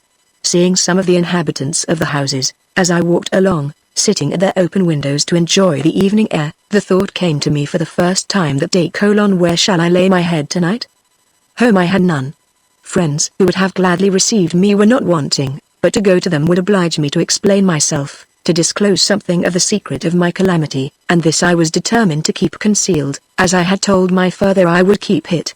My last left consolation was my knowledge of still preserving that resolution, of still honorably holding by it at all hazards, cost what it might. So I thought no more of succor or sympathy from any one of my friends. As a stranger I had been driven from my home, and as a stranger I was resigned to live, until I had learned how to conquer my misfortune by my own vigor and endurance. Firm in this determination, though firm in nothing else, I now looked around me for the first shelter I could purchase from strangers. The humbler the better. I happened to be in the poorest part, and on the poorest side of the great street along which I was walking among the inferior shops, and the houses of few stories.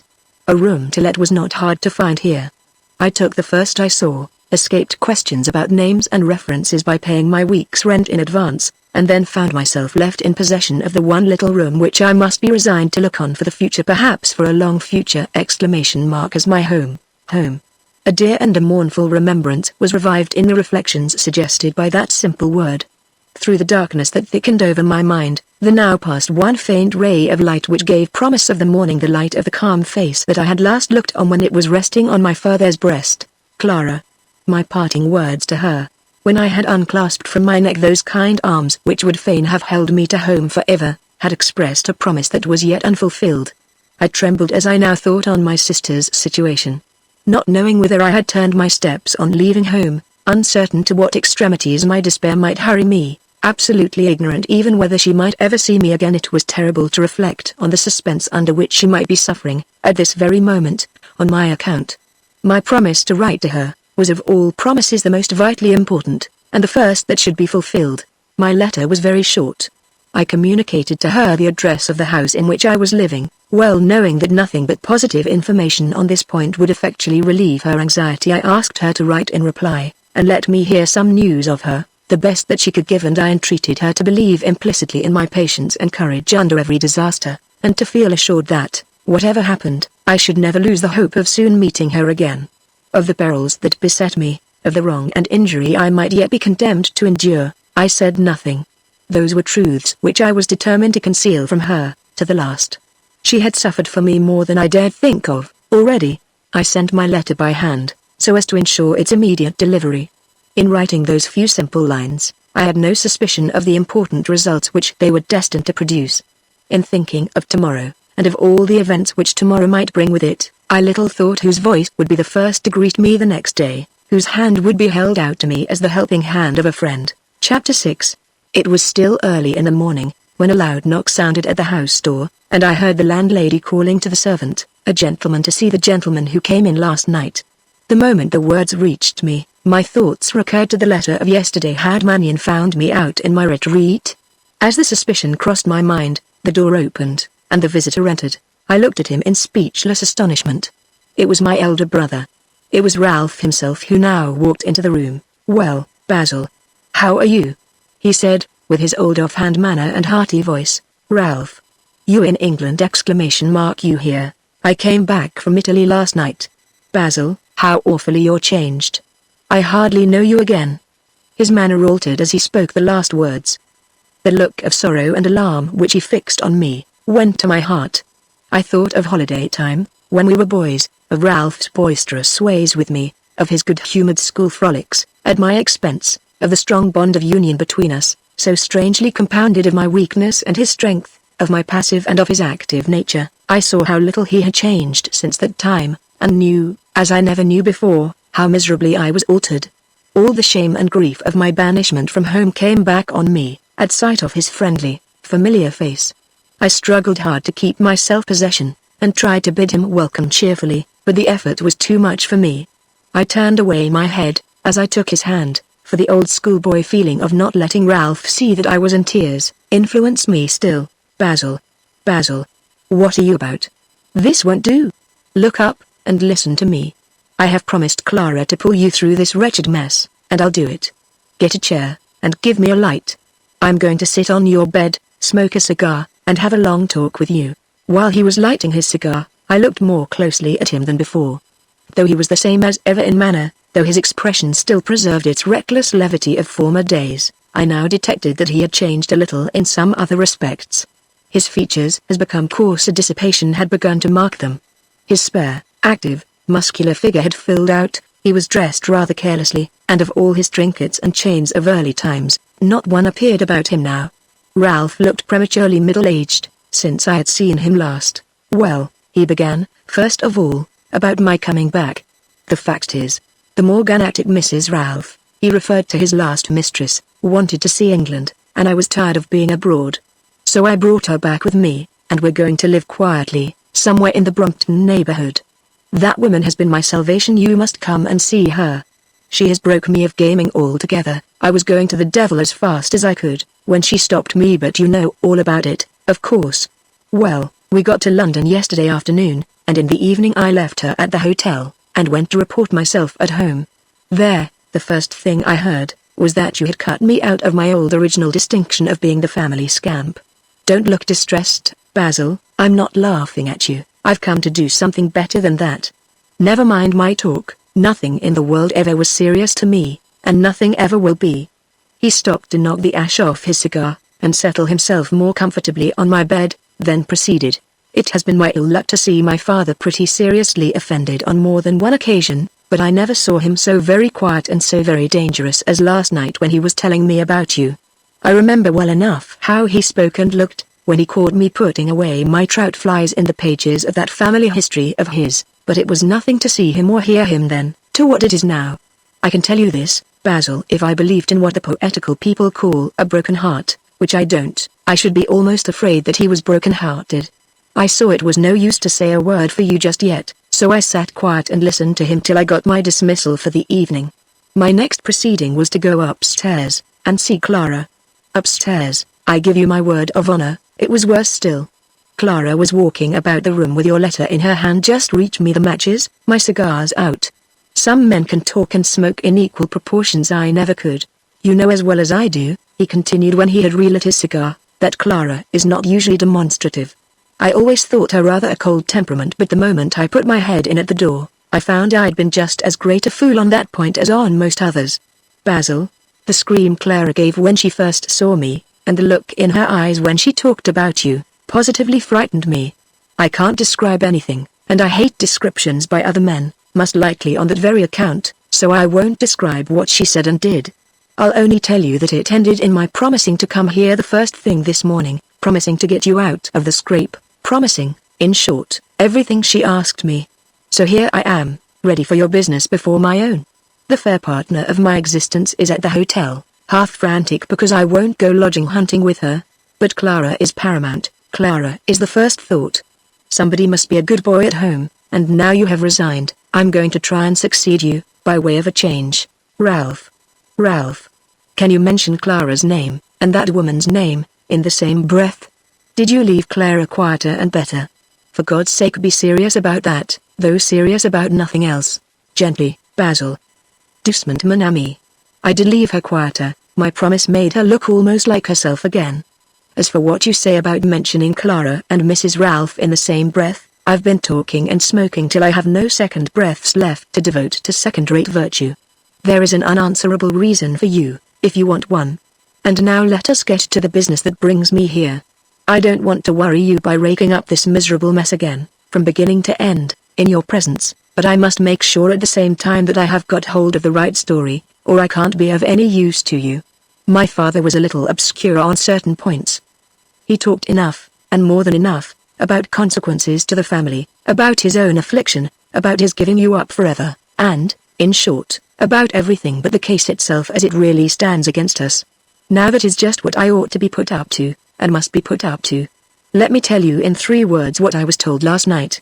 Go on, Ralph, speak as you please. Very good. First of all, I understand that you took a fancy to some shopkeeper's daughter so far. Mind, I don't blame you. I've spent time very pleasantly among the ladies of the counter myself. But in the second place, I'm told that you actually married the girl.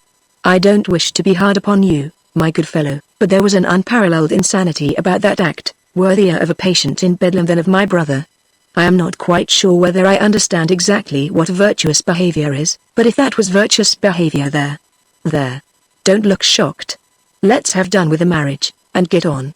Well, you made the girl your wife, and then innocently consented to a very queer condition of waiting a year for her. Virtuous behavior again, I suppose. At the end of that time don't turn away your head, Basil. I may be a scamp, but I am not blackguard enough to make a joke either in your presence, or out of it of this part of the story. I will pass it over altogether, if you like, and only ask you a question or two. You see, my father either could not or would not speak plainly of the worst part of the business, and you know him well enough to know why. But somebody must be a little explicit, or I can do nothing. About that man? You found the scoundrel out? Did you get within arm's length of him? I told my brother of the struggle with Magneon in the square. He heard me almost with his former schoolboy delight, when I had succeeded, to his satisfaction, in a feat of strength or activity. He jumped off the bed, and seized both my hands in his strong grasp, his face radiant, his eyes sparkling. Shake hands, Basil. Shake hands. As we haven't shaken hands yet, this makes amends for everything. One word more, though, about that fellow. Where is he now? In the hospital. Ralph laughed heartily, and jumped back on the bed. I remembered Magnion's letter, and shuddered as I thought of it. The next question is about the girl, said my brother. What has become of her? Where was she all the time of your illness? At her father's house. She is there still. Ah, yes. I see, the old story, innocent. Of course. And her father backs her, doesn't he? To be sure, that's the old story too. I have got at our difficulty now. We are threatened with an exposure, if you don't acknowledge her. Wait a minute. Have you any evidence against her, besides your own? I have a letter, a long letter from her accomplice, containing a confession of his guilt and hers. She is sure to call that confession a conspiracy. It's of no use to us, unless we dared to go to law, and we daren't. We must hush the thing up at any price, or it will be the death of my father. This is a case for money, just as I thought it would be. Mr. and Miss Shopkeeper have got a large assortment of silence to sell, and we must buy it of them, over the domestic counter, at so much a yard. Have you been there yet, Basil, to ask the price and strike the bargain? I was at the house, yesterday. The deuce you were. And who did you see? The father. Did you bring him to terms? Did you do business with Mr. Shopkeeper? His manner was brutal. His language, the language of a bully? So much the better. Those men are easiest dealt with. If he will only fly into a passion with me, I engage for success beforehand. But the end, how did it end? As it began: in threats on his part, in endurance on mine. Ah. We'll see how he likes my endurance next. He'll find it rather a different sort of endurance from yours. By the by, Basil, what money had you to offer him? I made no offer to him then. Circumstances happened which rendered me incapable of thinking of it. I intended to go there again, today, and if money would bribe him to silence, and save my family from sharing the dishonor which has fallen on me, to abandon to him the only money I have of my own, the little income left me by our mother. Do you mean to say that your only resource is in that wretched trifle, and that you ever really intend to let it go, and start in the world without a rap? Do you mean to say that my father gave you up without making the smallest provision for you, in such a mess as yours? Hang it. Do him justice. He has been hard enough on you, I know, but he can't have coolly turned you over to ruin in that way. He offered me money, at parting, but with such words of contempt and insult that I would have died rather than take it. I told him that, unaided by his purse, I would preserve him, and preserve his family from the infamous consequences of my calamity, though I sacrificed my own happiness and my own honor forever in doing it. And I go today to make that sacrifice. The loss of the little I have to depend on, is the least part of it. He may not see his injustice in doubting me, till too late, but he shall see it. I beg your pardon, Basil, but this is almost as great an insanity, as the insanity of your marriage. I honor the independence of your principle, my dear fellow, but, while I am to the fore, I'll take good care that you don't ruin yourself gratuitously, for the sake of any principles whatever. Just listen to me, now. In the first place, remember that what my father said to you, he said in a moment of violent exasperation. You had been trampling the pride of his life in the mud. No man likes that, my father least of any. And, as for the offer of your poor little morsel of an income to stop these people's greedy mouths, it isn't a quarter enough for them. They know our family is a wealthy family, and they will make their demand accordingly.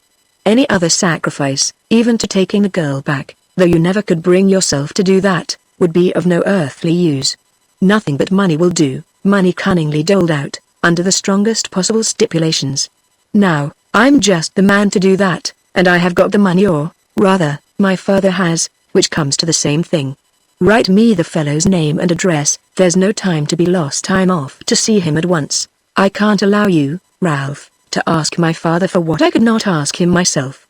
Give me the name and address, or you will sour my excellent temper for the rest of my life. Your obstinacy won't do with me, Basil. It didn't at school, and it won't now. I shall ask my father for money for myself, and use as much of it as I think proper for your interests. He'll give me anything I want. Now I have turned good boy. I don't owe £50, since my last debts were paid off thanks to Mrs. Ralph, who is the most managing woman in the world. By the by, when you see her, don't seem surprised at her being older than I am. Oh. This is the address, is it? Hollyoake Square? Where the devil's that? Never mind, I'll take a cab, and shift the responsibility of finding the place on the driver. Keep up your spirits, and wait here till I come back. You shall have such news of Mr. Shopkeeper and his daughter as you little expect. Au revoir, my dear fellow, au revoir. He left the room as rapidly as he had entered it. The minute afterwards, I remembered that I ought to have warned him of the fatal illness of Mrs. Sherwin. She might be dying dead for aught I knew when he reached the house. I ran to the window, to call him back. It was too late. Ralph was gone. Even if he were admitted at North Villa, would he succeed? I was little capable of estimating the chances.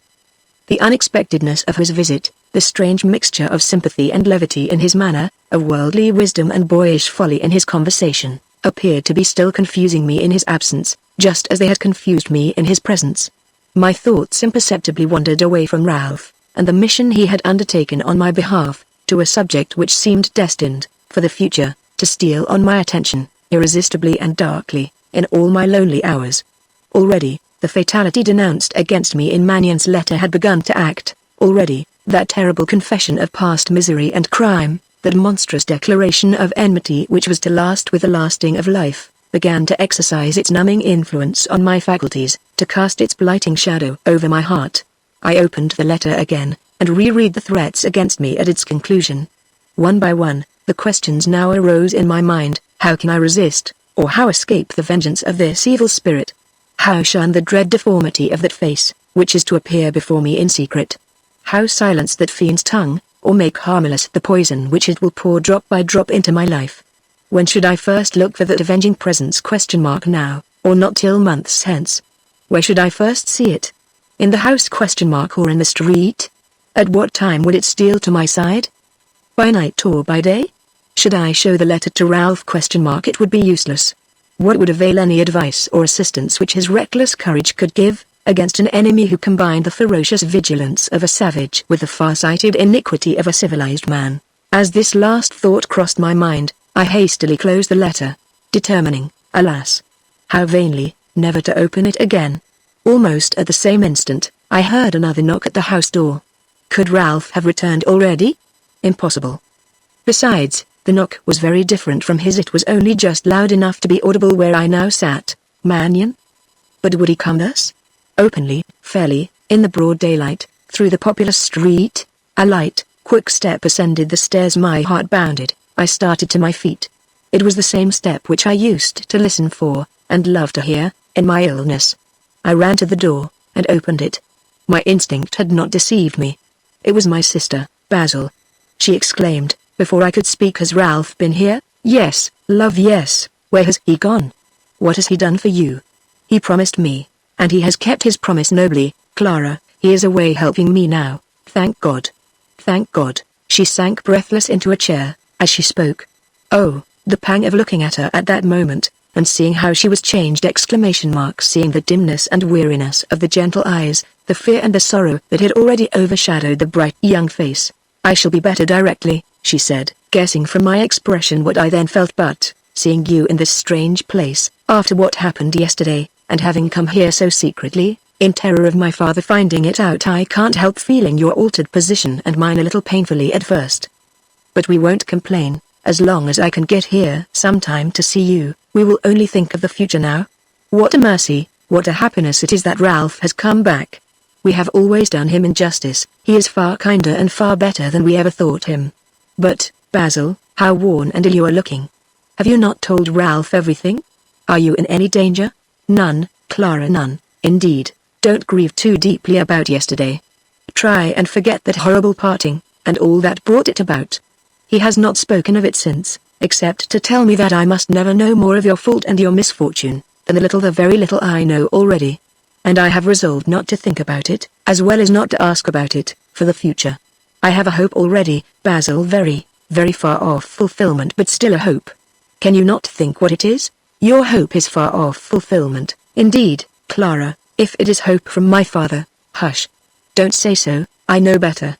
Something occurred, even so soon as last night, a very trifling event, but enough to show that he thinks of you, already, in grief far more than in anger. I wish I could believe it, love, but my remembrance of yesterday. Don't trust that remembrance, don't recall it. I will tell you what occurred. Sometime after you had gone, and after I had recovered myself a little in my own room, I went downstairs again to see my father, for I was too terrified and too miserable at what had happened, to be alone. He was not in his room when I got there. As I looked round me for a moment, I saw the pieces of your page in the book about our family, scattered on the floor, and the miniature likeness of you, when you were a child, was lying among the other fragments. It had been torn out of its setting in the paper, but not injured. I picked it up, Basil, and put it on the table, at the place where he always sits, and laid my own little locket, with your hair in it, by the side, so that he might know that the miniature had not been accidentally taken up and put there by the servant. Then, I gathered together the pieces of the page and took them away with me, thinking it better that he should not see them again. Just as I had got through the door that leads into the library, and was about to close it, I heard the other door, by which you enter the study from the hall, opening, and he came in, and went directly to the table. His back was towards me, so I could look at him unperceived. He observed the miniature directly and stood quite still with it in his hand, then sighed so bitterly, and then took the portrait of our dear mother from one of the drawers of the table, opened the case in which it is kept, and put your miniature inside, very gently and tenderly. I could not trust myself to see any more, so I went up to my room again, and shortly afterwards he came in with my locket, and gave it me back, only saying, "You left this on my table, Clara." But if you had seen his face then, you would have hoped all things from him in the time to come, as I hope now, and as I will hope, Clara, though it be from no stronger motive than gratitude to you. Before I left home, she proceeded, after a moment's silence, I thought of your loneliness in this strange place, knowing that I could seldom come to see you, and then only by stealth, by committing a fault which, if my father found it out, but we won't speak of that. I thought of your lonely hours here, and I have brought with me an old, forgotten companion of yours, to bear you company, and to keep you from thinking too constantly on what you have suffered. Look, Basil. Won't you welcome this old friend again? She gave me a small roll of manuscript, with an effort to resume her kind smile of former days, even while the tears stood thick in her eyes. I untied the leaves, glanced at the handwriting, and saw before me, once more, the first few chapters of my unfinished romance. Again I looked on the patiently labored pages, familiar relics of that earliest and best ambition which I had abandoned for love, two faithful records of the tranquil, ennobling pleasures which I had lost forever. Oh, for one thought flower now, from the dream garden of the happy past, I took more care of those leaves of writing, after you had thrown them aside, than of anything else I had, said Clara. I always thought the time would come, when you would return again to the occupation which it was once your greatest pleasure to pursue, and my greatest pleasure to watch. And surely that time has arrived. I am certain, Basil, your book will help you to wait patiently for happier times, as nothing else can. This place must seem very strange and lonely, but the sight of those pages, and the sight of me sometimes, when I can come, may make it look almost like home to you. The room is not very. She stopped suddenly. I saw her lip tremble, and her eyes grow dim again, as she looked round her. When I tried to speak all the gratitude I felt, she turned away quickly, and began to busy herself in rearranging the wretched furniture, in setting in order the glaring ornaments on the chimney-piece, in hiding the holes in the ragged window curtains, in changing, as far as she could, all the tawdry discomfort of my one miserable little room. She was still absorbed in this occupation, when the church clocks of the neighborhood struck the hour that warned her to stay no longer. I must go, she said, it is later than I thought. Don't be afraid about my getting home, old Martha came here with me, and is waiting downstairs to go back, you know we can trust her. Write to me as often as you can, I shall hear about you every day, from Ralph, but I should like a letter sometimes, as well. Be as hopeful and as patient yourself, dear, under misfortune, as you wish me to be, and I shall despair of nothing. Don't tell Ralph I have been here, he might be angry. I will come again, the first opportunity. Goodbye, Basil. Let us try and part happily, in the hope of better days. Goodbye, dear, goodbye, only for the present. Her self-possession nearly failed her, as she kissed me, and then turned to the door. She just signed to me not to follow her downstairs, and, without looking round again, hurried from the room. It was well for the preservation of our secret, that she had so resolutely refrained from delaying her departure. She had been gone but for a few minutes. The lovely and consoling influence of her presence was still fresh in my heart. I was still looking sadly over the once precious pages of manuscript which she had restored to me when Ralph returned from North Villa. I heard him leaping, rather than running, up the rickety wooden stairs. He burst into my room more impetuously than ever. All right, he said, jumping back to his former place on the bed. We can buy Mr. Shopkeeper for anything we like for nothing at all, if we choose to be stingy. His innocent daughter has made the best of all confessions, just at the right time. Basil, my boy, she has left her father's house. What do you mean?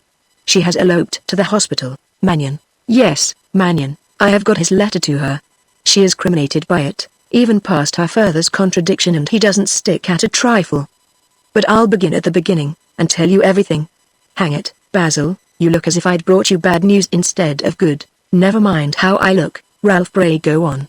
Well, the first thing I heard, on getting to the house, was that Sherwin's wife was dying. The servant took in my name, but I thought of course I shouldn't be admitted. No such thing. I was let in at once, and the first words this fellow, Sherwin, said to me, were, that his wife was only ill, that the servants were exaggerating, and that he was quite ready to hear what Mr. Basil's highly respected brother, fancy calling me highly respected, had to say to him. The fool, however, as you see, was cunning enough to try civility to begin with. A more ill-looking human mongrel I never set eyes on. I took the measure of my man directly, and in 2 minutes told him exactly what I came for, without softening a single word. And how did he answer you? As I anticipated, by beginning to bluster immediately. I took him down, just as he swore his second oath. Sir, I said very politely, if you mean to make a cursing and a swearing conference of this, I think it only fair to inform you beforehand that you are likely to get the worst of it. When the whole collection of British oaths is exhausted, I can swear fluently in 5 foreign languages. I have always made it a principle to pay back abuse at compound interest, and I don't exaggerate in saying that I am quite capable of swearing you out of your senses. if you persist in setting me the example. And now, if you like to go on, pray do. I'm ready to hear you." While I was speaking, he stared at me in a state of helpless astonishment. When I had done, he began to bluster again, but it was a pompous, dignified, parliamentary sort of bluster, now, ending in his pulling your unlucky marriage certificate out of his pocket, asserting for the 50th time that the girl was innocent, and declaring that he'd make you acknowledge her, if he went before a magistrate to do it. That's what he said when you saw him, I suppose? Yes, almost word for word. I had my answer ready for him, before he could put the certificate back in his pocket. "Now, Mr. Sherwin," I said, "have the goodness to listen to me. My father has certain family prejudices and nervous delicacies, which I do not inherit from him, and which I mean to take good care to prevent you from working on. At the same time, I beg you to understand that I have come here without his knowledge. I am not my father's ambassador, but my brother's, who is unfit to deal with you, himself, because he is not half hard-hearted, or half worldly enough. As my brother's envoy, therefore, and out of consideration for my father's peculiar feelings, I now offer you, from my own resources, a certain annual sum of money, far more than sufficient for all your daughter's expenses, a sum payable quarterly, on condition that neither you nor she shall molest us, that you shall never make use of our name anywhere, and that the fact of my brother's marriage, hitherto preserved a secret, shall for the future be consigned to oblivion. We keep our opinion of your daughter's guilt, you keep your opinion of her innocence. We have silence to buy, and you have silence to sell, once a quarter, and if either of us break our conditions, we both have our remedy, yours the easy remedy, ours the difficult. This arrangement a very unfair and dangerous for us, a very advantageous and safe one for you. I understand that you finally refuse?" "Sir," says he, solemnly, "I should be unworthy the name of a father." "Thank you," I remarked, feeling that he was falling back on paternal sentiment. "Thank you, I quite understand. We will get on, if you please, to the reverse side of the question." "The reverse side? What reverse side, Ralph? What could you possibly say more? You shall hear." "Being, on your part, thoroughly determined," I said, "to permit no compromise, and to make my brother, his family of course included, acknowledge a woman, of whose guilt they entertain not the slightest doubt, you think you can gain your object by threatening an exposure. Don't threaten any more. Make your exposure. Go to the magistrate at once, if you like. Gibbet our names in the newspaper report, as a family connected by marriage with Mr. Sherwin, the linendraper's daughter, whom they believe to have disgraced herself as a woman and a wife forever. Do your very worst, make public every shameful particular that you can. What advantage will you get by it? Revenge, I grant you. But will revenge put a halfpenny into your pocket? Will revenge pay a farthing towards your daughter's keep? Will revenge make us receive her? Not a bit of it. We shall be driven into a corner, we shall have no exposure to dread after you have exposed us, we shall have no remedy left, but a desperate remedy, and will go to law boldly, openly go to law, and get a divorce. We have written evidence, which you know nothing about, and can call testimony which you cannot gag. I am no lawyer, but I'll bet you 500 to 1, quite in a friendly way, my dear sir, that we get our case. What follows? We send you back your daughter, without a shred of character left to cover her, and we comfortably wash our hands of you altogether. Ralph. Ralph. How could you? Stop. Hear the end of it. Of course I knew that we couldn't carry out this divorce threat, without its being the death of my father, but I thought a little quiet bullying on my part might do Mr. Shopkeeper Sherwin some good. And I was right. You never saw a man sit sorer on the sharp edges of a dilemma than he did. I stuck to my point in spite of everything, silence and money, or exposure and divorce, just which he pleased. I deny every one of your infamous imputations, said he. That's not the question, said I. I'll go to your father, said he. You won't be let in, said I. I'll write to him, said he. He won't receive your letter, said I.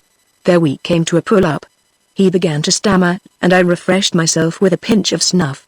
Finding it wouldn't do, he threw off the Roman at last, and resumed the tradesman. Even supposing I consented to this abominable compromise, what is to become of my daughter? He asked. Just what becomes of other people who have comfortable annuities to live on, I answered. Affection for my deeply wronged child half inclines me to consult her wishes. Before we settle anything I'll go upstairs, said he. And I'll wait for you down here, said I.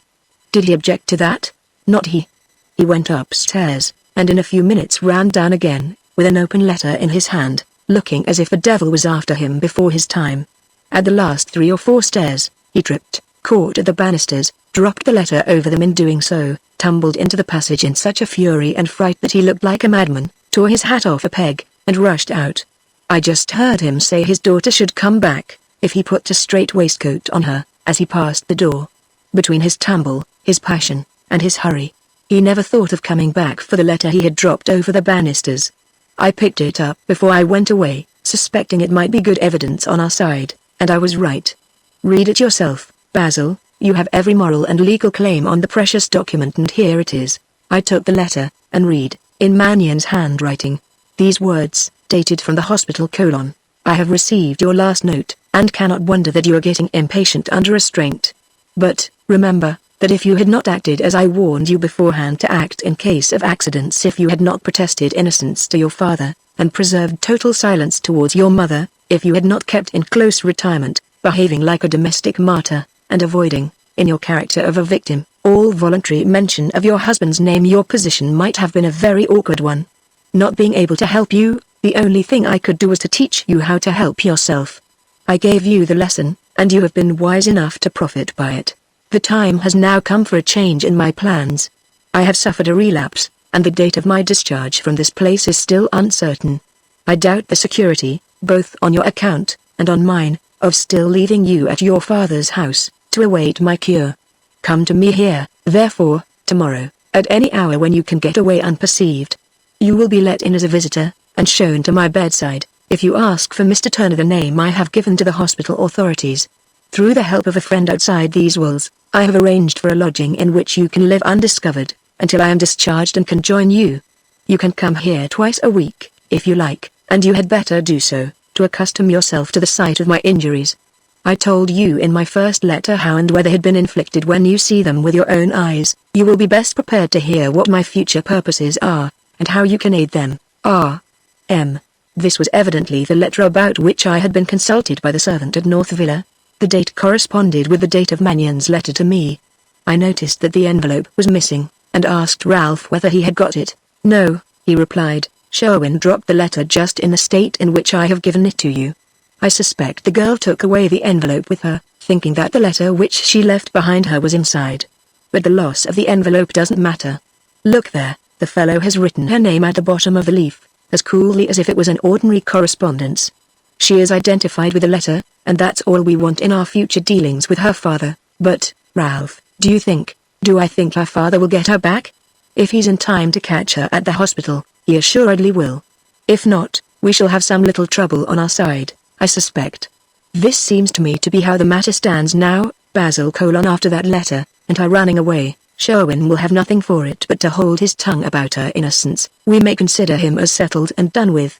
As for the other rascal, Magnion, he certainly writes as if he meant to do something dangerous. If he really does attempt to annoy us, we will mark him again. I'll do it next time, by way of a little change. He has no marriage certificate to shake over our heads, at any rate. What's the matter now? You're looking pale again. I felt that my color was changing, while he spoke. There was something ominous in the contrast which, at that moment, I could not fail to draw between Magnion's enmity, as Ralph ignorantly estimated it, and as I really knew it. Already the first step towards the conspiracy with which I was threatened, had been taken by the departure of Sherwin's daughter from her father's house. Should I, at this earliest warning of coming events, show my brother the letter I had received from Magnion? No. Such defense against the dangers threatened in it as Ralph would be sure to counsel, and to put in practice, might only include him in the lifelong persecution which menaced me. When he repeated his remark about my sudden paleness, I merely accounted for it by some commonplace excuse, and begged him to proceed.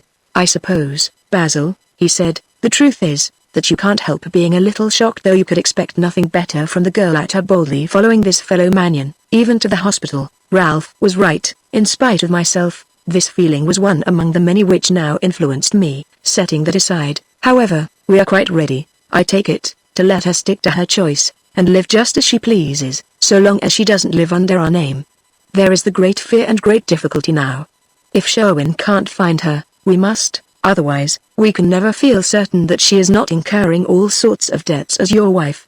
If her father gets her back, I shall be able to bring her to terms at North Villa. If not, I must get speech of her, wherever she happens to be hidden. She's the only thorn in our side now, and we must pull her out with gold pincers immediately. Don't you see that, Basil? I see it, Ralph. Very well. Either tonight or tomorrow morning, I'll communicate with Sherwin, and find out whether he has laid hands on her. If he hasn't, we must go to the hospital, and see what we can discover for ourselves. Don't look miserable and downhearted, Basil. I'll go with you. You needn't see her again, or the man either, but you must come with me, for I may be obliged to make use of you. And now, I'm off for today, in good earnest. I must get back to Mrs. Ralph. Unfortunately, she happens to be one of the most sensitive women in the world, or she will be sending to advertise me in the newspapers. We shall pull through this, my dear fellow, you will see we shall. By the by, you don't know of a nice little detached house in the Brompton neighborhood, do you? Most of my old theatrical friends live about their detached house, mind. The fact is, I have taken to the violin lately. I wonder what I shall take to next. Mrs. Ralph accompanies me on the pianoforte, and we might be an execrable nuisance to very near neighbors, that's all. You don't know of a house? Never mind, I can go to an agent, or something of that sort. Clara shall know tonight that we are moving prosperously, if I can only give the worthiest creature in the world the slip. She's a little obstinate, but, I assure you, a really superior woman. Only think of my dropping down to playing the fiddle, and paying rent and taxes in a suburban villa. How are the fast men fallen? Goodbye, Basil, goodbye. Chapter 7. The next morning, Ralph never appeared. The day passed on, and I heard nothing. At last, when it was evening, a letter came from him. The letter informed me that my brother had written to Mr. Sherwin, simply asking whether he had recovered his daughter. The answer to this question did not arrive till late in the day, and was in the negative. Mr. Sherwin had not found his daughter. She had left the hospital before he got there, and no one could tell him whither she had gone. His language and the manner, as he himself admitted, had been so violent that he was not allowed to enter the ward where Magneon lay.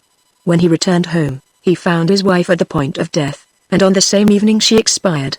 Ralph described his letter as the letter of a man half out of his senses.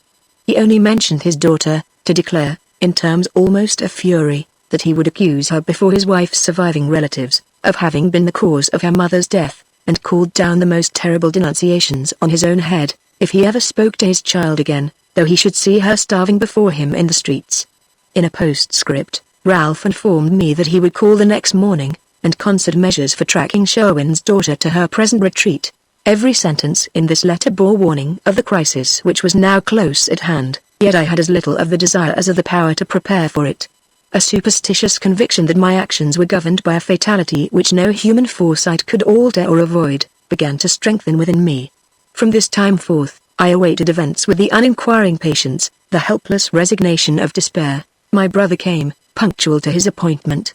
When he proposed that I should at once accompany him to the hospital, I never hesitated at doing as he desired. We reached our destination, and Ralph approached the gates to make his first inquiries. He was still speaking to the porter, when a gentleman advanced towards them, on his way out of the hospital. I saw him recognize my brother, and heard Ralph exclaim, "Bernard! Jack Bernard! Have you come to England, of all the men in the world? Why not?" was the answer. "I got every surgical testimonial the Hotel Dieu could give me, 6 months ago, and couldn't afford to stay in Paris only for my pleasure. Do you remember calling me a mute, inglorious Liston, long ago, when we last met? Well, I have come to England to soar out of my obscurity and blaze into a shining light of the profession. Plenty or practice at the hospital, here very little anywhere else. I am sorry to say, you don't mean that you belong to this hospital, my dear fellow? I am regularly on the staff, I'm here every day of my life. You're the very man to enlighten us. Here, Basil, cross over, and let me introduce you to an old Paris friend of mine. Mr. Bernard, my brother. You've often heard me talk, Basil, of the younger son of old Sir William Bernards, who preferred a cure of bodies to a cure of souls, and actually insisted on working in a hospital when he might have idled in a family living. This is the man, the best of doctors and good fellows. Are you bringing your brother to the hospital to follow my mad example?" asked Mr. Bernard, as he shook hands with me. "Not exactly, Jack. But we really have an object in coming here. Can you give us 10 minutes talk, somewhere in private? We want to know about one of your patients." He led us into an empty room, on the ground floor of the building. "Leave the matter in my hands," whispered Ralph to me, as we sat down. "I'll find out everything. Now, Bernard," he said, "you have a man here, who calls himself Mr. Turner. Are you a friend of that mysterious patient?" "Wonderful. The students call him the Great Mystery of London, and I begin to think the students are right. Do you want to see him? When he has not got his green shade on, he's rather a startling sight, I can tell you, for unprofessional eyes. No, at least, not at present, my brother here, not at all. The fact is, certain circumstances have happened which oblige us to look after this man, and which I am sure you won't inquire into, when I tell you that it is our interest to keep them secret. Certainly not. Then, without any more words about it, our object here, today, is to find out everything we can about Mr. Turner, and the people who have been to see him. Did a woman come, the day before yesterday? Yes, and behaved rather oddly, I believe. I was not here when she came, but was told she asked for Turner, in a very agitated manner. She was directed to the Victoria Ward, where he is, and when she got there, looked excessively flurried and excited, seeing the ward quite full, and, perhaps, not being used to hospitals. However it was, though the nurse pointed out the right bed to her, she ran in a mighty hurry to the wrong one. I understand, said Ralph, just as some women run into the wrong omnibus, when the right one is straight before them. Exactly. Well, she only discovered her mistake, the room being rather dark, after she had stooped down close over the stranger, who was lying with his head away from her. By that time, the nurse was at her side, and led her to the right bed. There, I'm told, another scene happened. At sight of the patient's face, which is very frightfully disfigured, she was on the point, as the nurse thought, of going into a fit, but Turner stopped her in an instant. He just laid his hand on her arm, and whispered something to her, and, though she turned as pale as ashes, she was quiet directly. The next thing they say he did, was to give her a slip of paper, coolly directing her to go to the address written on it, and to come back to the hospital again, as soon as she could show a little more resolution. She went away at once, nobody knows where.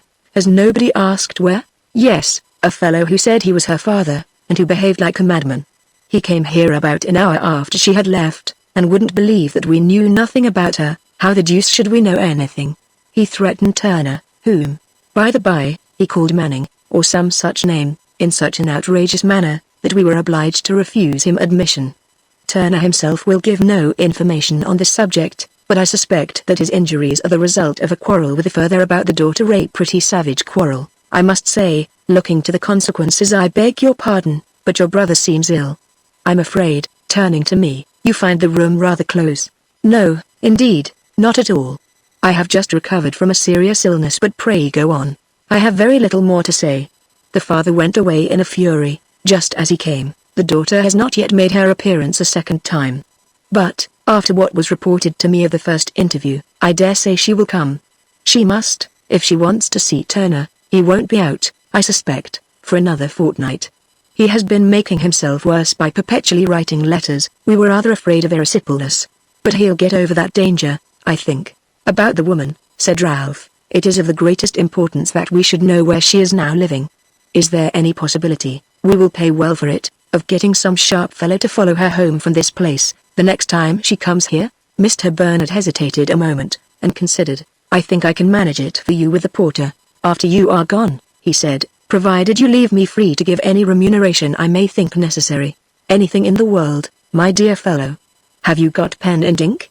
I'll write down my brother's address. You can communicate results to him, as soon as they occur. While Mr. Bernard went to the opposite end of the room, in search of writing materials, Ralph whispered to me, if he wrote to my address, Mrs. Ralph might see the letter. She is the most amiable of her sex, but if written information of a woman's residence, directed to me, fell into her hands, you understand, Basil. Besides, it will be easy to let me know, the moment you hear from Jack. Look up, young one. It's all right, we are sailing with wind and tide. Here Mr. Bernard brought us pen and ink. While Ralph was writing my address, his friend said to me, I hope you will not suspect me of wishing to intrude on your secrets. If, assuming your interest in Turner to be the reverse of a friendly interest, I warn you to look sharply after him when he leaves the hospital. Either there has been madness in his family, or his brain has suffered from his external injuries. Legally, he may be quite fit to be at large, for he will be able to maintain the appearance of perfect self-possession in all the ordinary affairs of life. But, morally, I am convinced that he is a dangerous monomaniac, his mania being connected with some fixed idea which evidently never leaves him day or night. I would lay a heavy wager that he dies in a prison or a madhouse, and I'll lay another wager, if he's mad enough to annoy us, that we are the people to shut him up. said Ralph. "There is the address. And now, we needn't waste your time any longer. I have taken a little place at Brompton. Jack, you and Basil must come and dine with me, as soon as the carpets are down." We left the room. As we crossed the hall, a gentleman came forward, and spoke to Mr. Bernard. "That man's fever in the Victoria ward has declared itself at last," he said. "This morning the new symptoms have appeared, and what do they indicate? Typhus of the most malignant character, not a doubt of it. Come up, and look at him." I saw Mr. Bernard start, and glance quickly at my brother. Ralph fixed his eyes searchingly on his friend's face, exclaimed, "Victoria ward. Why, you mentioned that," and then stopped, with a very strange and sudden alteration in his expression. The next moment he drew Mr. Bernard aside, saying, "I want to ask you whether the bed in Victoria ward, occupied by this man whose fever has turned to typhus, is the same bed, or near the bed which the rest of the sentence was lost to me." As they walked away, after talking together in whispers for a few moments, they rejoined me. Mr. Bernard was explaining the different theories of infection to Ralph. "My notion," he said, "is that infection is taken through the lungs, one breath inhaled from the infected atmosphere hanging immediately around the diseased person, and generally extending about a foot from him, being enough to communicate his malady to the breather, provided there exists, at the time, in the individual exposed to catch the malady, a constitutional predisposition to infection. This predisposition we know to be greatly increased by mental agitation, or bodily weakness, but, in the case we have been talking of," he looked at me, "the chances of infection or non-infection may be equally balanced. At any rate, I can predict nothing about them at this stage of the discovery." "You will write the moment you hear anything?" said Ralph, shaking hands with him. "The very moment. I have your brother's address safe in my pocket." We separated. Ralph was unusually silent and serious on our way back. He took leave of me at the door of my lodging, very abruptly, without referring again to our visit to the hospital. A week passed away, and I heard nothing from Mr. Bernard. During this interval, I saw little of my brother. He was occupied in moving into his new house. Towards the latter part of the week, he came to inform me that he was about to leave London for a few days. My father had asked him to go to the family house, in the country, on business connected with the local management of the estates. Ralph still retained all his old dislike of the steward's accounts and the lawyer's consultations, but he felt bound, out of gratitude for my father's special kindness to him since his return to England, to put a constraint on his own inclinations, and go to the country as he was desired. He did not expect to be absent more than 2 or 3 days, but earnestly charged me to write to him if I had any news from the hospital while he was away. During the week, Clara came twice to see me escaping from home by stealth, as before. On each occasion, she showed the same affectionate anxiety to set me an example of cheerfulness, and to sustain me in hope. I saw, with a sorrow and apprehension which I could not altogether conceal from her, that the weary look in her face had never changed, never diminished since I had first observed it. Ralph had, from motives of delicacy, avoided increasing the hidden anxieties which were but too evidently preying upon her health, by keeping her in perfect ignorance of our visit to the hospital, and, indeed, of the particulars of all our proceedings since his return. I took care to preserve the same secrecy, during her short interviews with me. She bade me farewell after her third visit, with a sadness which she vainly endeavoured to hide. I little thought, then, that the tones of her sweet, clear voice had fallen on my ear for the last time, before I wandered to the far west of England where I now write. At the end of the week, it was on a Saturday, I remember I left my lodgings early in the morning, to go into the country, with no intention of returning before evening. I had felt a sense of oppression, on rising, which was almost unendurable. The perspiration stood thick on my forehead, though the day was not unusually hot. The air of London grew harder and harder to breathe. With every minute, my heart felt tightened to bursting, my temples throbbed with fever fury. My very life seemed to depend on escaping into pure air, into some place where there was shade from trees, and water that ran cool and refreshing to look on.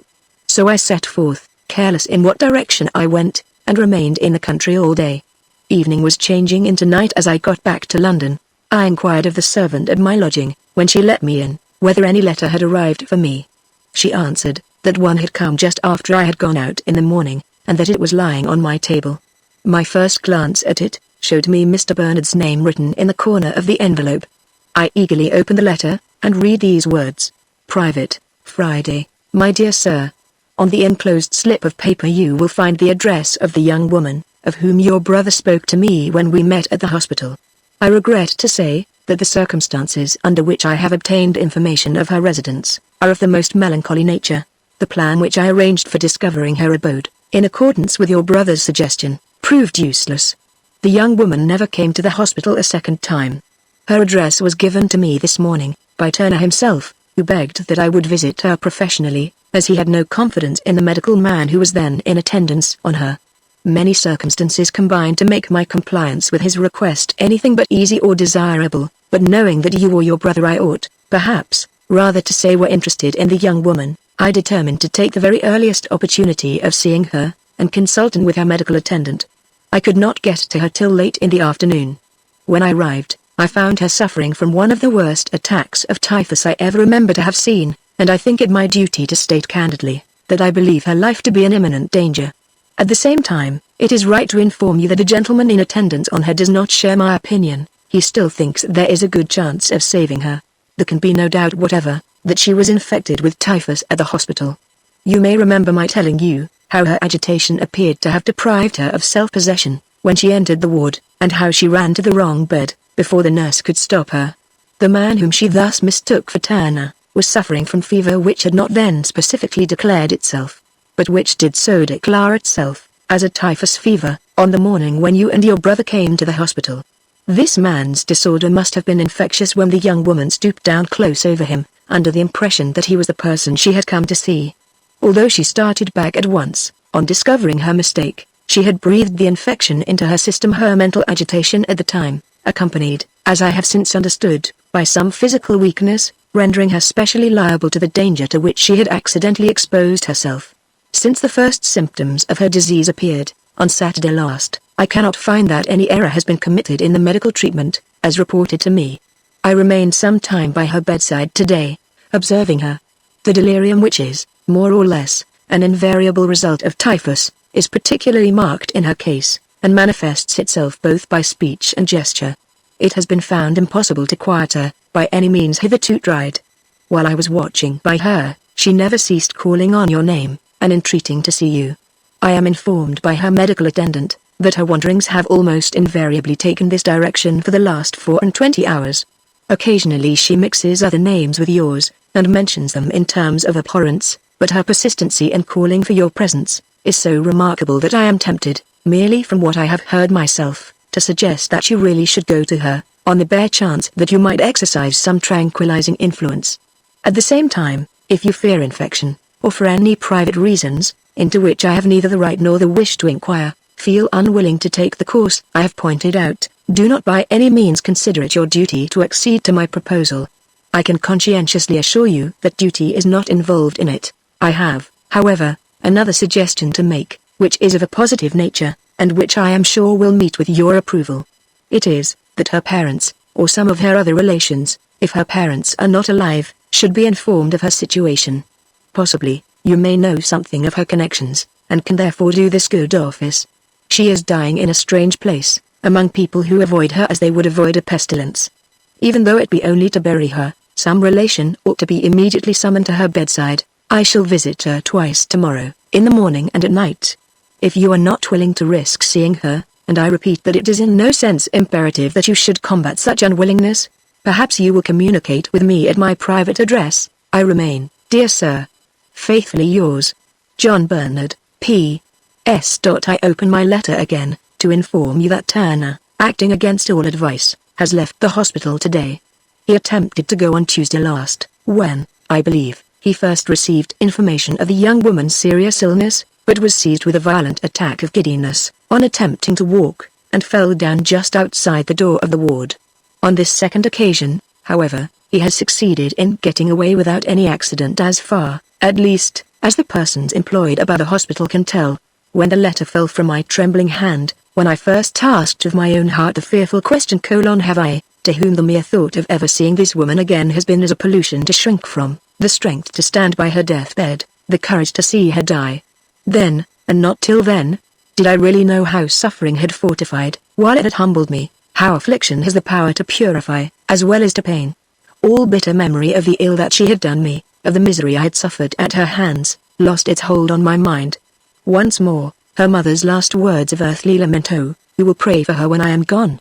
seemed to be murmuring in my ear, murmuring in harmony with the divine words in which the voice from the Mount of Olives taught forgiveness of injuries to all mankind. She was dying among strangers in the pining madness of fever, and the one being of all who knew her, whose presence at her bedside might yet bring calmness to her last moments, and give her quietly and tenderly to death, was the man whom she had pitilessly deceived and dishonored, whose youth she had ruined, whose hopes she had wrecked forever. Strangely had destiny brought us together, terribly had it separated us, awfully would it now unite us again. At the end, what were my wrongs, heavy as they had been, what my sufferings, poignant as they still were, that they should stand between this dying woman, and the last hope of awakening her to the consciousness that she was going before the throne of God. The sole resource for her which human skill and human pity could now suggest, embraced the sole chance that she might still be recovered for repentance, before she was resigned to death. How did I know, but that in those ceaseless cries which had uttered my name, there spoke the last earthly anguish of a tortured spirit, calling upon me for one drop of water to cool its burning guilt, one drop from the waters of peace. I took up Mr. Bernard's letter from the floor on which it had fallen, and redirected it to my brother, simply writing on a blank place in the inside, "I have gone to soothe her last moments." Before I departed, I wrote to her father, and summoned him to her bedside. The guilt of his absence, if his heartless and hardened nature did not change towards her, would now rest with him, and not with me. I forbore from thinking how he would answer my letter, for I remembered his written words to my brother, declaring that he would accuse his daughter of having caused her mother's death, and I suspected him even then, of wishing to shift the shame of his conduct towards his unhappy wife from himself to his child. After writing this second letter, I set forth instantly for the house to which Mr. Bernard had directed me. No thought of myself, no thought, even, of the peril suggested by the ominous disclosure about Magneon, in the postscript to the surgeon's letter, ever crossed my mind. In the great stillness, in the heavenly serenity that had come to my spirit, the wasting fire of every sensation which was only of this world, seemed quenched forever. It was 11 o'clock when I arrived at the house. A slatternly, sulky woman opened the door to me. "Oh, I suppose you're another doctor," she muttered, staring at me with scowling eyes. "I wish you were the undertaker, to get her out of my house before we all catch our deaths of her.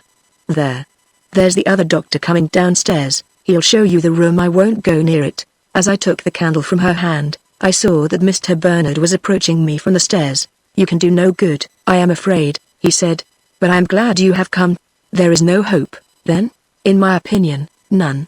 Turner came here this morning, whether she recognized him, or not, in her delirium, I cannot say, but she grew so much worse in his presence, that I insisted on his not seeing her again, except under medical permission.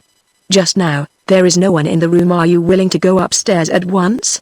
"Does she still speak of me in her wanderings?" "Yes, as incessantly as ever." "Then I am ready to go to her bedside. Pray believe that I feel deeply what a sacrifice you are making. Since I wrote to you, much that she has said in her delirium has told me," he hesitated, "has told me more, I am afraid, than you would wish me to have known, as a comparative stranger to you. I will only say, that secrets unconsciously disclosed on the deathbed are secrets sacred to me, as they are to all who pursue my calling, and that what I have unavoidably heard above stairs, is doubly sacred in my estimation, as affecting a near and dear relative of one of my eldest friends."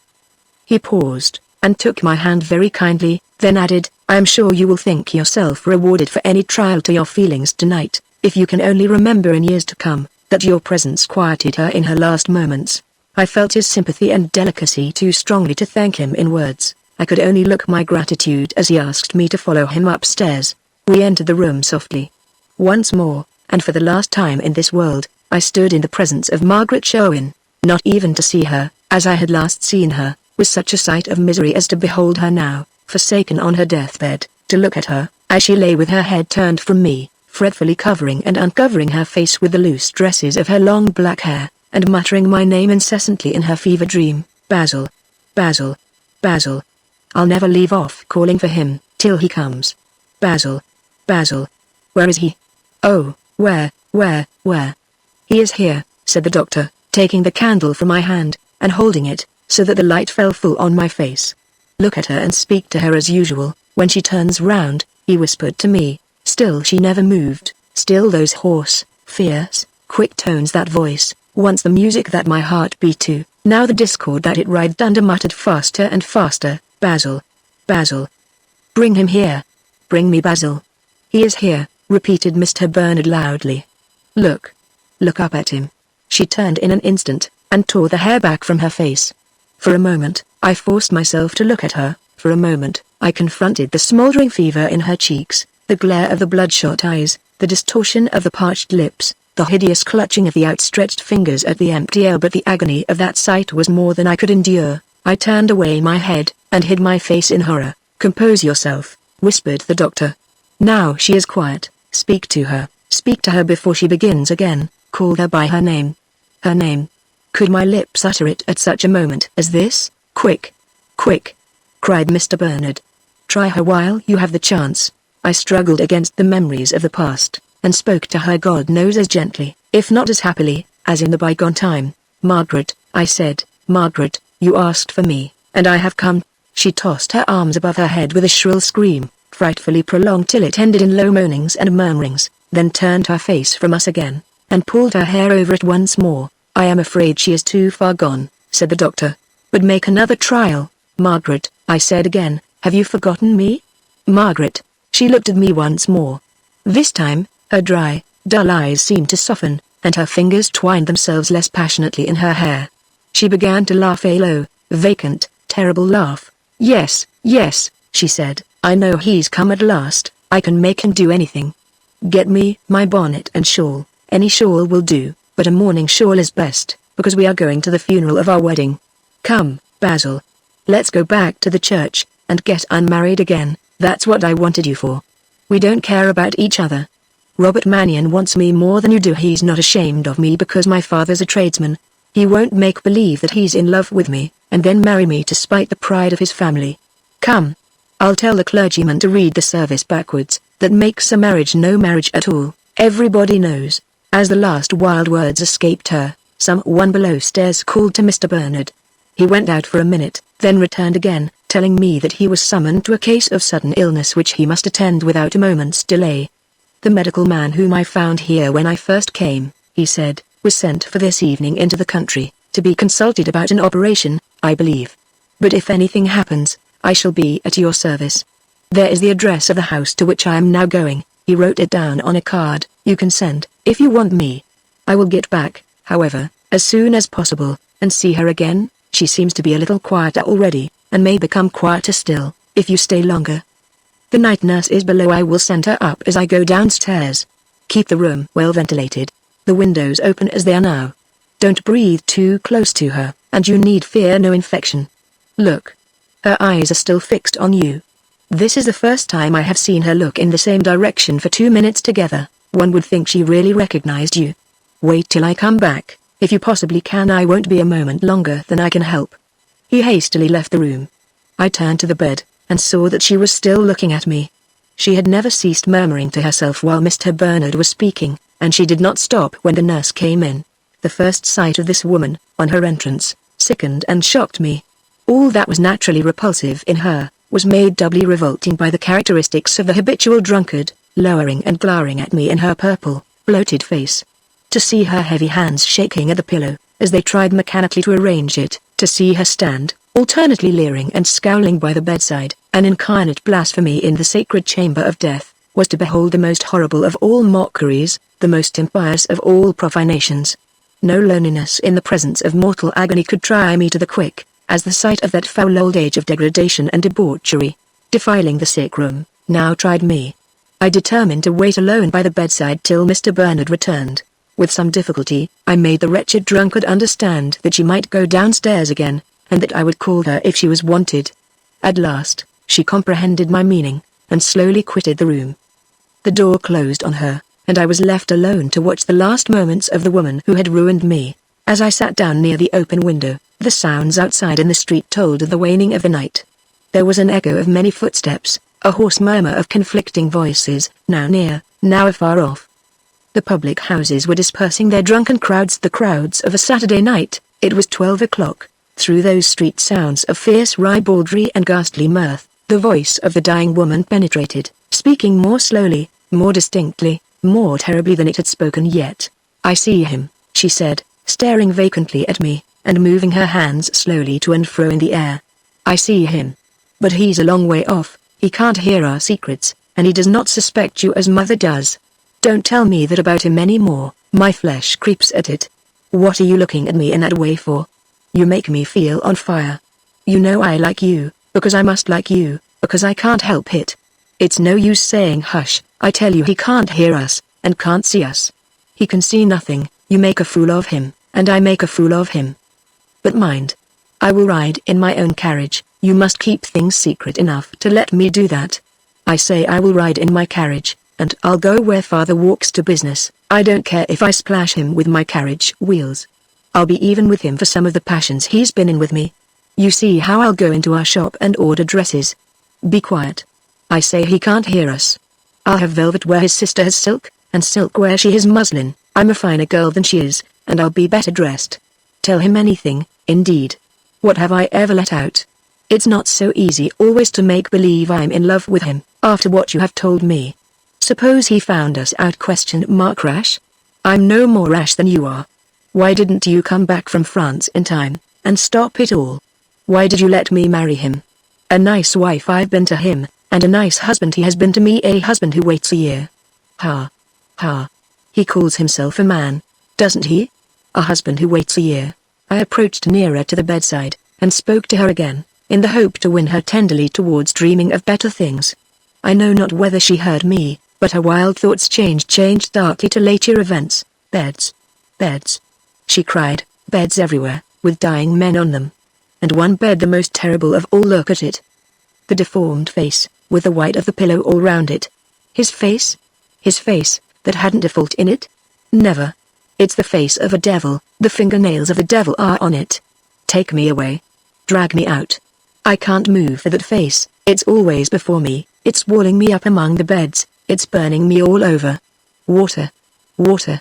Drown me in the sea, drown me deep. Away from the burning face. Hush, Margaret. Hush. Drink this, and you will be cool again. I gave her some lemonade, which stood by the bedside. Yes, yes, hush, as you say. Where's Robert? Robert Magneon? Not here. Then I've got a secret for you. When you go home tonight, Basil, and say your prayers, pray for a storm of thunder and lightning, and pray that I may be struck dead in it, and Robert too. It's a fortnight to my aunt's party, and in a fortnight she'll wish us both dead, so you had better pray for what I tell you in time. We shall make handsome corpses. Put roses into my coffin, scarlet roses, if you can find any, because that stands for Scarlet Woman in the Bible, you know. Scarlet. What do I care?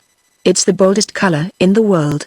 Robert will tell you, and all your family, how many women are as scarlet as I am. Virtue wears it at home, in secret, and Vice wears it abroad, in public. That's the only difference, he says. Scarlet roses. Scarlet roses.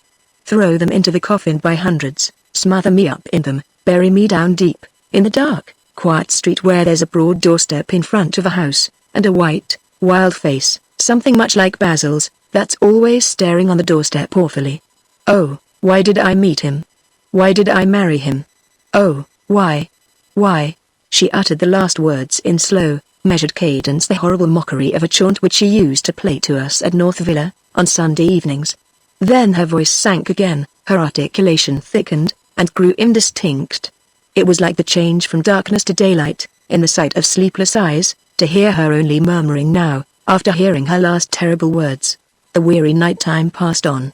Longer and longer grew the intervals of silence between the scattered noises from the streets, less and less frequent were the sounds of distant carriage wheels, and the echoing rapid footsteps of late pleasure-seekers hurrying home. At last, the heavy tramp of the policeman going his rounds, alone disturbed the silence of the early morning hours. Still, the voice from the bed muttered incessantly, but now, in drowsy, languid tones, still, Mr. Bernard did not return, still the father of the dying girl never came, never obeyed the letter which summoned him for the last time to her side. There was yet one more among the absent, one from whose approach the deathbed must be kept sacred, one, whose evil presence was to be dreaded as a pestilence and a scourge. Magneon! Where was Magneon? I sat by the window, resigned to wait in loneliness till the end came, watching mechanically the vacant eyes that ever watched me when, suddenly, the face of Margaret seemed to fade out of my sight. I started and looked round. The candle, which I had placed at the opposite end of the room, had burnt down without my noticing it, and was now expiring in the socket. I ran to light the fresh candle which lay on the table by its side, but it was too late. The wick flickered its last. The room was left in darkness. While I felt among the different objects under my hands for a box of matches, Margaret's voice strengthened again. Innocent. Innocent. I heard her cry mournfully through the darkness. I'll swear I'm innocent, and father is sure to swear it too. Innocent, Margaret. Oh, me. What innocence. She repeated these words over and over again, till the hearing them seemed to bewilder all my senses. I hardly knew what I touched. Suddenly, my searching hands stopped of themselves. I could not tell why. Was there some change in the room? Was there more air in it, as if a door had been opened? Was there something moving over the floor? Had Margaret left her bed? No. The mournful voice was speaking unintermittingly, and speaking from the same distance. I moved to search for the matches on a chest of drawers, which stood near the window. Though the morning was at its darkest, and the house stood midway between two gas lamps, there was a glimmering of light in this place.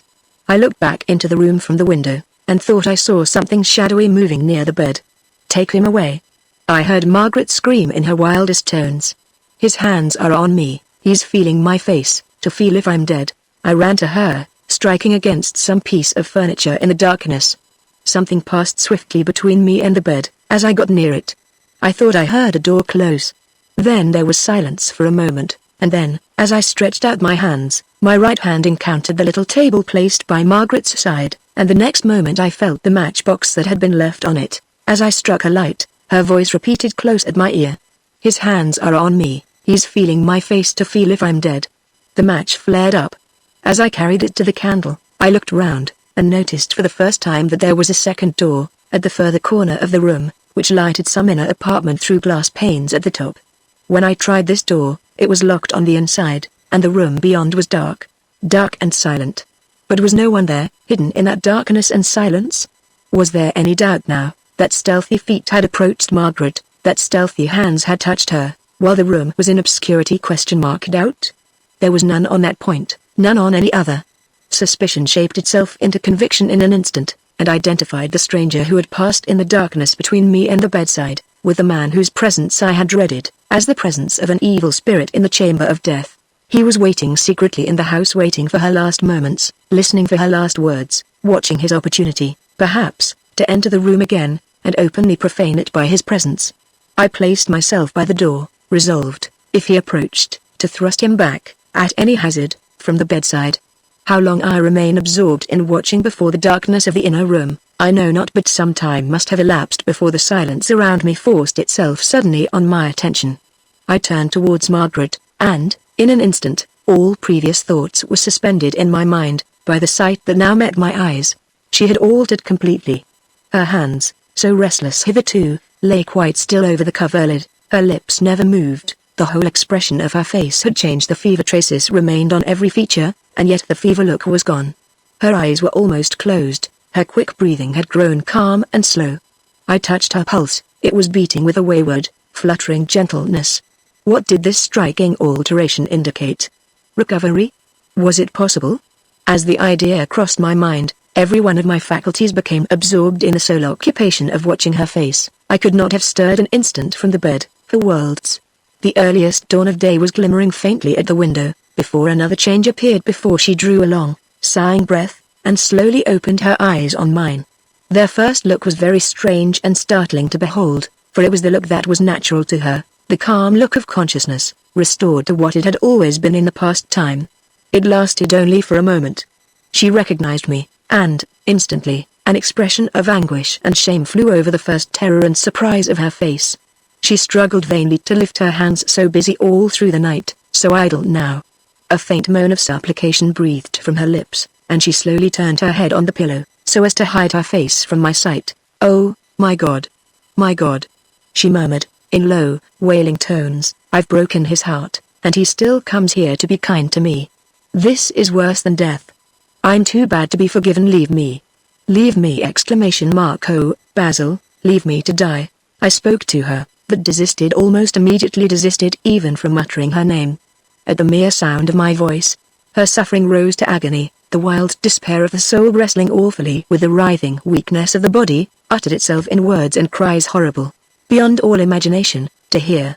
I sank down on my knees by the bedside, the strength which had sustained me for hours, gave way in an instant, and I burst into a passion of tears, as my spirit poured from my lips in supplication for hers, tears that did not humiliate me, for I knew, while I shed them, that I had forgiven her.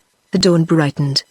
Gradually, as the fair light of the new day flowed in lovely upon her bed, as the fresh morning breeze lifted tenderly and playfully the scattered locks of her hair that lay over the pillow, so the calmness began to come back to her voice and the stillness of repose to her limbs.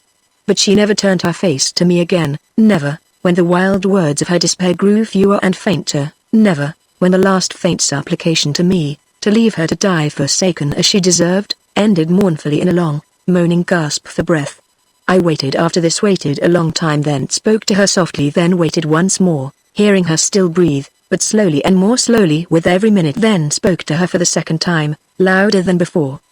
She never answered, and never moved. Was she sleeping? I could not tell. Some influence seemed to hold me back from going to the other side of the bed, to look at her face, as it lay away from me, almost hidden in the pillow. The light strengthened faster, and grew mellow with the clear beauty of the morning sunshine. I heard the sound of rapid footsteps advancing along the street. They stopped under the window, and a voice which I recognized, called me by my name. I looked out. Mr. Bernard had returned at last. I could not get back sooner, he said. The case was desperate, and I was afraid to leave it. You will find a key on the chimney-piece, throw it out to me, and I can let myself in. I told them not to bolt the door before I went out. I obeyed his directions. When he entered the room, I thought Margaret moved a little, and signed to him with my hand to make no noise. He looked towards the bed without any appearance of surprise, and asked me in a whisper when the change had come over her, and how. I told him very briefly, and inquired whether he had known of such changes in other cases, like hers. Many, he answered, many changes just as extraordinary, which have raised hopes that I never knew realized. Expect the worst from the change you have witnessed. It is a fatal sign. Still, in spite of what he said, it seemed as if he feared to wake her, for he spoke in his lowest tones, and walked very softly when he went close to the bedside. He stopped suddenly, just as he was about to feel her pulse, and looked in the direction of the glass door, listened attentively, and said, as if to himself, I thought I heard someone moving in that room, but I suppose I am mistaken. Nobody can be up in the house yet. With those words he looked down at Margaret, and gently parted back her hair from her forehead. Don't disturb her, I whispered. She is asleep. Surely she is asleep. He paused before he answered me, and placed his hand on her heart. Then softly drew up the bed linen, till it hit her face. Yes, she is asleep, he said gravely, asleep, never to wake again. She is dead. I turned aside my head in silence, for my thoughts, at that moment, were not the thoughts which can be spoken by man to man. This has been a sad scene for anyone at your age, he resumed kindly, as he left the bedside, but you have borne it well. I am glad to see that you can behave so calmly under so hard a trial. Calmly? Yes.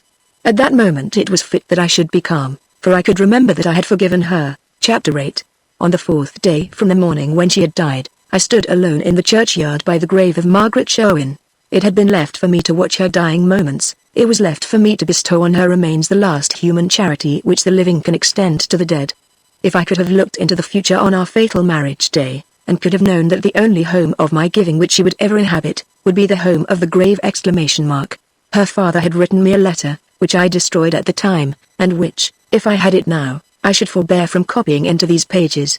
Let it be enough for me to relate here, that he never forgave the action by which she thwarted him in his mercenary designs upon me and upon my family, that he diverted from himself the suspicion and disgust of his wife's surviving relatives, whose hostility he had some pecuniary reasons to fear, by accusing his daughter, as he had declared he would accuse her, of having been the real cause of her mother's death, and that he took care to give the appearance of sincerity to the indignation which he professed to feel against her, by refusing to follow her remains to the place of burial. Ralph had returned to London, as soon as he received the letter from Mr. Bernard which I had forwarded to him.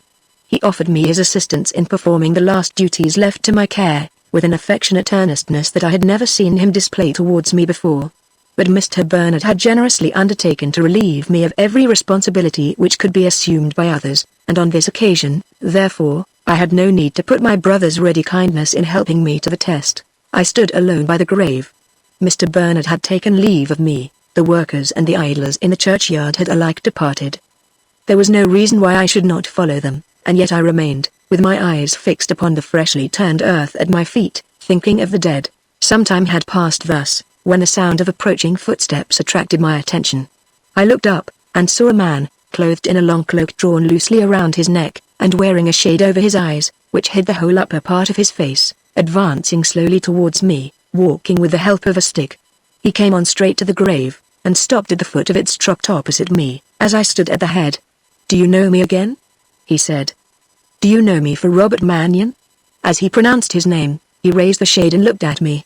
The first sight of that appalling face, with its ghastly discoloration of sickness, its hideous deformity of feature, its fierce and changeless malignity of expression glaring full on me in the piercing noonday sunshine, glaring with the same unearthly look of fury and triumph which I had seen flashing through the flashing lightning, when I parted from him on the night of the storm, struck me speechless where I stood, and has never left me since. I must not, I dare not, describe that frightful sight, though it now rises before my imagination, vivid in its horror as on the first day when I saw it, though it moves hither and thither before me fearfully, while I write, though it lowers at my window, a noisy shadow on the radiant prospect of earth, and sea, and sky, whenever I look up from the page I am now writing towards the beauties of my cottage view.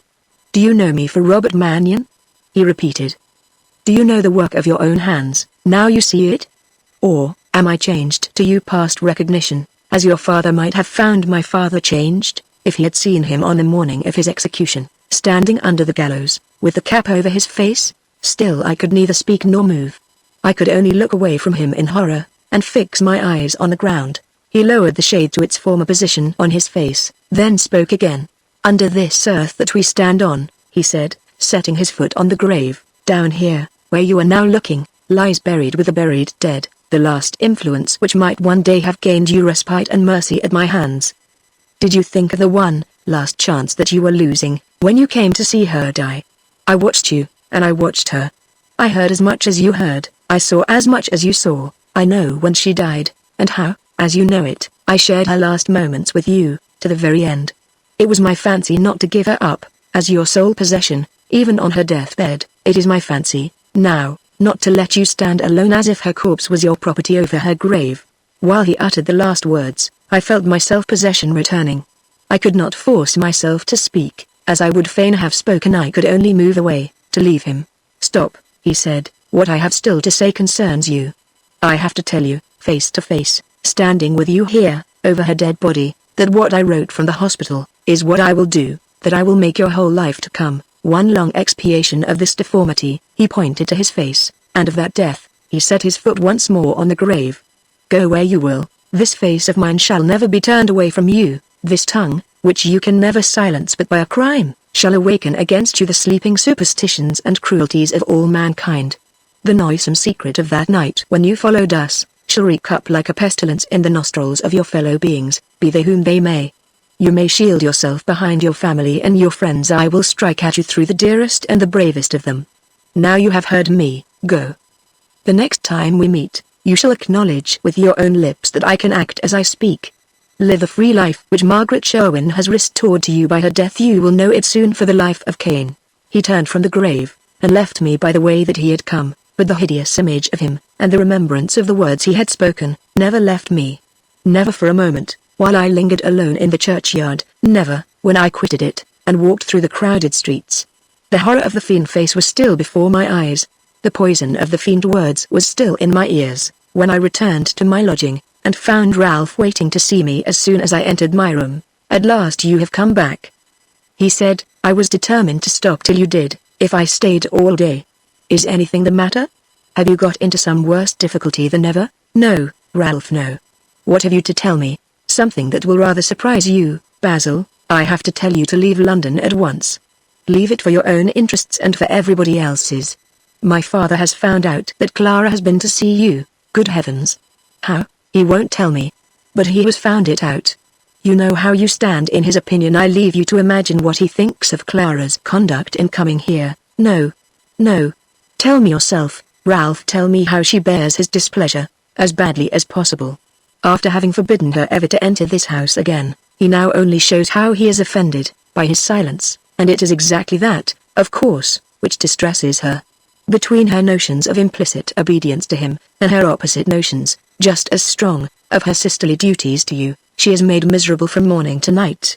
What she will end in, if things go on like this, I'm really afraid to think, and I'm not easily frightened, as you know. Now, Basil, Listen to me, it is your business to stop this, and my business to tell you how. I will do anything you wish, anything for Clara's sake. Then leave London, and so cut short the struggle between her duty and her inclination. If you don't, my father is quite capable of taking her at once into the country, though I know he has important business to keep him in London. Write a letter to her, saying that you have gone away for your health, for change of scene and peace of mind, gone away, in short, to come back better some day. Don't say where you're going, and don't tell me, for she is sure to ask, and sure to get it out of me if I know. Then she might be writing to you, and that might be found out, too. She can't distress herself about your absence, if you account for it properly, as she distresses herself now. That is one consideration. And you will serve your own interests, as well as Clara's, by going away. That is another. Never mind my interests. Clara. I can only think of Clara. But you have interests, and you must think of them. I told my father of the death of that unhappy woman, and of your noble behavior when she was dying. Don't interrupt me, Basil. It was noble. I couldn't have done what you did, I can tell you. I saw he was more struck by it than he was willing to confess. An impression has been made on him by the turn circumstances have taken. Only leave that impression to strengthen, and you're safe. But if you destroy it by staying here, after what has happened, and keeping Clara in this new dilemma, my dear fellow, you destroy your best chance. There is a sort of defiance of him in stopping, there is a downright concession to him in going away. I will go, Ralph, you have more than convinced me that I ought. I will go tomorrow, though where? You have the rest of the day to think where. I should go abroad and amuse myself. But your ideas of amusement are, most likely, not mine. At any rate, wherever you go, I can always supply you with money. When you want it, you can write to me, after you have been away some little time, and I can write back, as soon as I have good news to tell you.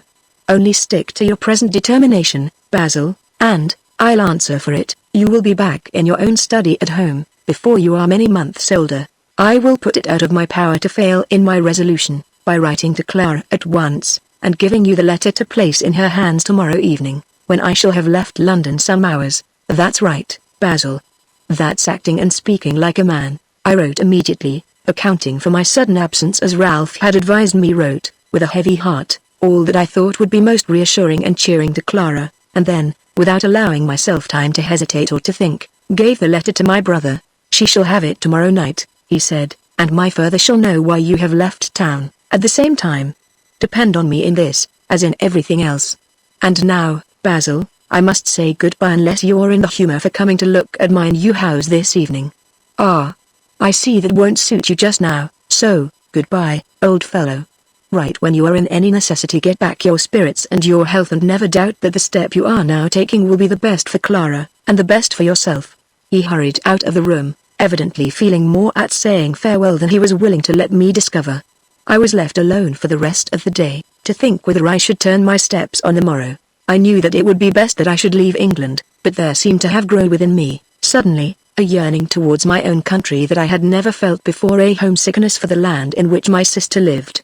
Not once did my thoughts wander away to foreign places, while I now tried to consider calmly in what direction I should depart when I left London.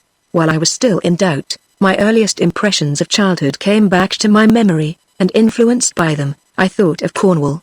My nurse has been a Cornish woman. My first fancies and first feelings of curiosity had been excited by her Cornish stories, by the descriptions of the scenery, the customs, and the people of her native land, with which she was ever ready to amuse me. As I grew older, it had always been one of my favorite projects to go to Cornwall, to explore the wild western land, on foot, from hill to hill throughout. And now, when no motive of pleasure could influence my choice now, when I was going forth homeless and alone, in uncertainty, in grief, in peril, the old fancy of long past days still kept its influence, and pointed out my new path to me among the rocky boundaries of the Cornish shore. My last night in London was a night made terrible by Magnion's fearful image, in all my dreams made mournful, in my waking moments, by thoughts of the morrow which was to separate me from Clara. But I never faltered in my resolution to leave London for her sake. When the morning came, I collected my few necessaries, added to them 1 or 2 books, and was ready to depart. My way through the streets took me near my father's house. As I passed by the well-remembered neighborhood, my self-control so far deserted me, that I stopped and turned aside into the square, in the hope of seeing Clara once more before I went away. Cautiously and doubtfully, as if I was a trespasser even on the public pavement, I looked up at the house which was no more my home at the windows, side by side, of my sister's sitting room and bedroom. She was neither standing near them, nor passing accidentally from one room to another at that moment. Still I could not persuade myself to go on. I thought of many and many an act of kindness that she had done for me, which I seemed never to have appreciated until now. I thought of what she had suffered, and might yet suffer, for my sake, and the longing to see her once more, though only for an instant, still kept me lingering near the house and looking up vainly at the lonely windows. It was a bright, cool, autumnal morning. Perhaps she might have gone out into the garden of the square. It used often to be her habit, when I was at home, to go there and read at this hour. I walked round, outside the railings, searching for her between gaps in the foliage, and had nearly made the circuit of the garden thus, before the figure of a lady sitting alone under one of the trees attracted my attention. I stopped, looked intently towards her, and saw that it was Clara. Her face was almost entirely turned from me, but I knew her by her dress, by her figure, even by her position, simple as it was. She was sitting with her hands on a closed book which rested on her knee. A little spaniel that I had given her lay asleep at her feet. She seemed to be looking down at the animal, as far as I could tell by the position of her head. When I moved aside, to try if I could see her face, the trees hid her from sight. I was obliged to be satisfied with the little I could discern of her, through the one gap in the foliage which gave me a clear view of the place where she was sitting. To speak to her, to risk the misery to both of us of saying farewell, was more than I dared trust myself to do. I could only stand silent, and look at her, it might be for the last time, until the tears gathered in my eyes, so that I could see nothing more. I resisted the temptation to dash them away. While they still hid her from me, while I could not see her again, if I would, I turned from the garden view, and left the square. Amid all the thoughts which thronged on me, as I walked farther and further away from the neighborhood of what was once my home, amid all the remembrances of past events, from the first day when I met Margaret Sherwin to the day when I stood by her grave, which were recalled by the mere act of leaving London, there now arose in my mind, for the first time, a doubt, which from that day to this has never left it, a doubt whether Magneon might not be tracking me in secret along every step of my way. I stopped instinctively, and looked behind me. Many figures were moving in the distance, but the figure that I had seen in the churchyard was nowhere visible among them. A little further on, I looked back again, and still with the same result. After this, I let a longer interval elapse before I stopped, and then, for the third time, I turned round, and scanned the busy street scene behind me, with eager, suspicious eyes. Some little distance back, on the opposite side of the way, I caught sight of a man who was standing still, as I was standing, amid the moving throng. His height was like Magneon's height, and he wore a cloak like the cloak I had seen on Magneon, when he approached me at Margaret's grave. More than this I could not detect, without crossing over. The passing vehicles and foot passengers constantly intercepted my view, from the position in which I stood. Was this figure, thus visible only by intervals, the figure of Magneon? And was he really tracking my steps? As the suspicion strengthened in my mind that it was so, the remembrance of his threat in the churchyard, "You may shield yourself behind your family and your friends, I will strike at you through the dearest and the bravest of them," suddenly recurred to me, and brought with it a thought which urged me instantly to proceed on my way. I never looked behind me again, as I now walked on, for I said within myself: "If he is following me, I must not, and will not avoid him. It will be the best result of my departure, that I shall draw after me that destroying presence, and thus at least remove it far and safely away from my family and my home." So, I neither turned aside from the straight direction, nor hurried my steps, nor looked back any more. At the time I had resolved on, I left London for Cornwall, without making any attempt to conceal my departure. And though I knew that he must surely be following me, still I never saw him again, never discovered how close or how far off he was on my track. 2 months have passed since that period, and I know no more about him now than I knew then. Journal, October 19th. My retrospect is finished. I have traced the history of my errors and misfortunes, of the wrong I have done and the punishment I have suffered for it, from the past to the present time. The pages of my manuscript, many more than I thought to write at first, lie piled together on the table before me. I dare not look them over, I dare not read the lines which my own hand has traced. There may be much in my manner of writing that wants alteration, but I have no heart to return to my task, and revise and reconsider as I might if I were intent on producing a book which was to be published during my lifetime. Others will be found, when I am no more, to carve, and smooth, and polish to the popular taste of the day this rugged material of truth which I shall leave behind me. But now, while I collect these leaves, and seal them up, never to be opened again by my hands, can I feel that I have related all which it is necessary to tell? No. While Magneon lives, while I am ignorant of the changes that may yet be wrought in the home from which I am exiled, there remains for me a future which must be recorded, as the necessary sequel to the narrative of the past. What may yet happen worthy of record, I know not. What sufferings I may yet undergo, which may unfit me for continuing the labor now terminated for a time, I cannot foresee. I have not hope enough in the future, or in myself, to believe that I shall have the time or the energy to write hereafter, as I have written already, from recollection.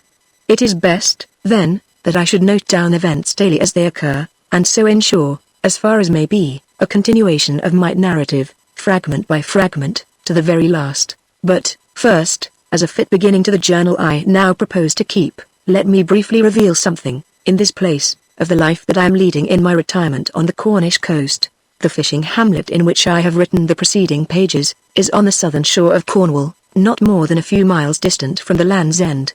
The cottage I inhabit is built of rough granite, rudely thatched, and has but 2 rooms. I possess no furniture but my bed, my table, and my chair, and some half-dozen fishermen and their families are my only neighbors. But I feel neither the want of luxuries, nor the want of society. All that I wished for in coming here, I have the completest seclusion.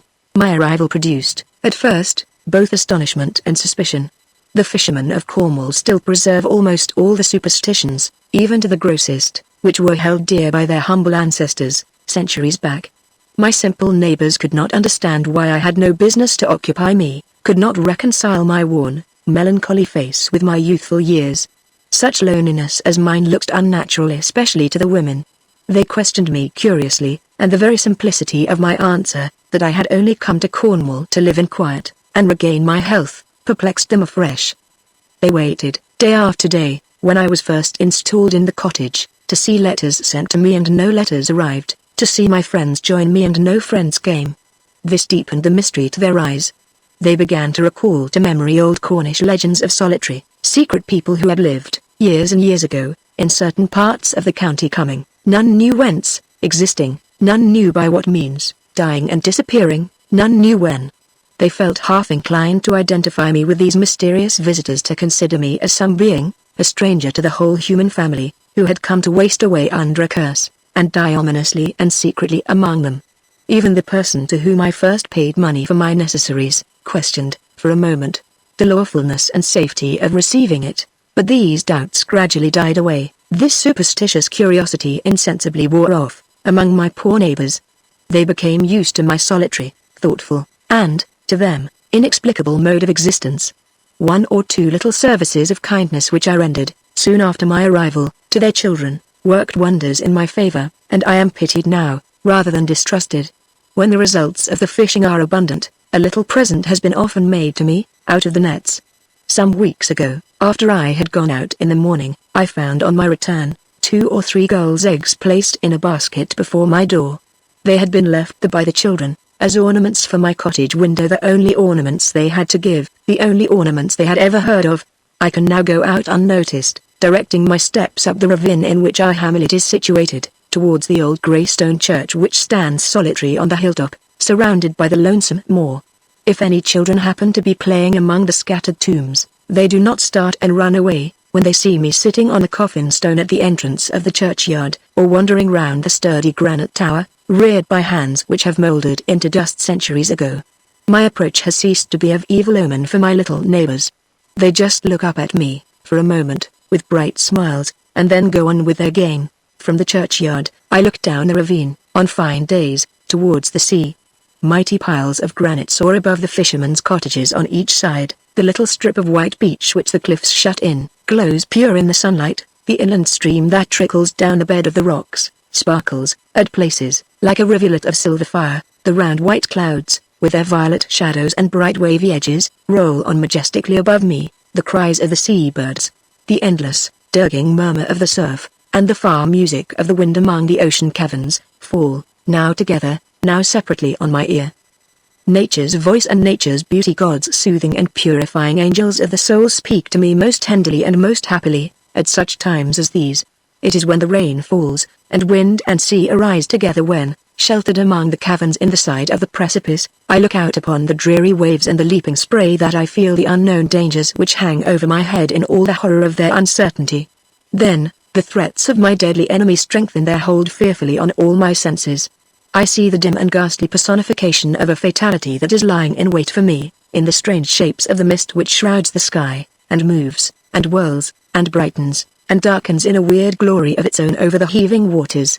Then, the crash of the breakers on the reef howls upon me with a sound of judgment, and the voice of the wind, growling and battling behind me in the hollows of the cave, is, ever and ever, the same thunder voice of doom and warning in my ear. Does this foreboding that Magnion's eye is always on me, that his footsteps are always secretly following mine, proceed only from the weakness of my worn-out energies? Could others in my situation restrain themselves from fearing, as I do, that he is still incessantly watching me in secret? It is possible. It may be that his terrible connection with all my sufferings of the past makes me attach credit too easily to the destroying power which he arrogates to himself in the future. Or it may be that all resolution to resist him is paralyzed in me, not so much by my fear of his appearance, as by my uncertainty of the time when it will take place, not so much by his menaces themselves, as by the delay in their execution. Still, though I can estimate fairly the value of these considerations, they exercise over me no lasting influence of tranquility. I remember what this man has done, and in spite of all reasoning, I believe in what he has told me he will yet do. Madman though he may be, I have no hope of defense or escape from him in any direction, look where I will. But for the occupation which the foregoing narrative has given to my mind, but for the relief which my heart can derive from its thoughts of Clara, I must have sunk under the torment of suspense and suspicion in which my life is now passed. My sister. Even in this self-imposed absence from her, I have still found a means of connecting myself remotely with something that she loves. I have taken, as the assumed name under which I live, and shall continue to live until my father has given me back his confidence and his affection, the name of a little estate that once belonged to my mother, and that now belongs to her daughter. Even the most wretched have their caprice, their last favorite fancy. I possess no memorial of Clara, not even a letter. The name that I have taken from the place which she was always fondest and proudest of, is, to me, what a lock of hair, a ring, any little lovable keepsake, is to others happier than I am. I have wandered away from the simple details of my life in this place. Shall I now return to them? Not today, my head burns, my hand is weary. If the morrow should bring with it no event to write of, on the morrow I can resume the subject from which I now break off. October 20th. After laying aside my pen, I went out yesterday for the purpose of renewing that former friendly intercourse with my poor neighbors, which has been interrupted for the last 3 weeks by unintermitting labor at the latter portions of my narrative. In the course of my walk among the cottages and up to the old church on the moor, I saw fewer of the people of the district than usual. The behavior of those whom I did chance to meet seemed unaccountably altered. Perhaps it was mere fancy, but I thought they avoided me. One woman abruptly shut her cottage door as I approached.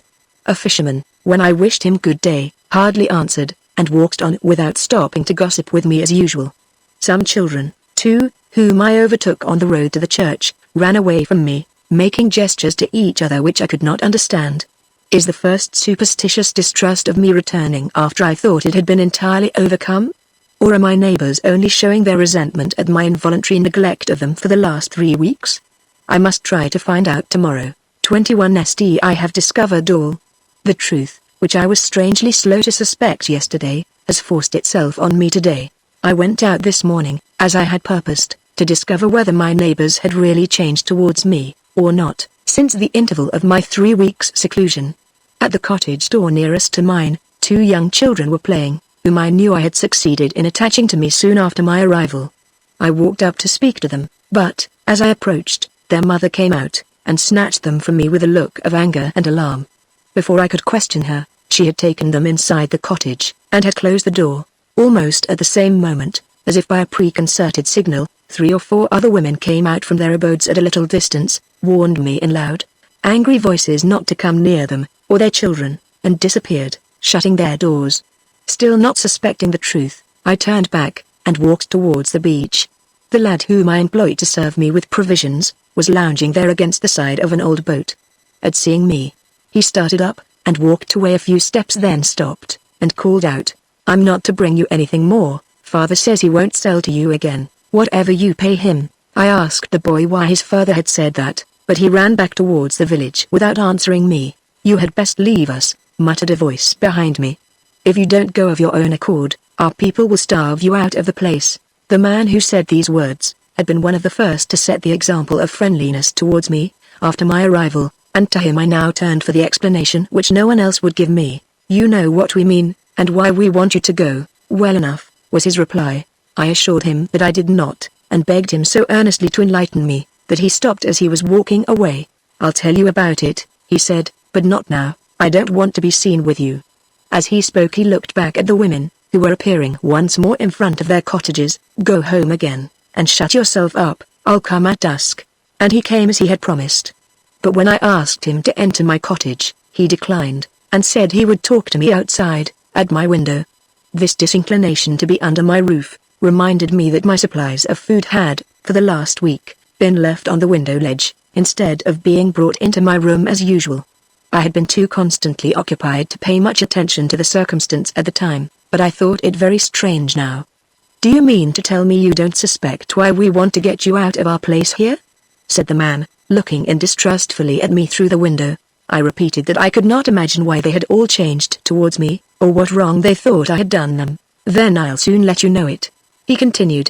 "We want you gone from here, because, interrupted another voice behind him, which I recognized as his wife's, "because you're bringing a blight on us, and our houses, because we want our children's faces left as God made them, because," interposed a second woman, who had joined her, "you're bringing devil's vengeances among Christian people. Come back, John. He's not safe for a true man to speak to." They dragged the fisherman away with them before he could say another word. I had heard enough.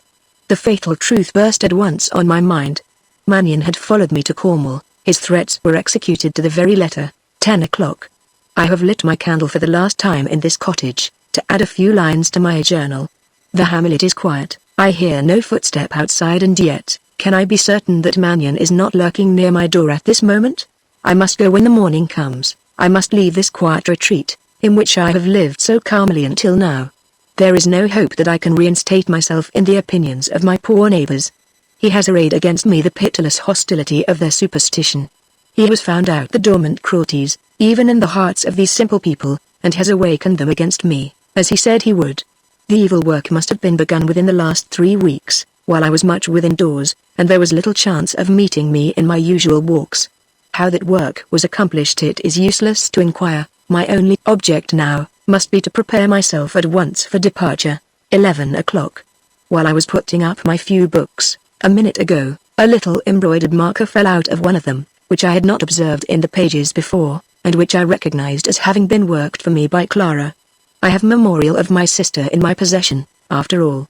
Trifling as it is, I shall preserve it about me, as a messenger of consolation in the time of adversity and peril. 1 o'clock.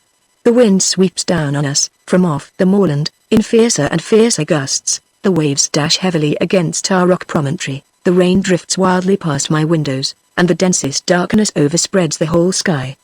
The storm, which has been threatening for some days, is gathering fast. Village of Treen, October 22nd. The events of this one day have changed the whole future of my life. I must force myself to write of them at once. Something warns me that if I delay, though only till tomorrow, I shall be incapable of relating them at all. It was still early in the morning, I think about 7 o'clock, when I closed my cottage door behind me, never to open it again. I met only 1 or 2 of my neighbors as I left the hamlet. They drew aside to let me advance, without saying a word. With a heavy heart, grieved more than I could have imagined possible at departing as an enemy from among the people with whom I had lived as a friend, I passed slowly by the last cottages, and ascended the cliff path which led to the moor. The storm had raged at its fiercest some hours back. Soon after daylight the wind sank, but the majesty of the mighty sea had lost none of its terror and grandeur as yet.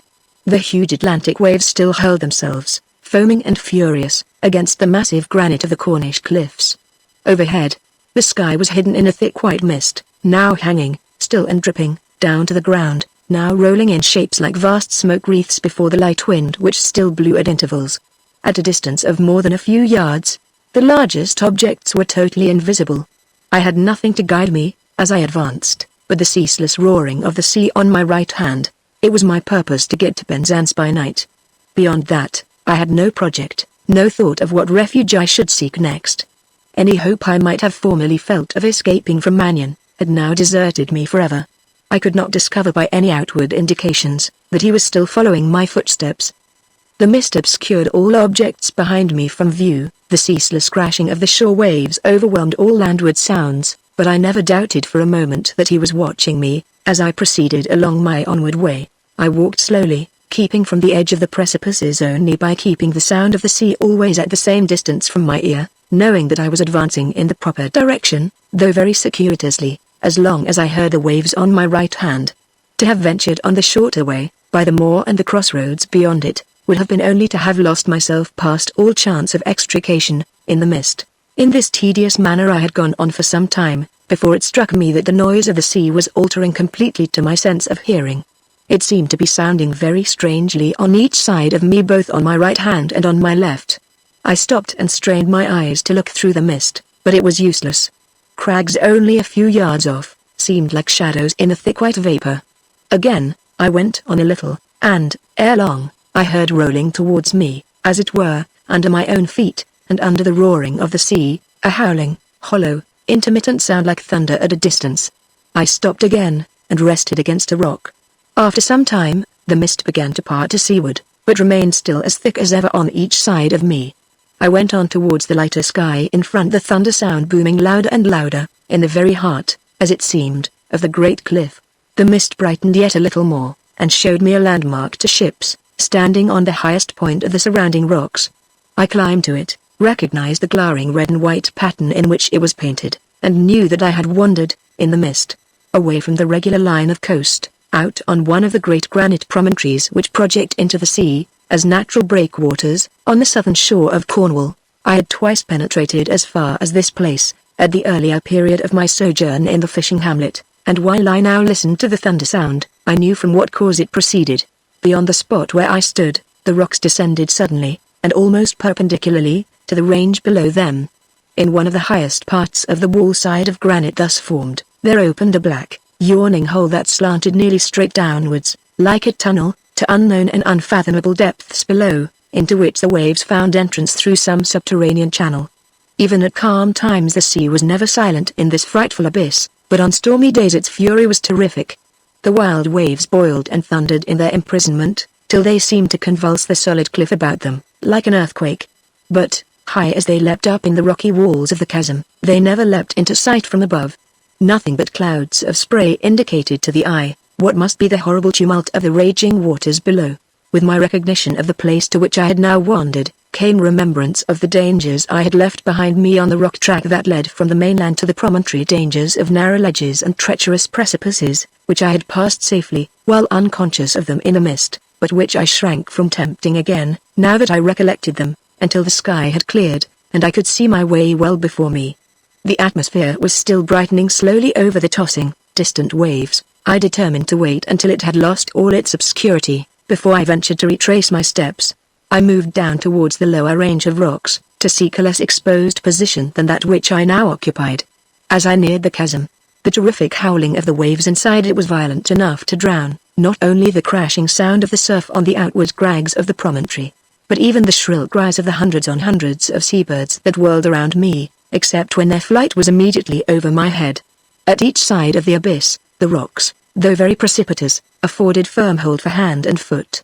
As I descended them, the morbid longing to look on danger, which has led many a man to the very brink of a precipice, even while he dreaded it, led me to advance as near as I durst to the side of the great hole, and to gaze down into it. I could see but little of its black, shining, interior walls, or of the fragments of rock which here and there jutted out from them, crowned with patches of long, lank, seaweed waving slowly to and fro in empty space. I could see but little of these things, for the spray from the bellowing water in the invisible depths below, steamed up almost incessantly, like smoke, and shot, hissing in clouds out of the mouth of the chasm, onto a huge flat rock, covered with seaweed, that lay beneath and in front of it. The very sight of this smooth, slippery plain of granite, shelving steeply downward, right into the gaping depths of the hole, made my head swim. The thundering of the water bewildered and deafened me. I moved away while I had the power. Away, some 30 or 40 yards in a lateral direction, towards the edges of the promontory which looked down on the sea.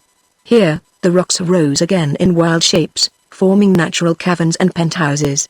Towards one of these I now advanced, to shelter myself till the sky had cleared.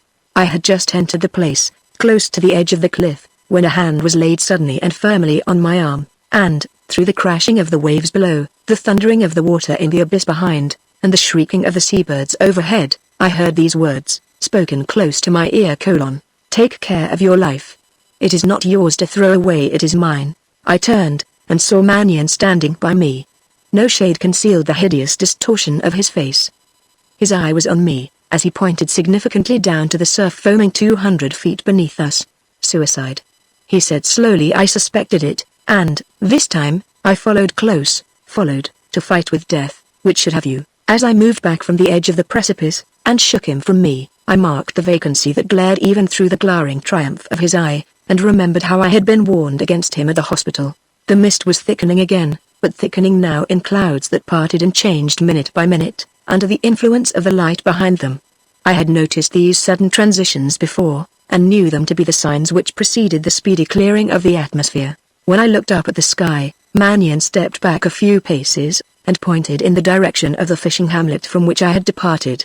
"Even in that remote place," he said, "and among those ignorant people, my deformed face has borne witness against you, and Margaret's death has been avenged, as I said it should.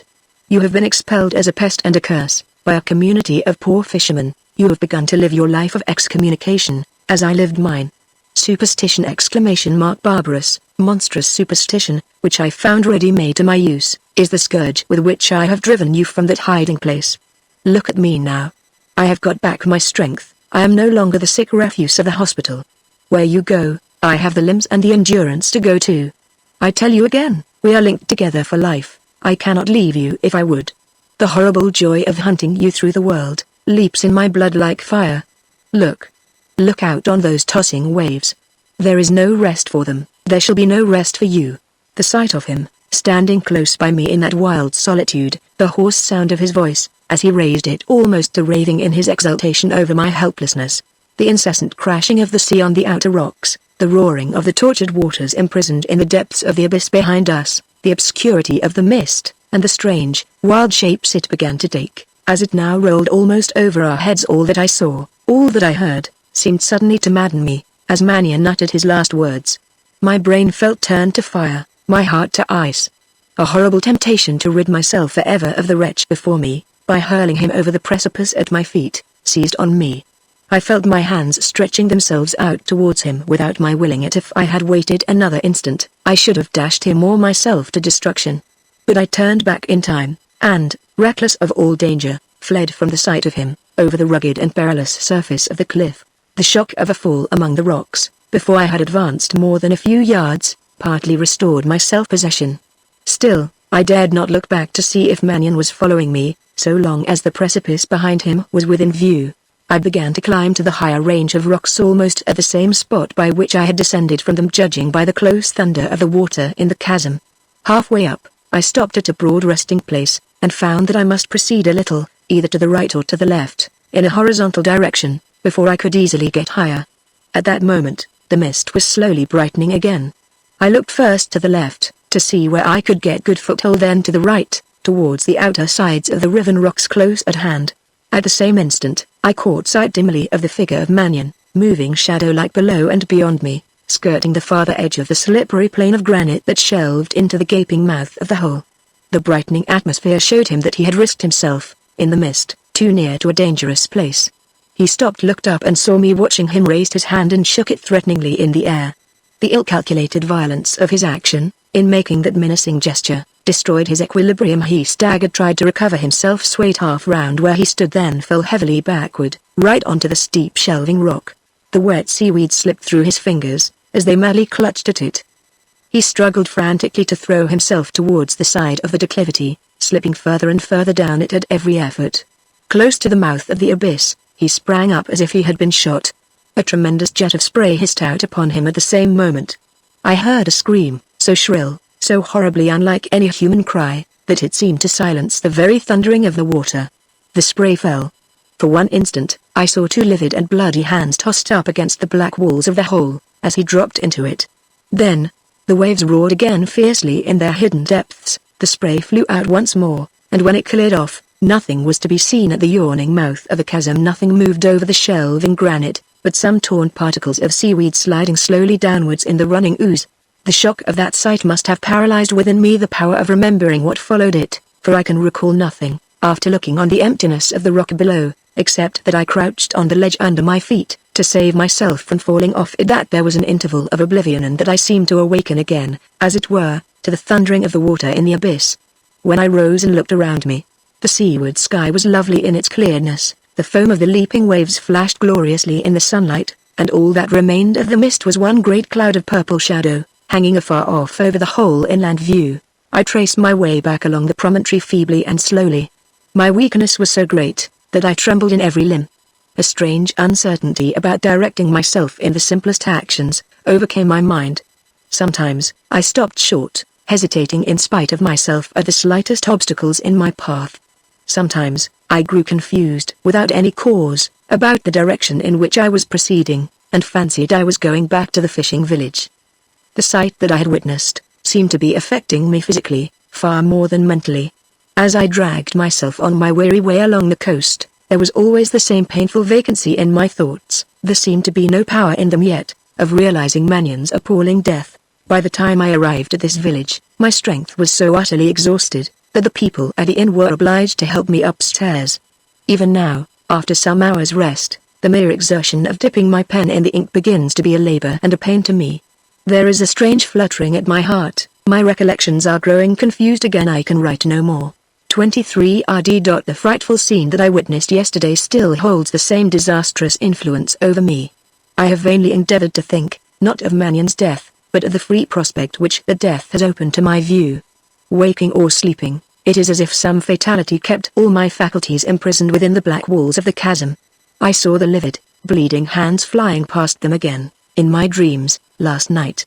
And now, while the morning is clear and the breeze is fresh, no repose, no change comes to my thoughts. Time bright beauty of unclouded daylight seems to have lost the happy influence over me which it used formerly to possess.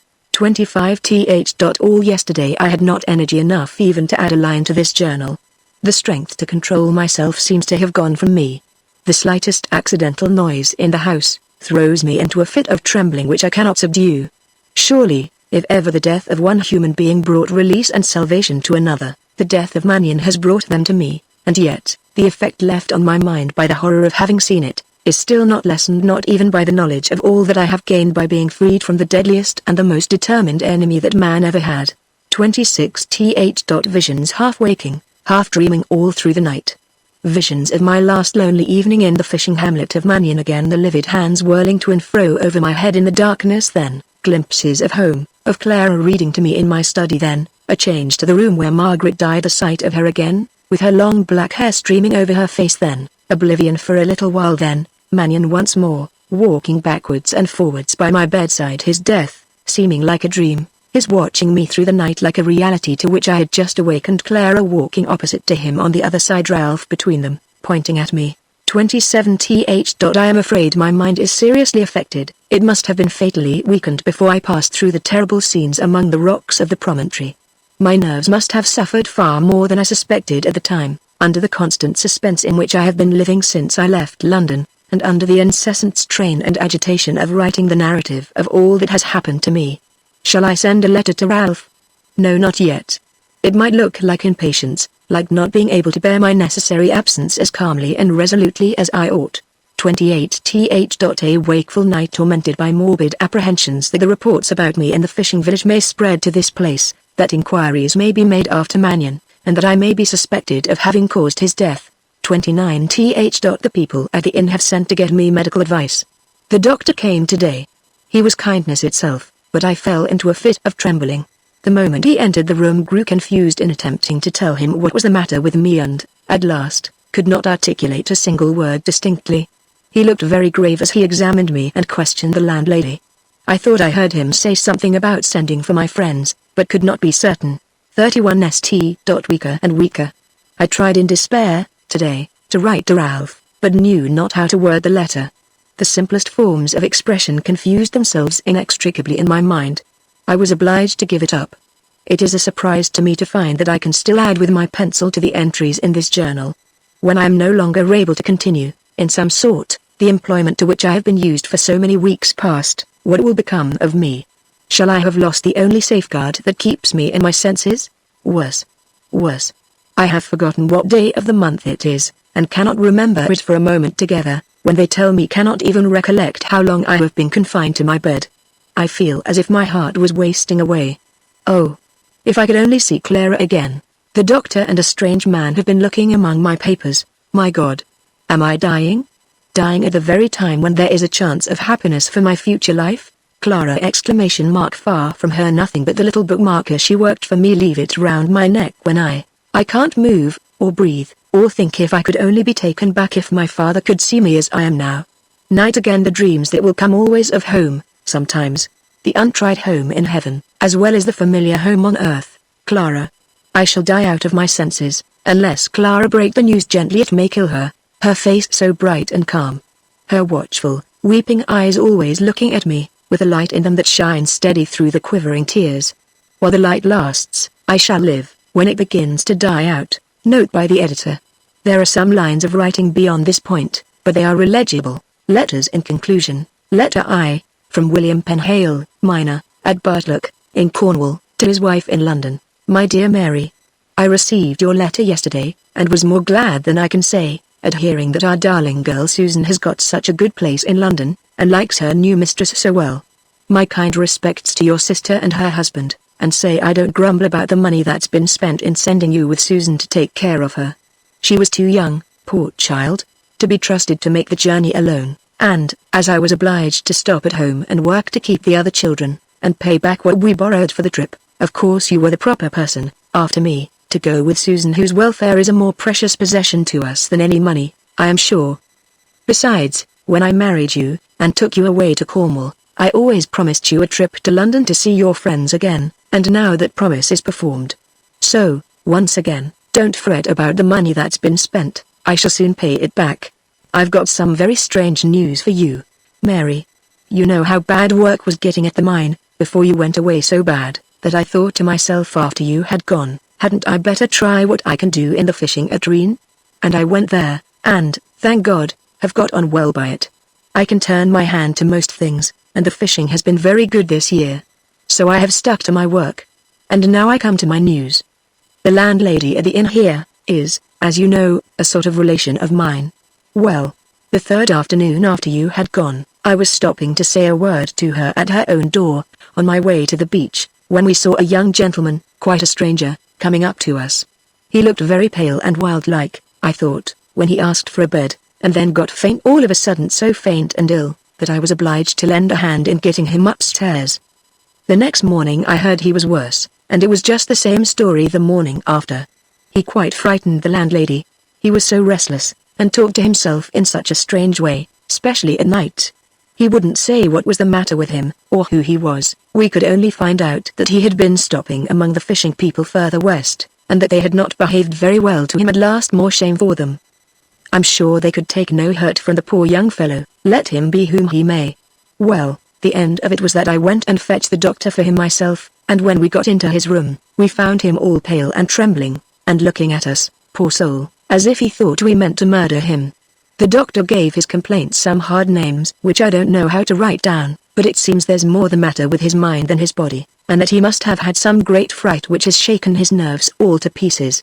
The only way to do him good, as the doctor said, was to have him carefully nursed by his relations, and kept quiet among people he knew, strange faces about him being likely to make him worse. The doctor asked where his friends lived, but he wouldn't say, and, lately, he's got so much worse that he can't speak clearly to us at all. Yesterday evening, he gave us all a fright. The doctor, hearing me below, asking after him, said I was to come upstairs and help to move him to have his bed made. As soon as I raised him up, though I am sure I touched him as gently as I could, he fainted dead away.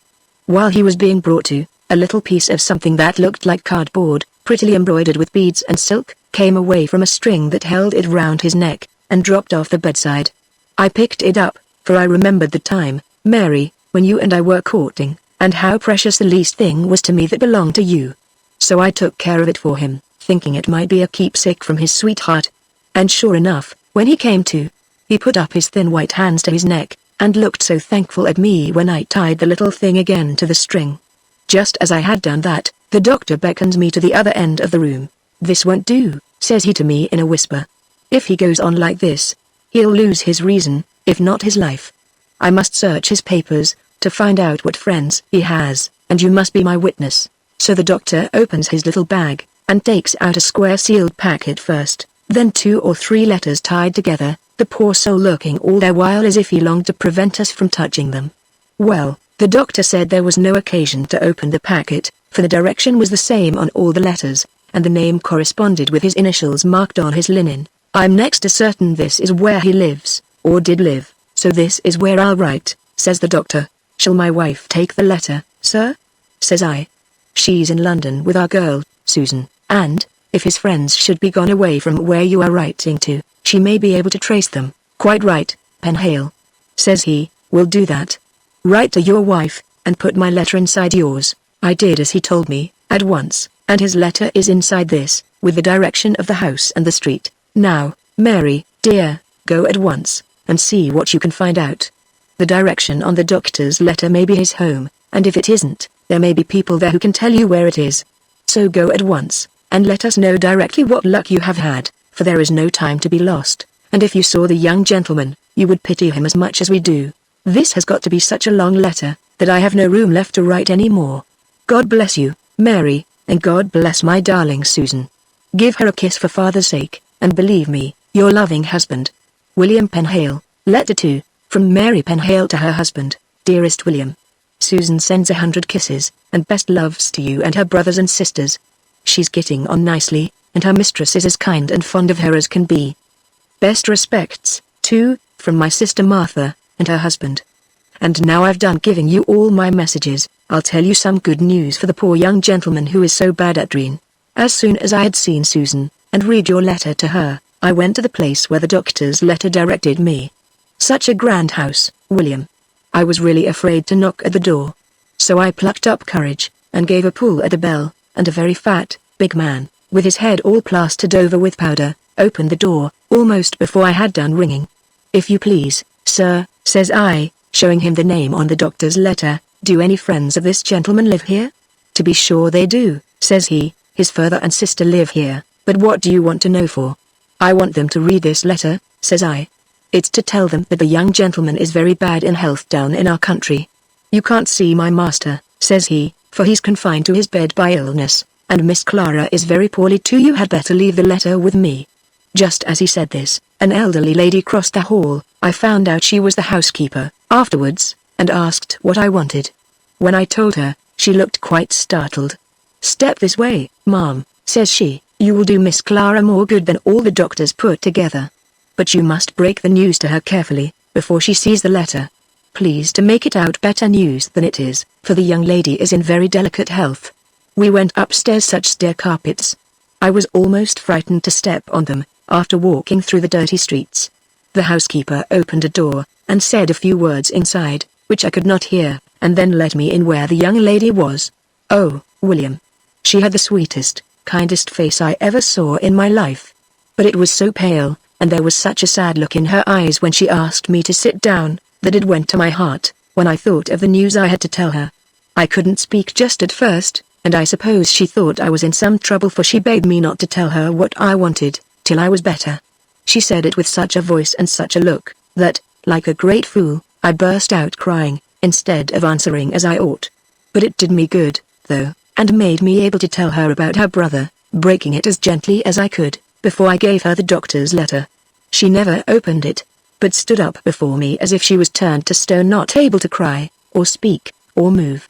It frightened me so, to see her in such a dreadful state, that I forgot all about the grand house, and the difference there was between us, and took her in my arms, making her sit down on the sofa by me just as I should do, if I was consoling our own Susan under some great trouble. Well, I soon made her look more like herself, comforting her in every way I could think of, and she laid her poor head on my shoulder, and I took and kissed her, not remembering a bit about it being a born lady and a stranger that I was kissing, and the tears came at last, and did her good. As soon as she could speak, she thanked God her brother was found, and had fallen into kind hands. She hadn't courage to read the doctor's letter herself, and asked me to do it. though he gave a very bad account of the young gentleman. He said that care and nursing, and getting him away from a strange place to his own home and among his friends, might do wonders for him yet. When I came to this part of the letter, she started up, and asked me to give it to her. Then she inquired when I was going back to Cornwall, and I said, as soon as possible, for indeed, it's time I was home, William. Wait, pray wait till I have shown this letter to my father, says she. And she ran out of the room with it in her hand. After some time, she came back with her face all of a flush, looking quite different to what she did before, and saying that I had done more to make the family happy by coming with that letter, than she could ever thank me for as she ought. A gentleman followed her in, who was her eldest brother, she said, the pleasantest, liveliest gentleman I ever saw. He shook hands as if he had known me all his life, and told me I was the first person he had ever met with who had done good in a family by bringing them bad news. Then he asked me whether I was ready to go to Cornwall the next morning with him, and the young lady, and a friend of his who was a doctor. I had thought already of getting the parting over with poor Susan, that very day, so I said, yes. After that, they wouldn't let me go away till I had had something to eat and drink, and the dear, kind young lady asked me all about Susan, and where she was living, and about you and the children, just as if she had known us like neighbors. Poor thing. She was so flurried, and so anxious for the next morning, that it was all the gentleman could do to keep her quiet, and prevent her falling into a sort of laughing and crying fit, which it seems she had been liable to lately. At last they let me go away, and I went and stayed with Susan as long as I could before I bid her goodbye. She bore the parting bravely, poor, dear child. God in heaven bless her, and I'm sure he will, for a better daughter no mother ever had. My dear husband, I am afraid this letter is very badly written, but the tears are in my eyes, thinking of Susan, and I feel so wearied and flurried after what has happened. We are to go off very early tomorrow morning in a carriage, which is to be put on the railway. Only think of my riding home in a fine carriage, with gentlefolks! How surprised Willie, and Nancy, and the other children will be. I shall get to Trina almost as soon as my letter, but I thought I would write, so that you might have the good news, the first moment it could get to you, to tell the poor young gentleman. I'm sure it must make him better, only to hear that his brother and sister are coming to fetch him home. I can't write any more, dear William, I'm so very tired, except that I long to see you and the little ones again, and that I am your loving and dutiful wife, Mary Penhale. Letter 3, to Mr. John Bernard, from the writer of the foregoing autobiography. This letter is nearly 9 years later in date than the letters which precede it. Lanreath Cottage, Breconshire. My dear friend, I find, by your last letter, that you doubt whether I still remember the circumstances under which I made a certain promise to you, more than 8 years ago. You are mistaken, not one of those circumstances has escaped my memory. To satisfy you of this, I will now recapitulate them. You alone, I think, that I have forgotten nothing. After my removal from Cornwall, shall I ever forget the first sight of Clara and Ralph at my bedside, when the nervous malady from which I suffered so long, had yielded to the affectionate devotion of my family aided by the untiring exercise of your skill? One of my first anxieties was to show that I could gratefully appreciate your exertions for my good, by reposing the same confidence in you, which I should place in my nearest and dearest relatives. From the time when we first met at the hospital, your services were devoted to me, through much misery of mind and body, with the delicacy and the self-denial of a true friend. I felt that it was only your due that you should know by what trials I had been reduced to the situation in which you found me, when you accompanied my brother and sister to Cornwall. I felt this, and placed in your hands, for your own private perusal, the narrative which I had written of my error and of its terrible consequences.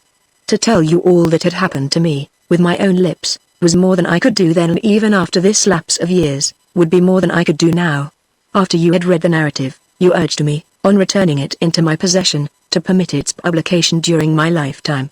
I granted the justness of the reasons which led you to counsel me thus, but I told you, at the same time, that an obstacle, which I was bound to respect, would prevent me from following your advice. While my father lived, I could not suffer a manuscript in which he was represented, no matter under what excess of provocation, as separating himself in the bitterest hostility from his own son, to be made public property. I could not suffer events of which we never afterwards spoke ourselves, to be given to others in the form of a printed narrative which might perhaps fall under his own eye. You acknowledged, I remember, the justice of these considerations and promised, in case I died before him, to keep back my manuscript from publication as long as my father lived. In binding yourself to that engagement, however, You stipulated, and I agreed, that I should reconsider your arguments in case I outlived him. This was my promise, and these were the circumstances under which it was made. You will allow, I think, that my memory is more accurate than you had imagined it to be. And now, you write to remind me of my part of our agreement, forbearing, with your accustomed delicacy, to introduce the subject, until more than 6 months have elapsed since my father's death.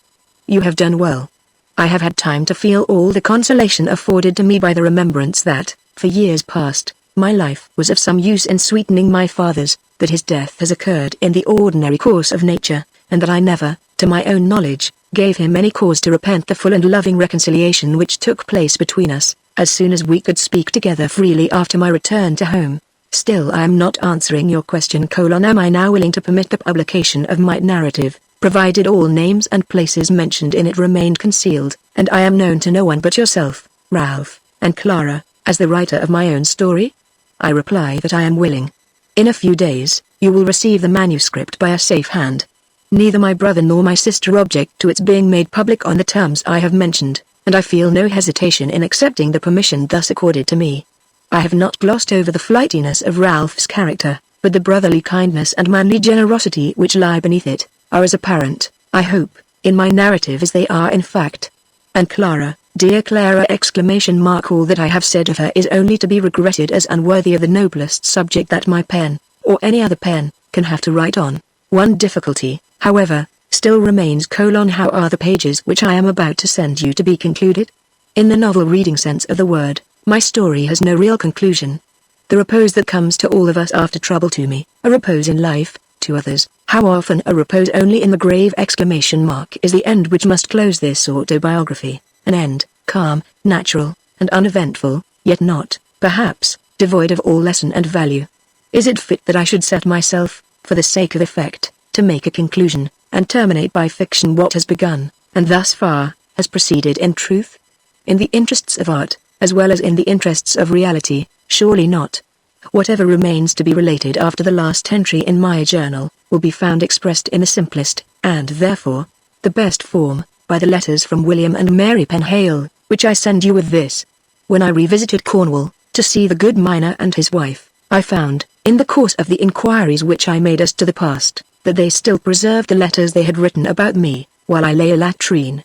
I asked permission to take copies of these 2 documents, as containing materials, which I could but ill supply from my own resources, for filling up a gap in my story. They at once consented, telling me that they had always kept each other's letters after marriage, as carefully as they kept them before, in token that their first affection remained to the last unchanged.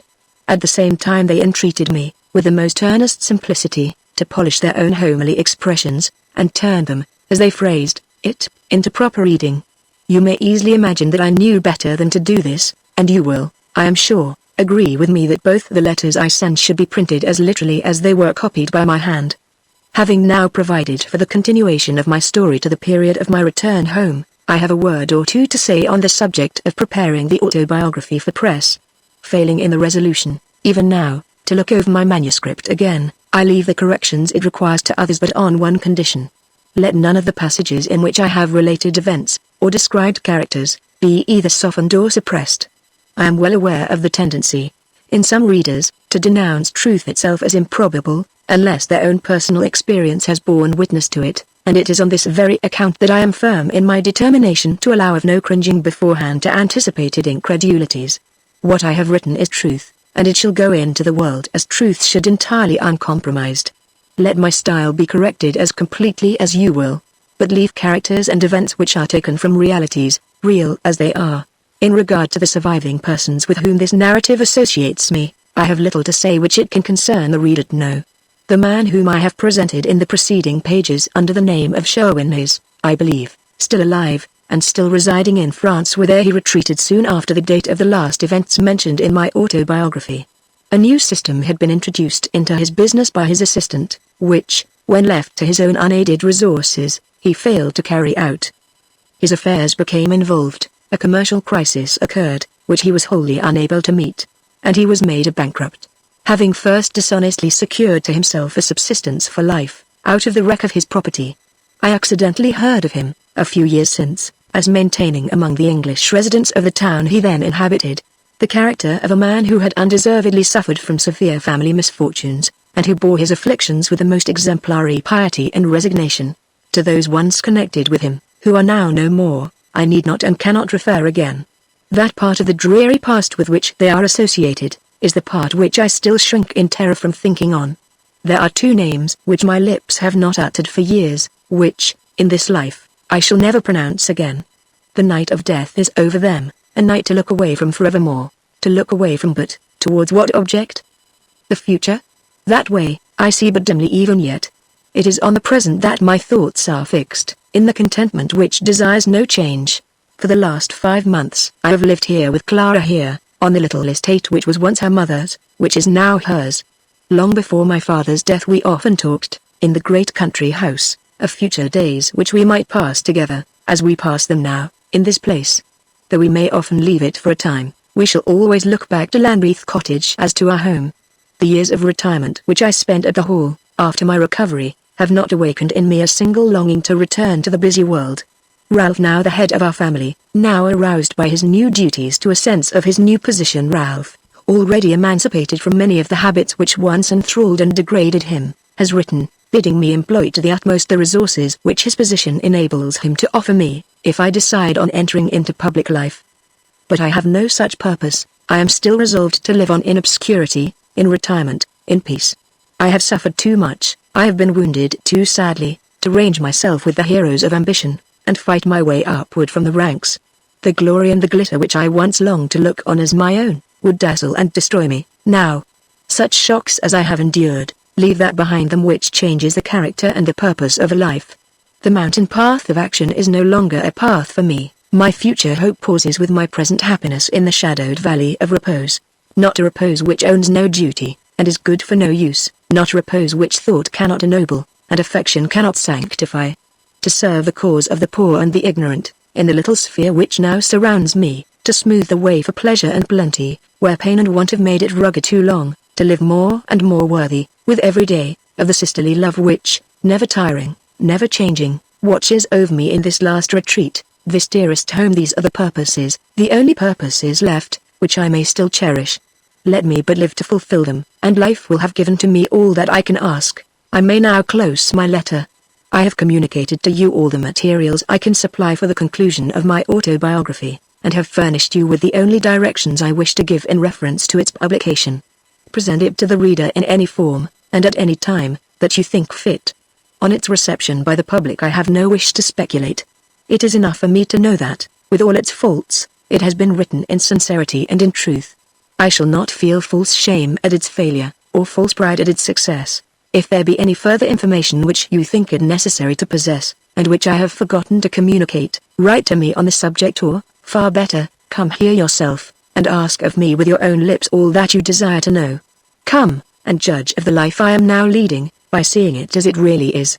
Though it be only for a few days, pause long enough in your career of activity and usefulness, of fame and honor, to find leisure time for a visit to the cottage where we live. This is as much Clara's invitation as mine.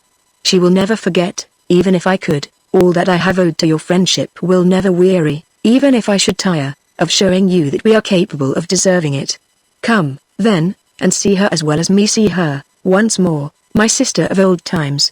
I remember what you said of Clara, when we last met, and last talked of her, and I believe you will be almost as happy to see her again in her old character as I am. Till then, farewell. Do not judge hastily of my motives for persisting in the life of retirement which I have led for so many years past. Do not think that calamity has chilled my heart, or enervated my mind. Past suffering may have changed, but it has not deteriorated me. It has fortified my spirit with an abiding strength. It has told me plainly, much that was but dimly revealed to me before. It has shown me uses to which I may put my existence, that have their sanction from other voices than the voices of fame. It has taught me to feel that bravest ambition which is vigorous enough to overleap the little life here. Is there no aspiration in the purposes for which I would now live? Bernard. Whatever we can do of good, in this world, with our affections or our faculties, rises to the eternal world above us, as a song of praise from humanity to God. Amid the thousand tones ever joining to swell the music of that song, are those which sound loudest and grandest here, the tones which travel sweetest and purest to the imperishable throne, which mingle in the perfectest harmony with the anthem of the angel choir. Ask your own heart that question and then say, may not the obscurest life, even a life like mine, be dignified by a lasting aspiration, and dedicated to a noble aim? I have done. The calm summer evening has stolen on me while I have been writing to you, and Clara's voice, now the happy voice of the happy old times, calls to me from our garden seat to come out and look at the sunset over the distant sea. Once more farewell.